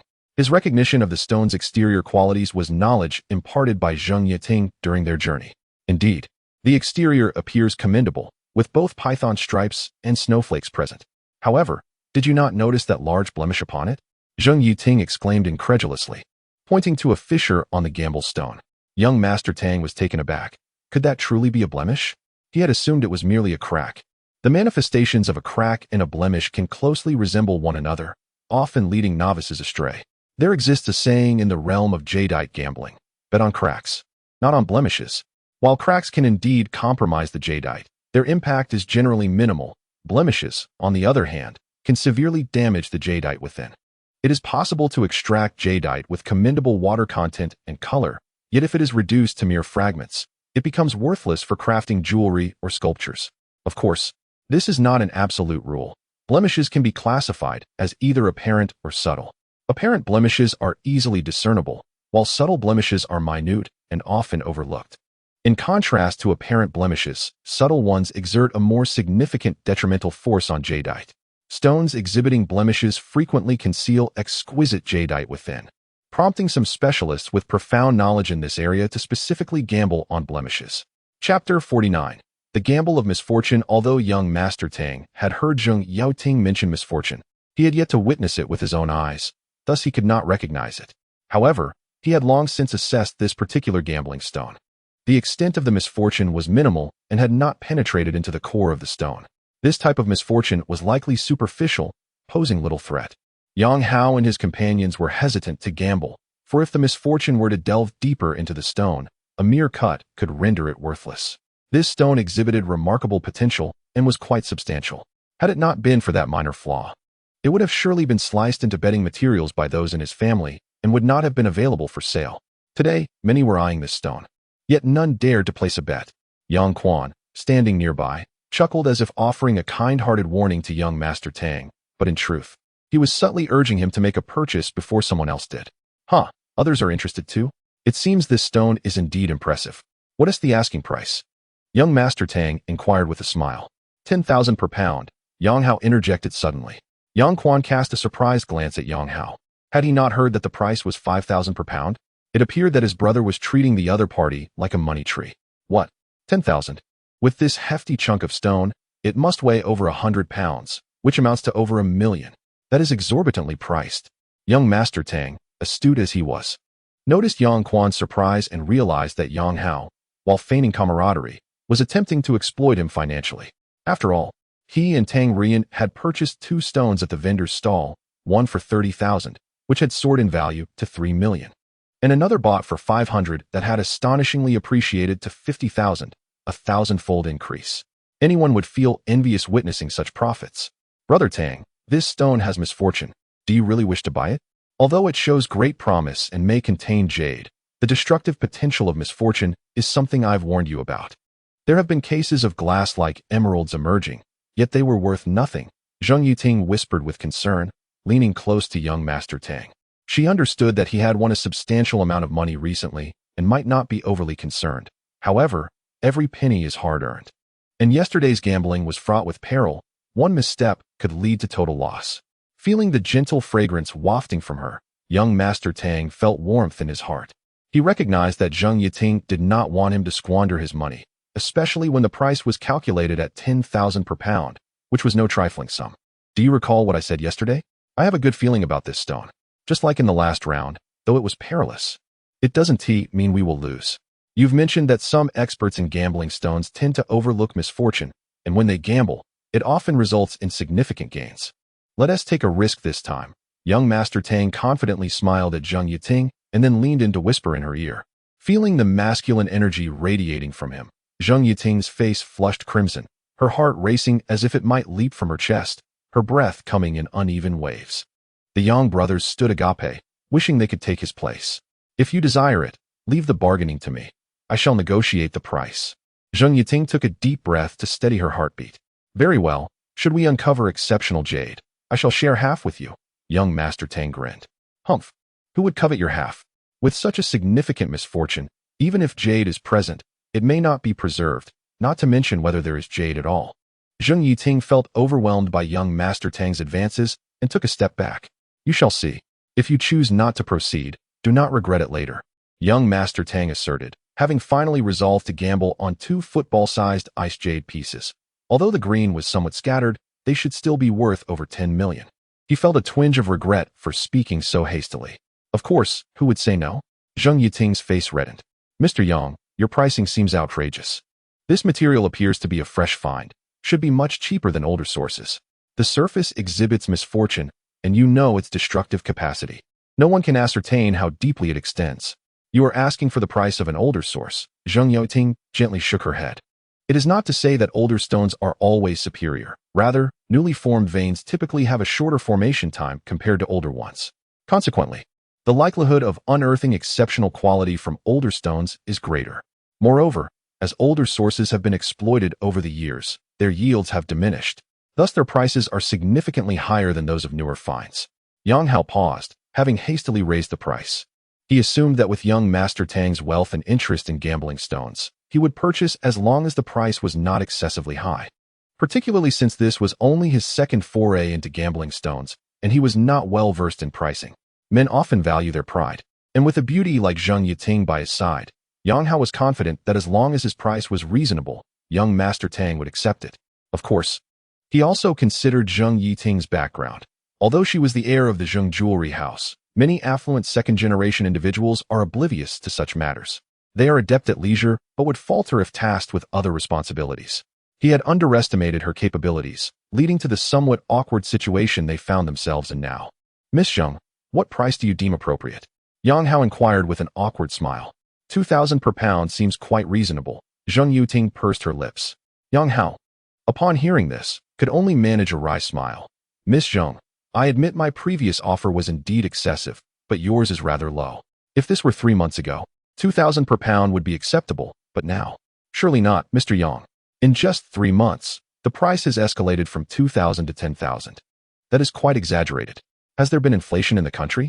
Young Master Tang interjected playfully. Inflation implies that money is losing its value. A seemingly paradoxical statement that conveys the notion of rapidly rising prices, rendering the same amount of money insufficient for purchasing equivalent goods. 3,000 per pound is my final offer. Any lower, and I will incur a loss. The current market for gambling stones has become increasingly challenging. The Myanmar government has tightened regulations, and casualties occur regularly at the border. These stones are being extracted at great human cost, Yang Hao stated with a rueful smile. Fine. 3,000 it is. Let us finalize this. But I wish to explore other options as well, young Master Tang replied. Very well, Xiao Quan, come lend a hand. Yang Hao called for Yang Quan to assist in lifting the gambling stone. Young Master Tang continued his examination, revealing stones that indicated an inner universe, totaling 17 pieces. Most of these stones contained jade of inferior quality, predominantly dry green and bean green types, with 2 gold silk varieties, though they were too small to hold significant value.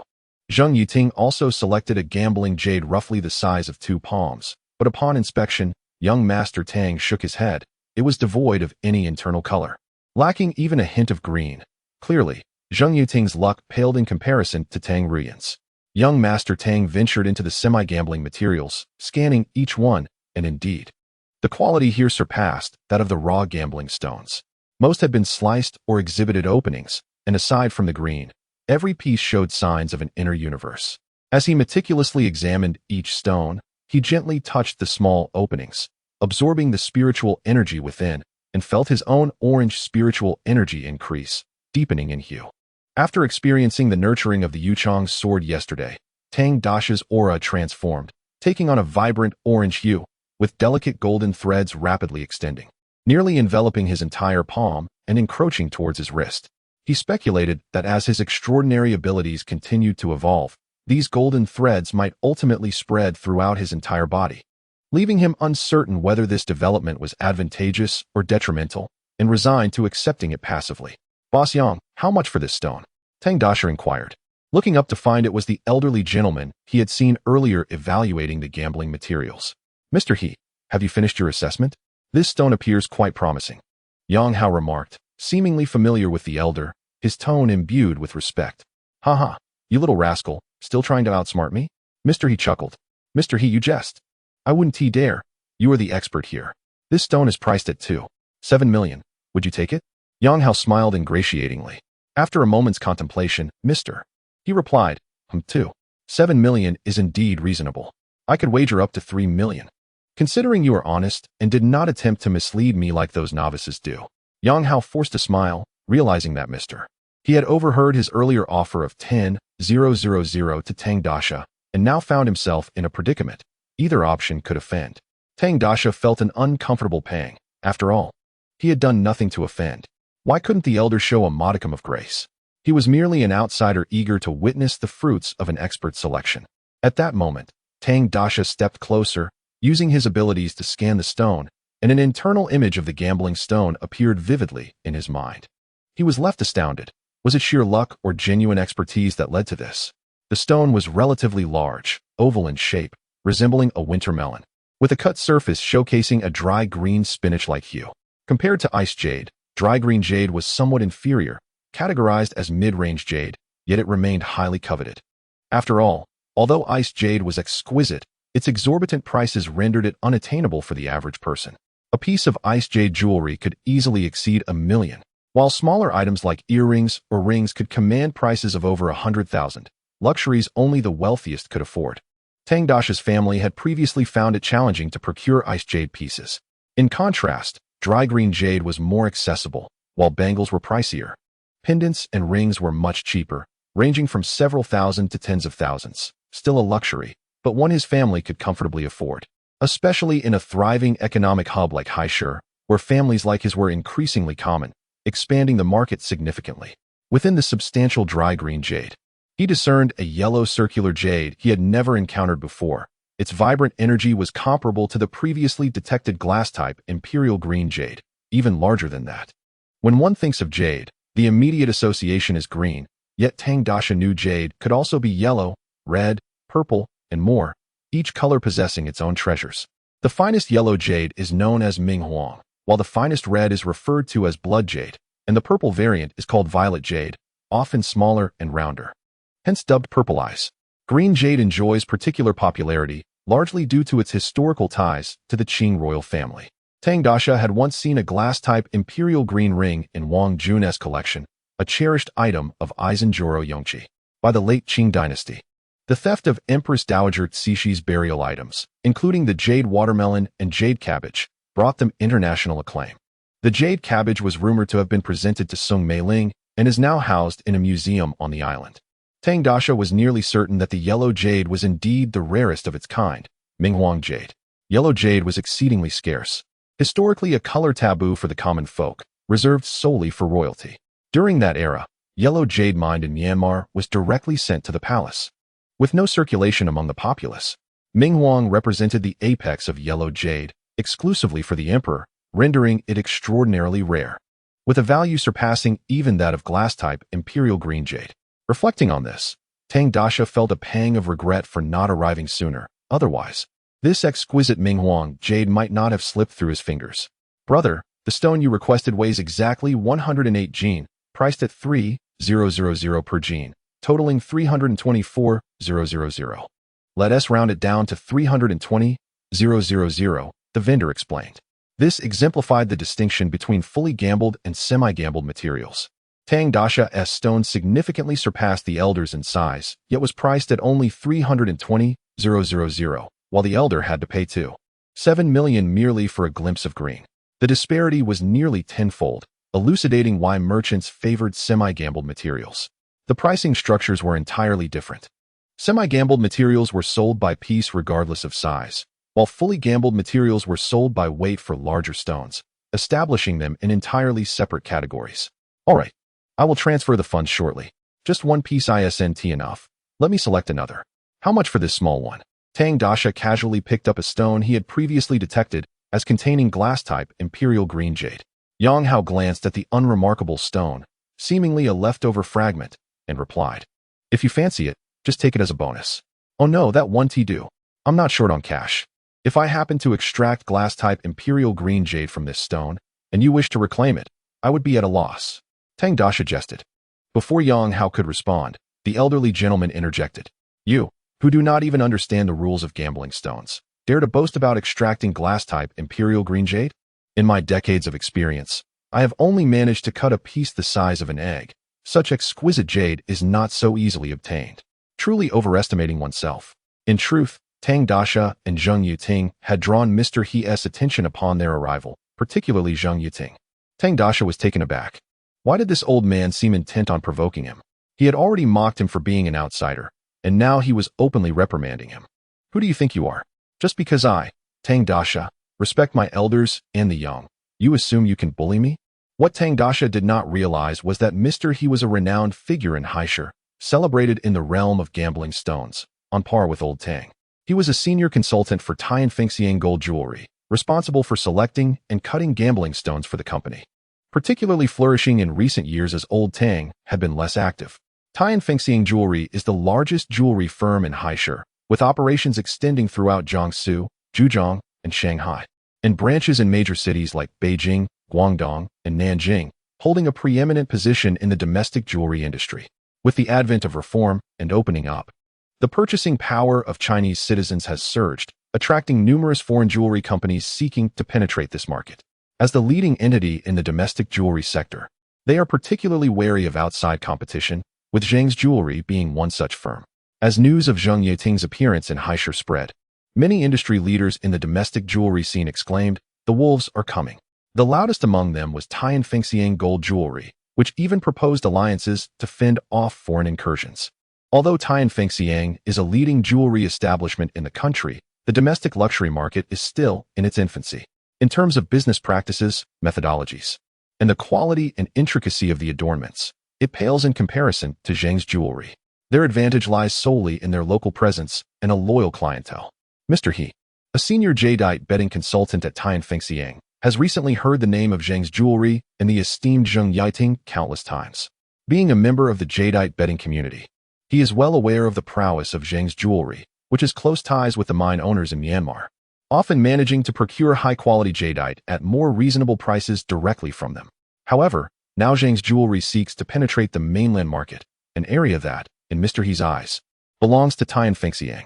With Zheng's Jewelry attempting to encroach upon their territory and seemingly possessing greater strength than his own establishment, Mr. He feels threatened. To him, this means they are stealing from his own mouth. Witnessing the legendary Miss Zheng arrive with someone seemingly ignorant of the rules of the trade, Mr. He cannot help but think that his employer may be overestimating their opponent. After all, she is merely a young girl. Upon hearing the bold words of young Master Tang, Mr. He is compelled to take action to diminish the reputation of Zheng's Jewelry on behalf of Tycoon. "Hey, old man, I don't believe I've wronged you. Why do you constantly target me?" Young Master Tang shouted at Mr. He, who, without acknowledging him, walked straight towards Zheng Yuting. "Miss Zheng, I have long heard of your esteemed reputation. I am He Shuo, the senior jadeite betting consultant at Tycoon."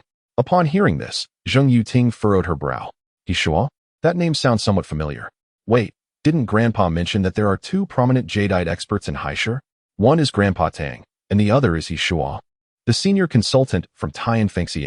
Of course, Zheng Yuting is aware of Tycoon's intentions to make a strong entry into the mainland market. The first establishment they aim to suppress is indeed Tycoon. With Mr. He introducing himself so brazenly, it is evident he comes with ill intentions. "Mr. He, I've heard my grandfather speak of you, noting you as a leading jadeite expert in Haishur. Are you here to show off in front of us juniors? Since he has come seeking trouble and is so boastful about young Master Tang." Zheng Yuting feels no obligation to be courteous and nearly points a finger at him in reproach. Mr. He's expression stiffened. He hadn't expected this legendary Miss Zheng to possess such a volatile temper, flipping from cordiality to hostility in an instant.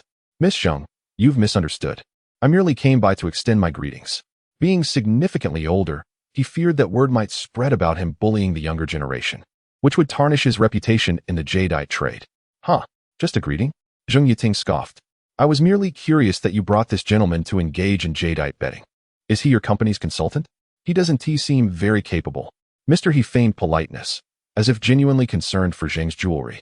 Yet he cast a disdainful glance at young Master Tang. Feeling the scorn in Mr. He's gaze, young Master Tang retorted angrily, Old man, what do you mean? Am I not capable? A man cannot be deemed incapable, regardless of the context. You? Truly incapable. Mr. He elongated his tone, squinting his small eyes. Young Master Tang, infuriated, felt his temper rise. One could only endure so much before snapping. Old man, do you dare to bet? He challenged furiously. Young Master Tang, you.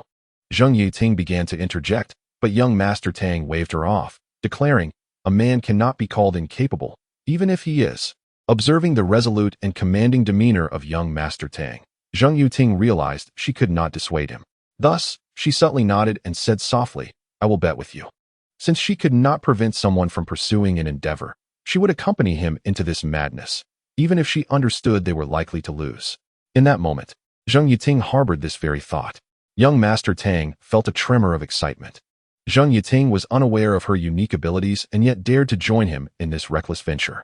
This woman seemed genuinely committed to standing by him. At that moment, the young companions accompanying Mr. He laughed derisively. You wish to bet with Mr. He? What will you wager? If it's cards, Mr. He isn't skilled in that. Indeed, if it's cards, then there's no need to wager. I concede. Mr. He grinned mockingly at young Master Tang. Humph. There's no need for you to belittle us. We will wager on jadeite. Zheng Yiting retorted coldly, casting a piercing gaze at the group behind Mr. He. If looks could kill, they would surely be off to atone before the Buddha by now. Chapter 51. The great gamble. Here are your two options. First, we can collectively select a piece of gambling stone and then speculate on its internal conditions, whether it contains jade, the color of the jade, its translucency, size, and so forth. The one whose guess is closest wins. Second, we can each select 3 pieces of gambling stone from the market, cut them open, and the one with the highest combined value emerges victorious, said the young Master Tang in a grave tone. Old He pondered over these two choices for a moment. Typically, gambling stone consultants rely on their vision for 30% and luck for 70%. As a senior consultant, he considered himself 50% vision and 50% luck. However, a jade master operates on 70% vision and 30% luck. For ordinary gamblers, it is predominantly a matter of luck. The first method of gambling is fraught with uncertainty. With 50% vision and 50% luck, the odds are evenly matched. Despite his belief that the young man was merely an ignorant novice in stone gambling, there remained the possibility that he might strike lucky, jeopardizing Old He's decades-long reputation. The second method, however, presented a different scenario. By selecting 3 pieces of gambling stone, even if the young man enjoyed a stroke of luck, he could at most guess correctly on one piece. The odds would be significantly in Old He's favor, and to leave a lasting impression, he decided to raise the stakes. I choose the second method. But since it is a gamble, how can we proceed without a stake? Miss Zheng, don't you agree? Old He inquired insidiously, attempting to ensnare young Master Tang through psychological manipulation. Old He was well aware that the youth of today cherished their pride. By presenting his proposition as if guided by Zheng Yiting, he anticipated that Tang would be unable to resist. As expected, young Master Tang immediately responded. What stake do you propose? How about 1 million? Zheng Yiting, observing the agitated young Master Tang, felt a twinge of concern for this cunning old man, whose mind brimmed with malice. You now represent the Zheng Jewelry Company, and I represent the Tianfengxiang Gold and Jewelry Company. A mere 1 million? Is that not beneath your dignity? Old He scoffed disdainfully. Young Master Tang paused, bewildered. Representing Zheng Jewelry Company? When did I ever say I would do that? This devious old man had ensnared him once again. However, it mattered little to Tang, who firmly believed that his unique abilities would grant him victory over Old He unless his opponent possessed similar powers. This time, he was determined to ensure that Old He would suffer a loss. Yet, to represent Zheng Jewelry Company, it seemed he required Zheng Yiting's consent. This was a significant matter, elevating the bet from a personal contest to a corporate clash. Looking at the broader picture, it was akin to a confrontation between a formidable dragon crossing the river and a local snake. Though young Master Tang was indeed a local figure, he was incensed by Old He's underhanded tactics, which had driven him to a corner. Fortunately, Zheng Jewelry Company was a reputable firm in Hong Kong, part of Huaxia. No matter how things unfolded, they would not allow outsiders to profit. Turning to Zheng Yiting, he signaled with his eyes. Zheng Yiting, smiling gently at the resolute young Master Tang, replied, "Let us gamble, regardless of the stakes.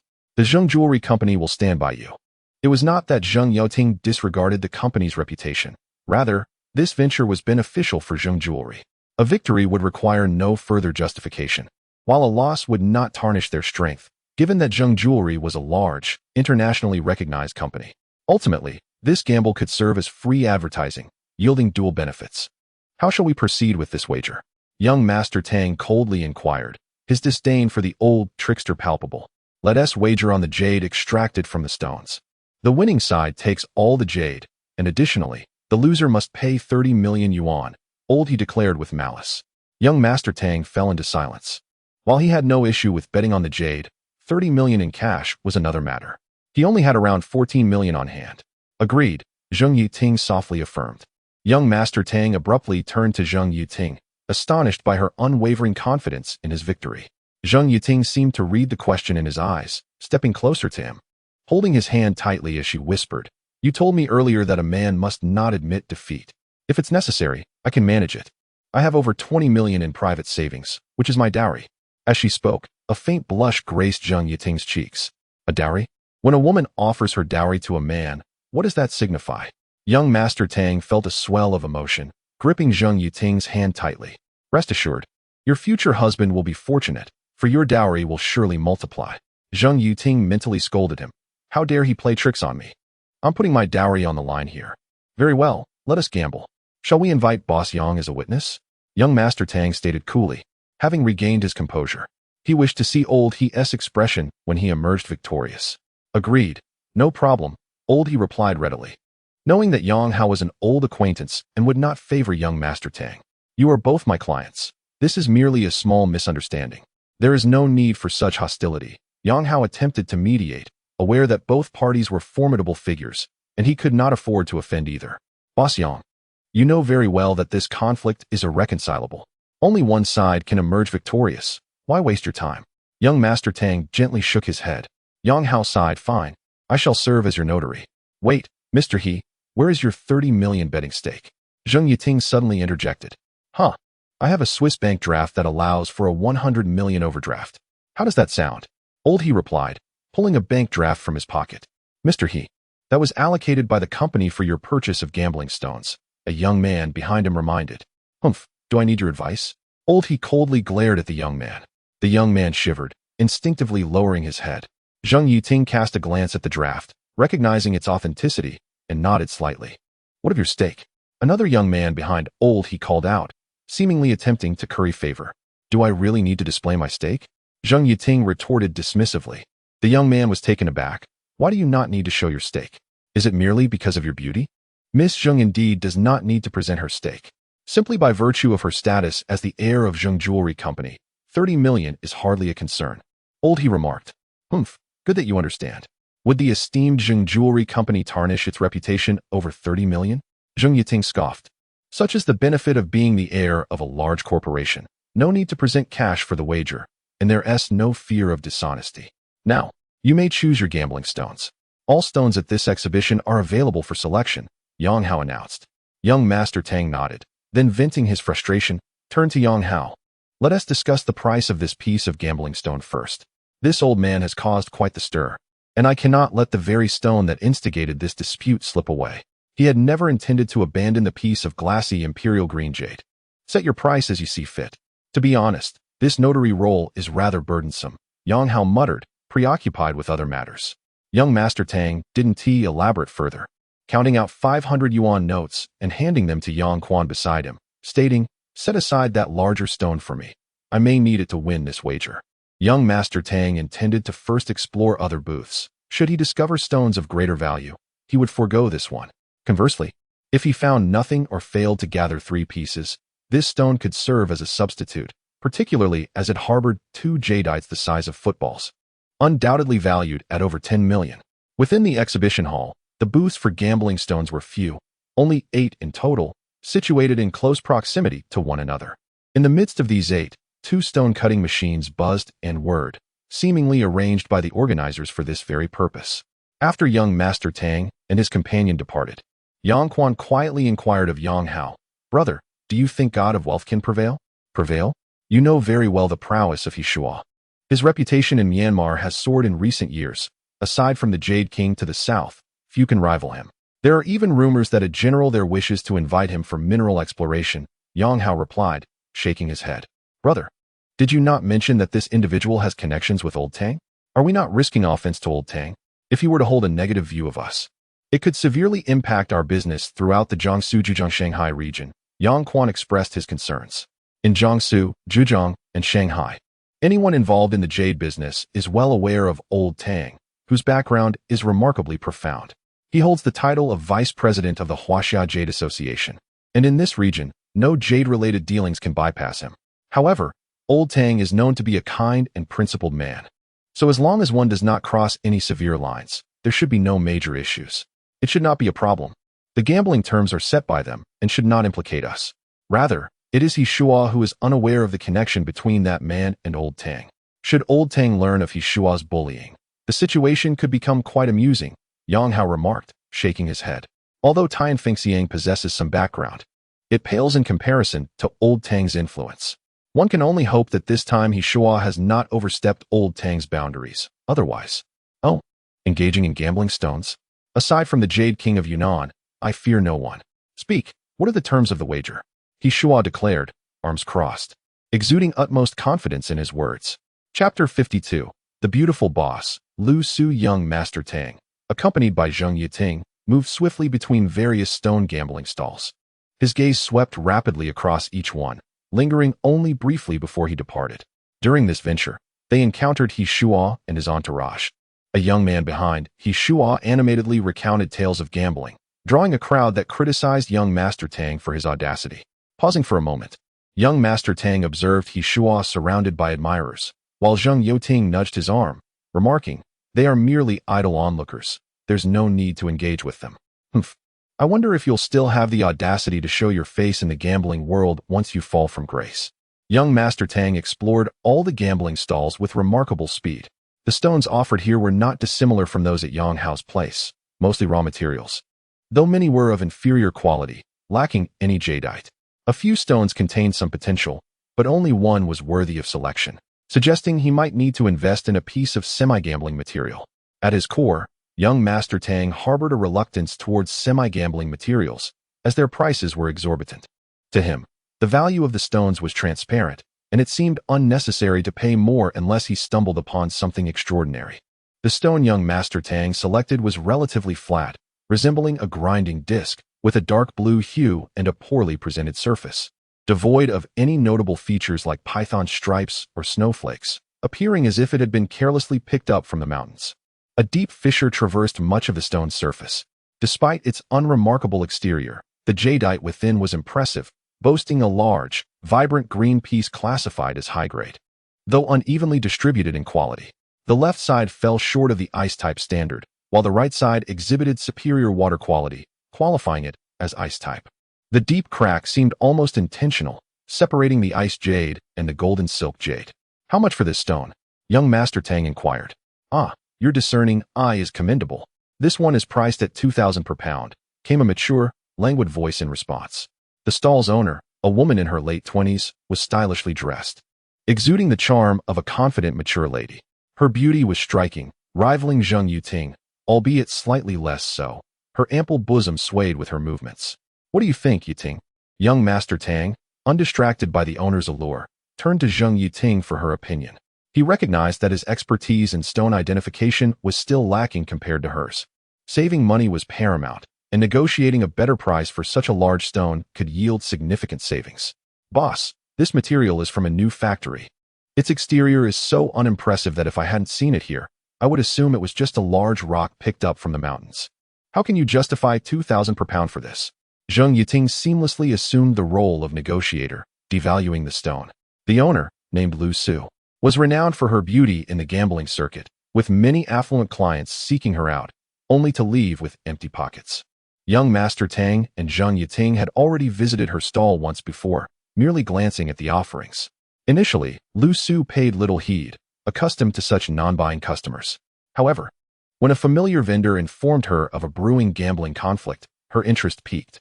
A gambling match had arisen between Zhang's jewelry and Tian Fengxiang, with each side selecting 3 stones to determine the greater value. The winner would not only claim all the jadeite produced, but also receive an additional 30 million in cash. 30 million, a sum Lu Su had never amassed in her years of running a gambling stall, let alone the potential value of the jadeite. Upon realizing that the striking Zheng Yiting was likely the legendary Zheng family heiress, Lu Su's curiosity grew. Yet, who was the young man beside her? Could he be her brother? Rumors said she wasn't alone in Haisher. Her brother, Zheng Yuan, was also in tow. However, their dynamic suggested a deeper connection, akin to that of a couple. As word spread, the tale morphed from a conflict between young Master Tang and He Shua into a high-stakes gamble between Zheng Yiting and He Shua, diminishing young Master Tang's role entirely due to his low profile. "Welcome, I am the proprietor here, Lu Su. You must be the esteemed Zheng family heiress from Hong Kong. Might I inquire about the gentleman beside you?" Lu Su inquired, aware of Zheng Yiting's deep understanding of stone gambling. "Tang Fei, my friend," Zheng Yiting replied coolly. "Perhaps a romantic interest?" Lu Su mused inwardly. "I recently heard that the Zheng heiress was embroiled in a gambling match with He Shua of Tian Fengxiang. Is that true?" "It is I who gambles, not her," young Master Tang interjected. Lu Su regarded him with surprise. A wager of 30 million was no trifling matter. Did Zheng Yiting so generously favor him with such a sum to lose? Many deemed him a guaranteed loser without a glimmer of hope for victory. "You seem somewhat familiar. Are you a local?" Lu Su asked, casting a flirtatious glance at young Master Tang, provoking a fierce glare from Zheng Yiting. "Perhaps we've crossed paths before."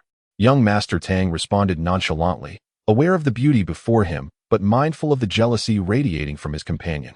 "Were you not at Long Lake Resort, where you unveiled 4 pieces of iced jadeite? One went to Tang Lao, while the other 3 were sold to the Zheng heiress." Lu Su suddenly recalled, recognizing him from that event where he had gained notoriety in the gambling world. She had witnessed his unveiling of the jade, but left before the final auction, failing to recognize Zheng Yiting at that time. Such a captivating woman was hard to forget after a single encounter. "Wasn't there another beauty with you then? She seemed to have some connection to Tang Lao. Are you engaging with 2 women at once?" Lu Su gazed at young Master Tang with a sense of incredulity. However, her demeanor seemed to have sparked a misunderstanding in Zheng Yiting. "Hey, what are you looking at?" Zheng Yiting furrowed her brows and addressed Lu Su. "Humph, vixen, dressed so alluringly. One wonders whom you are trying to entice." Lu Su's face flushed with embarrassment. She hadn't anticipated that the young Lady Zheng would be so possessive. She merely found herself momentarily distracted. It seemed as though they treated him as a treasure, as if he were a rarity indeed. Young Master Tang, known for his amiable nature towards beautiful women, tugged at Zheng Yiting's arm and said to Lu Su, "Well, that would be me. What a remarkable stroke of fortune. To sell a piece of jade and simultaneously win over a buyer, truly impressive." Aligning oneself with the eldest daughter of the Zheng family could save decades of hard work. However, Lu Su had encountered many who indulged in gambling on stones, only to gain sudden wealth overnight, eventually becoming impoverished once more. Some, unable to withstand such exhilarating highs, even chose to leap from heights. "This jade stone is overpriced at 2,000. It's worth at most 1,000 per pound." Zheng Yiting dismissed further conversation with Lu Su, well aware of the allure a mature and charming woman holds over men. "Ah, Miss Zheng, that statement is rather erroneous. Given your family's scholarly background, you should understand how arduous it is to transport these materials from Myanmar to the mainland. 1,000 per pound would hardly cover the transportation costs," Lu Su exaggeratedly remarked. Young Master Tang was at a loss for words. Was everyone using the same spiel? Were the proprietors of these gambling stones uniformly trained? "Let us compromise. 1,500 per pound. If that is agreeable, excellent. If not, I shall seek other stones," young Master Tang proposed. Of course, this was merely a pretense. Having finally encountered a piece of jade that caught his eye, he was not willing to relinquish it so easily. "Very well, 1,005 it is," Lu Su replied with a smile. "Since you and old he are to gamble, why not select all 3 stones here? After all, someone once uncovered a premium jade of glass-like quality here." Chapter 53. The mysterious pearl within the jade. This is a significant business opportunity. For the sake of the gambling game, any stone they set their sights on will surely be secured, and a slight markup in the middle hardly seems consequential. Young Master Tang turned to Zheng Yiting with a gentle smile, suggesting, "Shall we explore other stones?" His tone filled her with delight. causing her to overlook any concerns about superficial distractions, and she nodded slightly in agreement. In this place, there were more semi-gambling rough stones than at Yang Hao's, totaling over 30 pieces of varying sizes, each with at least one face cut or a window opened. The performance of these rough stones was promising, as they all exhibited characteristics such as snake patterns or moss on their surface. Through the cut surfaces, young Master Tang felt as if the spiritual energy within the jade was beckoning him. A thought crossed his mind. Should I examine all the semi-gambling rough stones? Even if I do not purchase them, absorbing all the spiritual energy contained within seems beneficial. The upgrade of spiritual energy to orange had become exceedingly challenging, especially after nurturing it with the fish intestine sword. Although he had absorbed considerable energy at Yang Hao's stall, the increase in orange energy was minimal, and the gold thread had merely stretched slightly. Young Master Tang calculated that to upgrade the orange spiritual energy, he would likely need to absorb energy equivalent to dozens of times what he had previously collected. He had anticipated the difficulty of future upgrades, yet each upgrade brought forth new changes in his abilities, filling him with immense anticipation. As young Master Tang stood amidst the semi-gambling rough stones, he seemed to scrutinize each piece closely, but in reality, he had activated a scanning ability, rendering a three-dimensional image of the internal conditions of each stone in his mind. After scanning most of the 30-plus pieces, he discovered that they all contained jade, primarily of low to mid-grade varieties such as bean green and oil green. There were few dry green or golden silk varieties, and only a single small piece of ice jade, insufficient even for a bracelet, perhaps merely enough to be carved into a pendant or ring face.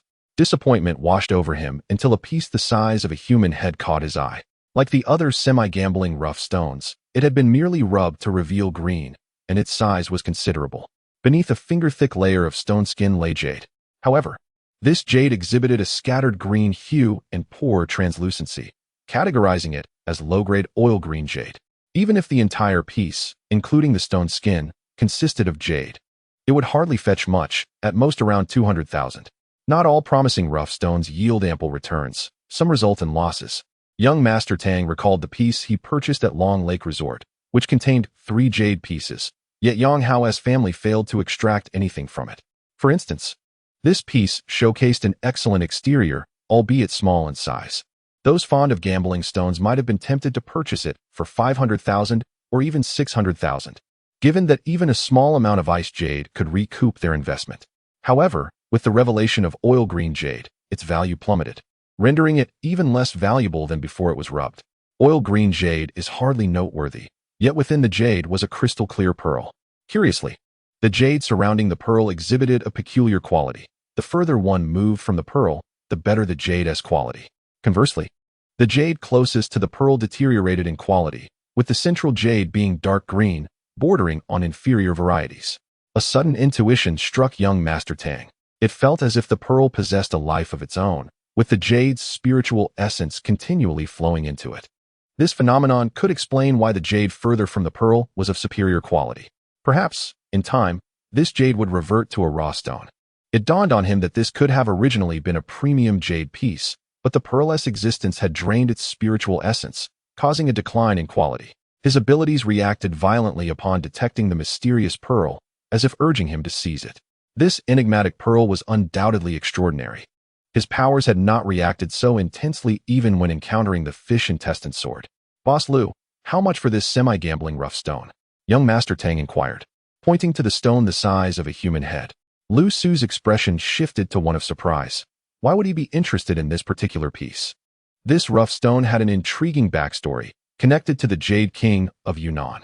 Lu Su, a widow, inherited her late husband's gambling stone business after he tragically passed away in an accident. Lu Su's husband had once participated in a public auction in Myanmar, competing with the Jade King for this very stone. He had successfully acquired it first, later intending to offer it to the Jade King as a gesture of camaraderie. The Jade King, renowned not only for his gambling acumen but also for his humility, had formed a friendship with Lu Su's husband. After her husband's passing, Lu Su took over the business, gaining respect and support from peers in the gambling stone community, including condolences from the Jade King himself. Initially struggling, she decided to unveil her husband's prize stone to stabilize her business, keeping its origins secret and personally handling its extraction to prevent any potential greed from those involved. However, Upon merely rubbing the edge, Lu Su was taken aback. Though green was revealed, the jade's quality was far inferior to what her husband had claimed it would be. The jade was oil green, and even if it contained jade throughout, it would hardly be worth much. Perhaps the Jade King had erred in his judgment. After all, even advanced technology struggles to discern the internal conditions of raw stones. To protect the Jade King's reputation, she resolved to keep this matter confidential and decided not to extract any further, choosing to sell it as a semi-gambling rough stone instead. Yet, when potential buyers showed interest, she often recalled her husband's words and set a high price, resulting in its failure to sell. Now, unexpectedly, this young man had taken an interest. 500,000. No negotiations, Lu Su replied after a brief silence. 500,000. Are you joking? No negotiations? Young Master Tang's expression darkened, feeling as though this woman intended to take advantage of him. The translucency you've revealed is merely oil green. Even if this entire block were jade, it wouldn't sell for 500,000. Young Master Tang replied coldly, incredulous at her audacity. He chuckled lightly. Indeed, the exposed surface reveals the presence of oil green jade, but who can ascertain the condition within? Perhaps beneath the oil green lies ice jade. Such occurrences are not unheard of. Lu Su smiled gently. Ice jade, you say? Why not claim it to be glassy imperial green? The deeper you delve, the more disappointing it becomes. The innermost layer is likely dark green, a veritable disappointment. Young Master Tang remarked. Lu Su cast a glance at him, contemplating that very idea, though she had yet to act on it. For the other stones, I can offer you a discount, but this particular gamble is non-negotiable. 50,000, no less. I shall not part with it for a price beneath that. Lu Su shook her head lightly, her tone resolute. 50,000 was the price her husband had originally paid. She would not sell it for any less. Young Master Tang furrowed his brow, sensing that this stone harbored a unique story, which elucidated Lu Su's fervent demeanor. Very well, 50,000 it is. After all, I can afford it. The mysterious gem within is undeniably exquisite. It could be a rare jewel. Regardless, 50,000 seems a worthwhile investment. Agreed, 50,000 it shall be. Let's bundle it with the previous stone. I will transfer the amount to you immediately. I still need to examine other stones at different vendors. Young Master Tang feigned impatience, waving his hand dismissively. The prior stone had been weighed at a total of 104 pounds, so counting it as 100 pounds, that amounts to 150,000. Adding this stone's 50,000, the total comes to 650,000. I will pay by card, young Master Tang stated. The exhibition was equipped with POS machines for large transactions, providing utmost convenience. After the payment was completed, young Master Tang remarked, Boss Lu, as you know, with gambling comes risk. I still wish to peruse other stones. These two will remain with you for the time being, but do take care. Before he could finish, Lu Su interjected with a smile. Rest assured, should any issue arise, I will refund the full amount. As long as I refrain from selling a second time, what could possibly go awry during this exhibition? While jewelry may be subject to theft, can such substantial stones truly be pilfered? Chapter 54. The bid king of Pingzhou Tang Dashao was momentarily taken aback. Goodness, how much could the full payment possibly be? The gem he had reserved was priceless, yet such a massive gambling stone could not simply be carried away. He was left with no option but to consider storage. He perused 8 gambling stone stalls in succession, examining every half-gambling material in sight. Indeed, he discovered a plethora of high-quality jade among the half-gambling materials. However, the corresponding prices were exorbitant, rendering them far from his primary choices. This was the last stall Tang Dashao visited. With renewed hope, he stepped into the half-gambling materials section and activated his unique ability to scan. Astonishingly, after scanning several pieces, he stumbled upon a remarkable find on a jagged gambling stone, red jade. Following the discovery of the Minghuang jade, this was yet another hue of jade he had uncovered. The entirety of this substantial gambling stone seemed to resonate with shades of red in his mind. Tang Dashao meticulously analyzed the aura within the red jade, only to find that the spiritual energy present was not as abundant as he had anticipated. It was comparable to ice-type jade, indicating that while this red jade was indeed high-grade, it did not reach the pinnacle status of blood jade. Only a piece the size of a human head at its core possessed an aura akin to that of Minghuang jade and glass-type imperial green jade. A human head-sized piece of exquisite blood jade? What could its worth be? This was nothing short of extraordinary. Among the 4 jade sovereigns, glass-type imperial green jade, Minghuang jade, blood jade, and purple-eyed jade, Tang Dashao had encountered 3 today. Shaking his dizzy head, he thought. Wasn't it said that the finest jade seldom appeared more than a few times a year? Yet here he was, encountering 3 distinct colors in a single day. Was Lady Luck truly favoring him? Contrary to its internal qualities, the exterior of the gambling stone was unimpressive, displaying only faint python patterns and a smooth side, suggesting it had been cut from a much larger stone. This piqued Tang Daxiao's curiosity, as this was the largest piece he had ever seen, likely weighing 300 to 400 pounds. How massive must the original stone have been? However, aside from its size, the stone lacked notable features. Its cut surface revealed no trace of green, nor even a hint of mist. Logically, such jade should not reside in the half-gambling material area, but rather in the full gambling raw materials section. Boss, how much for this stone? Tang Daxiao inquired. The stall owner, a bald middle-aged man with a shiny head and a few errant hairs, bore a fierce expression, his face marred by a scar that suggested a violent past. He looked like he could portray a villain without any need for makeup. This piece is 10 million. The bald owner replied nonchalantly. Tang Daxiao was at a loss for words. Were all gambling stone vendors alike? Yet, this price was utterly outrageous. 10 million at a whim. Why not ask for 100 million? He thought incredulously, while Zheng Yuting beside him gaped in disbelief. Too expensive? The bald owner observed Tang Daxiao's reaction. 10 million is indeed steep, Tang Daxiao conceded, not just high, but exorbitantly so. If you knew the origin of this stone, you wouldn't find the price unreasonable. He replied coolly. Oh, pray tell.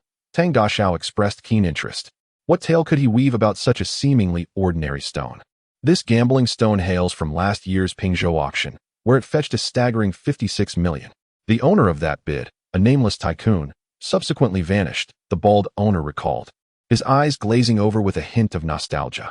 Zheng Yuting gasped. Is this the other half of that iconic stone? You know about the Pingzhou bid king? The bald owner appeared surprised. Yes, I've heard whispers. The bid king went for an astronomical 66,666,000, purchased by an unidentified wealthy individual who then disappeared without a trace. The Burmese government intensified its regulation of jadeite due to the exorbitant prices at last year's auction, making smuggling exceedingly difficult. Rumor has it that the bid king split in two, leaving many lamenting the loss. Zheng Yuting recounted, shaking her head. Whether in sorrow for the stone or the price was unclear. Ah, young lady, you seem well informed. You must be the renowned Zheng family heiress, the bald owner remarked. But you only know part of the story.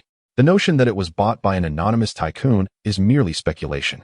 Many affluent merchants had their eyes on the bid king, yet each lacked sufficient resources to bid independently. Thus, several of us formed a consortium to bid together. I was among them, and along with 5 friends, we pooled together 20 million each to secure the bid.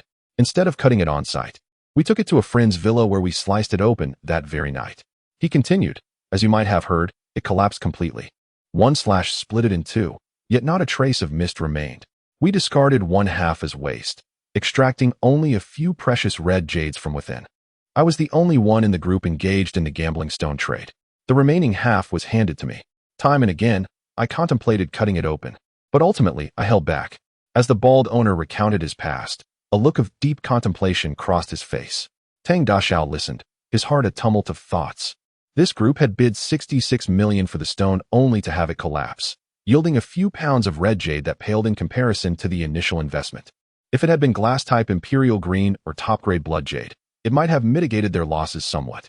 Yet, their luck seemed dreadfully poor. It was fortunate they refrained from fully cutting it open. Otherwise, finding such a significant loss would be a daunting task. To Tang Daxiao, this was akin to a lucky find, reminiscent of his own experiences in acquiring antiques. Had they chosen to slice the other half, the outcome would have been entirely different.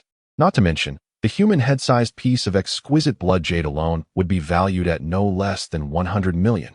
Not to mention the abundant ice type and high-quality jade surrounding it.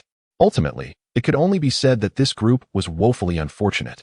Both exquisite blood jade and glass-type imperial green jade represent the pinnacle of jade. Wang Jun once mentioned that his mother owned a blood jade bracelet, which she had purchased at auction for 21 million. A human head-sized piece of exquisite blood jade, if carved by a skilled artisan, could yield 7 or 8 bracelets without difficulty. Adding to that the remaining pendants, rings, and earrings, the total value could easily approach 100 million. Yet, as rarity dictates, should several blood jade bracelets suddenly flood the market, their worth would undoubtedly plummet. Ultimately, Tang Daxiao appraised this piece of jade at no less than 300 million. 300 million. Tang Daxiao's breath quickened. What does 300 million signify? It equates to 30 times the wealth of the Tang family. Last time, he returned home with 10 million in cash, stuffed into a snakeskin bag weighing over 200 pounds. Now, 300 million would translate to over 3,000 pounds, enough to fill a small room. Goodness, I must secure this. No matter if it costs 10 million, 50 million, or even 100 million, I shall acquire it. 10 million, I shall purchase it. Once the bid king, it had garnered the admiration of so many. I refuse to believe it contains merely a few pounds of red jade. Regardless of the outcome, 10 million for half of the bid king is a worthy investment. Tang Daxiao's eyes gleamed with fervor, resembling a gambler on the precipice of a momentous bet. He was not particularly concerned that the bald boss might overhear and retract his offer to sell. The half of the jade stone had been in his possession for nearly a year without any decision to cut it, and it was unlikely that a few words from him would change the boss's mind. If one's decisions could be swayed by mere words, it would be impossible to conduct such large-scale business successfully. Are you truly willing to sell? The bald boss asked, astonished. In truth, this gambling stone had been on display for quite some time, and while it had attracted interest, the price of 10 million had deterred potential buyers. Occasionally, a few who could afford it hesitated upon hearing that the other half had been rendered worthless. The other half had yielded only a few pounds of golden silk red jade. Who could say what this piece might reveal? If it too turned out to be just a few pounds of golden silk red jade, he would find himself at a loss. Money, after all, does not come easily, and people are wary of squandering it. Yes, payment can be made via POS machine now. Young Master Tang nodded affirmatively. Think it over, Tang. 10 million is no small sum. Let us not forget that we have a 30 million wager with others. I only have 20 million here. Miss Zheng tugged at young Master Tang's sleeve. The wager was not merely a matter of Miss Zheng's finances. It also involved the reputation of the Zheng jewelry house. They could afford to lose, but they could not default. If they ended up unable to pay, it would be a significant issue. Young Master Tang understood Miss Zheng's concerns. She was worried about insufficient funds in the event of a loss. However, he remained unfazed, convinced that acquiring and cutting this piece would likely determine the outcome in their favor. Not to worry, if we run out of funds, we still have Brother Wang. He is quite affluent. I'll give him a call shortly to involve him. Such matters, he would certainly be eager to participate in. Young Master Tang chuckled. He was never stingy with his brothers. After all, this was a surefire gamble, akin to handing money to Wang Jun. Upon hearing this, Zheng Yiting was momentarily taken aback. This mischievous boy had likely considered this plan from the start. However, enlisting Wang Jun seemed genuinely beneficial, with him involved. They had little to fear from any tricks the other party might attempt. Most importantly, Wang Jun was exceptionally wealthy. Poor Wang Jun, blissfully unaware of the unfolding scheme, was being maneuvered by the duo. Chapter 55. Wang Jun enters the water. All right, Xiao Gu, keep an eye on the stall. I will take this esteemed guest to settle the payment. The bald boss nodded. After completing the transaction, young Master Tang gazed at his bank card, bemused. In just an hour, his once ample 14 million had dwindled to merely 3 million. He had spent 10 million with the bald boss, over 300,000 with Yang Hao, and over 600,000 with Lu Su. In this brief period, he had squandered a staggering 11 million. It was as if he had obliterated the Tang family's entire fortune within the span of an hour. Looking at the meager balance left on his card, young Master Tang felt a sense of disorientation. 14 million, and now reduced to so little? Yet, recalling the immense value that this sum could generate, a grin spread across his face, reaching his ears. Not to mention, the cash stakes alone amounted to 30 million, surpassing any wagers he had placed in the black market. With this thought in mind, young Master Tang hastily retrieved his phone and dialed Wang Jun. Hello, brother. Have you been thinking of me? Wang Jun's hearty voice rang through the line. Young Master Tang felt a chill run down his spine. What are you thinking about, you big man? It's perfectly normal for a friend to have inclinations. Wang Gu, there's a major gambling event. Hee, interested? Young Master Tang chuckled. I say, you rascal. Are you free to gamble again? Yesterday's escapade in the black market was truly perilous. Don't play with fire. Gambling can ruin lives. No matter how affluent you are, it can all vanish, Wang Jun cautioned solemnly. Though Wang Jun also enjoyed gambling, he adhered to moderation. Losing a few million was insignificant to him. But he was acutely aware of young Master Tang's fragile financial state, which could not withstand too much turmoil. Understanding Wang Jun's concern, young Master Tang replied, Wang Gu, this time it's truly not my fault. I was at the jewelry exhibition with Ting. Wait a moment, Ting? Who is that? Zheng Yiting? Wow, you rascal. Look at you. How quickly you've gotten close to her. Brother, honestly, did you score yesterday? How many times did you manage it? Before young Master Tang could finish his sentence, he was interrupted by a barrage of lewd inquiries from Wang Jun, leaving him utterly defeated. Feeling a bit guilty, he glanced at Zheng Yiting beside him, unsure if she had heard. However, observing her fidgeting with her clothing, he surmised that even if she hadn't caught everything, she was likely aware of the implications. Wang Gu, stop the nonsense. Ting is right here, young Master Tang whispered, covering the mouthpiece. Seemingly catching part of the conversation, Zheng Yiting shot him a glare, but took a few steps forward. Her ears perked up, clearly eager to eavesdrop on his conversation with Wang Jun. Brother, you're quite the expert. Back in my day, noticing that Wang Jun was about to reminisce, young Master Tang hurriedly interrupted. Wang Gu, let us save the past for another time. I need to discuss something important with you. The gambling event? That's your pressing matter? Wang Jun scoffed. Indeed. It's about me and Ting at the... Young Master Tang quickly recounted the situation. After a moment of silence, Wang Jun said, He Shua from Tianfeng Xiang? I've heard of him. His skills in gambling stones are formidable. He once rivaled Old Tang, but in recent years, Old Tang has rarely participated. And now he has surpassed him in reputation within Haisher. You really are unaware of the dangers, challenging him in such a high-stakes game.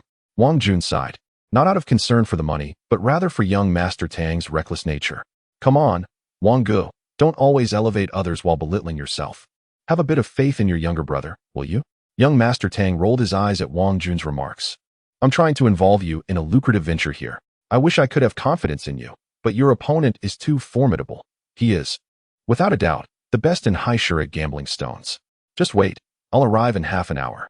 How dare Tianfeng Xiang bully others? The game will go on. And afterward, I'll have a word with their boss, Wang Jun declared.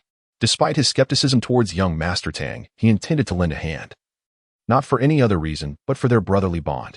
Money was merely a tool. Once spent, it could always be earned again. Young Master Tang chuckled, bemused. You plan to confront their boss? What does that even mean? Are we children going to tell our parents when we get hurt in a scuffle? All right, Wang Gu, hurry over and don't forget to bring money. Enough talk. I'll hang up now. Young Master Tang quickly ended the call to avoid further banter. In a luxurious office, Wang Jun leaned back, bemused, staring at his phone. What a kid. Not many dare to hang up on me. I like his spirit, hee. But asking me to bring money? Does he not know my worth? Having concluded his conversation with Wang Jun, young Master Tang collaborated with the bald boss to load the hefty gambling stone onto a cart and wheeled it over to the stone-cutting machine. At this moment, both stone-cutting machines had become vacant, surrounded by eager onlookers. Make way, make way. The main characters have arrived. They are here to challenge Old He. A young man, who had been trailing behind He Shua, suddenly spotted young Master Tang and Zheng Yiting, along with the cart, and shouted, I must see who has the audacity to gamble against Old He. I heard it's the young lady from the Zheng family. Truly, she is overestimating herself, a mere child daring to speak so boldly. Perhaps the Zheng family had too much wealth to spend, seeking to have Old He shoulder some of it. Such remarks flowed incessantly into the ears of young Master Tang and Zheng Yiting, who felt a mix of anger and indignation at the venomous tongues surrounding them. At that moment, someone exclaimed in surprise, the young man beside the Zheng lady looks somewhat familiar. Indeed, I too feel a sense of familiarity. It's as if I've seen him before. I remember now, at the Longhu Resort. He was the one who cut 3 jadeite stones consecutively, 1 high ice type and 3 ice types. This young man seems to have some connection with Old Tang. That high ice jadeite is in Old Tang's possession, while the other 3 were sold to the Zheng lady. A plump middle-aged man exclaimed, covering his mouth in shock.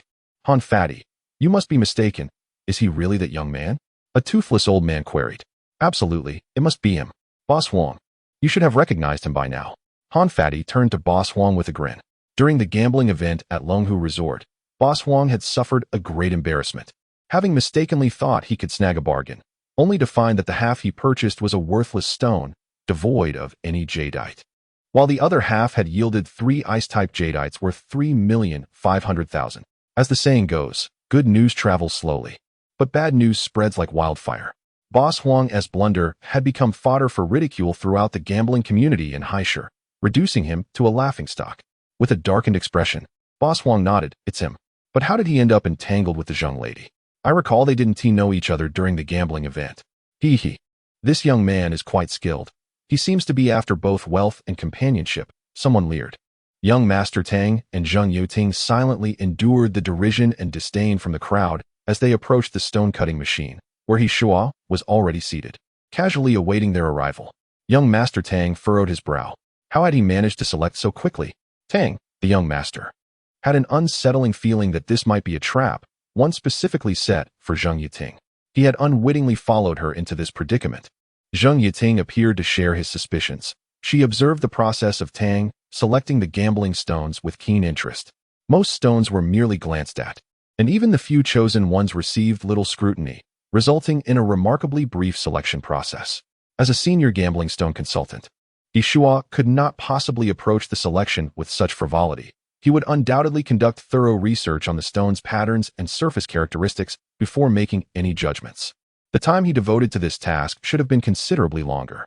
Yet, the current situation revealed that he had already selected the stones in advance. Was there some ulterior motive at play? Did he deliberately come here to stir trouble? This shared question echoed in both Tang's and Zheng Yuting's minds. Meanwhile, He Shua regarded the striking young couple before him with a slight smile. He had come earlier that morning to examine the gambling stones, intending to procure jadeite raw materials for Tianfengxiang. In recent months, the jadeite jewelry from Tianfengxiang had been selling remarkably well, leading to a shortage in stock. The manager had entrusted He Shua with a substantial check to seize this opportunity at the jewelry exhibition and acquire some quality jadeite. After spending the morning surveying the majority of the gambling stones, he had already made his selections. Therefore, when he entered into a wager with Tang, He Shua had already arranged to purchase the stones he had earmarked, placing them beside the stone-splitting machine in anticipation of Tang's arrival. However, he did not expect Tang to finalize his selection so swiftly. Humph, truly a naive rookie. How many stones could one possibly evaluate in such a short span? Have you made your selections? Only one. But this stone is indeed quite sizable. Perhaps it could be worth 3 of mine. He Shua taunted, his words laced with ridicule directed at Tang. Mr. He, they probably think that the larger the stone, the more jade it contains. Ha ha ha.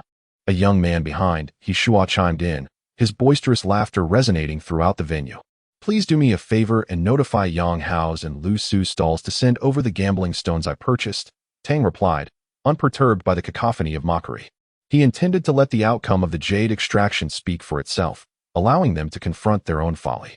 Chapter 56. Lost the bet? Upon hearing the words, the balding boss cast a glance at young Master Tang and nodded, stepping out of the crowd.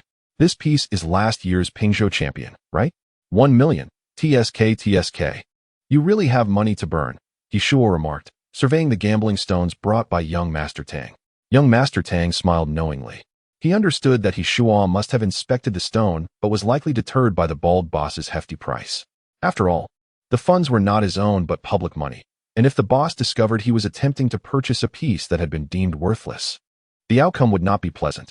Without money, how could I dare to gamble 30 million? Adding these stones together, the total stakes exceed 40 million. Young Master Tang replied nonchalantly. His words elicited gasps of astonishment from those nearby. A wager of over 40 million? Combined, that amounted to more than 80 million. If the jadeite turned out to be exceptionally valuable, the stakes could easily surpass 100 million. In the crowd, 2 local factory owners who had made a modest profit and came to the city to experience the glamour felt their bodies sway in disbelief. Damn, I've worked hard for years and only managed to earn 1 million.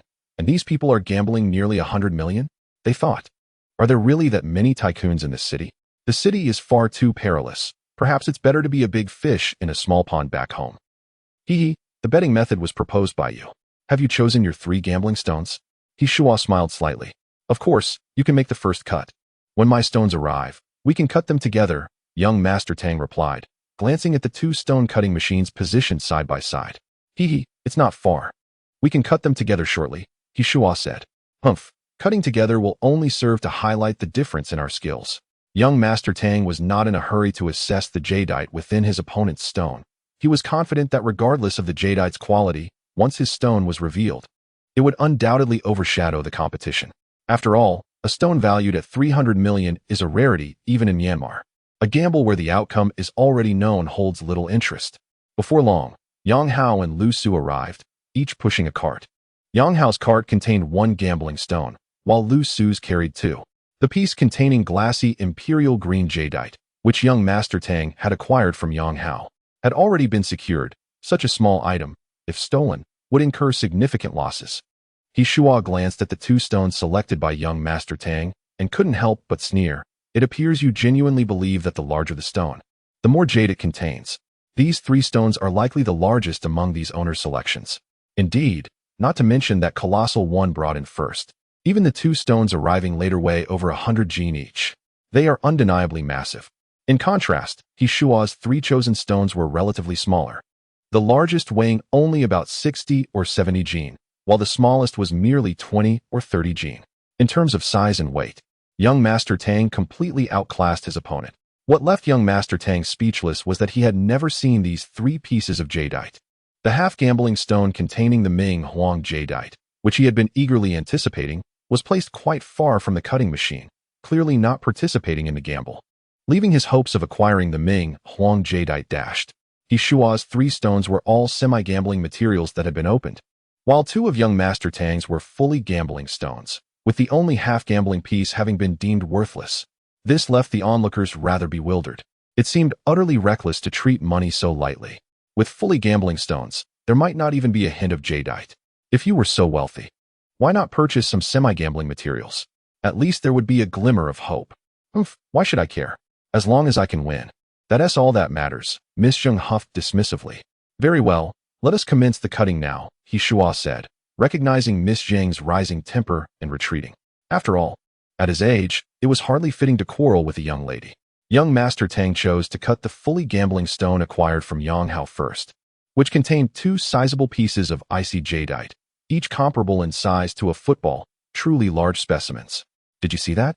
The young man chose the first piece of material with such a prominent defect. Fatty Han pointed at young Master Tang's stone ready for cutting. Yes, while some specifically bet on defects, the uncertainty surrounding them is immense. I once gambled on a piece and ended up with a fine-quality jadeite that shattered into pieces. Boss Huang nodded in agreement. Despite the significant risk defects posed to jadeite, stones with defects often yield fine-quality jade. This young man has likely been forced into this choice by He Lao, rather than randomly selecting a stone of unknown quality. It's wiser to gamble on a defect where the chances of containing jade are greater, Fatty Han mused with a chuckle. Indeed, I share the same sentiment. If the defect does not extend too deeply into the stone, he might just emerge victorious, Boss Huang concurred. Little did they know that young Master Tang had meticulously chosen this stone for purchase long before the wager with He Shua was even proposed. In stark contrast to young Master Tang's hands-on approach to cutting, He Shua did not need to lift a finger. He had brought along several young assistants to handle the physical labor. He Shua drew a few lines on his stone to guide the cut, and then turned his attention to young Master Tang's stone. Unlike He Shua, who meticulously marked his stone, the bald boss, with Yang Hao's assistance, secured his stone without any markings, preparing to slice it directly in half. This method was common for larger stones, as exemplified by the Pingzhou champion. If one were to opt for a more delicate approach, it could take an eternity to process such a sizable piece.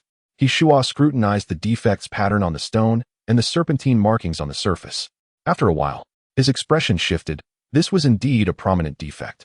Based on his experience, the defect seemed to lie solely on the surface, not penetrating into the stone itself, suggesting that if jadeite existed within, it had likely remained unscathed by the defect. He Shua couldn't help but curse himself for not recognizing this fully gambling material earlier that morning. He was almost certain that this stone would appreciate significantly. Casting a glance at his own carefully selected materials, He Shua felt somewhat reassured. But he believed that this one stone would not surpass the 3 semi-gambling materials he had chosen, which had all shown excellent potential. The total expenditure on those 3 stones amounted to a staggering 16 million. Don't think you're lucky with this one piece. In the end, you will still lose to me. The more you reveal, the better for me. The sound of the cutting machine's gears grinding against the stone echoed throughout the exhibition hall, as everyone focused intently on the progress of the 2 cutting machines. He Shua's smaller stone was easier to cut, while young Master Tang's larger piece required more effort. After the first cut, those assisting He Shua splashed water from a bucket onto the freshly cut surface, causing mist to rise, yet there was no hint of green. Seeing this, He Shua smiled slightly, seemingly confident that everything was under his control, while the onlookers remained puzzled. No green? Is it a bust? A newcomer to the gambling world whispered. It seems so, one cut in and no green. They say Hishua is highly skilled, but it appears he is not all that impressive, another chimed in. Observing the cut surface closely, Fatty Han scoffed, you two know nothing. Just wait and see. He Lao is a true master. Boss Huang nodded in agreement, praising. He Lao's vision is extraordinary. This cut was perfectly executed. Had he gone any deeper, he might have damaged the jade flesh. The two individuals, contemptuously regarded by the corpulent man, exchanged glances, seemingly discontented. Yet, they were well aware of his formidable connections and the perils of incurring his ire. Thus they chose silence and continued to observe. Hishua gestured toward the cutting surface, instructing, commence from here, and exercise caution while polishing the stone. We must not damage the jade within. Rest assured, Mr. He, we have been under your tutelage for 2 years now. We have no doubt extracted countless jade pieces. As soon as we made the first cut on this material, I sensed it would yield a significant profit, a young man complimented eagerly. Very well, proceed, mister. He nodded in acknowledgement. The sound of the polishing stone echoed, as one young man meticulously worked, while another intermittently splashed water onto the surface. Green. Look, it's turning green. Someone suddenly exclaimed. Through the cutting machine, the corpulent man glimpsed a faint green hue on the surface, shimmering and intertwining with the mist in the air. It has increased in value. It's a sure bet. Indeed, Mr. He, your skills are remarkable. That cut was precise. Had we gone a mere centimeter deeper, we might have compromised the jade. Truly, you are the foremost expert in our trading city. The two who had previously expressed doubt now regarded Mr. He with newfound admiration. For gamblers, there is no one more worthy of reverence than a master of their craft. This side has revealed green. Let us cut the other side next, Hishua remarked nonchalantly, as the situation unfolded entirely within his grasp, displaying little emotional fluctuation regarding the rising value. At this moment, young Master Tang was still grappling with his first cut. The stone was substantial, making the extraction process quite cumbersome. The spectators remained silent, fixated on the unfolding scene, with only the steady sound of the cutting stone permeating the air. As Hishua prepared for the second cut, young Master Tang finally achieved his first incision. Zheng Yiting, beside him, clenched her fists, visibly tense. Although she had previously handled stones of far greater value, she had never felt such an unrelenting anxiety. The bald-headed proprietor hurriedly splashed a bucket of water, washing away the debris and exposing the smooth cutting surface. It's ruined. Indeed, it's ruined. There wasn't even a hint of mist. How could they dare to gamble against Mr. He with such inadequate skill? Chapter 57. Zheng Yiting's surprise attack indeed, as the knife sliced through. The two severed surfaces revealed a deep blue hue, resembling the color of stone skin, without even a wisp of mist escaping. Was it not a collapse? Zheng Yiting gazed at the bisected gambling stone with a hint of disappointment. Although the calamity had not compromised the stone's interior, the clean cut yielded no trace of green, nor any fog. To her, it seemed that the first piece had truly crumbled. In a flurry, she glanced towards young Master Tang, fearing he might be unable to bear the blow. At that moment, Boss Huang and Fatty Han exchanged glances, sensing a shared skepticism. The situation bore a striking resemblance to their previous encounter at the Longhu Resort. Fatty Han, do you think it has collapsed? Boss Huang asked, his gaze fixed on the divided stone. If it were anyone else's cut, he would have unequivocally declared it a failure. But the impression left by young Master Tang was indelibly profound. Well, it's hard to say, especially since this stone bears a calamity and is of considerable size. Perhaps the jade lies elsewhere. Moreover, you know how peculiarly skilled he is at cutting. Fatty Han mused after a moment's contemplation, offering a non-committal response. After all, the last performance by this gentleman had dazzled many. Let us observe further. Boss Huang inhaled deeply, striving to steady his nerves.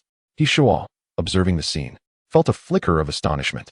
Based on his previous assessments, the stone had significant potential for gambling, and the calamity had not damaged its interior, aligning with his judgment.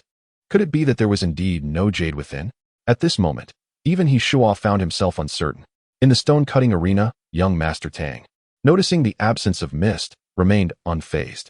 He simply called out to the balding boss and Yang how to reposition the gambling stone and continued with the cutting. Meanwhile, Hishua had completed his second cut, which proved even more remarkable than the first. The blade deftly removed the stone skin without harming the jade flesh, showcasing an unparalleled mastery of the stone's interior. One might argue that even the Jade King of Yunnan would struggle to achieve a better angle. Only young Master Tang, under the influence of his unique abilities, could possibly excel further. It has risen again. Truly, he is the foremost expert in gambling stones in Haishur. His grasp of the stone's texture has reached perfection, Fatty Han exclaimed in admiration. Indeed, the caliber of this cut rivals that of Yunnan's Jade King. Boss Wang agreed, equally impressed. What a master! This young man dares to wager against him. He must have too much money to spare, someone remarked. Listening to the surrounding praises, He Shua felt somewhat elated. Frankly, this last cut had been a stroke of luck. To slice away the stone skin without damaging the jade flesh was a coincidence too great to replicate. The ongoing discussions flowed into young Master Tang's ears. Yet he remained calm, devoid of any anger, as he continued to focus on cutting the stone. The two jade pieces, each the size of a football, were fortuitously divided. Young Master Tang was now working on the stone containing the slightly smaller jade piece. The process of stone cutting was laborious and time-consuming. 10 minutes passed swiftly, and He Shua's stone was nearly finished. The surrounding areas had revealed green, and now it was time for the meticulous polishing to commence. If cutting the stone was a test of physical strength, polishing it demanded technical skill. Those untrained could easily damage the jade flesh. Polishing required immense patience and endurance. And at this moment, He Shua was entirely focused on his subordinates, anxious that they might mar the jade flesh. In contrast, young Master Tang was exceptionally swift. 10 minutes had elapsed, and he had transformed a large gambling stone into a neat stack of irregularly sized blocks, some exhibiting mist, while others bore no trace of it whatsoever. To the onlookers, it appeared to have collapsed. After all, it had been reduced to such a state without revealing a hint of green. They believed there was no further need to continue. Zheng Yiting, observing young Master Tang's rapid progress, shared the crowd's confusion. Young Master Tang surveyed the surroundings and then smiled at Zheng Yiting, selecting one of the neatly arranged blocks to begin polishing. Yang Hao interjected, "Brother, this one shows no mist. The chances of jade inside are slim. We might as well cut it. If it still yields no green, it's likely devoid of jade." The balding boss concurred, "Yang's right. There's truly no need to polish a stone exhibiting such characteristics." "Huh, no worries, let us give it a try," young Master Tang replied with a smile. "If I were to listen to both of you, a single cut would sever the jade in two. While it would still hold value, it would incur significant loss. Furthermore, larger jade pieces are more valuable. A skilled carver can craft intricate designs based on the jade's shape, maximizing the yield and minimizing waste." The audience began to murmur discontentedly. "At this rate, when will you finish cutting? Hey, brother, just concede already. Why prolong this? Isn't this wasting everyone's time?" "Indeed. Brother, losing to the foremost gambling stone expert of Haishur is nothing to be ashamed of, despite the high stakes you initially agreed to." The incessant discussions swirled around young Master Tang's mind, growing increasingly irksome. Polishing the stone was a delicate task. A single misstep could harm the jade flesh, particularly as the interior contained ice-grade jade, where even a slight loss could be quantified in tens of thousands. Could any of them afford such a loss? Afford it? It seems most here possess fortunes surpassing even mine. Young Master Tang suddenly had an idea. Given the gravity of the situation, perhaps he could amplify the stakes even further. Suddenly, young Master Tang stood up, halting his polishing. Just as the crowd assumed he was conceding, he spoke. "Do you all believe I'm destined to lose?" His gambler's gaze swept across the crowd. "Isn't that blatantly obvious?" A bystander scoffed. "Indeed. The gentleman of Haishur ought to embody a gentlemanly demeanor. Losing is losing. One doesn't abandon the field, right? Very well, since you all think I will lose. I propose a wager," young Master Tang declared coldly, circling the stone-cutting area as if a gambler placing a high-stakes bet. "You wish to wager against me? Huh. Speak your terms. Betting on my victory is impossible," one man laughed uproariously. "Naturally, I want to allow you to bet on my victory. You may wager on my defeat. And I will accept any stakes," young Master Tang replied, pursing his lips. Initially, he hadn't intended to reveal He Shua's hand too soon, but the pressure from the crowd left him with no choice but to secure himself a safety net. Young Master Tang was already well aware of what types of jade and how much could be drawn from He Shua's 3 gambling stones. At this moment, he felt utterly confident in his impending victory. "You'll accept any stakes? That's quite the bold claim. If you lose, can you bear the cost?" Someone sneered. "He can afford it." A voice pierced through the crowd, echoing within the stone-cutting exhibition hall.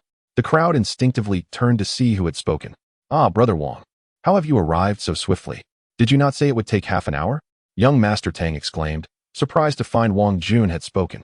I was just worried about this scamp of yours. I canceled a meeting to rush here. I truly made it in 10 minutes, yet still arrived too late. What exactly are you up to? Wang Jun entered the stone-cutting arena, and the surrounding crowd parted respectfully to grant him passage. A person seemingly unfamiliar with Wang Jun began to speak, but before they could finish, a friend beside them covered their mouth. Just from the fragments of conversation, it was evident that it was not a favorable remark. Are you out of your mind? Do you wish to ruin your standing in Haisher? Do you even know who he is? The heir of the Wang group. Who do you think you are to speak like that? The friend's face was ashen as they reprimanded the individual. The Wang group? The person widened their eyes, disregarding the friend's ire, and instead cast a grateful glance. Although their own business was not insignificant, it paled in comparison to the Wang group, like a small sailboat next to an aircraft carrier. There was simply no basis for comparison. In Haisher, countless enterprises thrived on orders from the Wang group. If he insulted Wang Jun and it was remembered, it would indeed be impossible to survive in Haisher unless he could find a backing stronger than Wang's, which was virtually unattainable. Wang Jun turned around, casting a glance before cheerfully embracing young Master Tang. Brother Wang, this is truly not my fault. They forced my hand. Young Master Tang lamented with a wry smile. So, what is your game plan? Wang Jun inquired. As we discussed previously, let us gamble. Let us go big. Young Master Tang proclaimed loudly, surveying the crowd. All right, let us do as you wish. What is money to me? I, Wang Jun, am currently left with nothing but money, Wang Jun boasted, clearly supporting his brother. Then, everyone who wishes to place a bet, come here and let Brother Wang know how much you intend to wager. Be prudent. What if I win and you can't pay up? Young Master Tang remarked, feigning a threat. Rest assured, in Haisher, no one dares to default on Wang Jun's debts. Wang Jun confidently declared. Ting, please assist Brother Wang in tallying the bets. I need to continue with the stone gambling. Young Master Tang called to Zheng Yiting. Zheng Yiting approached young Master Tang and whispered, Tang Fei, is it necessary to make such a spectacle? There are quite a few onlookers here, many of whom are well off. Their stakes may be substantial, and if things go awry. She was thoughtful for young Master Tang, concerned about potential losses. Don't worry, Ting, we will definitely win this time. Trust me, young Master Tang stated with unwavering confidence as he gazed into Zheng Yiting's beautiful eyes. It is said that a confident woman is the most beautiful, and a confident man possesses great charm. Zheng Yiting, seeing the resolute expression on young Master Tang's face, quickly pressed her lips to his cheek, blushing as she dashed over to Wang Jun. Chapter 58. A bet of 100 million Tang de Shao was momentarily taken aback. What was happening? An ambush? Wang Jun was equally stunned. Although he had previously spoken over the phone as if there was something genuine between Tang de Shao and Zheng Yiting, he himself had merely been jesting. It was simply about delivering someone. To be called Ting was already a considerable favor. What more could one desire? Yet this. What did this scene signify? Wang Jun suddenly felt his mind clouded. After Zheng Yiting's arrival in the city, he had made inquiries through friends in Xiangjiang and learned that she was a celebrated beauty, admired by countless young elites who had fallen under her charm. Yet, Zheng Yiting had shown no affection toward any man. How long had she been in the city? They had only met a few times, and now she was so easily swayed? Regret washed over Wang Jun. Had he known Zheng Yiting could be so easily won over, he would have acted sooner and not left her for Tang de Shao. Now, with Tang de Shao having taken the lead, Wang Jun could only swallow his discontent. While other wealthy heirs might disregard the bonds of friendship, Wang de Shao could never betray his brother. Zheng Yiting's cheeks flushed with embarrassment. She too was bewildered by her impulsive action, utterly mortified. Meanwhile, the surrounding audience was unfazed, as they had assumed the two were a couple. A kiss did not seem out of place, and many envied Tang de Shao's fortune, especially Han Fati and Boss Huang, who were aware of Tang de Shao's ambiguous relationship with the beautiful granddaughter of Tang Lao. He Shua had risen to his feet the moment Tang de Shao announced another wager. He scrutinized Tang de Shao, pondering what gave him such confidence. Did he truly believe he would win? How absurd. With He Shua's decades of experience in gambling stones, coupled with his advantageous position of selecting the stones first, if he were to lose to a mere child, he would have no place left in the gambling community. However, what was Tang de Shao's intention in this endeavor? Wang Jun's presence undoubtedly placed pressure on He Shua. This gentleman was not easily deceived, and although Tian Fengxiang was a prestigious establishment, they often depended on the patronage of others. Wang Jun's family and the shareholders and executives of the Wang Group were high-profile clients of Tian Fengxiang. Losing their business would significantly impact the establishment's revenue in the city. Wang Jun and Zheng Yating approached the organizers for paper and pens, setting up a small table to create an air of seriousness, while eager participants began to line up to place their bets. Many merchants in the city relished the thrill of gambling, and this public betting format alleviated fears of offending Wang Jun or losing money to him. However, as Wang Jun had previously stated, one must be prepared to pay if they lost, and in this city, few dared to renege on their debts to him. Tang Deshao sat before the stone-cutting machine, observing the throng of bettors with a sly grin. Each individual was like a deity of wealth, and he found himself curious about the total amount wagered. He refrained from cutting the stone further. If he continued, the size of the jade would be revealed, potentially scaring off the bettors if they realized he could lose. After nearly 10 minutes of registration, over 40 participants had placed bets, each with varying amounts. The minimum bet began at 1 million, and Wang Jun showed little interest in anything lower. One individual wagered a staggering 10 million, culminating in a total of nearly 100 million, with an average bet exceeding 2 million per person. Wang Jun, feeling somewhat dazed as he clutched the stack of betting slips, approached Tang Deshao with a fierce expression. "Brother, we have a total of 100 million in bets. You must deliver, or I might find myself eating porridge for a year." Tang Deshao regarded the pitiful Wang Jun with a mischievous smile. "Brother Wang, surely it won't come to that. I'll treat you to a meal later. Rest assured, I will keep tabs, and when you recover, you can reimburse me." "Are you serious about charging me?" Wang Jun's anger surged as he playfully tightened his grip around Tang Deshao's neck, as if to choke him. Coughing lightly, Tang Deshao leaned in closer to Wang Jun's ear and whispered, "Since we've met, have you ever seen me suffer a loss?" Wang Jun pondered for a moment. Regardless of whether it was dealing in antiques, gambling stones, or even games of chance, Tang Deshao always emerged victorious, even managing to charm a girl home successfully. It appeared he had never experienced defeat. "Do you have absolute confidence in winning?" Wang Jun asked, his eyes glimmering with excitement. A wager of 100 million weighed heavily on his heart, while claiming that he would be reduced to porridge was an exaggeration. Losing such an amount would undoubtedly lead to a tough period for him, unless he resorted to selling his cherished possessions. However, if he could win this gamble, with a total bet of 100 million, alongside Tian Fengxiang's 30 million in cash and the value of all the jade stones combined, the worth could easily reach around 200 million. Wang Jun calculated in his mind, his eyes sparkling with the prospect of this rare opportunity for windfall. Absolute confidence? Tang Deshao looked at him disdainfully. How could he utter such words? Although he indeed felt confident in victory, he could not disclose his true capabilities, especially not claiming to possess the ability to see through the stones. Wang Jun felt his face flush with embarrassment. After all, gambling stones was notoriously difficult. Even divine beings could not predict the outcomes hidden within. Noticing Wang Jun's awkwardness, Tang Deshao chuckled, "Brother Wang, I cannot guarantee a win, but let us say it's 50-50. 50%? Huh, I'm in." Wang Jun laughed heartily. His understanding of Tang Deshao suggested that claiming a 50% chance implied at least a 70% likelihood of winning.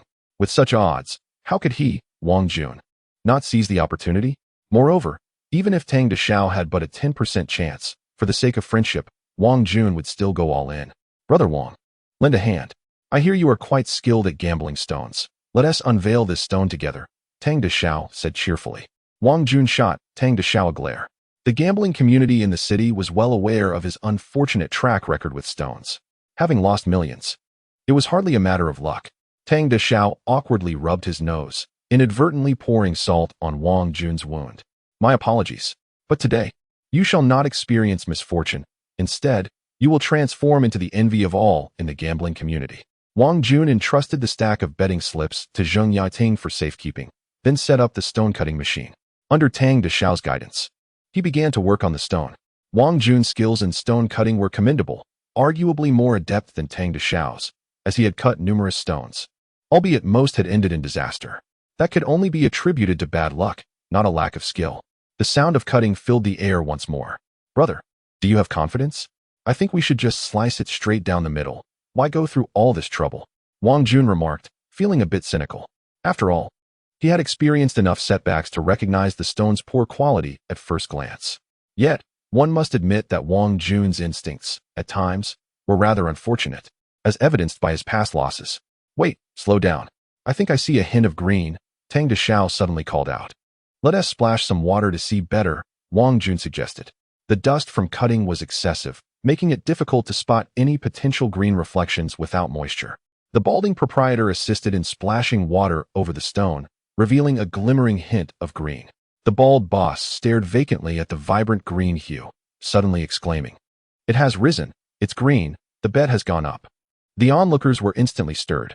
Most among them had placed their bets. At that moment, perhaps the one who least wished for Tang's bet to succeed was no longer He Shua, but rather themselves. It has indeed risen, truly risen. How could they still hope for an upward trend? Hadn't it been deemed worthless? In an instant, the crowd was electrified. How could a stone, previously deemed useless, suddenly turn profitable? Everyone found it utterly astonishing. Fat Han and Boss Huang exchanged glances, each recognizing a glimmer of relief in the other's eyes. They were among the few who had refrained from betting. Fat Han, what do you make of this gamble? Boss Huang inquired after a moment of contemplation. I cannot discern it. That young man is too enigmatic. A piece of stone deemed worthless can still yield profit under his hand. It's simply against the laws of nature. Fat Han replied incredulously. Yes, it feels as though he knows precisely where the jade is located. Of course, I understand that this is impossible. Even the most advanced instruments cannot penetrate the stone, yet I cannot shake this feeling. Boss Huang nodded in agreement. There truly exists no instrument capable of seeing through a betting stone. However, there are indeed otherworldly abilities. Naturally, Boss Huang could not possibly fathom the existence of such powers. Hey, brother, you're remarkable. Even this scrap has yielded jade in your hands, Wang Jun remarked, gazing at the captivating green with genuine admiration. Wang Jun's interest in betting on stones wasn't driven by a passion for it, but rather the thrill of experiencing the precarious balance between heaven and hell, a sensation not everyone could savor. Now, Wang Jun felt as if he were in paradise. Come on, brother Wang, don't just speak. Over there, they're nearly finished with a stone while we've just begun. Tang, the young master, chuckled. Wang Jun turned to look, and indeed, He Shua's stone was close to being fully uncovered.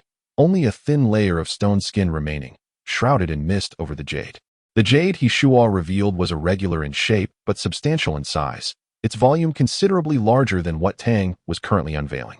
The water quality was icy, the green hue perfect and vibrant, making it an exceptionally rare and high-grade jade, a mainstay in the high-end market.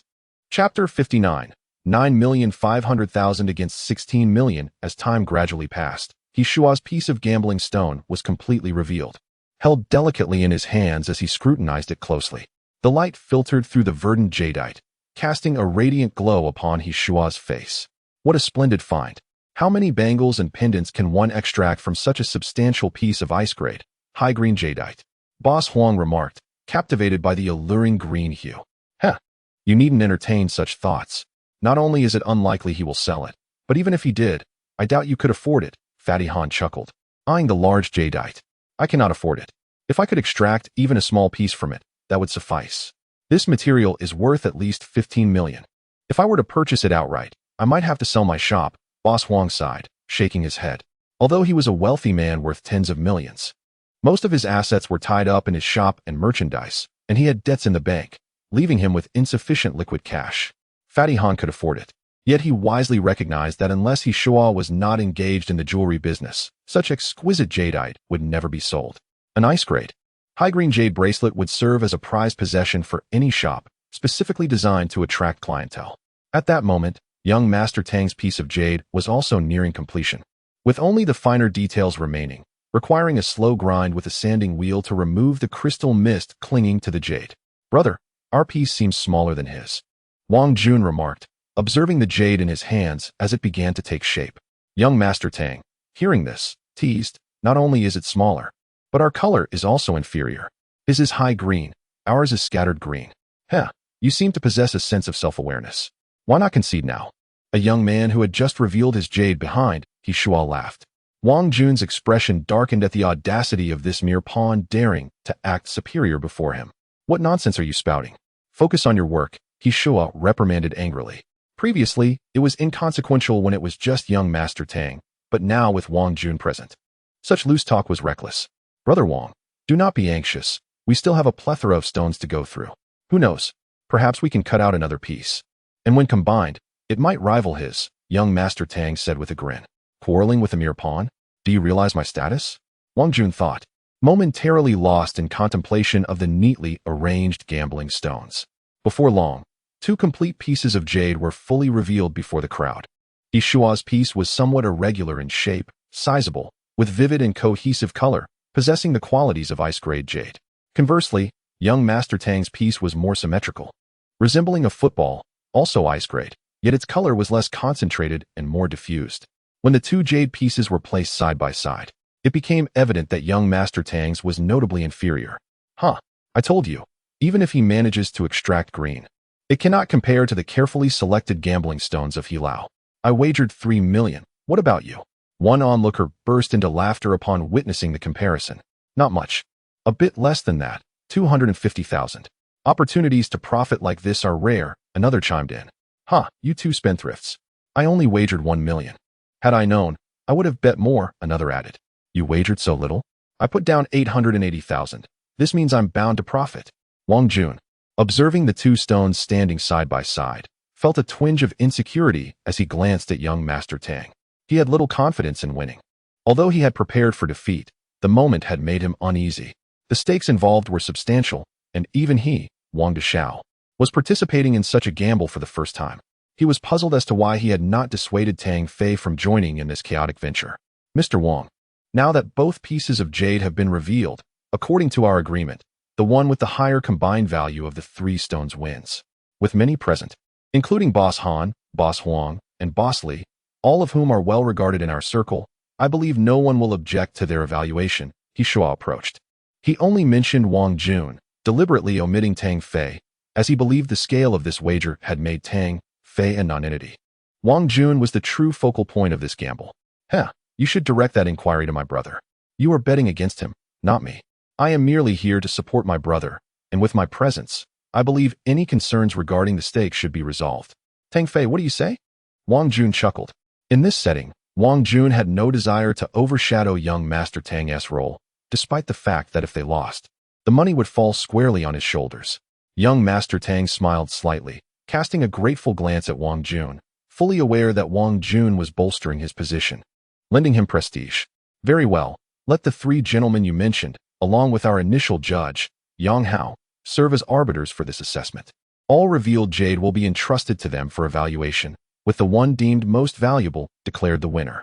With Wang Jun present, he felt reassured that the judges would not intentionally undervalue his jade. Excellent. Boss Han, Boss Huang, Boss Li, please step forward, He Shua nodded. The 3 men exchanged glances, then simultaneously approached the table where the gambling stones were displayed, followed closely by Yang Hao. The 4 meticulously measured the volume, weight, water grade, and color of the 2 jade pieces, ultimately arriving at a valuation that satisfied both parties.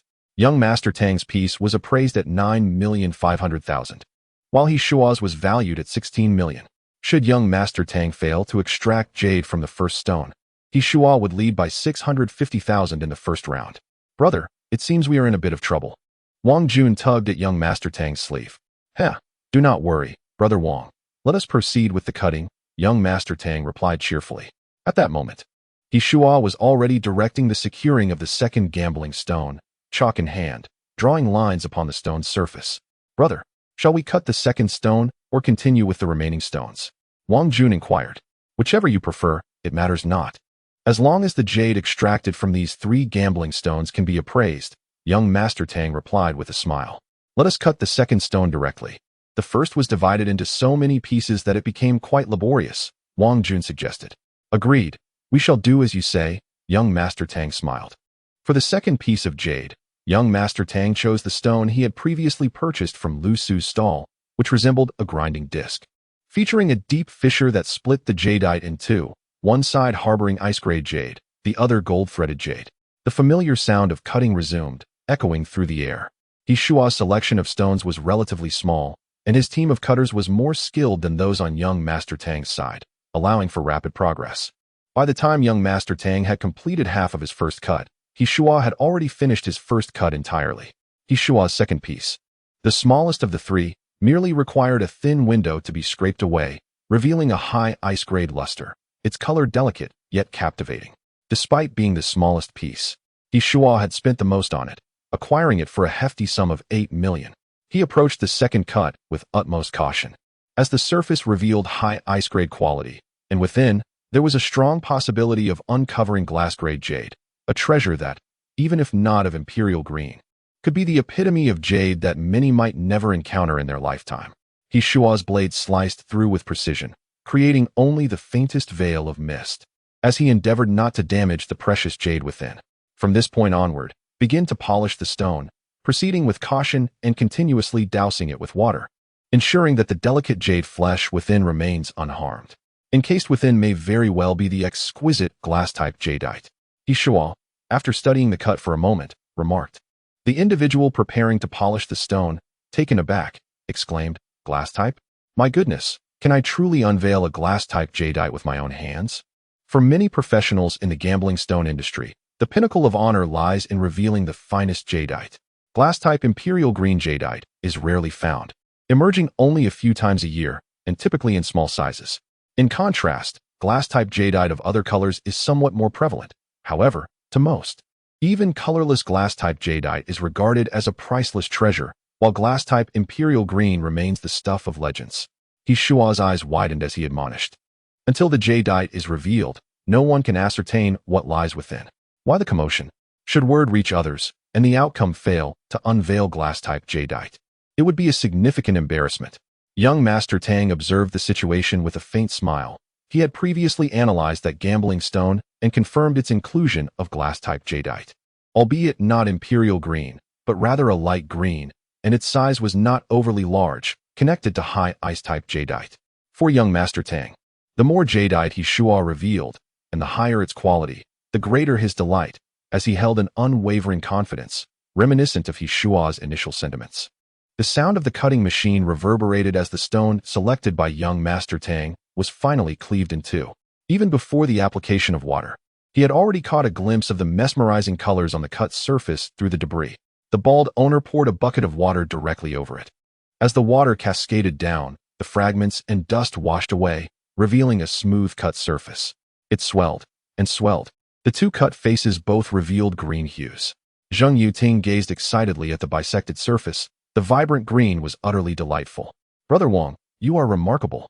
With this cut, what a significant increase," she exclaimed with glee. Although he had anticipated the outcome, young Master Tang could not suppress his joy.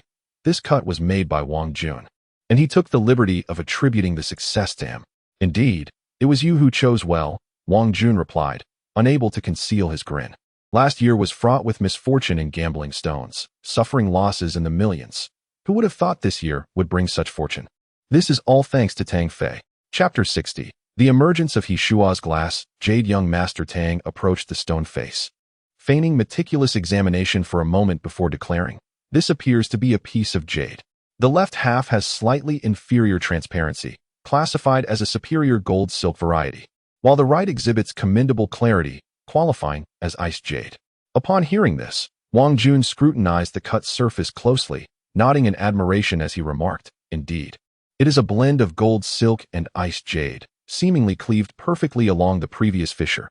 It is truly masterfully crafted." "Indeed, Brother Wang, your cuts are impeccable." Slicing along the fissure to reveal the jade flesh. "Haha," young Master Tang responded. "Enough with the flattery, anyone could have made that cut. Now, let us put our efforts together and extract these two pieces of jade flesh. With these two added, even if he uncovers another piece, it should suffice to bridge the previous gap," Wang Jun said cheerfully.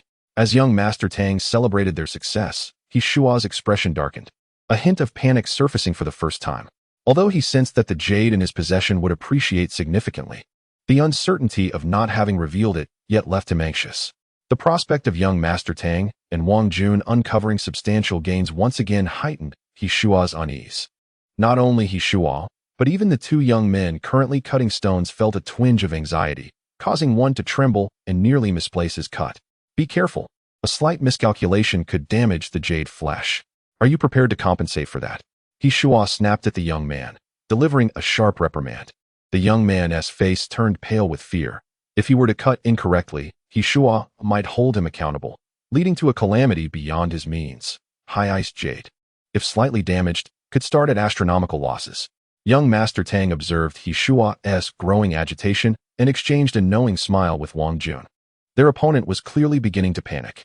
However, there was no need for haste. The real spectacle was yet to unfold.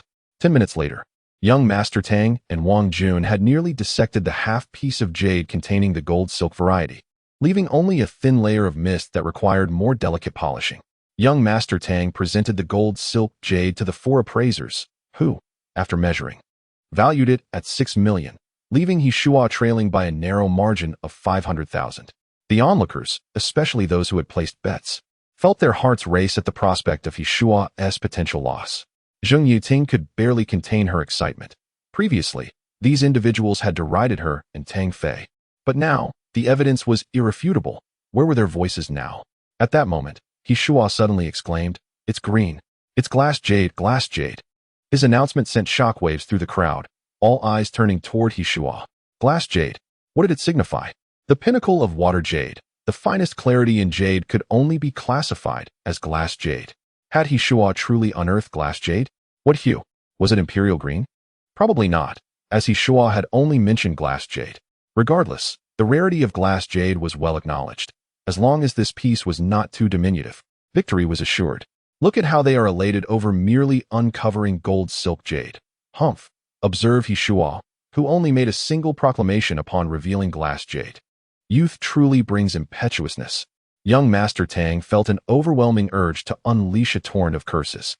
When had he ever displayed such excitement upon revealing gold silk jade? He had remained composed. It was the old man who was visibly elated.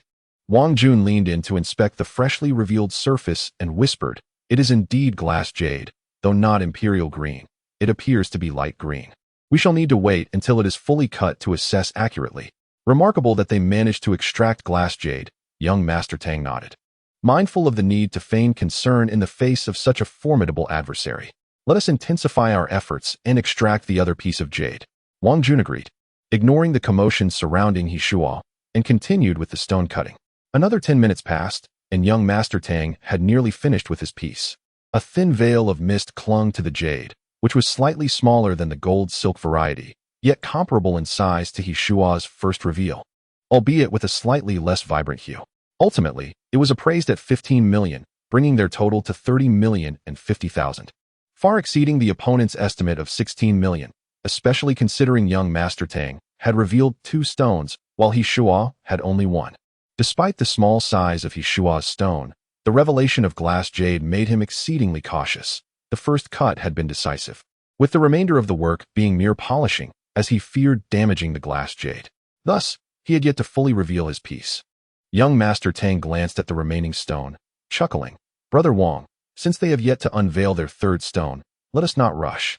Why not re-examine the remaining material from the first stone? There might still be jade within." Wang Jun nodded. Despite their significant lead in value, the opponent had only 1 stone, while they possessed 2.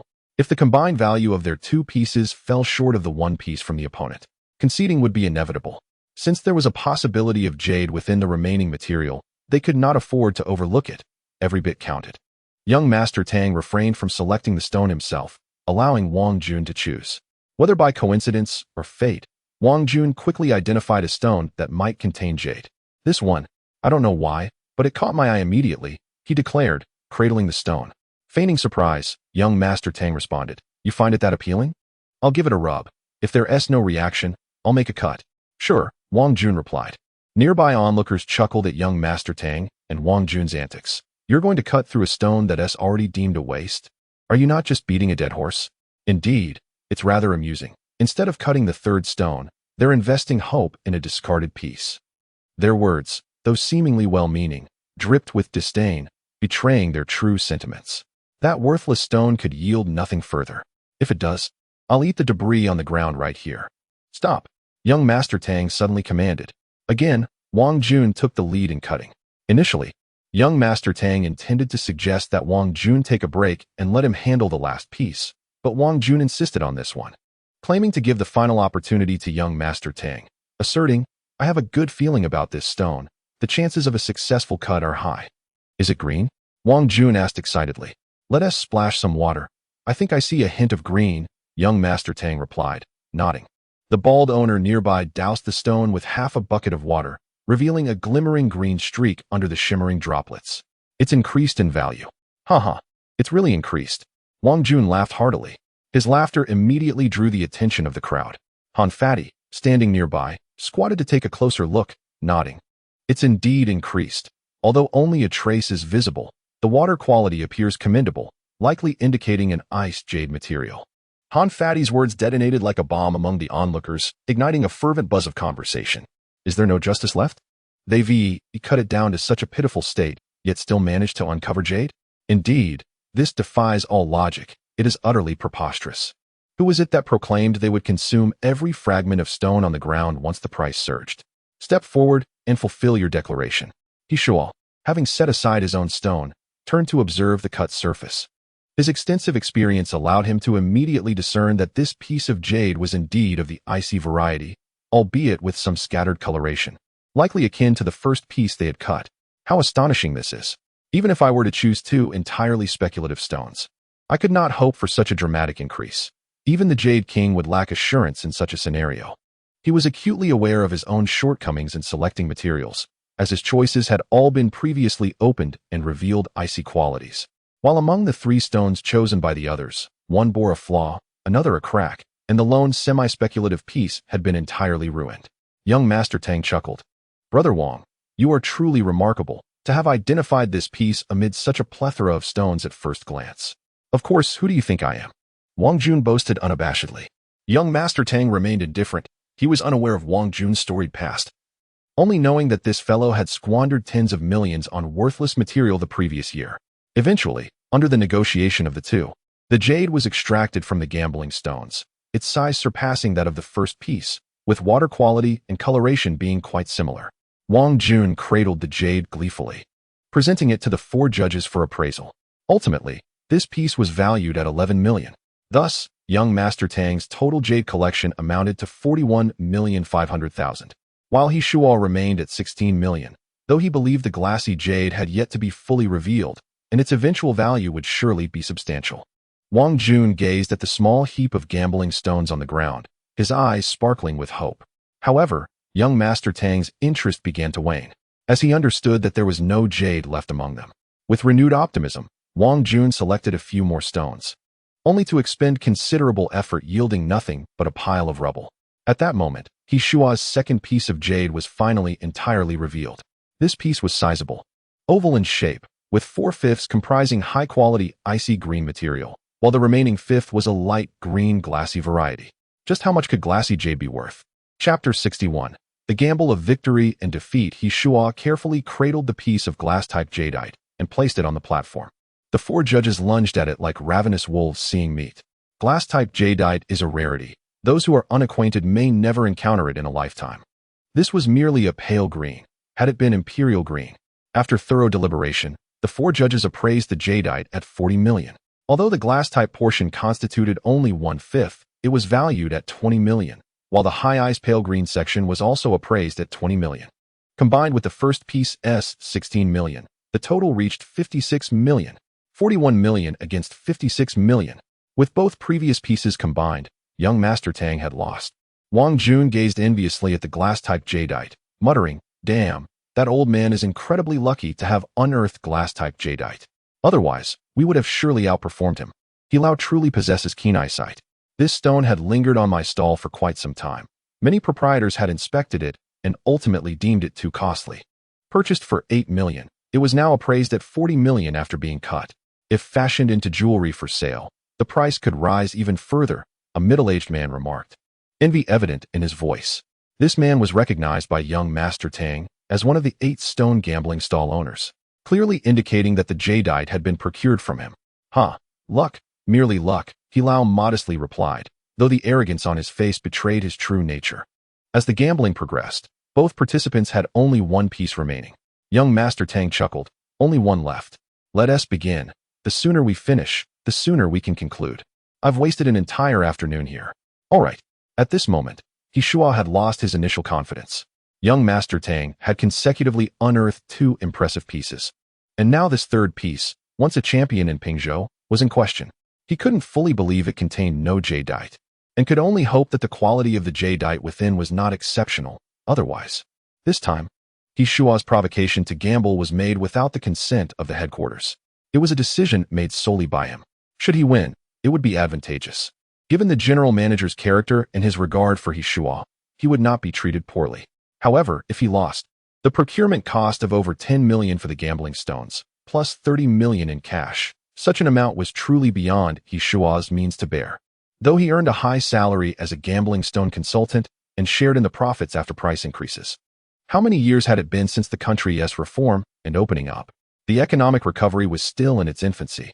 Had he spent a decade at Tycoon, he might have been able to absorb such losses, but time was not on his side. Presently, he could barely scrape together 10 million. He Shua did possess some skill in stone gambling. Without delving into specifics, the high-ice jadeite from the first piece alone could recoup his investment. Not to mention the second piece with its portion of glass-type jadeite and the uncut third piece. Yet, should He Shua lose, young Master Tang would not be inclined to offer him sympathy. He might even take pleasure in his misfortune. The last piece chosen by young Master Tang was formidable, its weight daunting. Struggling to secure its position, he began to cut. This time, the cutting process differed from the previous straightforward division into two. The exquisite blood jadeite lay at the center. A direct cut could result in losses that would bring tears to young Master Tang's eyes. Exquisite blood jadeite and glass-type imperial green are of the same caliber. Even a ring face the size of a fingernail starts at 1 million. Given that this stone already had one cut surface, young Master Tang decided to take a moment to trim the edges first. At this juncture, everyone present leaned forward, fixated on young Master Tang's actions. None wished for his success. They all hoped for his failure. The first cut was made, releasing clouds of dust and stone fragments. Yet no one dared to look away. One edge was severed. Observing the smooth-cut surface, the crowd collectively exhaled in relief. Fortunately, no green was revealed. Only wisps of crystalline mist. He Shua had not yet made his first cut, his expression grave as he scrutinized the stone before him. This was the largest piece He Shua had selected, already exhibiting ice-type green, but its price was still lower than the second piece. Why? Because this stone bore a clear flaw, one that was perilously close to the cut surface. Should it extend further, the jadeite within would undoubtedly be compromised. Indeed, He Shua was gambling on that flaw. Even stones with flaws, regardless of whether they had already revealed ice-type green, suffered a significant drop in value. Logically, He Shua should not have taken such risks in this significant gamble. If he wished to wager on flaws, he could have chosen a better time and place. Yet, he miscalculated. Yes, he had examined this stone more than once, always eager to take a chance. The reason he chose to cut it during this gamble was that he believed the previous two pieces had sufficiently overwhelmed young Master Tang.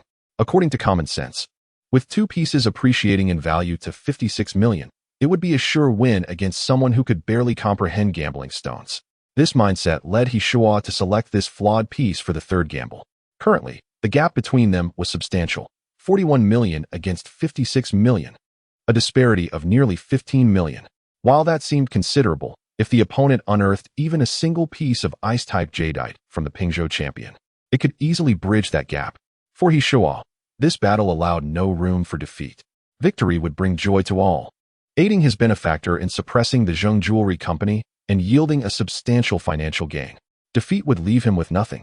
He represented Tian Fengxiang in this gamble. With Wang Jun from the Wang Group involved, every wager must be accounted for, and he would incur a significant gambling debt. Perhaps Tian Fengxiang, recognizing his expertise in stone gambling, would show some leniency. However, his future was undeniably bleak. He would have to gamble his life for Tian Fengxiang. Let's make the first cut here, but slowly. After much contemplation, He Shua finally drew his first line on the stone's surface.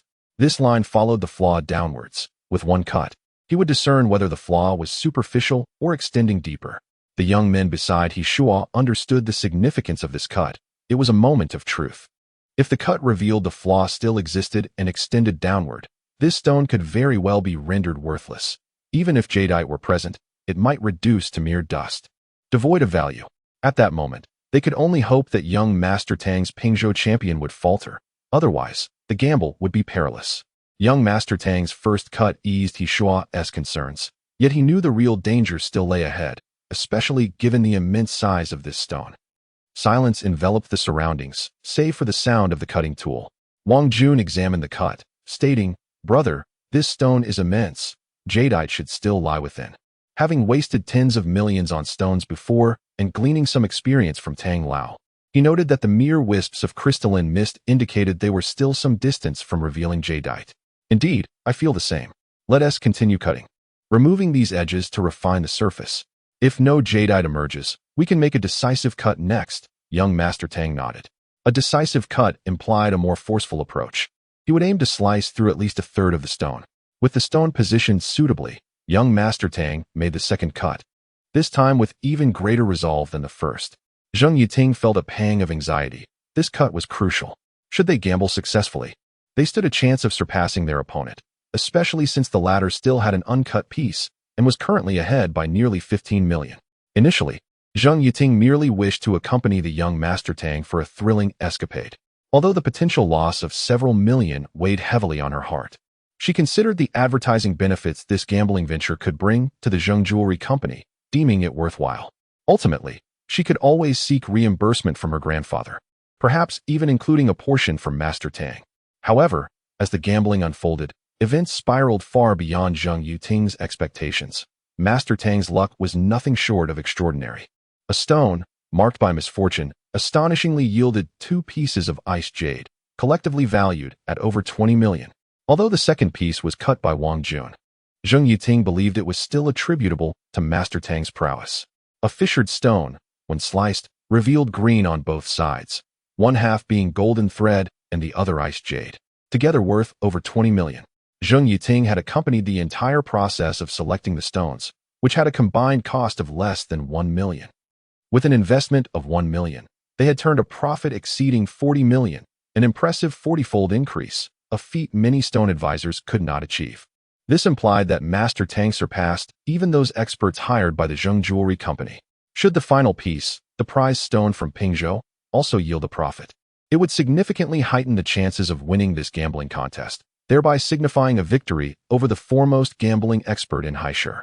It seemed Master Tang was still unoccupied. Could hiring him as the stone advisor for Zheng Jewelry be seen as resolving a dilemma for him? A subtle smile graced Zheng Yiting's lips. As Master Tang made his second cut, the dust that erupted obscured the vision of the onlookers. "Stop! Quickly stop!" Wang Jun suddenly shouted. Master Tang was startled by Wang Jun's exclamation, nearly losing control of the direction of the gear in his hands. Wang Jun's voice sent ripples of tension through the crowd. Could it be green? What's wrong, Brother Wang? Did it yield green? Master Tang inquired excitedly. Though his excitement was feigned, no one understood the internal state of the stone better than he did. All around, people anxiously looked to Wang Jun, hoping for the best, praying that it wouldn't yield green, considering their substantial bets. Meanwhile, He Shua even set aside his own stone to peer curiously at the situation unfolding with Master Tang. It did not yield green. Wang Jun took a deep breath, shaking his head slowly. Chapter 62. Blood Jade and Emerald. Upon hearing the words, everyone let out a collective sigh of relief, including He Shua, who was equally perplexed. Why make a fuss if green was not produced? If this individual were not Wang Jun, the sheer volume of idle chatter could have drowned him. No green emerged, so why the excitement, Brother Wang? Young Master Tang feigned disappointment. Zheng Yiting, with clenched teeth, shot an intense glare at Wang Jun, clearly indicating that she would not let him off the hook without a satisfactory explanation. No green was produced, but red emerged. Wang Jun maintained an air of calm, though internally he was brimming with excitement. Red? What does that mean? It's not like we're dealing with women, so why the mention of red? The bald owner trembled slightly at the thought of red. Could it be red agate? They had previously cut a fine specimen of red agate from another stone. He Shua was momentarily taken aback, his expression shifting rapidly. Red emerged? Is it red agate? The surrounding crowd also fell silent. Some who were unfamiliar with red agate scoffed, claiming there was nothing to be excited about since it wasn't green. Anyone could experience a red moment. Wang Jun, infuriated, turned and shouted, "Who dares to bark here? If you don't even know about red agate, how dare you gamble on stones?" Red agate. The bald owner was ecstatic. It truly was red agate. Fatty Han hurried over, asking, "Is it really red agate? This is quite rare. What is the quality like?" High-quality red agate is highly sought after, but anything below that is disregarded. Wang Jun, seeing Fatty Han approach, felt somewhat relieved and shook his head. "I just caught a glimpse. It's still unclear about the quality. We need to cut deeper to ascertain. Then let us cut quickly. Be careful. We'd rather proceed slowly than damage the jade inside, Fatty Han said excitedly, rubbing his hands together. Shua observed the fervor of Fatty Han and felt a pang of melancholy, realizing that Fatty Han had little faith in him. Otherwise, as a judge, he wouldn't display such obvious excitement. Old he, shall we continue cutting? A young man who was already working on a stone inquired. Yes, continue cutting. Shua replied resolutely. He understood that regardless of the outcome, it was a gamble he had chosen, and he could not blame anyone else. This game must yield a result. Among the onlookers, a young man quietly slipped away, picking up his phone, seemingly in conversation with someone. As young Master Tang completed the second cut, the bald owner hurriedly splashed a bucket of water onto the smooth-cut surface. As the water flowed, a streak of blood red appeared before everyone's eyes. Heavens! Is that blood jade? Blood jade? Similar to the top-quality glass-type imperial green jade. Blood jade? Goodness! How much blood jade could possibly be hidden within such a large stone? It's over. Hasn't he lost for sure? Blood jade? Zheng Yaoting's eyes sparkled. This was indeed the finest of the fine. She thought gleefully about asking him for some to craft jewelry. Shua, upon hearing this, swayed unsteadily, his face turning pale. Blood jade? If that were the case, he would undoubtedly be at a loss. No one understood the value of blood jade better than he did. Wait, that's not blood jade. It's high ice red agate, which hasn't yet reached the standard of blood jade. Fatty Han, after examining the cut for a moment, suddenly interjected. Wang Jun took a closer look and said, yes, it should be classified as high ice full red agate. Compared to genuine blood jade, it does lack a bit in quality. His mother owned a blood jade bracelet, and he had seen true blood jade, pure and flawless, blood red in hue. The waterhead revealed here still contained some impurities. Brother, you've really hit the jackpot. With that cut, you've revealed a premium red agate. Fatty Han gave young Master Tang a thumbs up, noting that the value of this full red high ice red agate surpassed that of Shua's pale high ice green jade. Hee, just good luck, young Master Tang chuckled. As for the bald owner, he gazed at the large stone lying on the cutting machine, feeling a mix of regret, remorse, and relief. There had been countless times he had wished to unveil this piece of jade. Yet, he had ultimately restrained himself. Now, he hated himself for having been so patient. Zheng Yuting's expression dimmed slightly upon realizing it was not blood jade, but merely high ice full red jade. This held little allure for her. Being in the jewelry business, she had seen all manner of materials over the years. Aside from the most premium glass-type imperial green, blood jade, Minghuang jade, and purple-eyed jade, high ice jade did not impress Zheng Yuting. Even though high-quality jade was rare, her family's Zheng jewelry shop still had some inventory. Only the top-grade jades were truly elusive, even for them. Shua breathed a sigh of relief. Thankful it wasn't blood jade. Otherwise, he likely wouldn't even need to cut his piece. With a buzzing sound, the machine roared as Shua finally completed his first cut. With a splash, a bucket of water was poured over the cut surface. As the water flowed, the true form of the cut began to reveal itself. The bluish-gray surface glimmered with a misty sheen. No green. Finished? An onlooker muttered, sensing the lack of green. No green? How could this happen? Another person exclaimed angrily. Fatty Han glanced at the cut, clasped his hands toward Shua, and said, congratulations, old he. Just luck. Shua wiped the sweat from his brow and smiled wryly. The bystanders were bewildered. Clearly, the cut had failed. So why the congratulations? Boss Wang approached, examining the cut before addressing the crowd. Old he, your gamble was on calamity. This cut aimed to see how deep the calamity ran. If green had emerged but the calamity persisted, it would have been a failed gamble. However, though no green appeared, the calamity did not extend further. For those who gamble on calamities, first assess the calamity, then the stone. Since this calamity has vanished with the cut, old he has succeeded. So that is how it is. An enlightening moment for many. Indeed, Boss Wang is quite knowledgeable. I knew it.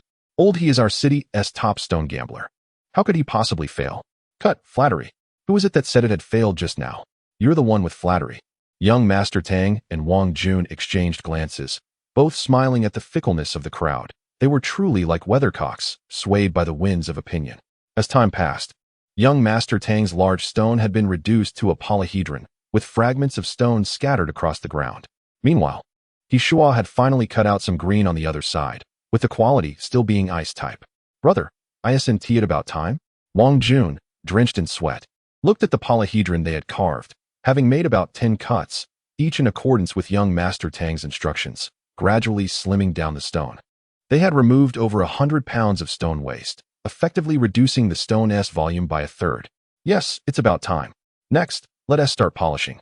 Young Master Tang replied nonchalantly. All right, polishing? Brother, this is a large piece, several hundred pounds. Are we starting to polish now? Wang Jun felt a bit disoriented. Typically, polishing occurs when the jade is nearing its final form. Now, does that mean it's all jade inside? Wang Jun was suddenly struck by this thought, nearly overwhelmed. Young Master Tang smiled at Wang Jun, indicating that the large piece on the ground was predominantly jade, with only a layer of stone skin remaining on the outside. Yes. Begin polishing, starting from where the red emerged. Young Master Tang nodded. Are you suggesting? Wang Jun gave Young Master Tang a knowing look. Who knows? I have a feeling it's significant, Young Master Tang replied with a smile. All right, let us start polishing. Wang Jun spoke decisively. The bald owner, upon overhearing the conversation between the two, stared blankly at the gambling stone. As a dealer in such stones, he certainly understood their dialogue. Could it be that it was entirely composed of jade? Good heavens, how immense could it be? What worth could it hold? 100 million? 200 million? The bald owner felt as though the world were spinning, his mind clouded. How could such a valuable stone be sold to him at a mere pittance? Once the stone was securely positioned, Young Master Tang commenced the meticulous task of polishing it, while Wang Jun watched intently, holding a bucket of water, poised to pour it over the stone at any moment. Surrounding them were other connoisseurs of gambling stones, who, upon witnessing Young Master Tang beginning to polish, could not help but change their expressions dramatically. They exchanged glances, mocking the fanciful notions of Tang and Wang. How could such a colossal stone possibly be entirely jade? As the grinding gears reverberated, the true form of Tang's stone gradually unveiled itself, revealing a blood-red facet that expanded bit by bit, ultimately enveloping the entire stone. At that moment, He Shua had almost finished dissecting his own stone, most of the jade within now visible, save for some crystalline mist that obscured parts of it. The subsequent work required exquisite craftsmanship. The jade size was comparable to that of the second stone unveiled by young Master Tang, ultimately appraised at 15 million. However, He Shua was acutely aware that this appraisal held no significance as the true nature of Tang's third stone began to emerge. It was not merely a matter of a 30 million disparity. Even a 300 million difference could easily be overshadowed by this stone, for it was simply monumental. Be cautious. The water here appears to be different, remarkably pure. It may already possess the quality of blood jade, Wang Jun cautioned, continuously pouring water over the stone. Young Master Tang nodded gravely. He dared not be complacent in the face of blood jade, even as each transformation of the jade unfolded vividly in his mind. Nearby, Han Fatty and Boss Huang leaned in closer upon hearing this. Blood jade? Is it truly blood jade? Han Fatty exclaimed excitedly. Good heavens! Has blood jade actually been revealed? I never expected to witness such a rare gem's emergence, Boss Huang added, thrilled. It was his first experience witnessing the birth of such exquisite jade, akin to the glass-like imperial green. What might the value of this extraordinary blood jade be? Chapter 63. The birth of a new billionaire. Hey, you two. Your heads are too close together. Be careful not to accidentally brush against the cutting wheel. That could be disastrous, young Master Tang remarked, noticing the excited duo standing perilously close to the stone-cutting apparatus, which showed no mercy, be it human or stone. It would slice through without hesitation. Unbeknownst to them, a sharply dressed middle-aged man, exuding an air of menace, had quietly arrived at the jade extraction site. He first cast a glance at the pile of jadeite, a flicker of greed flashing in his eyes, before focusing intently on the exquisite red jade being revealed. Due to the considerable size of the stone, meticulous polishing was required, prolonging the process. Nevertheless, not a single onlooker was willing to depart. Everyone awaited the final outcome with bated breath. An hour passed, and at last, the magnificent red jade unveiled its true form, its large volume radiating a vivid crimson glow under the fluorescent lights. Young Master Tang and Wang Jun were nearly exhausted, having spent the entire process hunched over. Zheng Yiting, holding 2 bottles of water, tossed one to Wang Jun, who uncapped it and gulped it down without a care for appearances. The other bottle was handed to young Master Tang, who followed suit. Zheng Yiting, on tiptoe, gently wiped Tang's face with her handkerchief, eliciting envy from Wang Jun as he watched. Why doesn't anyone treat me with such tenderness? Yang Hao, Fat Han, Boss Huang, and Boss Li all gazed at the captivating crimson on the ground with eager eyes, their mouths murmuring in appreciation, particularly drawn to the blood jade portion. All right, you four. Let us hear your estimates. Wang Jun interjected, unable to tolerate the affectionate interaction between Zheng Youting and young Master Tang. Mr. Wang, this is quite difficult to estimate. It's simply too massive, a priceless treasure, Fat Han replied, shaking his head. With such a large piece of red jade, mostly of high ice quality, and some icy sections along the edges, how could he possibly give a valuation? Wang Jun, taken aback, retorted, even if it's a priceless treasure, it must have some value, right? This affects the wager. If you don't provide an estimate, how can we determine the winner? In truth, regardless of their estimates or lack thereof, Tai and Fengxiang had already lost. That was evident. No need for estimates. We at Tai and Fengxiang concede. A somber voice echoed throughout the venue. Hua Shua's face changed drastically as he lifted his gaze towards the source of the voice, a robust middle-aged man radiating an intense aura. His icy stare fixated on Hua Shua. Young Master Tang snapped back to reality, also turning to see who possessed the audacity to declare such a thing before Hua Shua had even spoken. Wang Jun turned his head and squinted, then snickered. I was wondering who it was. It's none other than Chairman Chiu of Tai and Fengxiang. No wonder he can speak on Hua Shua's behalf. Indeed, the man was Chiu Qi, the chairman of Tai and Fengxiang. Mr. Wang, we concede this wager. All extracted jadeite is yours. I can issue you a check for 30 million immediately. What do you say? Chiu Qi stated calmly, without a hint of anger. Humph, it's not for me. It's for my brother. He is the one who won this wager, Wang Jun coldly responded. Upon hearing this, Chiu Qi turned his gaze to young Master Tang, and when he noticed Zheng Youting, a flicker of surprise crossed his face. Mr. Tang, we at Tai and Fengxiang concede this bet. I can issue you a check for 30 million in cash immediately. What do you intend to do with these jadeite materials? To be frank, you are not in the jewelry business, and these jadeites must be sold. Why not sell them to me? They have already been appraised by 4 experts in the jewelry industry, and I will offer you a 10% premium. As for this piece of red jade, I will bid 400 million. What do you think? Chairman Chiu proposed. A 10% premium? That is no trivial sum, especially for the exquisite red jade valued at 400 million. Upon hearing Chiu Qi's offer, the bald boss felt his legs tremble. The gamble they had undertaken, which was supposed to yield considerable profits, had instead resulted in a loss of millions. Excluding the exquisite red jade, young Master Tang's 4 pieces of extracted jadeite held a total value of 41,500,000, while Hua Shua's jadeite totaled 70 million, making for a combined total of 112,500,000. Adding the 10% premium brings it to 123,750,000. 123,750,000 plus the 30 million wager totals 153,750,000. Most significantly, that red jade, at 400 million, was worth an additional 100 million compared to young Master Tang's previous estimate. Even Wang Jun was stunned as he calculated the figures.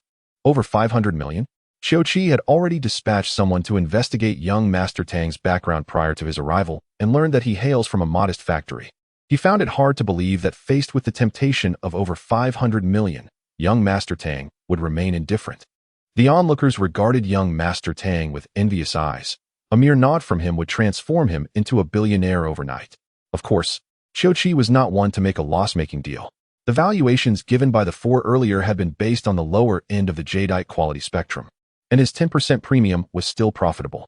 It was impossible for him to acquire such exquisite jadeite elsewhere, especially that magnificent red jade, which could be developed into a series of products, with the blood jade serving as a prized centerpiece. Most exquisite jadeite, if not personally extracted, would typically be acquired through auctions, just as young Master Tang's previous 3 pieces of jadeite had been obtained. If Chiu Qi were to purchase such a collection through auction, the cost would be significantly higher. Naturally, the price of these items would increase substantially once fashioned into jewelry. Huh, you want these jadeites? Young Master Tang chuckled. Well, what additional conditions would be required to acquire these jadeites? Chiu Qi inquired. Most of these were exquisite jadeites, with only one being golden thread variety. The rest were at least icy in quality, with some being glassy jadeite. Securing all of them would ensure that Tai and Fengxiang would have a steady supply of high-end jadeite for at least the next 2 years. In these times, many items are coveted yet difficult to acquire. Icy jadeite has become a luxury good. Just displaying it could attract numerous potential customers, especially as it could be used to target Zhang's upcoming jewelry business entering the mainland. Should this collection of exquisite jadeite fall into the hands of others, they could use it to undermine Tian Fengxiang, particularly the blood jade, which poses an irresistible allure for the super-rich. Thus, for Qiuqi, acquiring this batch of jadeite was a matter of utmost importance. At this moment, Zheng Yiting's eyes flickered with conflict. To be honest, Zheng's jewelry business was about to enter the mainland, and if Tian Fengxiang were to acquire a large quantity of exquisite jadeite, it would be extremely detrimental to them. However, what authority did she have to make such decisions? Young Master Tang seemed to sense Zheng Yiting's thoughts. He glanced back at her, offering reassurance. Before turning back to the smiling Qiuqi, if you wish to acquire my jadeites, I am not selling them. You may wager for them. Wager? Again? Goodness. Must we gamble on everything? Haven't you won enough today? Hua Shuo exclaimed, his voice laced with disbelief. The stones and cash already surpassed 1 billion. And with so many betting participants having lost, the total must have exceeded 1 billion. Have you not won over 2 billion and still want more? And you've personally extracted so many exquisite jadeites. That single exquisite red jade alone is worth 400 million. Wang Jun's face also darkened as he questioned. Has he developed a gambling addiction since that time we took him to the black market to play a round of poker? Why must everything be a gamble? Can we not act reasonably? Qiuqi was momentarily taken aback. This fellow seemed to have an insatiable gambling nature, wanting to wager on everything he encountered. It appears that Mr. Tang intends to drive my Tian Fengxiang into bankruptcy. Qiuqi, being the prominent figure he is, momentarily lost his composure but quickly regained his wits. Haha, Boss Jiao, you jest. Your Tian Fengxiang is prosperous and thriving. How could it possibly face bankruptcy? To be frank, this gambling match was not initiated by me. Just as I was speaking, young Master Tang suddenly revealed a fist-sized gambling stone. Its significance is profound. What do you mean? Qiuqi squinted, inquiring. I encountered this stone at Boss Yang's gambling stall, and it exuded a remarkable aura. Initially, I had purchased another stone, and Boss Yang intended to give me this smaller piece as a bonus. However, I insisted on paying for it and jokingly remarked, what if I were to cut out a glass-like imperial green jade from this stone? If you were to reclaim it, wouldn't I be at a loss? This was originally unrelated to your Tian Fengxiang, but at that moment, consultant, he suddenly admonished me, accusing me of ignorance of the rules and overestimating my abilities, which ultimately led to the genesis of this wager. Young Master Tang, gazing at the stone in his hand, spoke with a calm demeanor. Upon hearing this, He Shua's complexion paled considerably, as if all vitality had drained from him, aging him by several years in an instant. The crowd was only aware that He Shuo represented Tian Fengxiang in a wager against the Zheng Jewelry House, oblivious to the underlying cause. Now, upon learning the truth, it became evident that this entire fiasco stemmed from He Shua's arrogance. So, this old man sought trouble, resulting in my loss of 3 million. Damn it! Shouted a particularly hot-tempered individual from the crowd. You only wagered 3 million? I, on the other hand, bet a full 10 million. Just like that, it vanished. Oh, you affluent one, I wagered 8,800,000, hoping this auspicious number would bring me luck. Alas, I lost everything. Damn it. If I ever see that old fellow again, he will regret it. I wagered 5 million. Tian Fengxiang is truly a pitfall. I shall not return. Sweat. Thankfully, my wealth is modest. I wagered a mere million as a token gesture. Yet, it is true that Tian Fengxiang is quite the money pit. I certainly will not return. Chapter 64. The regret of the bald boss. As young Master Tang announced the gambling stakes, He Shua quickly became the target of widespread criticism, and Tian Fengxiang also faced the backlash. Qiuqi, hearing the scornful shouts around him, immediately turned cold, casting a frosty glance at He Shua, who felt as though he were trapped in an icy chamber, shivering uncontrollably. What do you intend to do, Mr. Tang? Qiuqi inquired icily. Listen to these people present. You lost 3 million, and he lost 5 million. The stakes reach tens of millions. The wealth of these individuals is evidently substantial. In the luxury goods sector, particularly in jewelry, our major clients are affluent individuals. The people here are all significant clients of Tian Fengxiang. If they decide to withdraw their patronage, it could lead to a dramatic decline in Tian Fengxiang's revenue across Jiangsu, Zhejiang, and Shanghai. It's no wonder Qiuqi is unable to extend any goodwill towards He Shua and young Master Tang at this moment. Quite simple. Young Master Tang replied with a smile. Everything arose from this gambling stone, and naturally, it must conclude with it. Qiuqi coldly scrutinized the gambling stone in young Master Tang's hand. Speak, how shall we wager? Easy. When I wagered against He Shua, I propose two methods. One involves betting on the internal characteristics of a stone, the winner being whoever can accurately predict its properties. The other, which we've already played out, involves each selecting 3 pieces of jade, with the one yielding the most valuable cut winning. Since we've already completed the latter, we shall employ the former method, guessing the internal characteristics of a stone, young Master Tang declared, seemingly unfazed by Qiu Qi's frigid demeanor. And the stakes? Qiu Qi furrowed his brow, questioning. Simple. If you win, I shall sell you half of these jades at no markup, young Master Tang stated. And if you lose? Qiu Qi pressed. Losing is uncomplicated. I want to make it difficult for you. You may choose any one of the gambling stones. For I merely seek to vent my frustrations, young Master Tang replied, his eyes gleaming with intensity. If there were an Oscar for acting, young Master Tang would likely be a candidate for Best Actor, as he feigned indignation over a coveted piece of jade while successfully deceiving everyone present. Young Master Tang's choice of offering half rather than the entirety was primarily influenced by Zhang Yiting. After all, the outcome of betting on the internal characteristics of the stone was inherently uncertain. A full bet, even if it resulted in a loss, would likely stir more doubts in Zhang Yiting's mind. Betting half, however, would mislead her into believing that the other half was reserved for her. Moreover, young Master Tang would not need to mark up the sale of half the jade. Excluding the exceptional red jade piece, it was still valued at 6 to 7 million. Ample enough to wager on a piece of semi-precious material.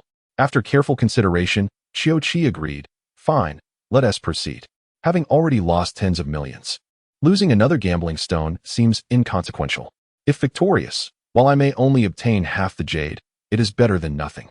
At the very least, if I can acquire half of that outstanding red jade and turn it into adornments, it would compensate for my losses in this gamble. Let us select the stone in my possession. To prevent any collusion, we shall each write down our predictions for the stone's internal characteristics on paper, fold them, and place them on the table. After we reveal the stone, the judges will open the papers to announce the results, ensuring fairness, young Master Tang proposed. Agreed. You shall decide, Qiu Qi nodded. Very well, I have already examined this stone. It is here for your viewing. We will commence the reveal in 5 minutes. Young Master Tang said nonchalantly, placing the gambling stone on the table.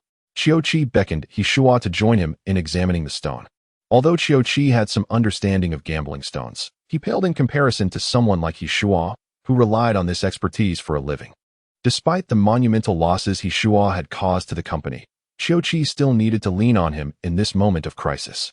How do you feel about this, brother? Are you confident? Wang Jun whispered from the side. It's hard to say. Regardless, we don't stand to lose. The jade will still be sold. I refuse to let this matter slide, young Master Tang stated.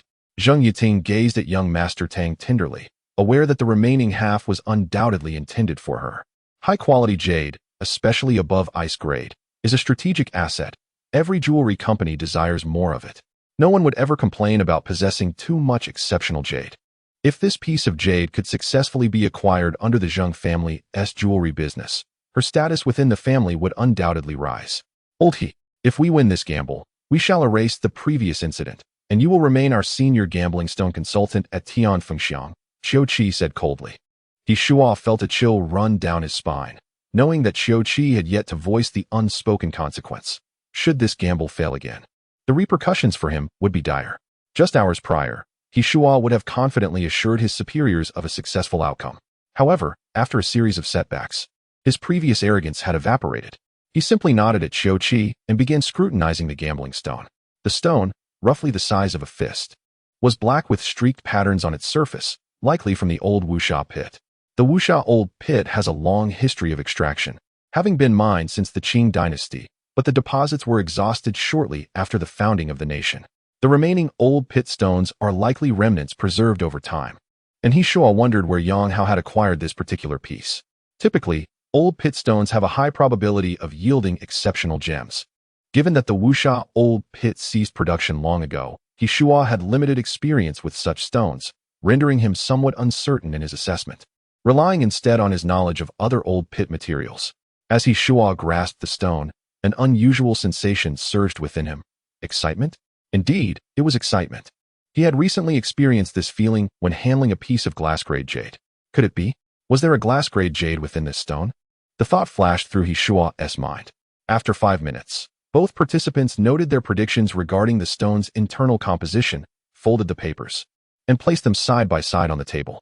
Young Master Tang tossed the stone to Wang Jun, saying, "Brother Wang, how about you take charge of this? You saw what I wrote. Whether we win depends on your skill." Wang Jun caught the stone, a wry smile spreading across his face. "You really have a penchant for mischief. Can anything truly valuable be inside?"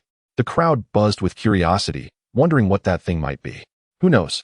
We'll only find out once it's cut open. Otherwise, it's anyone's guess what might be hidden inside. Perhaps there's nothing at all. Regardless, it's up to you now. If you win, it's credited to me. If you lose, you're responsible, young Master Tang replied with a shrug, his tone playfully defiant.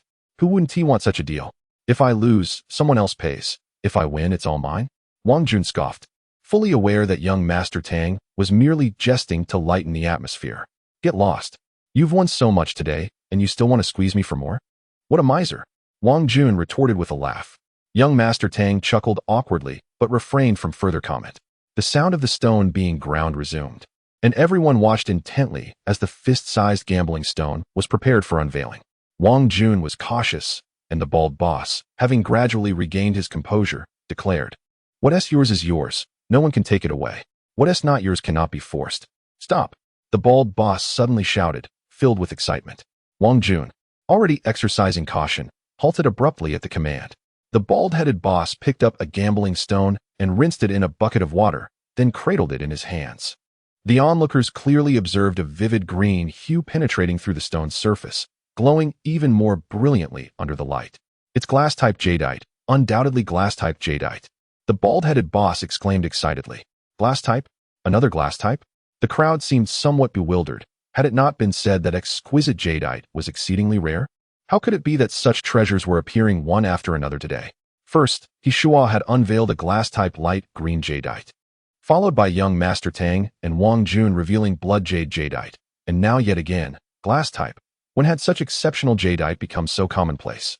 Young Master Tang and Wang Jun exchanged glances filled with mirth, while Zhang Yuting cast a keen look at young Master Tang, who, having previously assessed the gambling stone, was certainly not mistaken. Hishua and Xiao Qi shared a knowing glance, equally amused. Hishua had come to trust his instincts and persuaded Xiao Qi to also declare it as glass type.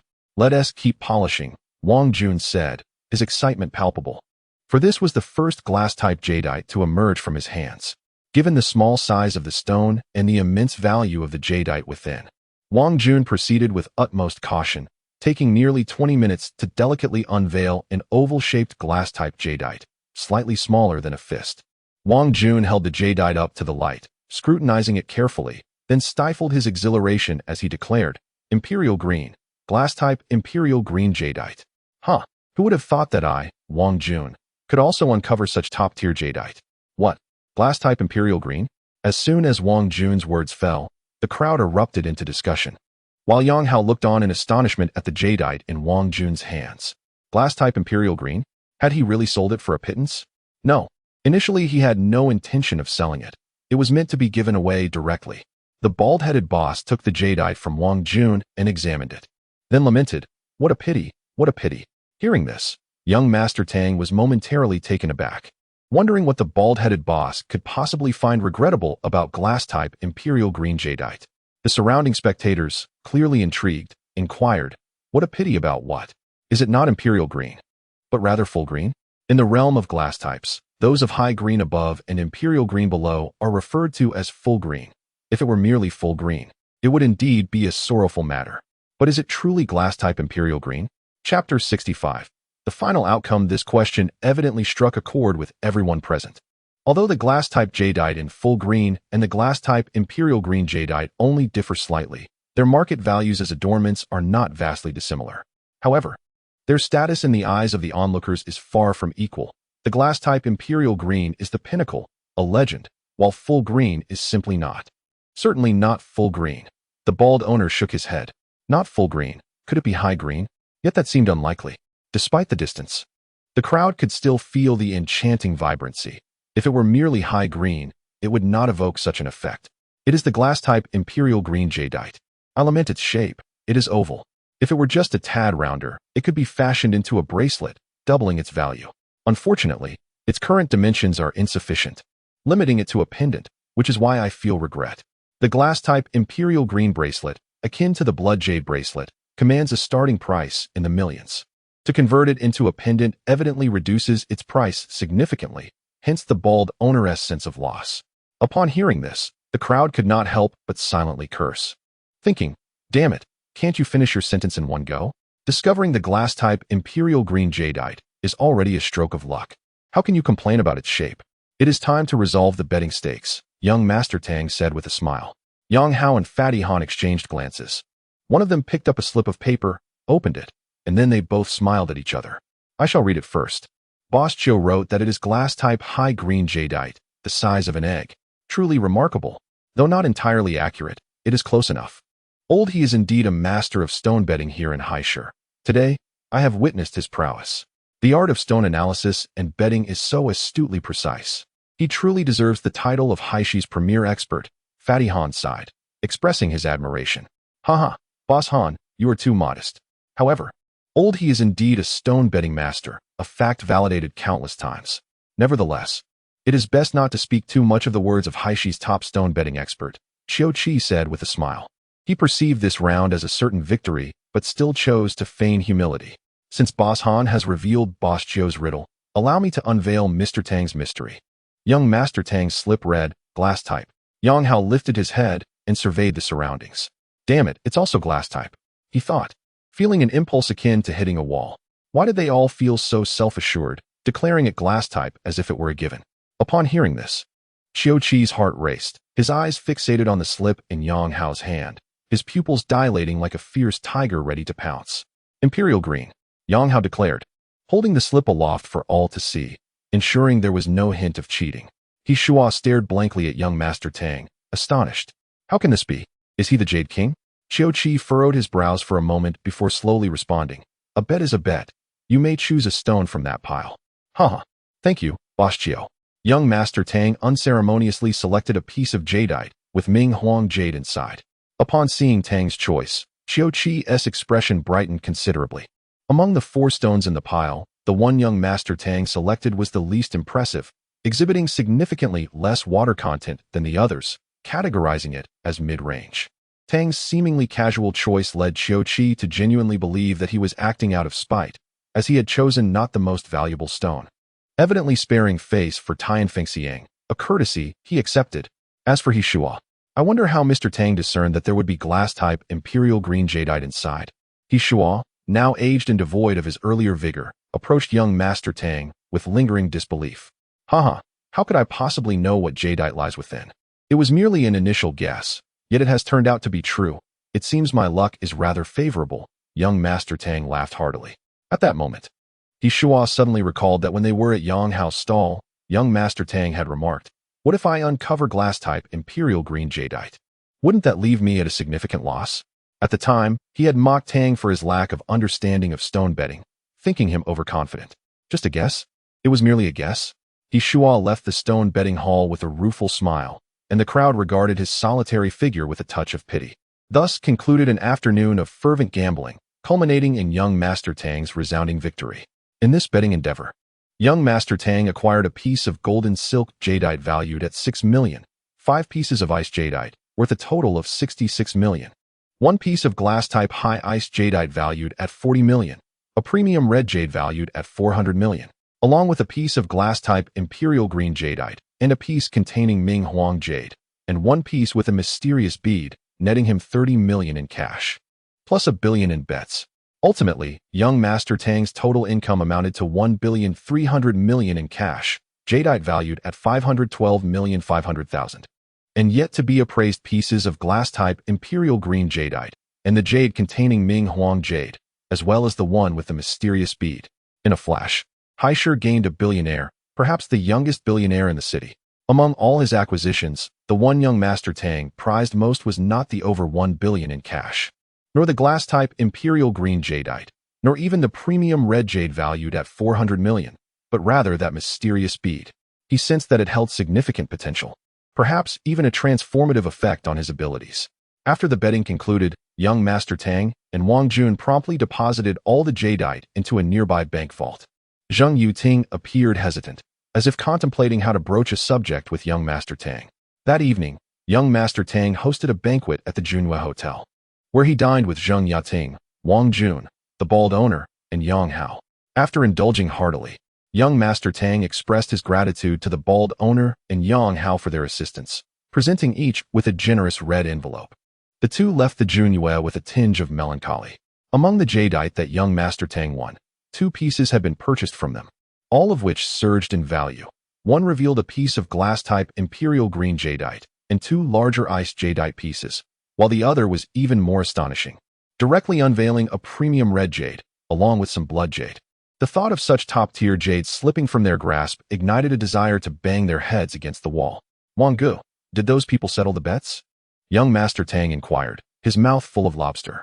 Of course, who would dare to default on Wang Jun's money? A total of 95 million has already been transferred. Wang Jun replied, leisurely picking at a piece of pangolin meat. 95 million? Haha, we've made quite a windfall this time. Adding the jadeite, and that 30 million cash.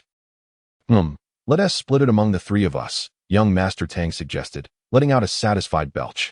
Wang Jun, solely focused on the delectable pangolin meat, paused, then glanced at Zheng Yating, who also looked taken aback. This time is not like last time with the card game, where the total was merely 20 million. This time, we're talking in terms of billions, over 600 million in total. Splitting 3 ways means over 200 million each. No, we can't split it this time. All of this is your winnings, Wang Jun firmly asserted. Zheng Yating echoed, this money is yours, we don't want it. Young Master Tang knocked on his dazed head, puzzled as to why anyone would refuse free money. You both took risks on my behalf. How can you refuse? Ting. You wagered not only the company's reputation, but also your savings, which are your future dowry. Brother Wang, and you as well. You even postponed the meeting to come and support me. If we lose that nearly 100 million wager, I won't have the money to repay. Wouldn't it fall upon you to cover it? Now that we have triumphed, it is only just that we share the spoils, exclaimed young Master Tang with fervor. Listen, my brother, sharing is not the issue. To be frank, 200 million, though substantial, is not something I, Wang Jun, lack. In fact, I believe you should wisely allocate this sum towards your aspirations, whether that be starting a company or supporting your father's garment factory. With these funds, you can swiftly find your footing. A man must possess his own career, Wang Jun said, firmly grasping young Master Tang's shoulders. Indeed, both Wang and I are not in need of money. You should focus on your business endeavors, Zheng Yating concurred. That is out of the question. We must share regardless. Young Master Tang insisted stubbornly. Observing Tang's unwavering stance on the distribution, Wang Jun proposed. How about this? The jade and the 30 million you won from Hishua are entirely yours, as you purchased the gambling stones. Zheng miss, and I shall not partake. The 95 million in cash can be divided into 3 portions among us 3. If you are agreeable, we shall proceed this way. If not, I shall forego my share. Very well, let it be so, Tang Fei. My family wishes for me to find a man of enterprise, Zheng Yating declared. A bold and direct confession. Wang Jun was momentarily taken aback. How had discussions of marriage emerged in just a few days? Am I becoming too old to adapt to this world? Young Master Tang, equally stunned, recognized Wang Jun's firm decision and reluctantly accepted the proposed division, though Zheng Yating's last remark lingered in the air. All right, brother. I won't keep you longer. I'll transfer 35 million to you later. Zheng Miss shall receive 30 million, and I'll retain 30 million for myself. Please, let us not mention the additional 5 million. You wouldn't want me and Zheng Miss to appear foolish, would you? Wang Jun chuckled, patting young Master Tang on the shoulder before exiting the private room. Only young Master Tang and Zheng Yating remained, and the atmosphere grew increasingly intimate. Chapter 66. Tang's whispers at this moment. Only Tang and Zheng Yating remained in the private room, the atmosphere increasingly charged with an intimate tension. Both sat in silence, stealing glances at one another. Zheng Yating's flushed cheeks, illuminated by the soft light, appeared irresistibly alluring, her long lashes fluttering, stirring Tang's heart with a tumult of emotions. They both began simultaneously. You go first, Zheng Yating hastily replied. What did you mean by what you just said? Tang queried, somewhat bewildered. At his words, Zheng Yating's face flushed crimson, then darkened. She cast a lingering gaze at Tang, her bright red lips slightly pouting, as if on the verge of tears. How could he ask such a question? Was my message not clear enough? Or perhaps he does not harbor feelings for me. Tang, observing Zheng Yating's seemingly aggrieved demeanor, felt a headache coming on. Had he truly said anything so ambiguous? Are you all right? Tang reached out a hand toward her. Zheng Yiting, however, was enveloped in a whirlpool of grievances. She recalled how he had kissed her forcefully, explored her body without hesitation, and how she had dared to kiss him back earlier that afternoon. She had been so direct, yet here he was, feigning ignorance. If only Tang knew the turmoil within Zheng Yiting's heart, he would feel even more wrong than Do Yi, though he acknowledged his prior actions. Yes, he had kissed her and touched her, yet he was genuinely not pretending to be oblivious. You're bullying me, Zheng Yiting pouted, her face resembling that of a weeping pear blossom. Am I bullying you now? Tang replied with a teasing tone. Well, if you feel bullied, then I shall show you what bullying truly looks like. Tang stood up and sauntered over to Zheng Yiting. Then, with a fierce determination, held her close, cradling her head, and kissed her passionately. You are now my girlfriend. From now on, you are not allowed to flirt with other women. What is the nature of your relationship with that teacher Yin? You must listen to me. As Tang drove his little car along the winding road home, the scene from the hotel replayed incessantly in his mind. Just as they were reaching a pivotal moment, their phones simultaneously rang, jolting them back to reality. An alarmed Zheng Yiting pushed Tang away, hastily fixing her nearly disheveled clothing, her flushed face and sparkling eyes igniting a fire within Tang. Upon glancing at his phone, Tang felt an overwhelming urge to hurl it at Wang Jun. The ringing had been a notification. Your bank card ending and has received a transfer of 35,000,000 yuan on a specified date and time. Tang glanced at Zheng Yiting, who triumphantly waved her own phone, evidently receiving a similar bank notification.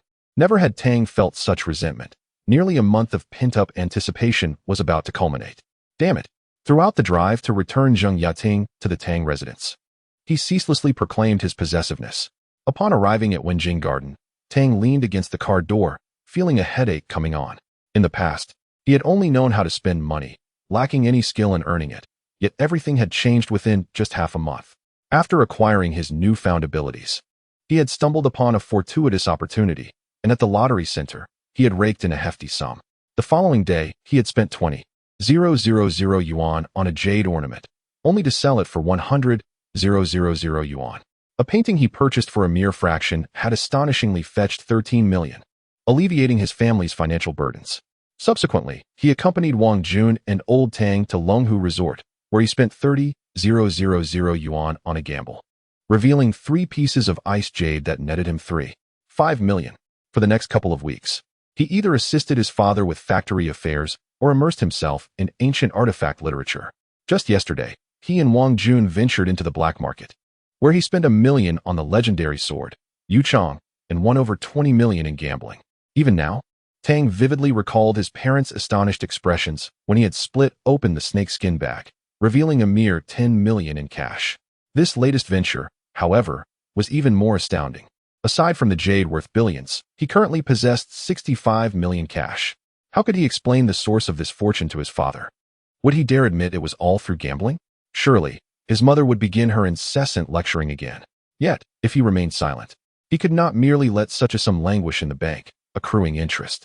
Money needed to be put to work to multiply. Should he consider making some investments? Antiquities were a wise choice. The saying goes, in times of chaos, gold; in times of peace, antiques. In this era of tranquility, the value of antiques would only rise. Coupled with his abilities, it presented an excellent investment opportunity. After immersing himself in the literature, he found himself gradually enchanted by the allure of ancient artifacts. Perhaps opening an antique shop akin to Jinming Xian would be prudent. Tomorrow, he should consult Wang Jun and Tingting for their insights. Upon returning home, Tang greeted his mother, who was already busy preparing dinner. After making 2 trips to bring the gambling stones inside, he hesitated to unveil them immediately, fearing it would incite too much excitement. One stone contained a mysterious pearl, a secret meant solely for Tang, while the other held the coveted Ming Huang jade, a rarity in the market. Top-tier jade was exceedingly scarce. In the vast gambling stone market, one might not encounter even a single piece for years. Yet today, Tang had already revealed top-quality blood jade and glass-like imperial green jade. Should he manage to unveil a premier Ming Huang jade, he would have collected all 4 of the top-tier jades, attracting significant attention in the gambling stone world. This notoriety, however, was not in Tang's favor. He intended to profit from gambling stones. If everyone discovered his talent, who would sell him stones in the future. The moment he expressed interest in a piece, it might be snatched away. Such a scenario was not unprecedented. It was said that the Jade King faced similar circumstances upon entering the scene. During a public auction in Myanmar, every marked stone he bid on was fervently pursued by others, and even those he had scrutinized closely were subject to wild betting. Ultimately, at that auction, the Jade King left empty-handed, without a single piece worthy of his attention. Tang secluded himself in his room, a habit of his, enjoying the solitude. "Brother, what are you doing? Hurry up and come out for dinner. Dad is back." His sister, Tang Xiao, called from outside the door. Coming, Tang replied. He had a practice of always joining his family at the dining table, regardless of whether he had eaten beforehand. "When did you return? You didn't say a word. Have you finished your homework?" "Oh, I forgot to pick you up today," Tang scolded playfully, suddenly recalling that he had indeed forgotten about his sister. "Humph, who knows when you would have come to get me? I took a taxi back. My homework is already done. What were you up to in your room?" "I knocked on the door but got no response. If Mom hadn't said you were home, I would have thought you hadn't returned yet." Tang Xiao shot him a glance. This bothersome elder brother, who was utterly inept during his own academic years, persistently meddles in my affairs. Oblivious to the concept of leading by example, all while pretending to be a commendable role model for his younger sister. "Oh, today has been exhausting. I had just fallen asleep when Father returned. Perfect timing, as I have some matters to discuss with him. That contract is still with young Master Tang, and it must be delivered to Tang Long. Father is in his study and will be here shortly. The dishes are prepared, including your favorite braised chicken pieces."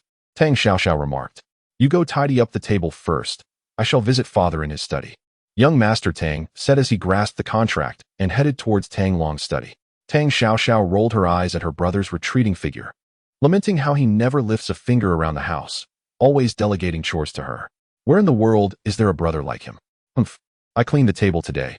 I must remember to charge him 50 yuan for it. I cannot let this bothersome elder brother off lightly." Tang Xiao cleverly utilized this method to earn pocket money from young Master Tang, while maintaining her image as the obedient child in their parents' eyes. This sibling duo is indeed extraordinary.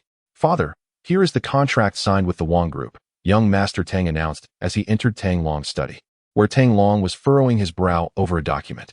"Let me have a look," Tang Long replied, taking the contract and quickly perusing it before nodding with a smile. "This contract appears sound. It seems Wang Jun truly exerted considerable effort for our Tang clothing factory. He must have drafted this personally," Tang Long remarked with a grin. "Yes, I spoke with Brother Wang over the phone. He prepared the contract. However, I also informed him that future contracts should follow standard procedures.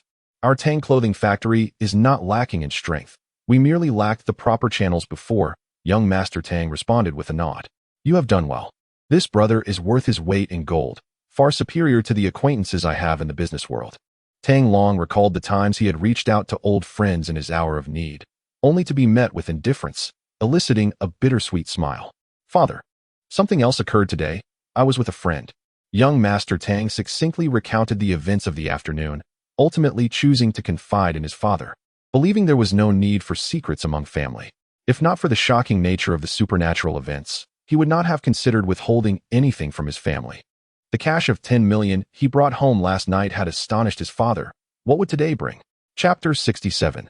The detestable Tang Xiao. Initially, Tang Long maintained his composure. But upon hearing that young Master Tang intended to engage in a wager with He Shuo from Tianfengxiang, a flicker of emotion crossed his face.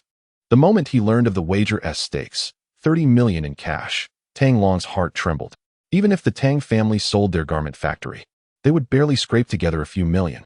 Where, then, did Tang Fei acquire such a substantial sum? Notably, Tang Long observed that each time young Master Tang mentioned this friend of his, there was an unusual tone in his voice, prompting him to inquire. "Who is this friend of yours? It can't possibly be Wang Jun, can it? If it were Wang Jun, I doubt even a mere stone consultant from Tianfengxiang would dare to provoke him, regardless of their background." Young Master Tang hesitated momentarily before replying. "Her name is Zheng Yiting, the heiress of the Zheng jewelry family from Hong Kong. I met her last time at Longhu Resort, and just today, we fortuitously ran into each other at a jewelry exhibition." The Zheng family from Hong Kong? Although Tang Long was not involved in the jewelry business and had no dealings with Hong Kong, he was aware of the Zheng family, a renowned international jewelry company with a market value surpassing 100 billion. This impudent lad, who once caused Tang Long concern over finding a suitable partner, now seemed to have resolved that worry on his own. Well, do continue, Tang Long encouraged with a nod. We each selected 3 stones, and then we divided the 95 million. I ended up with 35 million, young Master Tang continued. This time, Tang Long refrained from interrupting, allowing young Master Tang to finish his account. Despite the brevity of his words, the gravity of the situation was palpable to Tang Long. First, there was the 30 million wager, followed by an astonishing 100 million. The audacity of this young man was truly remarkable, especially when Tang Long learned that young Master Tang had purchased a worthless stone for 10 million. The thought of it made him want to kick him. How could this prodigal spend $1 million on a worthless rock? Do you think our Tang family is like the Wang family? Yet, the final outcome left Tang Long astounded. The owner of Tian Fengxiang was willing to pay 400 million for the jadeite produced from that worthless stone. By this calculation, how much had Tang Fei brought back? 65 million in cash, along with jadeite worth over 500 million? This meant that the profit Tang Fei amassed in a single afternoon equated to dozens of Tang garment factories. Had the Tang family unknowingly crossed from the realm of millionaires into that of billionaires? One must not underestimate this status. In Haishur, the number of millionaires may be uncertain, yet the count of billionaires surely does not exceed 100, each wielding significant influence in the region. For instance, there was that Fatty Han, whose jewelry business, while not nationwide, competed fiercely with Tian Fengxiang in the Jiangsu, Zhejiang, and Shanghai areas, capturing a substantial market share. Similarly, the 2 bosses, Yang and Yi, who operated in the black market, supplied over half of the pharmaceuticals and hospitals across Jiangsu, Zhejiang, and Shanghai. Being a billionaire represents more than mere wealth. It signifies industry influence, with each individual leading their sector, capable of shaking the foundations of entire industries with a mere stomp. While the Tang family may not be financially inferior to those billionaires, they certainly lag behind in terms of industry influence. Perhaps in foreign lands, wealth suffices, but in China, mere riches are woefully inadequate. Without influence, one risks being treated like a cash cow by those in power during times of financial need. Conversely, possessing significant industry influence, as Yang and Yi do, offers a different security. With thousands, even tens of thousands of employees reliant on their livelihoods and the pharmaceutical supplies for the region, any trouble they encounter would deter those in power from acting against them, lest they instigate a major upheaval. What do you plan to do with such a fortune? After a moment of silence, Tang Long inquired. Dad, I'm uncertain, young Master Tang confessed. You know I've never done anything but spend money. Now that I suddenly possess such a large sum, I find myself at a loss. I've developed an interest in collecting antiques, but that is not a pursuit to be rushed.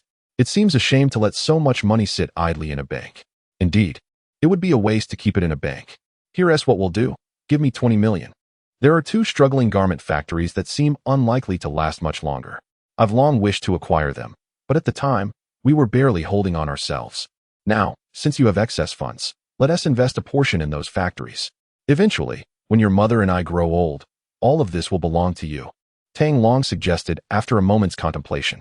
Ambition had always driven Tang Long. He was never content with merely running a small garment factory. He aspired to expand, to prove something to certain individuals. Even without their support, he believed he could thrive independently.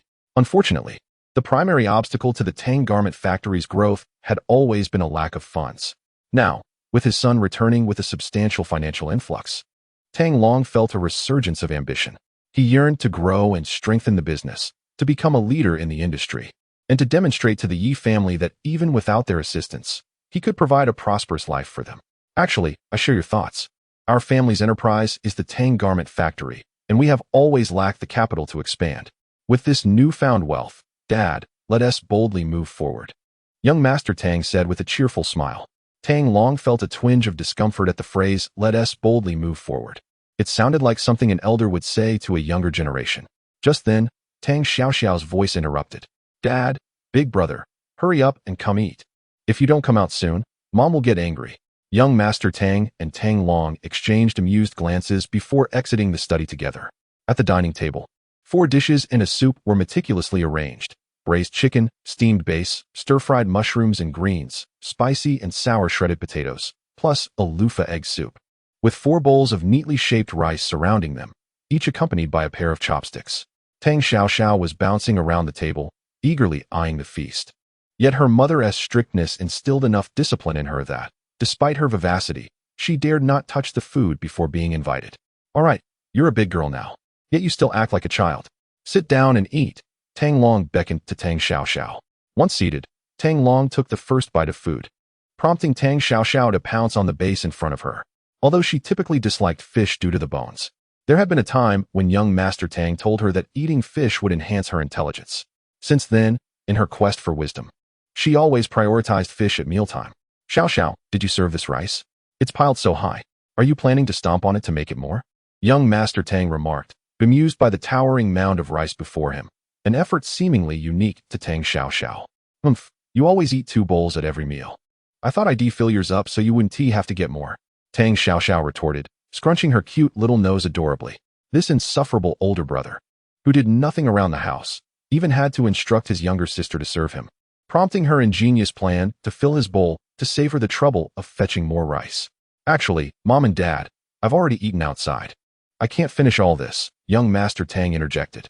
Tang, fully aware of his shortcomings, turned to his parents for assistance. The family rule, established by his mother, was to never leave food uneaten. With a smile, his mother remarked, "Give it to your father. I cannot eat much tonight. Honestly, you are always picking on your sister. She's so young yet manages all the household chores. How can you be so unkind? Indeed, how can you be such a brother?" Chimed in Tang Xiaoxiao, seizing the opportunity to criticize her elder brother as their mother defended her. After transferring half of his rice to his father, Tang declared, "Mother, you mustn't indulge your sister so much. Spoiling her is not wise." "Oh, you are the one that's truly mischievous," she retorted. "By the way, mother and father, can you guess what happened today when my brother and I went to school?" Before he could respond, Tang was taken aback, but unfortunately, Tang Xiaoxiao's words escaped her lips a moment too soon. "We ran into Sister Yun." Women seem to possess an innate love for gossip, and even the usually gentle and virtuous Tang mother was no exception. She shot a glare at Tang. "Who is this Sister Yun?" "She is Sister Yun Shangshang. Remember when my brother was hospitalized before college? She came to visit him every day, and now she is my teacher," Tang Xiaoxiao exclaimed, her face a picture of disbelief. "Yun Shangshang?" Tang Long and Tang Mother exchanged glances. Anyone who had encountered Yun Shangshang would find it nearly impossible to erase her from their memory. During Tang's recovery, his mother had tirelessly cared for him in the hospital, while Tang Long, despite his busy business schedule, made it a point to visit his son daily, thus encountering Yun Shangshang more than once. Tang Mother held a particularly favorable impression of Yun Shangshang. Although she understood that her son's injury was likely linked to this enchanting girl, she still felt an inexplicable fondness for her. Yun Shangshang's extraordinary beauty and poise reminded Tang Mother of her own youth, reflecting a glimpse of her past. She was well aware that Yun Shangshang must also hail from a distinguished family. After Tang's discharge, he seemed transformed. The name he mentioned most frequently at home was Yun Shangshang. As a mother, she recognized the budding, hazy affection that appeared to be blossoming between her son and Yun Shangshang. Chapter 68. The most difficult favor from a beautiful woman. She did not impose any restrictions. Rather, she held a favorable attitude. During this time, Yun Shangshang visited the Tang family several times, and Tang Long was quite fond of her, believing her to be the perfect choice for his daughter-in-law. Unfortunately, the good times were short-lived. Just a few months later, as the college entrance examinations approached, Yun Shangshang mysteriously vanished. This left their son in a state of despondency, causing great concern for Tang Mu. Time, however, is the best healer, and eventually, after a period of silence, their son emerged once more. Yet, following his heartbreak, he seemed to undergo a transformation, adopting a more cynical demeanor that left his mother perplexed. "Has Shangshang returned?" Tang Mu gazed anxiously at her son. Tang Xiao nodded. "Yes, I am unsure when she returned. I only saw her today while taking Xiaoxiao to school." "Brother, Sister Yin said she would come to our house to play when she has time." Tang Xiaoxiao carefully extracted a tiny fishbone. "That would be wonderful. It has been years since we last saw her, and I wonder how much she has changed," Tang Mu murmured softly. If they could rekindle their romance, she would be pleased, for she held Yun Shangshang in high regard. Beautiful, graceful, well-mannered. She has changed, indeed. She has become stunningly beautiful. And many male teachers at school are pursuing her, Tang Xiaoxiao exclaimed dramatically. Upon hearing this, Tang Xiao furrowed his brow. Many male teachers vying for her attention? It made sense. What man could resist a celestial beauty like her? Tang Fei, you should visit the school when you have the chance and bring Shangshang home. It has been many years since we last saw her, Tang Long suggested. Although Tang Long was aware that his son had a good relationship with Zheng Yiting, the daughter of the Zheng family from the jewelry business, he still held out hope that Yun Shangshang would become his daughter-in-law. Sure, Tang Xiao nodded. With his parents both expressing their wishes, he felt compelled to comply. Yet, what did her return truly signify? While on the way to drop her off at school, he sensed she might want to start anew with him. But what of Zheng Yiting? Having too many women around was not necessarily a good thing. At that moment, Tang Xiao's phone suddenly rang. Upon checking the caller ID, he was taken aback. It was a call from Tang Ruyan. What are you dawdling for? Answer the phone, Tang Long urged, noticing his son's dazed expression. Oh, you all continue eating. I've finished, and I'll step out for a call, Tang Xiao said hastily as he exited the dining room and returned to his room. Humph, it must be yet another woman calling, Tang Xiao remarked, clearly dissatisfied with her brother's behavior. During his middle school years, he had changed girlfriends several times, yet he would criticize her for merely speaking to a boy. Little girl, what do you know? Focus on your meal and studies, and no early romances. Tang Long firmly supported his son, while Tang Mu remained neutral, neither encouraging nor opposing, allowing Tang Xiao to focus on her studies without interference. In his room, Tang Xiao stared at the disconnected call, feeling a mix of uncertainty. Tang Ruyan's call was devoid of any significant purpose, merely checking in to see if he had eaten and how he was doing. Yet, beneath her casual inquiries, he could discern the deep-seated emotions lurking within. In contrast to Zheng Yiting's candidness in matters of love, Tang Ruyan exhibited a more reserved demeanor. Her daily calls, though brief, brought a unique feeling each time, sometimes headstrong, at other moments gentle and caring. Since their acquaintance, she had never missed a day of calling. For someone of Tang Xiao's stature, having such a poised girl like Tang Ruyan take an interest in him felt like an extraordinary stroke of luck. Zheng Yiting, the daughter of the Zheng family from Hong Kong, appeared dignified and graceful in public, yet behind the scenes, she revealed her true self, curious about all aspects of Tang Xiao's life, asking incessant questions whenever an opportunity arose. Their encounter at the black market had led to an unexpected intimacy that left a lasting impression on her heart. During a confrontation with He Shuo, she stood firmly by Tang Xiao's side, even risking her family's reputation and her personal savings. Yun Shangshang, a woman of ethereal beauty and mystery, had captured Tang Xiao's heart during a heroic rescue. Their brief time together had been filled with joy, a unique experience he had never had with any of his previous girlfriends. Yet, fate had separated them as she went to a prestigious university in the U.S., while he was left to attend a lesser institution.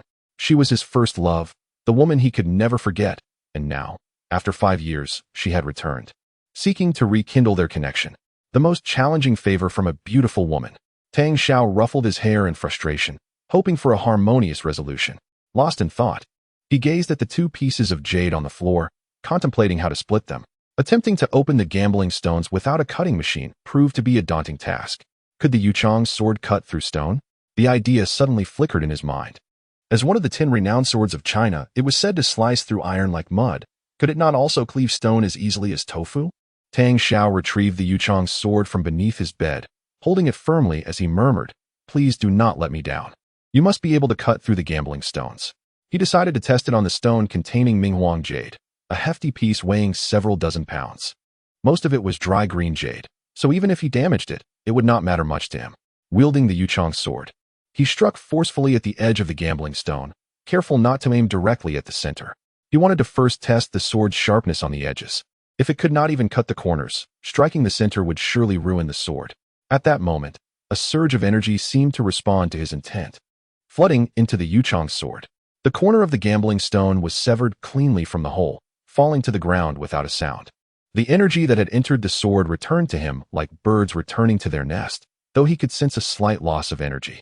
After absorbing the energy from the jade, Tang Xiao felt his own energy begin to evolve further, especially with the exquisite red jade enhancing his experience. Now, the area beneath his wrist was completely entwined with golden veins, which seemed to meld into his very bones. Staring at the scene on the floor, Tang Xiao was left in shock. What was happening? Was it truly as effortless as slicing through tofu? Even modern technology could not replicate such a miraculous weapon.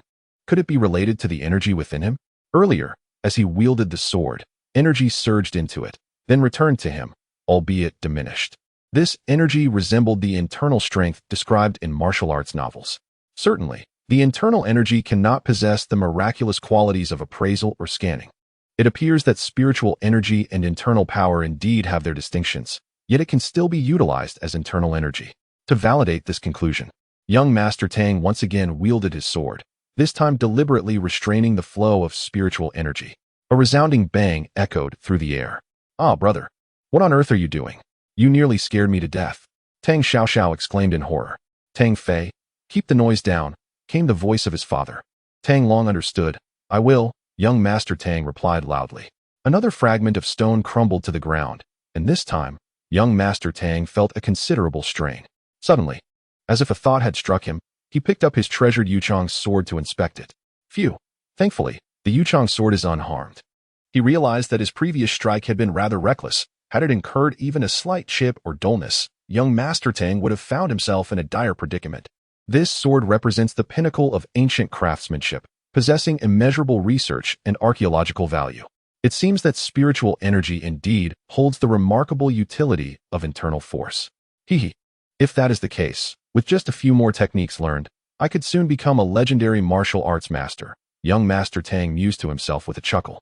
Perhaps, even without mastering any particular skills, the indomitable nature of the Yuchang sword would allow him to vanquish many so-called masters. With a newfound understanding of the function of spiritual energy, young Master Tang wasted no time. Under the infusion of spiritual energy, the gambling stone was sliced open with the ease of cutting through tofu, revealing the dry green jade and top-tier Ming Huang jade within. The Ming Huang jade was slightly larger than the glass-like imperial green jade unearthed earlier, and its form was more rounded. The bald owner from earlier lamented that the glass-like imperial green jade could not be polished into a bracelet, but this Ming Huang jade would surely suffice. After scrutinizing it for a moment, young Master Tang reluctantly shifted his gaze away from the jade. This small stone likely held a value exceeding 10 million, surpassing even the worth of the entire Tang family in the past. With this thought in mind, young Master Tang could not help but glance toward another gambling stone, pondering what treasures it might conceal within. Chapter 69. The Spirit-Gathering Pearl. Young Master Tang tidied up the scattered fragments of stone on the ground, stowing away the dry green jade and Minghuang jade. He then produced another piece of jade, the size of a human head, and placed it on the ground. After a brief examination of the jade, he noticed that the mysterious, glistening pearl rested at its center. While the quality of the jade seemed to have diminished slightly, an imperceptible change, perhaps due to the short passage of time. Yet, young Master Tang's extraordinary sensitivity allowed him to discern this decline. It appeared that this pearl was indeed remarkable, capable of altering the jade's quality in such a manner. One could only wonder how long it had been nestled within. The gambling stone, upon closer inspection, bore an air of grandeur and seemed to conceal at least ice-type jade within. Swiftly, young Master Tang stripped away the outer layer of the gambling stone, meticulously dismantling the jade until he extracted the thumb-sized pearl. The spirit-gathering pearl, birthed from the essence of heaven and earth, absorbed the world's quintessence to enhance itself. Its purpose, to elevate the abilities of those with extraordinary powers, improving their constitution. As this revelation washed over him, no further information materialized despite young Master Tang's attempts to channel his spiritual energy. However, the mention of extraordinary individuals piqued his interest. Since acquiring his own abilities, he had pondered the vastness of this world, suspecting he was not the sole wielder of such powers. Consequently, he had scoured the internet, where he encountered a plethora of information, some credible, some dubious. Tales emerged of dragons swirling in the skies over the Songhua River during the Republic era, people living over 300 years, zombies appearing in Yunnan during the Qing dynasty, and individuals who could digest metal, among other marvels. The most enigmatic of all was the Huaxia Dragon Team, a government-organized group of exceptionally skilled individuals, tasked with apprehending rogue extraordinary beings and countering foreign threats. The internet teemed with a cacophony of truths and falsehoods, rendering discernment nearly impossible. Young Master Tang had yet to encounter another extraordinary individual, leaving him uncertain of their existence, until now. Indeed, the information regarding the spirit-gathering pearl indicated its role in augmenting extraordinary abilities. If the pearl existed, then extraordinary individuals must also be real. Thus, he mused, he too was an extraordinary being, albeit one whose powers were purely auxiliary, better suited for financial gain than combat. Could this pearl enhance his abilities?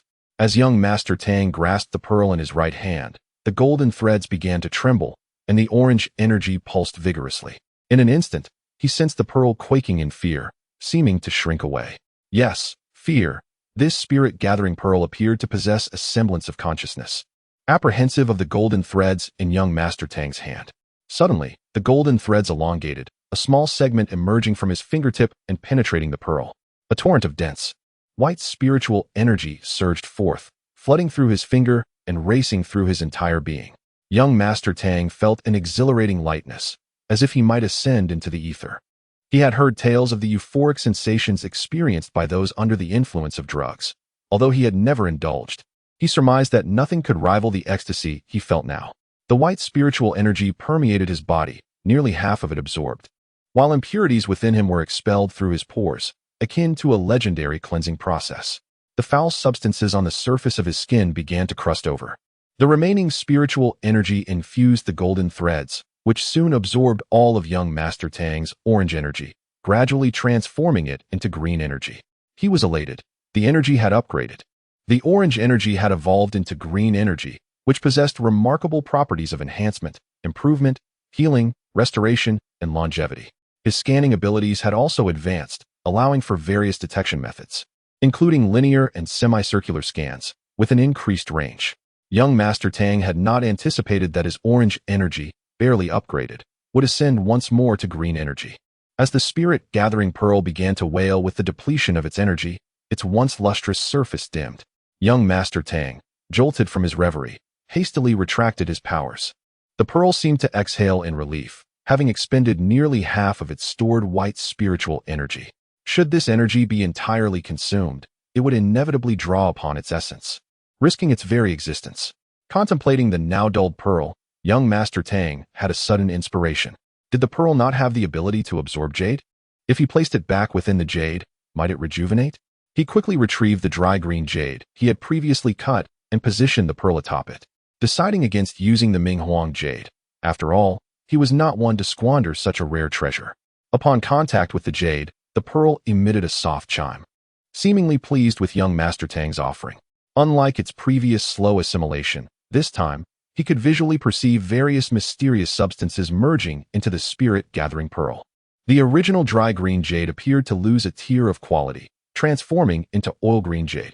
Incredibly swift. A piece of jade worth millions had lost half its value upon a mere touch from the pearl. Such a glutton.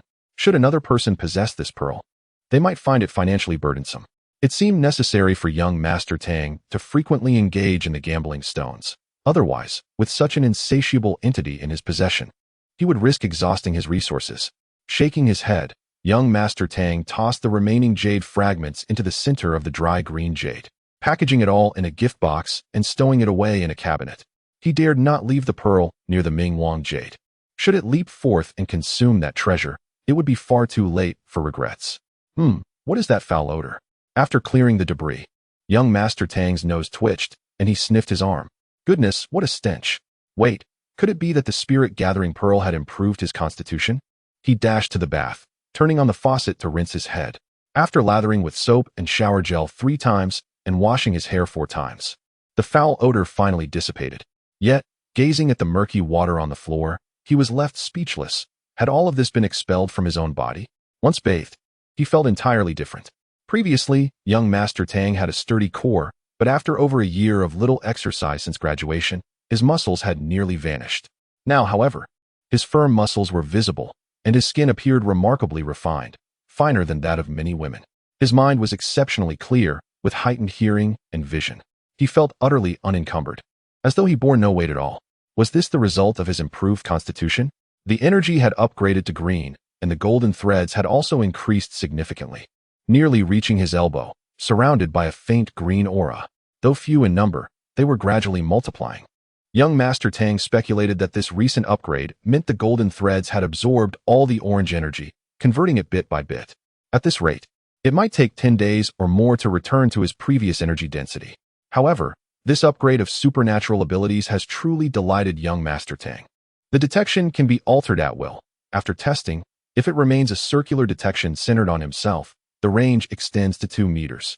For a semicircular detection, it can reach up to 4 meters, and for linear detection, it can extend considerably further, to over 10 meters. The effects of the green spiritual energy astonished young Master Tang as well. boasting 5 remarkable functions: enhancement, improvement, healing, recovery, and longevity. The enhancement likely fortifies the body, augmenting strength, explosive power, and resilience. One wonders whether such enhancement could withstand the might of the fish intestine sword at its peak. Improvement presumably pertains to the enhancement of one's constitution, a truly extraordinary ability. Young Master Tang has recently experienced its benefits firsthand. However, he speculates that the effectiveness of this improvement may correlate with the amount of spiritual energy he inputs, possibly lacking the thoroughness of his own experience. As for healing, could it be that he might transition into a physician in the future? This appears to be a commendable choice. In these times, who does not suffer from minor ailments? If wielded wisely, this ability could forge numerous connections, yet it must be used judiciously to avoid becoming a mere subject for experimentation. Recovery likely pertains to alleviating fatigue and restoring the body, which holds significant utility. Engaging in physically demanding activities would no longer be a concern for him. Admittedly, this notion does carry a hint of impropriety. Lastly, the aspect of longevity is truly extraordinary. Extending one's lifespan is a desire cherished by many. Among the 5 abilities, this final one is undoubtedly the most remarkable. It seems that aside from the first ability, all are auxiliary in nature. Even the first can be categorized as supportive. Contrary to the online assertions that many supernatural abilities possess formidable combat capabilities, such as the manipulation of water and fire or control over lightning. Young Master Tang's anticipation for his future abilities has only intensified after this upgrade. He remains eager to discover what other extraordinary powers may emerge, particularly those that could enhance his combat prowess. After all, men often exhibit an intrinsic fascination with forceful endeavors. Chapter 70. Manager Zhang's attitude early the next morning. A refreshed young Master Tang opened his door, feeling invigorated by the remarkable effects of his recent health improvement. The enhancement was so profound that even his sleep quality had transformed. He resolved to find a time to provide similar benefits to his parents and younger sister. Hadn't his mother often complained about her spine not being in the best condition? "Hey, brother, why are you up so early today? You seem different from yesterday," Tang Xiaoxiao exclaimed, her eyes wide with surprise upon seeing young Master Tang. "What is different? Am I not still your brother? Can't I wake up early?" Young Master Tang replied nonchalantly, attempting to brush off her curiosity. He understood that Tang Xiaoxiao's perception of his change was likely due to the health improvements, which had merely made his complexion a bit fairer. What young Master Tang remained oblivious to was that he had underestimated the efficacy of the health improvement. It not only enhanced his skin's radiance, but also subtly altered his demeanor. This change was noticeable to Tang Xiaoxiao, who sensed a difference upon their first meeting. Ever since he had acquired his unique abilities, young Master Tang's aura had been gradually evolving, though those who interacted with him daily, such as Tang Xiaoxiao and her parents, were unaware of this transformation. This intangible shift would naturally endear him to women, and the longer they spent time with him, the more pronounced the effect would be. Even the haughty Tang Ruyun, after just 2 encounters with young Master Tang, found herself inexplicably drawn to him. After breakfast, young Master Tang drove Tang Xiaoxiao to school. During their meal, both Tang Long and their mother seemed to have sensed the change in him. Young Master Tang casually deflected their observations, attributing it to his inherent charm. "Brother, Sister Yin brought back her phone yesterday," Tang Xiaoxiao exclaimed, rummaging through her adorable Mickey Mouse backpack to show him her phone. "Ah, the phone is back. Remember to focus on your studies and no early romances," young Master Tang advised, nodding. "Humph, you're the one with a secret romance," Tang Xiaoxiao retorted, her cheeks flushing at the mere mention of early relationships, which felt like a taboo topic to her. "Just make sure you study well. Do you still have money in your pocket?" young Master Tang inquired, thinking of his newfound wealth and wanting to ensure his sister was well taken care of. "Yes, I do. Oh, by the way, Mom said I should bring Sister Yin over for dinner tonight," Tang Xiaoxiao mentioned. Young Master Tang was momentarily taken aback, having thought his mother was joking the previous day, and now it was becoming a reality. "Is Sister Yin busy? We don't want to trouble her," he replied, slightly distracted. "Humph, Sister Yin has wanted to come to our house for a long time. Plus, today is Friday, and there is no school tomorrow. Oh, I also want to invite Dyer over. She hasn't been to our home yet," Tang Xiaoxiao insisted. "Lin Dyer? Well, inviting classmates over for the weekend could be enjoyable. Just remember to call her family first to avoid any worries," young Master Tang said with a smile. "Understood." Young Master Tang dropped Tang Xiaoxiao off at the school gate, missing a chance encounter with Lin Dyer and Yun Shanshan. Tang Xiaoxiao waved cheerfully before bouncing into the school. After a few minutes of lingering at the school gate, young Master Tang drove towards Haisher Bank. At Haisher Bank, Manager Zhang reclined comfortably on the sofa in his office, half his trousers removed, while a figure beneath the desk diligently attended to him. Just as he was about to reach a moment of sheer ecstasy, the shrill ring of a phone abruptly interrupted his desires. Why must the phone ring at such critical moments? If this continues, I might just have to stand up. Manager Zhang thought, frustration boiling within him. Upon glancing at his phone, his expression shifted dramatically.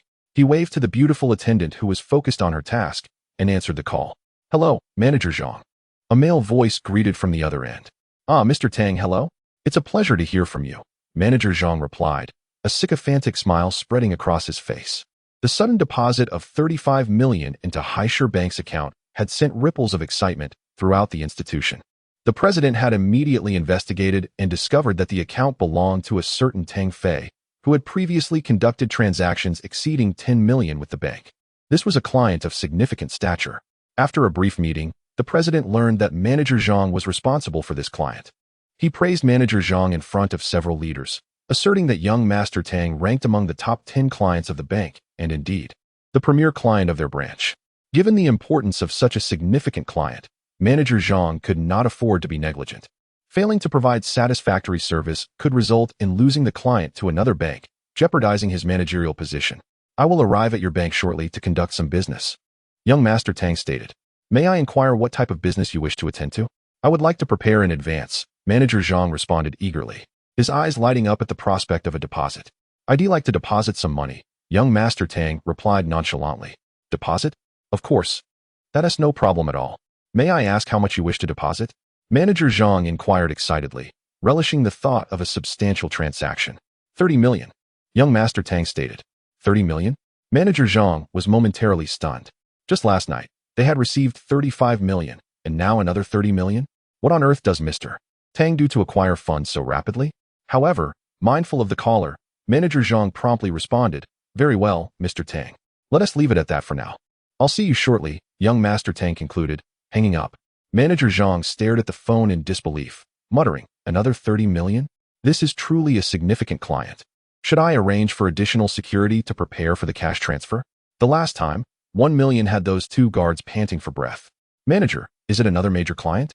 The beauty beneath the desk looked up, her sultry gaze lingering on him, remnants of creamy liquid still visible at the corner of her mouth. "Yes. Remember when I had half the bank come to gather cash yesterday?" Manager Zhang nodded.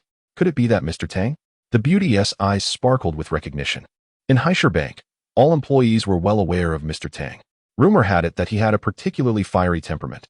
Once, when a bank employee had served him too slowly, he had lodged a complaint that led to the employee's dismissal.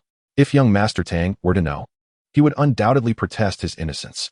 Yet, such tales spread easily, and sympathizers naturally sided with their colleagues. Moreover, yesterday, this illustrious Mr. Tang had made headlines by arriving at the bank with a staggering 10 million in cash for deposit. Nearly half of the bank's staff had been summoned to assist with the cash transfer, and she had been among them. Though she was also a bank employee, the largest sum of cash she had ever seen at once was merely 1 million. The sight of 10 million had left her utterly astounded. Transported in 2 hefty briefcases that had required 2 robust security guards to carry. "Mr. Tang is indeed our bank's top client. He has the highest deposits of any customer," Manager Zhang asserted. "Really? But Manager Zhang, isn't Mr. Jean our top client? It said he has 30 million deposited with us, while Mr. Tang seems to have only 1 or 2 million. The beauty questioned, her brow furrowing in doubt. "That information is outdated. Last night, we received a deposit of 35 million, directly credited to Mr. Tang," Manager Zhang declared proudly. "How much?" she gasped. 35 million? The beautiful waitress opened her mouth wide, as if a glimmering liquid were about to escape. "Ah, and soon Mr. Tang would arrive to deposit money, this time a staggering 30 million. He chuckled, pondering that this would surely make him our bank's most esteemed client, likely ranking among the top 5 even at the headquarters. Zhang Li chuckled to himself. The waitress seemed to be leaking even more. Zhang Li suspected that young Master Tang might arrive with an abundance of cash once again. So he had summoned 4 burly security guards to stand by, while he himself remained at the bank entrance, scanning the surroundings. When young Master Tang visited Haisher Bank, he received an exceptionally high level of hospitality. Every staff member recognized him. After all, His remarkable feats over the past 2 days had left an indelible impression, first withdrawing 1 million in cash, then dismissing 2 bank employees, and subsequently arriving with 10 million to deposit. Upon seeing young Master Tang's vehicle pull up at the bank entrance, Zhang Li hurriedly approached with the 4 security guards, causing young Master Tang to momentarily lose his composure. What on earth does this mean? A robbery? Manager Zhang, what is the meaning of this? Young Master Tang inquired, opening his car door with an air of nonchalance. He certainly would not believe that Zhang Li possessed the audacity to attempt to rob him. After all, he was no defenseless woman. Oh, it's nothing of the sort, Mr. Tang. Didn't you mention coming to deposit money? I simply brought a few security guards to assist in carrying it, Zhang Li stammered, sensing young Master Tang's displeasure. It appeared he had misunderstood the situation. Upon hearing this, young Master Tang chuckled, realizing that Zhang Li thought he was arriving with 30 million in cash, hence the need for additional security. Zhang Li looked uneasily at young Master Tang, for in his eyes, the young master was a capricious figure capable of determining his fate. Only when he saw young Master Tang break into laughter did he relax. You've made such a grand display. I thought you were bringing people to rob me. Young Master Tang joked. Robbery? Who would dare? Our security here in Haishur is quite commendable. No one would attempt to rob this place. Zhang Li replied with a forced smile. In Haishur, it seemed there had been no reports of any jewelry stores or banks being robbed. Let us go. I brought a check this time. 30 million in cash. That's quite a sum. I fear my car may not even be able to accommodate it. Young Master Tang said, shaking his head. It seemed that it was indeed time to consider upgrading his vehicle. Chapter 71. Zheng Yiting also wants to go. After leaving Haishur Bank, young Master Tang wandered around the old Qianmen for most of the day. He also paid a visit to Boss Qin at Jinmingshuan, but unfortunately, luck seemed to evade him today. Throughout his journey, he encountered nothing but counterfeit goods. Feeling that it would be challenging to find anything worthwhile at the street stalls, he decided to explore the antique shops instead. However, as he perused each shop, his frustration grew. The shelves were filled with shoddy imitations. Of course, there were genuine items, albeit in the minority. Most had relatively short historical provenance and lacked significant collectible value. Occasionally, there were a few pieces of exquisite craftsmanship, but those were the prized possessions of each antique dealer, who were all too cunning to let young Master Tang find a hidden treasure. Bored and listless, young Master Tang opted for a bowl of fragrant braised beef noodles at a nearby restaurant to quell his hunger. The market in Old Qianmen was teeming with experts, and the items there had likely been sifted through countless times. Finding an authentic piece was proving to be quite the challenge. Perhaps it was time for him to venture out to the countryside? After chatting with several stall owners, he learned that some of their goods were sourced from rural old houses. The countryside, being less affected by chaos, often yielded hidden gems, as the locals were usually unaware of the value of antiques. As time slipped by, he realized it was nearly time for Tang Xiaoxiao to finish school. Just as he was preparing to head to the first high school to pick her up, his phone rang unexpectedly. Upon glancing at the caller ID, he noticed it was an unfamiliar number, yet somehow familiar. Hello, who is this? Young Master Tang greeted politely. Humph. I never imagined I held such little significance in your heart that you haven't even saved my number, came a melodious voice from the other end. Hearing this, young Master Tang couldn't help but chuckle bitterly. I thought this number seemed familiar. It turns out to be you. Ting Ting. How could you think you hold no significance in my heart? I could recite your number from memory, believe it or not. I was only teasing you. Despite his jest, young Master Tang was indeed able to recall her number, having undergone a remarkable enhancement in memory after his recent transformation. Although he had only glanced at it, the digits were now etched in his mind. Zheng Yiting felt a chill at his initial greeting, realizing that this scoundrel, Tang Fei, hadn't saved her number. It was utterly unforgivable. However, hearing that it was just a joke left her somewhat skeptical. After all, Zheng Yiting, with her beauty and elegance, felt particularly insecure with 2 stunning rivals in her midst. How could anyone truly relax under such scrutiny, especially considering that one of them, Teacher Yun, seemed to share a past with him? Who cares about remembering? I don't believe you, Zheng Yiting replied playfully. Zheng Yiting was no naive woman. She had heard tales of those who would take a hint and run with it, only to push their own desires further away. If Tang Fei truly remembered her number, that would be one thing, but if he didn't, it would only lead him to doubt her trust in him. Her words warmed young Master Tang's heart, prompting him to ask, have you missed me? Who would miss you? How shameless. Zheng Yiting retorted, her cheeks flushing. Still claiming you didn't miss me? Then why call? Young Master Tang teased. Humph. Have you forgotten about the pair of colorful dragon and elephant ear vases? I found them in the black market and intended them as a birthday gift for my grandfather, Zheng Yuting exclaimed. You still remember those vases? Young Master Tang chuckled, unable to suppress his laughter at the thought of the genuine and fake vases. If she actually gifted them to her grandfather and he recognized them, it would surely be embarrassing. Of course, I spent $1 million on them. Why are you laughing? Is there something wrong? Zheng Yuting asked, puzzled by his exaggerated laughter. Only one of your colorful dragon and elephant ear vases is real. The other is a high-quality imitation. I saw them that day, young Master Tang managed to say while stifling his amusement. How could that be? I examined them closely, and there were many buyers that day. Surely they must be real, right? It can't be that everyone was deceived, Zheng Yuting insisted, perplexed. Even though the imitation looks convincing, it is still fake. Unfortunately, no matter how skilled I am, I cannot turn it into a genuine article, young Master Tang replied helplessly. Where are the vases? I'll take them to Grandpa Tang for appraisal. He is a master at identifying antiques, Zheng Yuting asked. They're at my place, young Master Tang informed her. At your house? Then you should come pick me up so we can go to your house, and I can meet your parents, Zheng Yuting said, her voice barely above a whisper, as if she was embarrassed by her own words. Young Master Tang was taken aback. You want to come to my house?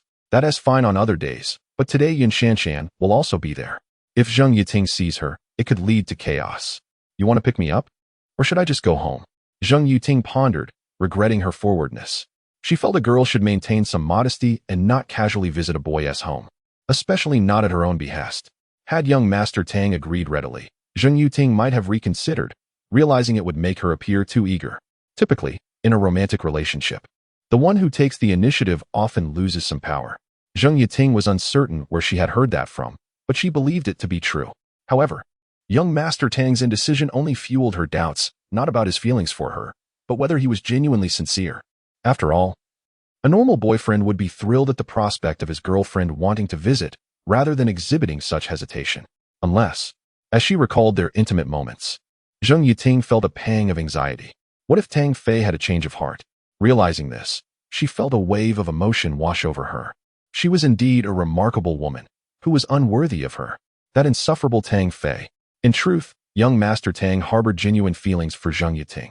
The saying a woman's heart is as deep as the ocean rings true, underscoring their complexity and sensitivity. After waiting in silence for some time, young Master Tang realized his words might have provoked a reaction. He hastily added, we have guests at home today. It's not that I don't want you to come. To his surprise, Zheng Yuting on the other end began to sob. Are guests a reason not to take me? Am I someone to be hidden away? Feeling increasingly aggrieved, Zheng Yuting could not help but weep. Hearing her cry, young Master Tang panicked. Why are you crying? Not wanting to see a woman in tears, he reluctantly conceded. All right. Where are you? I'll come pick you up. But you should prepare yourself for what is to come. He wasn't particularly worried about a confrontation between Zheng Yuting and Yun Shanshan. He knew both were proud and could potentially compete in various ways. After hanging up the phone, young Master Tang couldn't help but smile wryly, uncertain of what might transpire next. Fortunately, Ru Yan was relatively low maintenance. How absurd, he mused, that at such a moment, he still found himself thinking about Ru Yan. Was it possible that he truly felt this way? He drove to pick up Zheng Yuting before heading to the first high school.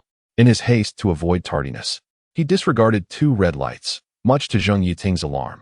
Today, Zheng Yuting's attire was particularly striking. The sleek black dress accentuated her smooth calves and elegant arms. Her hair cascaded over her shoulders, and a delicate ribbon cinched at her waist showcased her graceful curves, exuding an air of nobility and elegance. In her hand, she carried a small handbag, radiating confidence. The green earrings she wore caught young Master Tang's eye. They seemed all too familiar. Were they not the coveted Emperor Green Jade? He was astonished. It was no surprise that the heiress of the Zheng jewelry house would don such $1 million pair of earrings so casually. Why are you driving so fast? Is there an emergency at home? Zheng Yuting inquired, aware of young Master Tang's residence, yet unfamiliar with the route to the school. Xiao Xiao will be finishing school soon. I'm going to pick her up, young Master Tang replied. It was best not to mention Yun Changchong at this moment, lest Zheng Yuting become jealous. If she thought he ran red lights merely for Yun Changchong, it could spell trouble. Oh, right. Xiao Xiao hasn't he finished yet? I didn't realize you were so thoughtful, knowing to pick up your sister from school, Zheng Yuting said with a playful smile. A considerate young man, it seemed, could indeed win a girl's affection. Young Master Tang felt a bead of sweat form. Since Xiao Xiao began high school, he had scarcely driven to collect her from school. Fortunately, he was relieved to find that Zheng Yuting had taken the initiative to prepare an extravagant gift for his only sister. What does that little girl even want? She's just a child, young Master Tang chuckled, though inwardly he felt pleased that Zheng Yuting had considered a gift for his sister, indicating her regard for family. However, he couldn't shake the concern that unforeseen events might unfold upon encountering Yun Changchang shortly. Chapter 72. Mars collides with Earth. Xiao Xiao has grown quite a bit. She is now in middle school and has turned 14 today, Zheng Yuting remarked. Yes, today marks her 14th birthday. This girl used to be incredibly clingy. In her younger days, she explored every amusement park in the city. Young Master Tang smiled, seemingly reminiscing about Tang Xiaoxiao's innocent childhood. He preferred the younger version of her, who wouldn't haggle with him and would tidy up her room for free, provided he took her out to play. Thus, along the way, young Master Tang and Zheng Yaoting chatted and laughed. Just as they approached the entrance of the high school, young Master Tang's phone suddenly rang. Upon checking, he realized it was a call from Tang Xiaoxiao, and he noted with dismay that he was already nearly 5 minutes late. Hey, big brother. When will you learn to be punctual? You're always late. Tang Xiaoxiao's voice came through the phone with a teasing tone. Just give me a moment. I'll be there in 2 minutes, young Master Tang replied helplessly. It's not like I want to be late. Hurry up. We're all waiting for you at the school gate, she said, and with a click, she hung up. She then turned sweetly to the two lovely girls behind her and said, My brother will be here soon. Just wait a little longer. On the other end, young Master Tang, embarrassed, smiled awkwardly at Zheng Yuting and remarked, This girl actually hung up on me. Zheng Yuting, however, sensed something amiss. Aside from Tang Xiaoxiao, is there someone else? Feeling somewhat guilty under Zheng Yuting's gaze, young Master Tang pretended to be serious about driving, avoiding looking over at the passenger seat. At that moment, Zheng Yuting felt reassured. Perhaps this trip to the Tang family was not so simple after all. Indeed, when young Master Tang parked at the entrance of the school, a group of 3 beautiful girls awaited them. Tang Xiaoxiao and Lin Dyer exaggeratedly ran over. Zheng Yuting glanced at the somewhat apprehensive young Master Tang, then smiled and opened the car door, stepping out. Dressed in the school uniform, Tang Xiaoxiao and Lin Dyer appeared adorable, while the stunning beauty behind them, clad in pure white, seemed less friendly in Zheng Yuting's eyes. Today, Yun Shangsong wore a long white dress, though its design differed from what Zheng Yuting had previously seen. A delicate ribbon cinched at her waist accentuated her slender figure, and the skirt swayed gently in the breeze, revealing her smooth calves. She was breathtakingly beautiful, almost ethereal, but upon seeing Zheng Yuting, she appeared slightly startled. As soon as young Master Tang exited the car, Lin Dyer rushed to embrace him, her developing figure pressing against his arm, shaking it playfully. Zheng Yuting and Yun Shangsong exchanged glances, slightly taken aback. However, should 2 young girls, barely in their teens, really be taken to task? Handsome, did you come specifically to pick me up? Lin Dyer asked, her eyes sparkling. With a wry smile, young Master Tang extracted his arm from Lin Dyer's grasp. Well, it feels nice, but perhaps a tad too small. Dyer, what are you doing? He's my brother. Tang Xiaoxiao chided, pulling Lin Dyer away from young Master Tang. I came to pick up your sister Zheng. Why didn't you call out to her when you saw her? Young Master Tang added. Hello, Sister Zheng. The 2 little girls chimed in unison. Hello, you too. I'm sorry for the delay. Tang Fei came to pick me up, Zheng Yuting replied, somewhat apologetically. No worries, my brother is often late. I've grown accustomed to it. Sister Zheng, you look exceptionally beautiful today, even more so than yesterday, the sweet little girl complimented, causing Zheng Yuting to beam with delight. Clearly, her efforts in dressing up had not gone unnoticed, even by the young girl. However, upon seeing Zheng Yuting emerge, Yun Shangsong felt a chill in her heart. Did you bring this lady to flaunt before me? Or is this your choice? Yet, for you. I traveled all the way back from America to become a teacher at this school. I will not give up. Yun Shangsong, please get in the car, young Master Tang called, initially intending to address her as Teacher Yun. But he was involuntarily swayed by her captivating presence and reverted to calling her Shangsong. Zheng Yuting's gaze sharpened. Shangsong. Their relationship was indeed unusual. Yun Shangsong nodded slightly, her voice as gentle and melodious as a distant orchid in a serene valley. Hurry up, big brother, let us head home. At this moment, Tang Xiaoxiao had already pulled Lin Dyer into the car. All right, I'll be there in a moment, young Master Tang replied without turning his head. As he prepared to get in, he faced a dilemma. He would be driving, but who would sit in the passenger seat?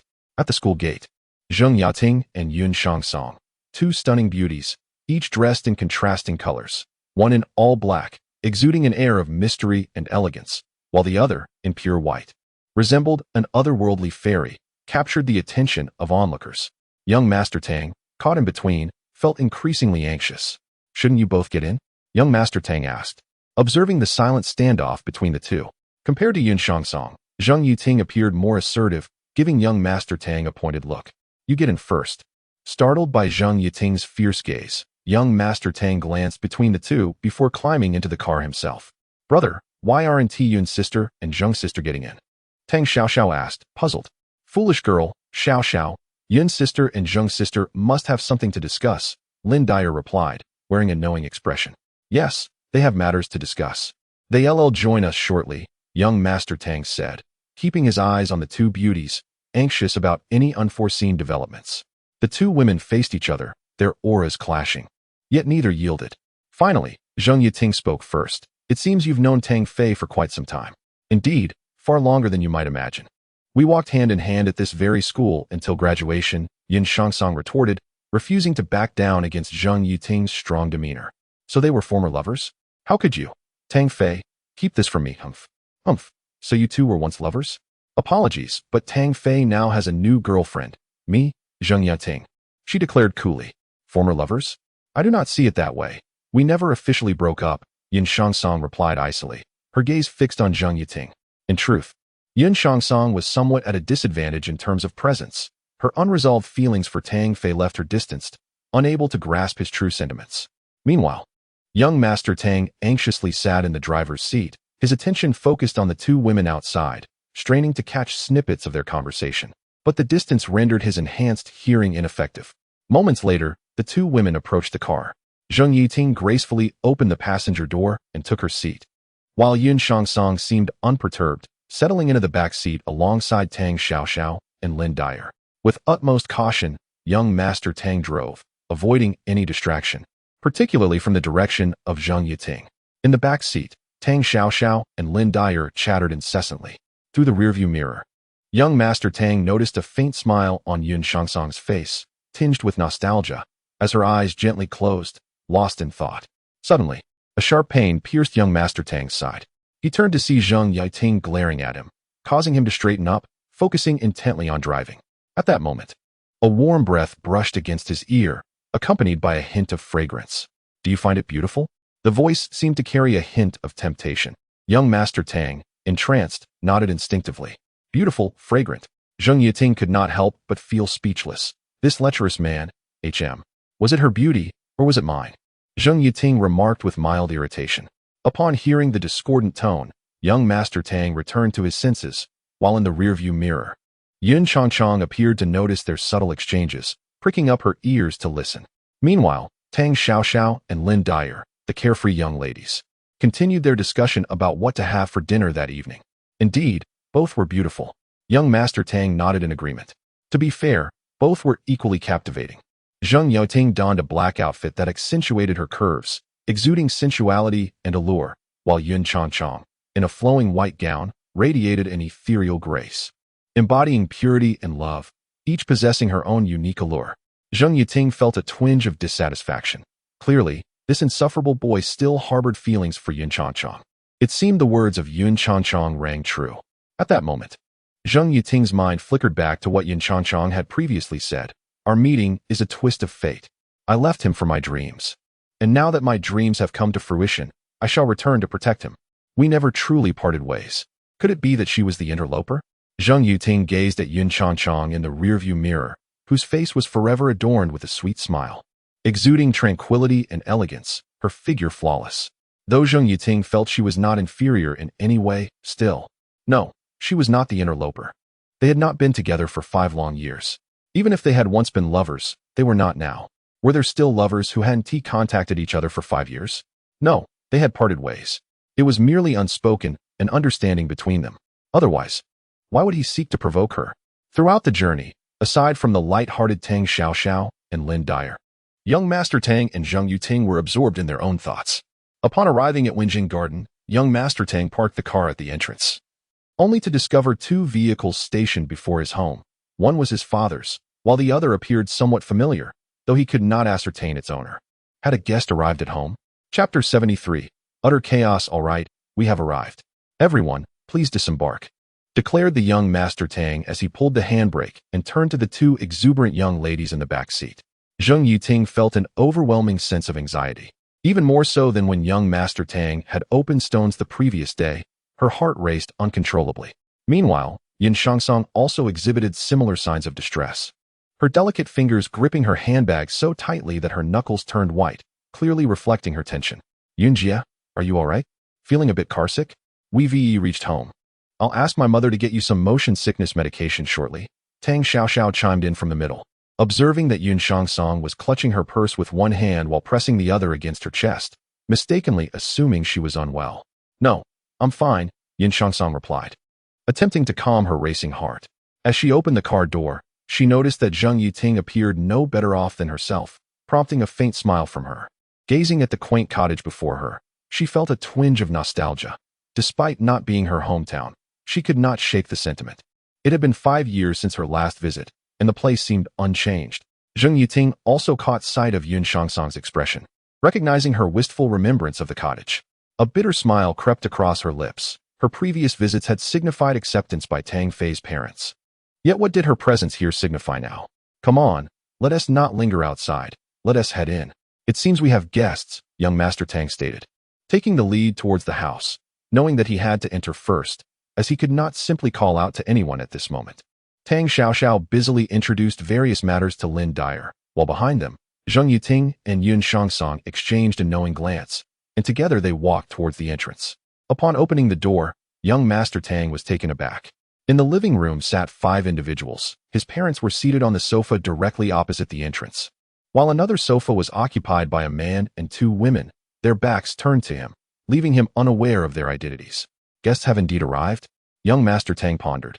Aware that his family had no relatives nearby, neither from his father Tang Long's side nor the other. Who could these 3 be? Friends of his father from the past? The only visitors who used to grace the Tang household were typically acquaintances of Tang Long Mom.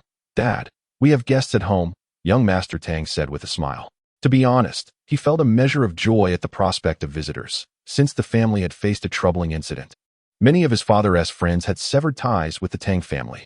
Now that they had weathered the storm, although those individuals might wish to reconnect, it was still somewhat awkward given past events. Thus, since the Tang family had returned to Wenjing Garden, they had not entertained any guests. Before his parents could respond, one of the women on the sofa stood up and exclaimed in a familiar tone, Tang Fei, you're back. Come quickly. Young Master Tang felt a bit uncomfortable at the warm welcome, thinking, this is my home. After all, why does it feel as though I am the guest? However, when he finally caught sight of the woman's face, he froze, not due to her lack of beauty, but because the familiar visage left him in shock. Yu Shaoqian? He exclaimed, bewildered. What was happening? Why was Yu Shaoqian at his home? Was it possible she sought to rekindle their past relationship? Today, with Zheng Yuting and Yun Shangsong already causing enough turmoil, the addition of Yu Shaoqian was the last thing he needed. His mind was a flurry of confusion. To be fair, Yu Shaoqian was indeed attractive, with a curvaceous figure, and there was a time when young Master Tang had been infatuated with her. However, her behavior had ultimately deterred him. Her changing boyfriends as frequently as one changes clothes was intolerable. As for now, when compared to the 2 ladies outside. At this moment, Tang Xiaoxiao and the other 3 entered the house, and young Master Tang could not help but call out, Yu Shaoqian?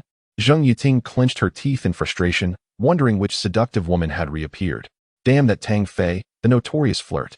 In contrast, Yun Shangsong seemed to recall something upon hearing Yu Shaoqian's name.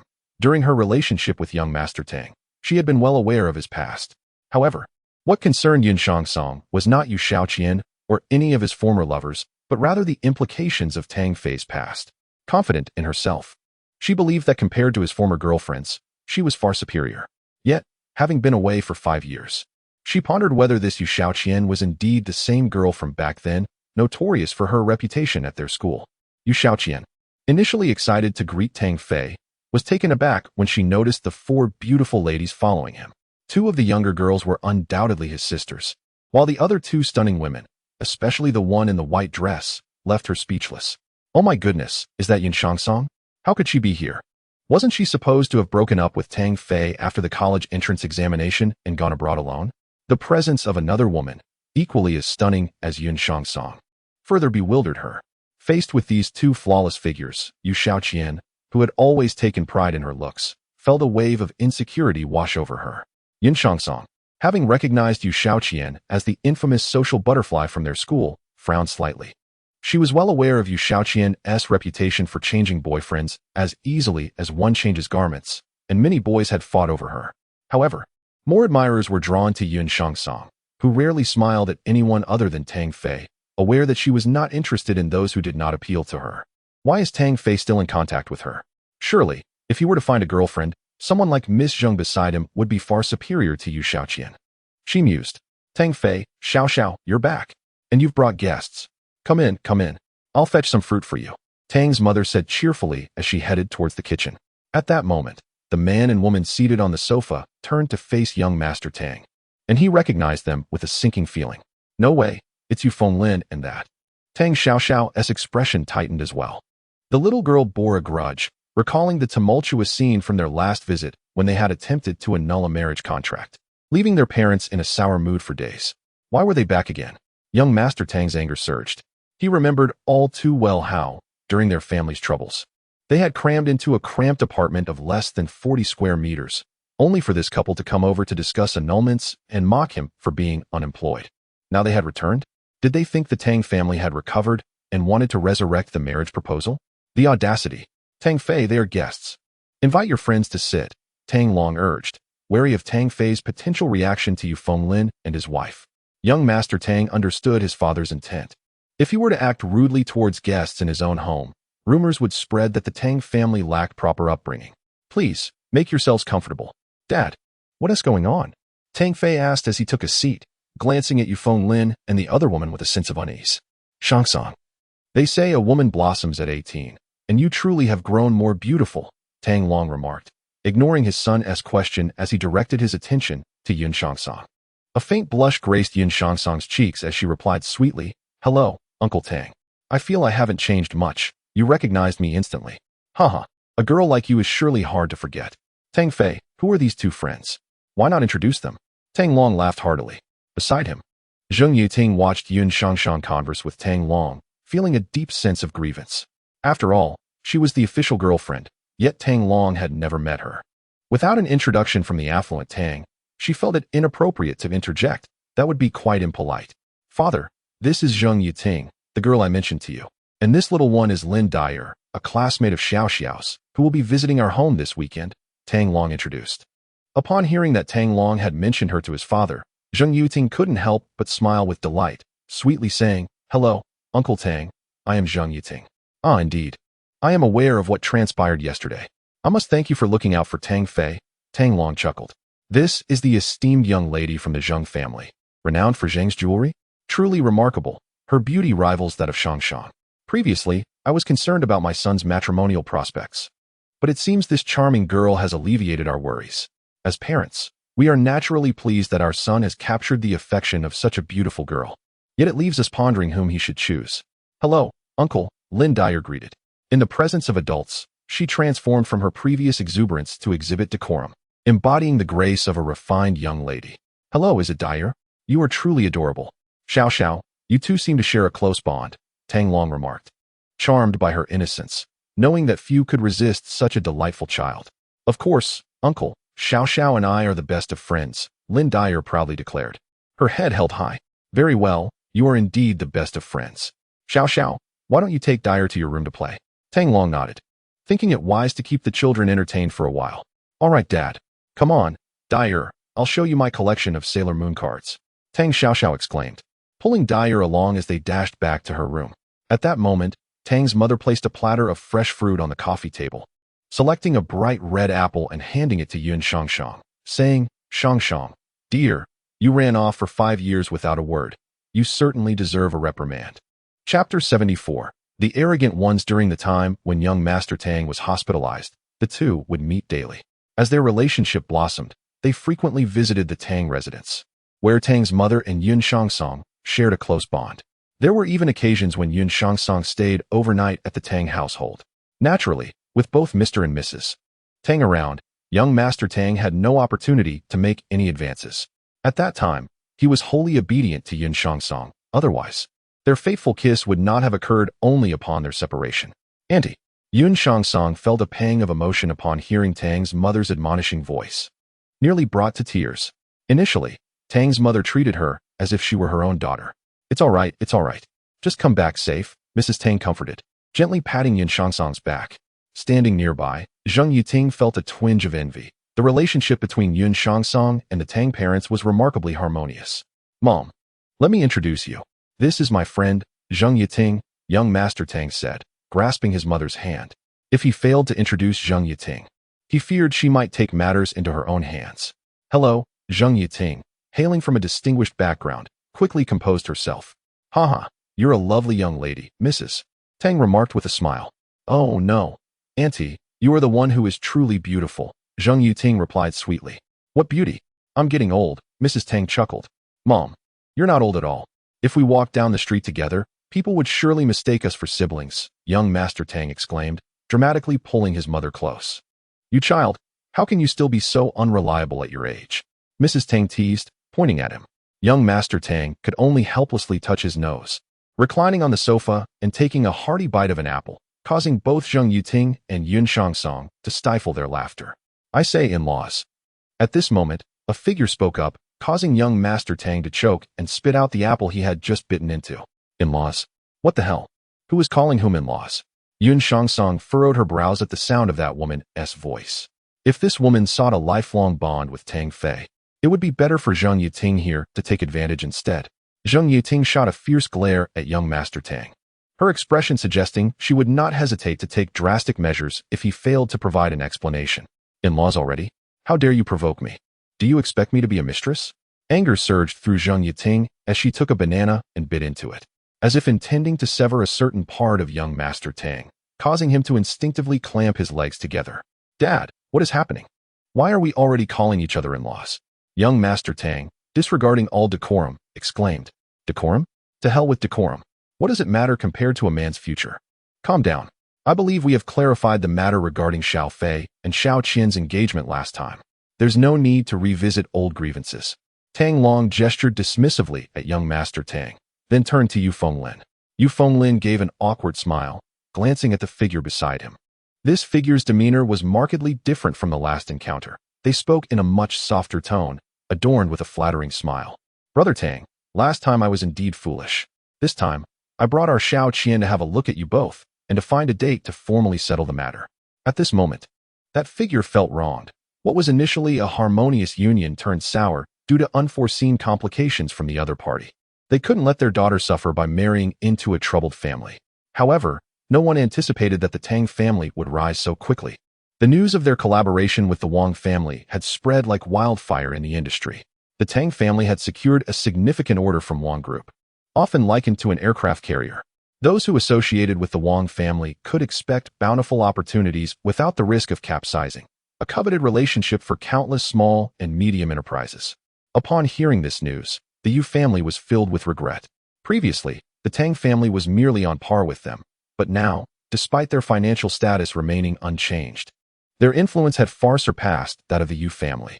Everyone sought to associate with the Wang family, but avenues were scarce. Now that the Tang family had established that connection, if they were willing to share. Thus, the figure proposed a plan that left Yu Fenglin feeling embarrassed, to revisit the engagement between Yu Xiaoqian and Tang Fei, effectively binding their families together and granting the Yu family access to the Tang family's resources. No, absolutely not. We already settled the engagement last time. Young Master Tang quickly interjected, gesturing to push the suggestion away. This action enraged someone. Yu Xiaoqian abruptly stood up, shouting, Tang Gizi, what do you mean by this? Are you trying to eat and run? Do you think I, Yu Xiaoqian, cannot find a husband? Must I marry you? Tang Gizi was a nickname young Master Tang earned during his high school days, notorious for his antics with Yu Xiaoqian, who often teased, Gizi, do you love me? Yu Xiaoqian was furious. After entering university, she had changed her ways, no longer cycling through boyfriends. With her enchanting beauty and alluring figure, countless suitors fell at her feet. To be rejected upon visiting the Tang household was an affront to her pride. Young Master Tang was momentarily at a loss for words, thinking, what do you mean by eat and run? While Yun Shangsong understood young Master Tang's past indiscretions, Zheng Yuting was oblivious, interpreting the situation as one of abandonment. Hey, can you clarify? What do you mean by eating and running? We merely dated in high school, young Master Tang retorted, feeling a chill under Zheng Yuting's piercing gaze. You, the self-centered miss, you could hardly tolerate such words. She hadn't heard anyone speak to her in that tone for ages. Ah, Xiao Qian, please sit down. Xiao Fei Yu. That figure ingratiatingly attempted to calm Yu Xiao Qian, turning to Tang Fei. Tang Fei, feeling repulsed by the term Xiao Fei, coldly replied, call me Tang Fei. Oh, all right, Tang Fei. Marriage has always been a matter of parental arrangement. You and Xiao Qian were promised to each other as children. How can you simply dissolve such an agreement? Besides, you two have even dated, which means you should know each other well, the figure said with an awkward smile. Humph. The one who wanted to annul the engagement was you, and now you want to hold on to it? What do you really want? Young Master Tang retorted, his frustration boiling over as he recalled how they had come to break off the engagement so arrogantly, nearly driving his mother to despair. And speaking of knowing each other, the reputation of that person. Many who had associated with young Master Tang in the past had their own stories to tell. Young Master Tang felt a deep sense of shame. As Yu Xiaoqian's expression subtly shifted, it was evident that she was acutely aware of her tarnished reputation. Upon hearing Tang Xiao's derisive chuckle, the unspoken words that followed were merely an attempt to preserve her dignity. It is the aunt's fault. She has been foolish. Just as she was about to utter some words of apology, Tang Long lifted his head and calmly stated, Brother Yu, we've shared decades of camaraderie. So I shall refrain from unnecessary words. As for the union, since it was already called off last time, let it be. Our brotherly bond remains intact. What do you think? Yu Fenglin raised his gaze, casting a profound look at Tang Long, and sighed. Brother Tang, I acknowledge my previous missteps. Let us forget the matter of Xiaofeng and Xiaoqian's marriage. What are you saying, old Yu? The woman clinging to Yu Fenglin's arm was about to interject further. But Yu Fenglin's stern voice cut through. This time, heed my words. I am the head of the Yu family. How many more disturbances do you wish to create? At this, the woman immediately withered, lowering her head in silence. She understood that the engagement could not be salvaged. Tang Long's assertion of their enduring friendship was merely superficial. In truth, they had become as strangers, a consequence of her obstinacy. Yet, from her perspective, she believed herself blameless. Who would wish to marry off their daughter to endure hardship? Brother Tang, you still have guests at home. We shall not impose further, and will take our leave, Yu Fenglin said with a respectful gesture. Do stay for a simple meal, Tang's mother offered. Thank you. But we must return, Yu Fenglin replied, pulling his companions through the doorway of the Tang residence. Outside, the woman expressed her displeasure. How can you simply withdraw like that? Yu Fenglin shook his head slightly. Did you not see the young lady Tang Fei brought along? Ah, I did. She is indeed quite lovely, the woman admitted, seemingly unable to find fault with Zheng Yuting and Yun Shangshang's appearances. I noticed both of those girls have taken a liking to Tang Fei. Do you truly believe he would choose our daughter? Yu Fenglin pondered. Unlikely, given that those two are so exceptional. They could have their pick of suitors. Why would they fancy Tang Fei? The woman muttered. I believe I have some insight. When you mentioned the marriage proposal, both girls turned pale. Our Xiao Qian cannot compete with them. Rather than face humiliation, it is better to withdraw, Yu Fenglin concluded. What of our arrangement with the Wang family? The woman inquired. Do not dwell on it. Let us return, Yu Fenglin replied, while Yu Xiaoqian followed behind, lost in her own thoughts.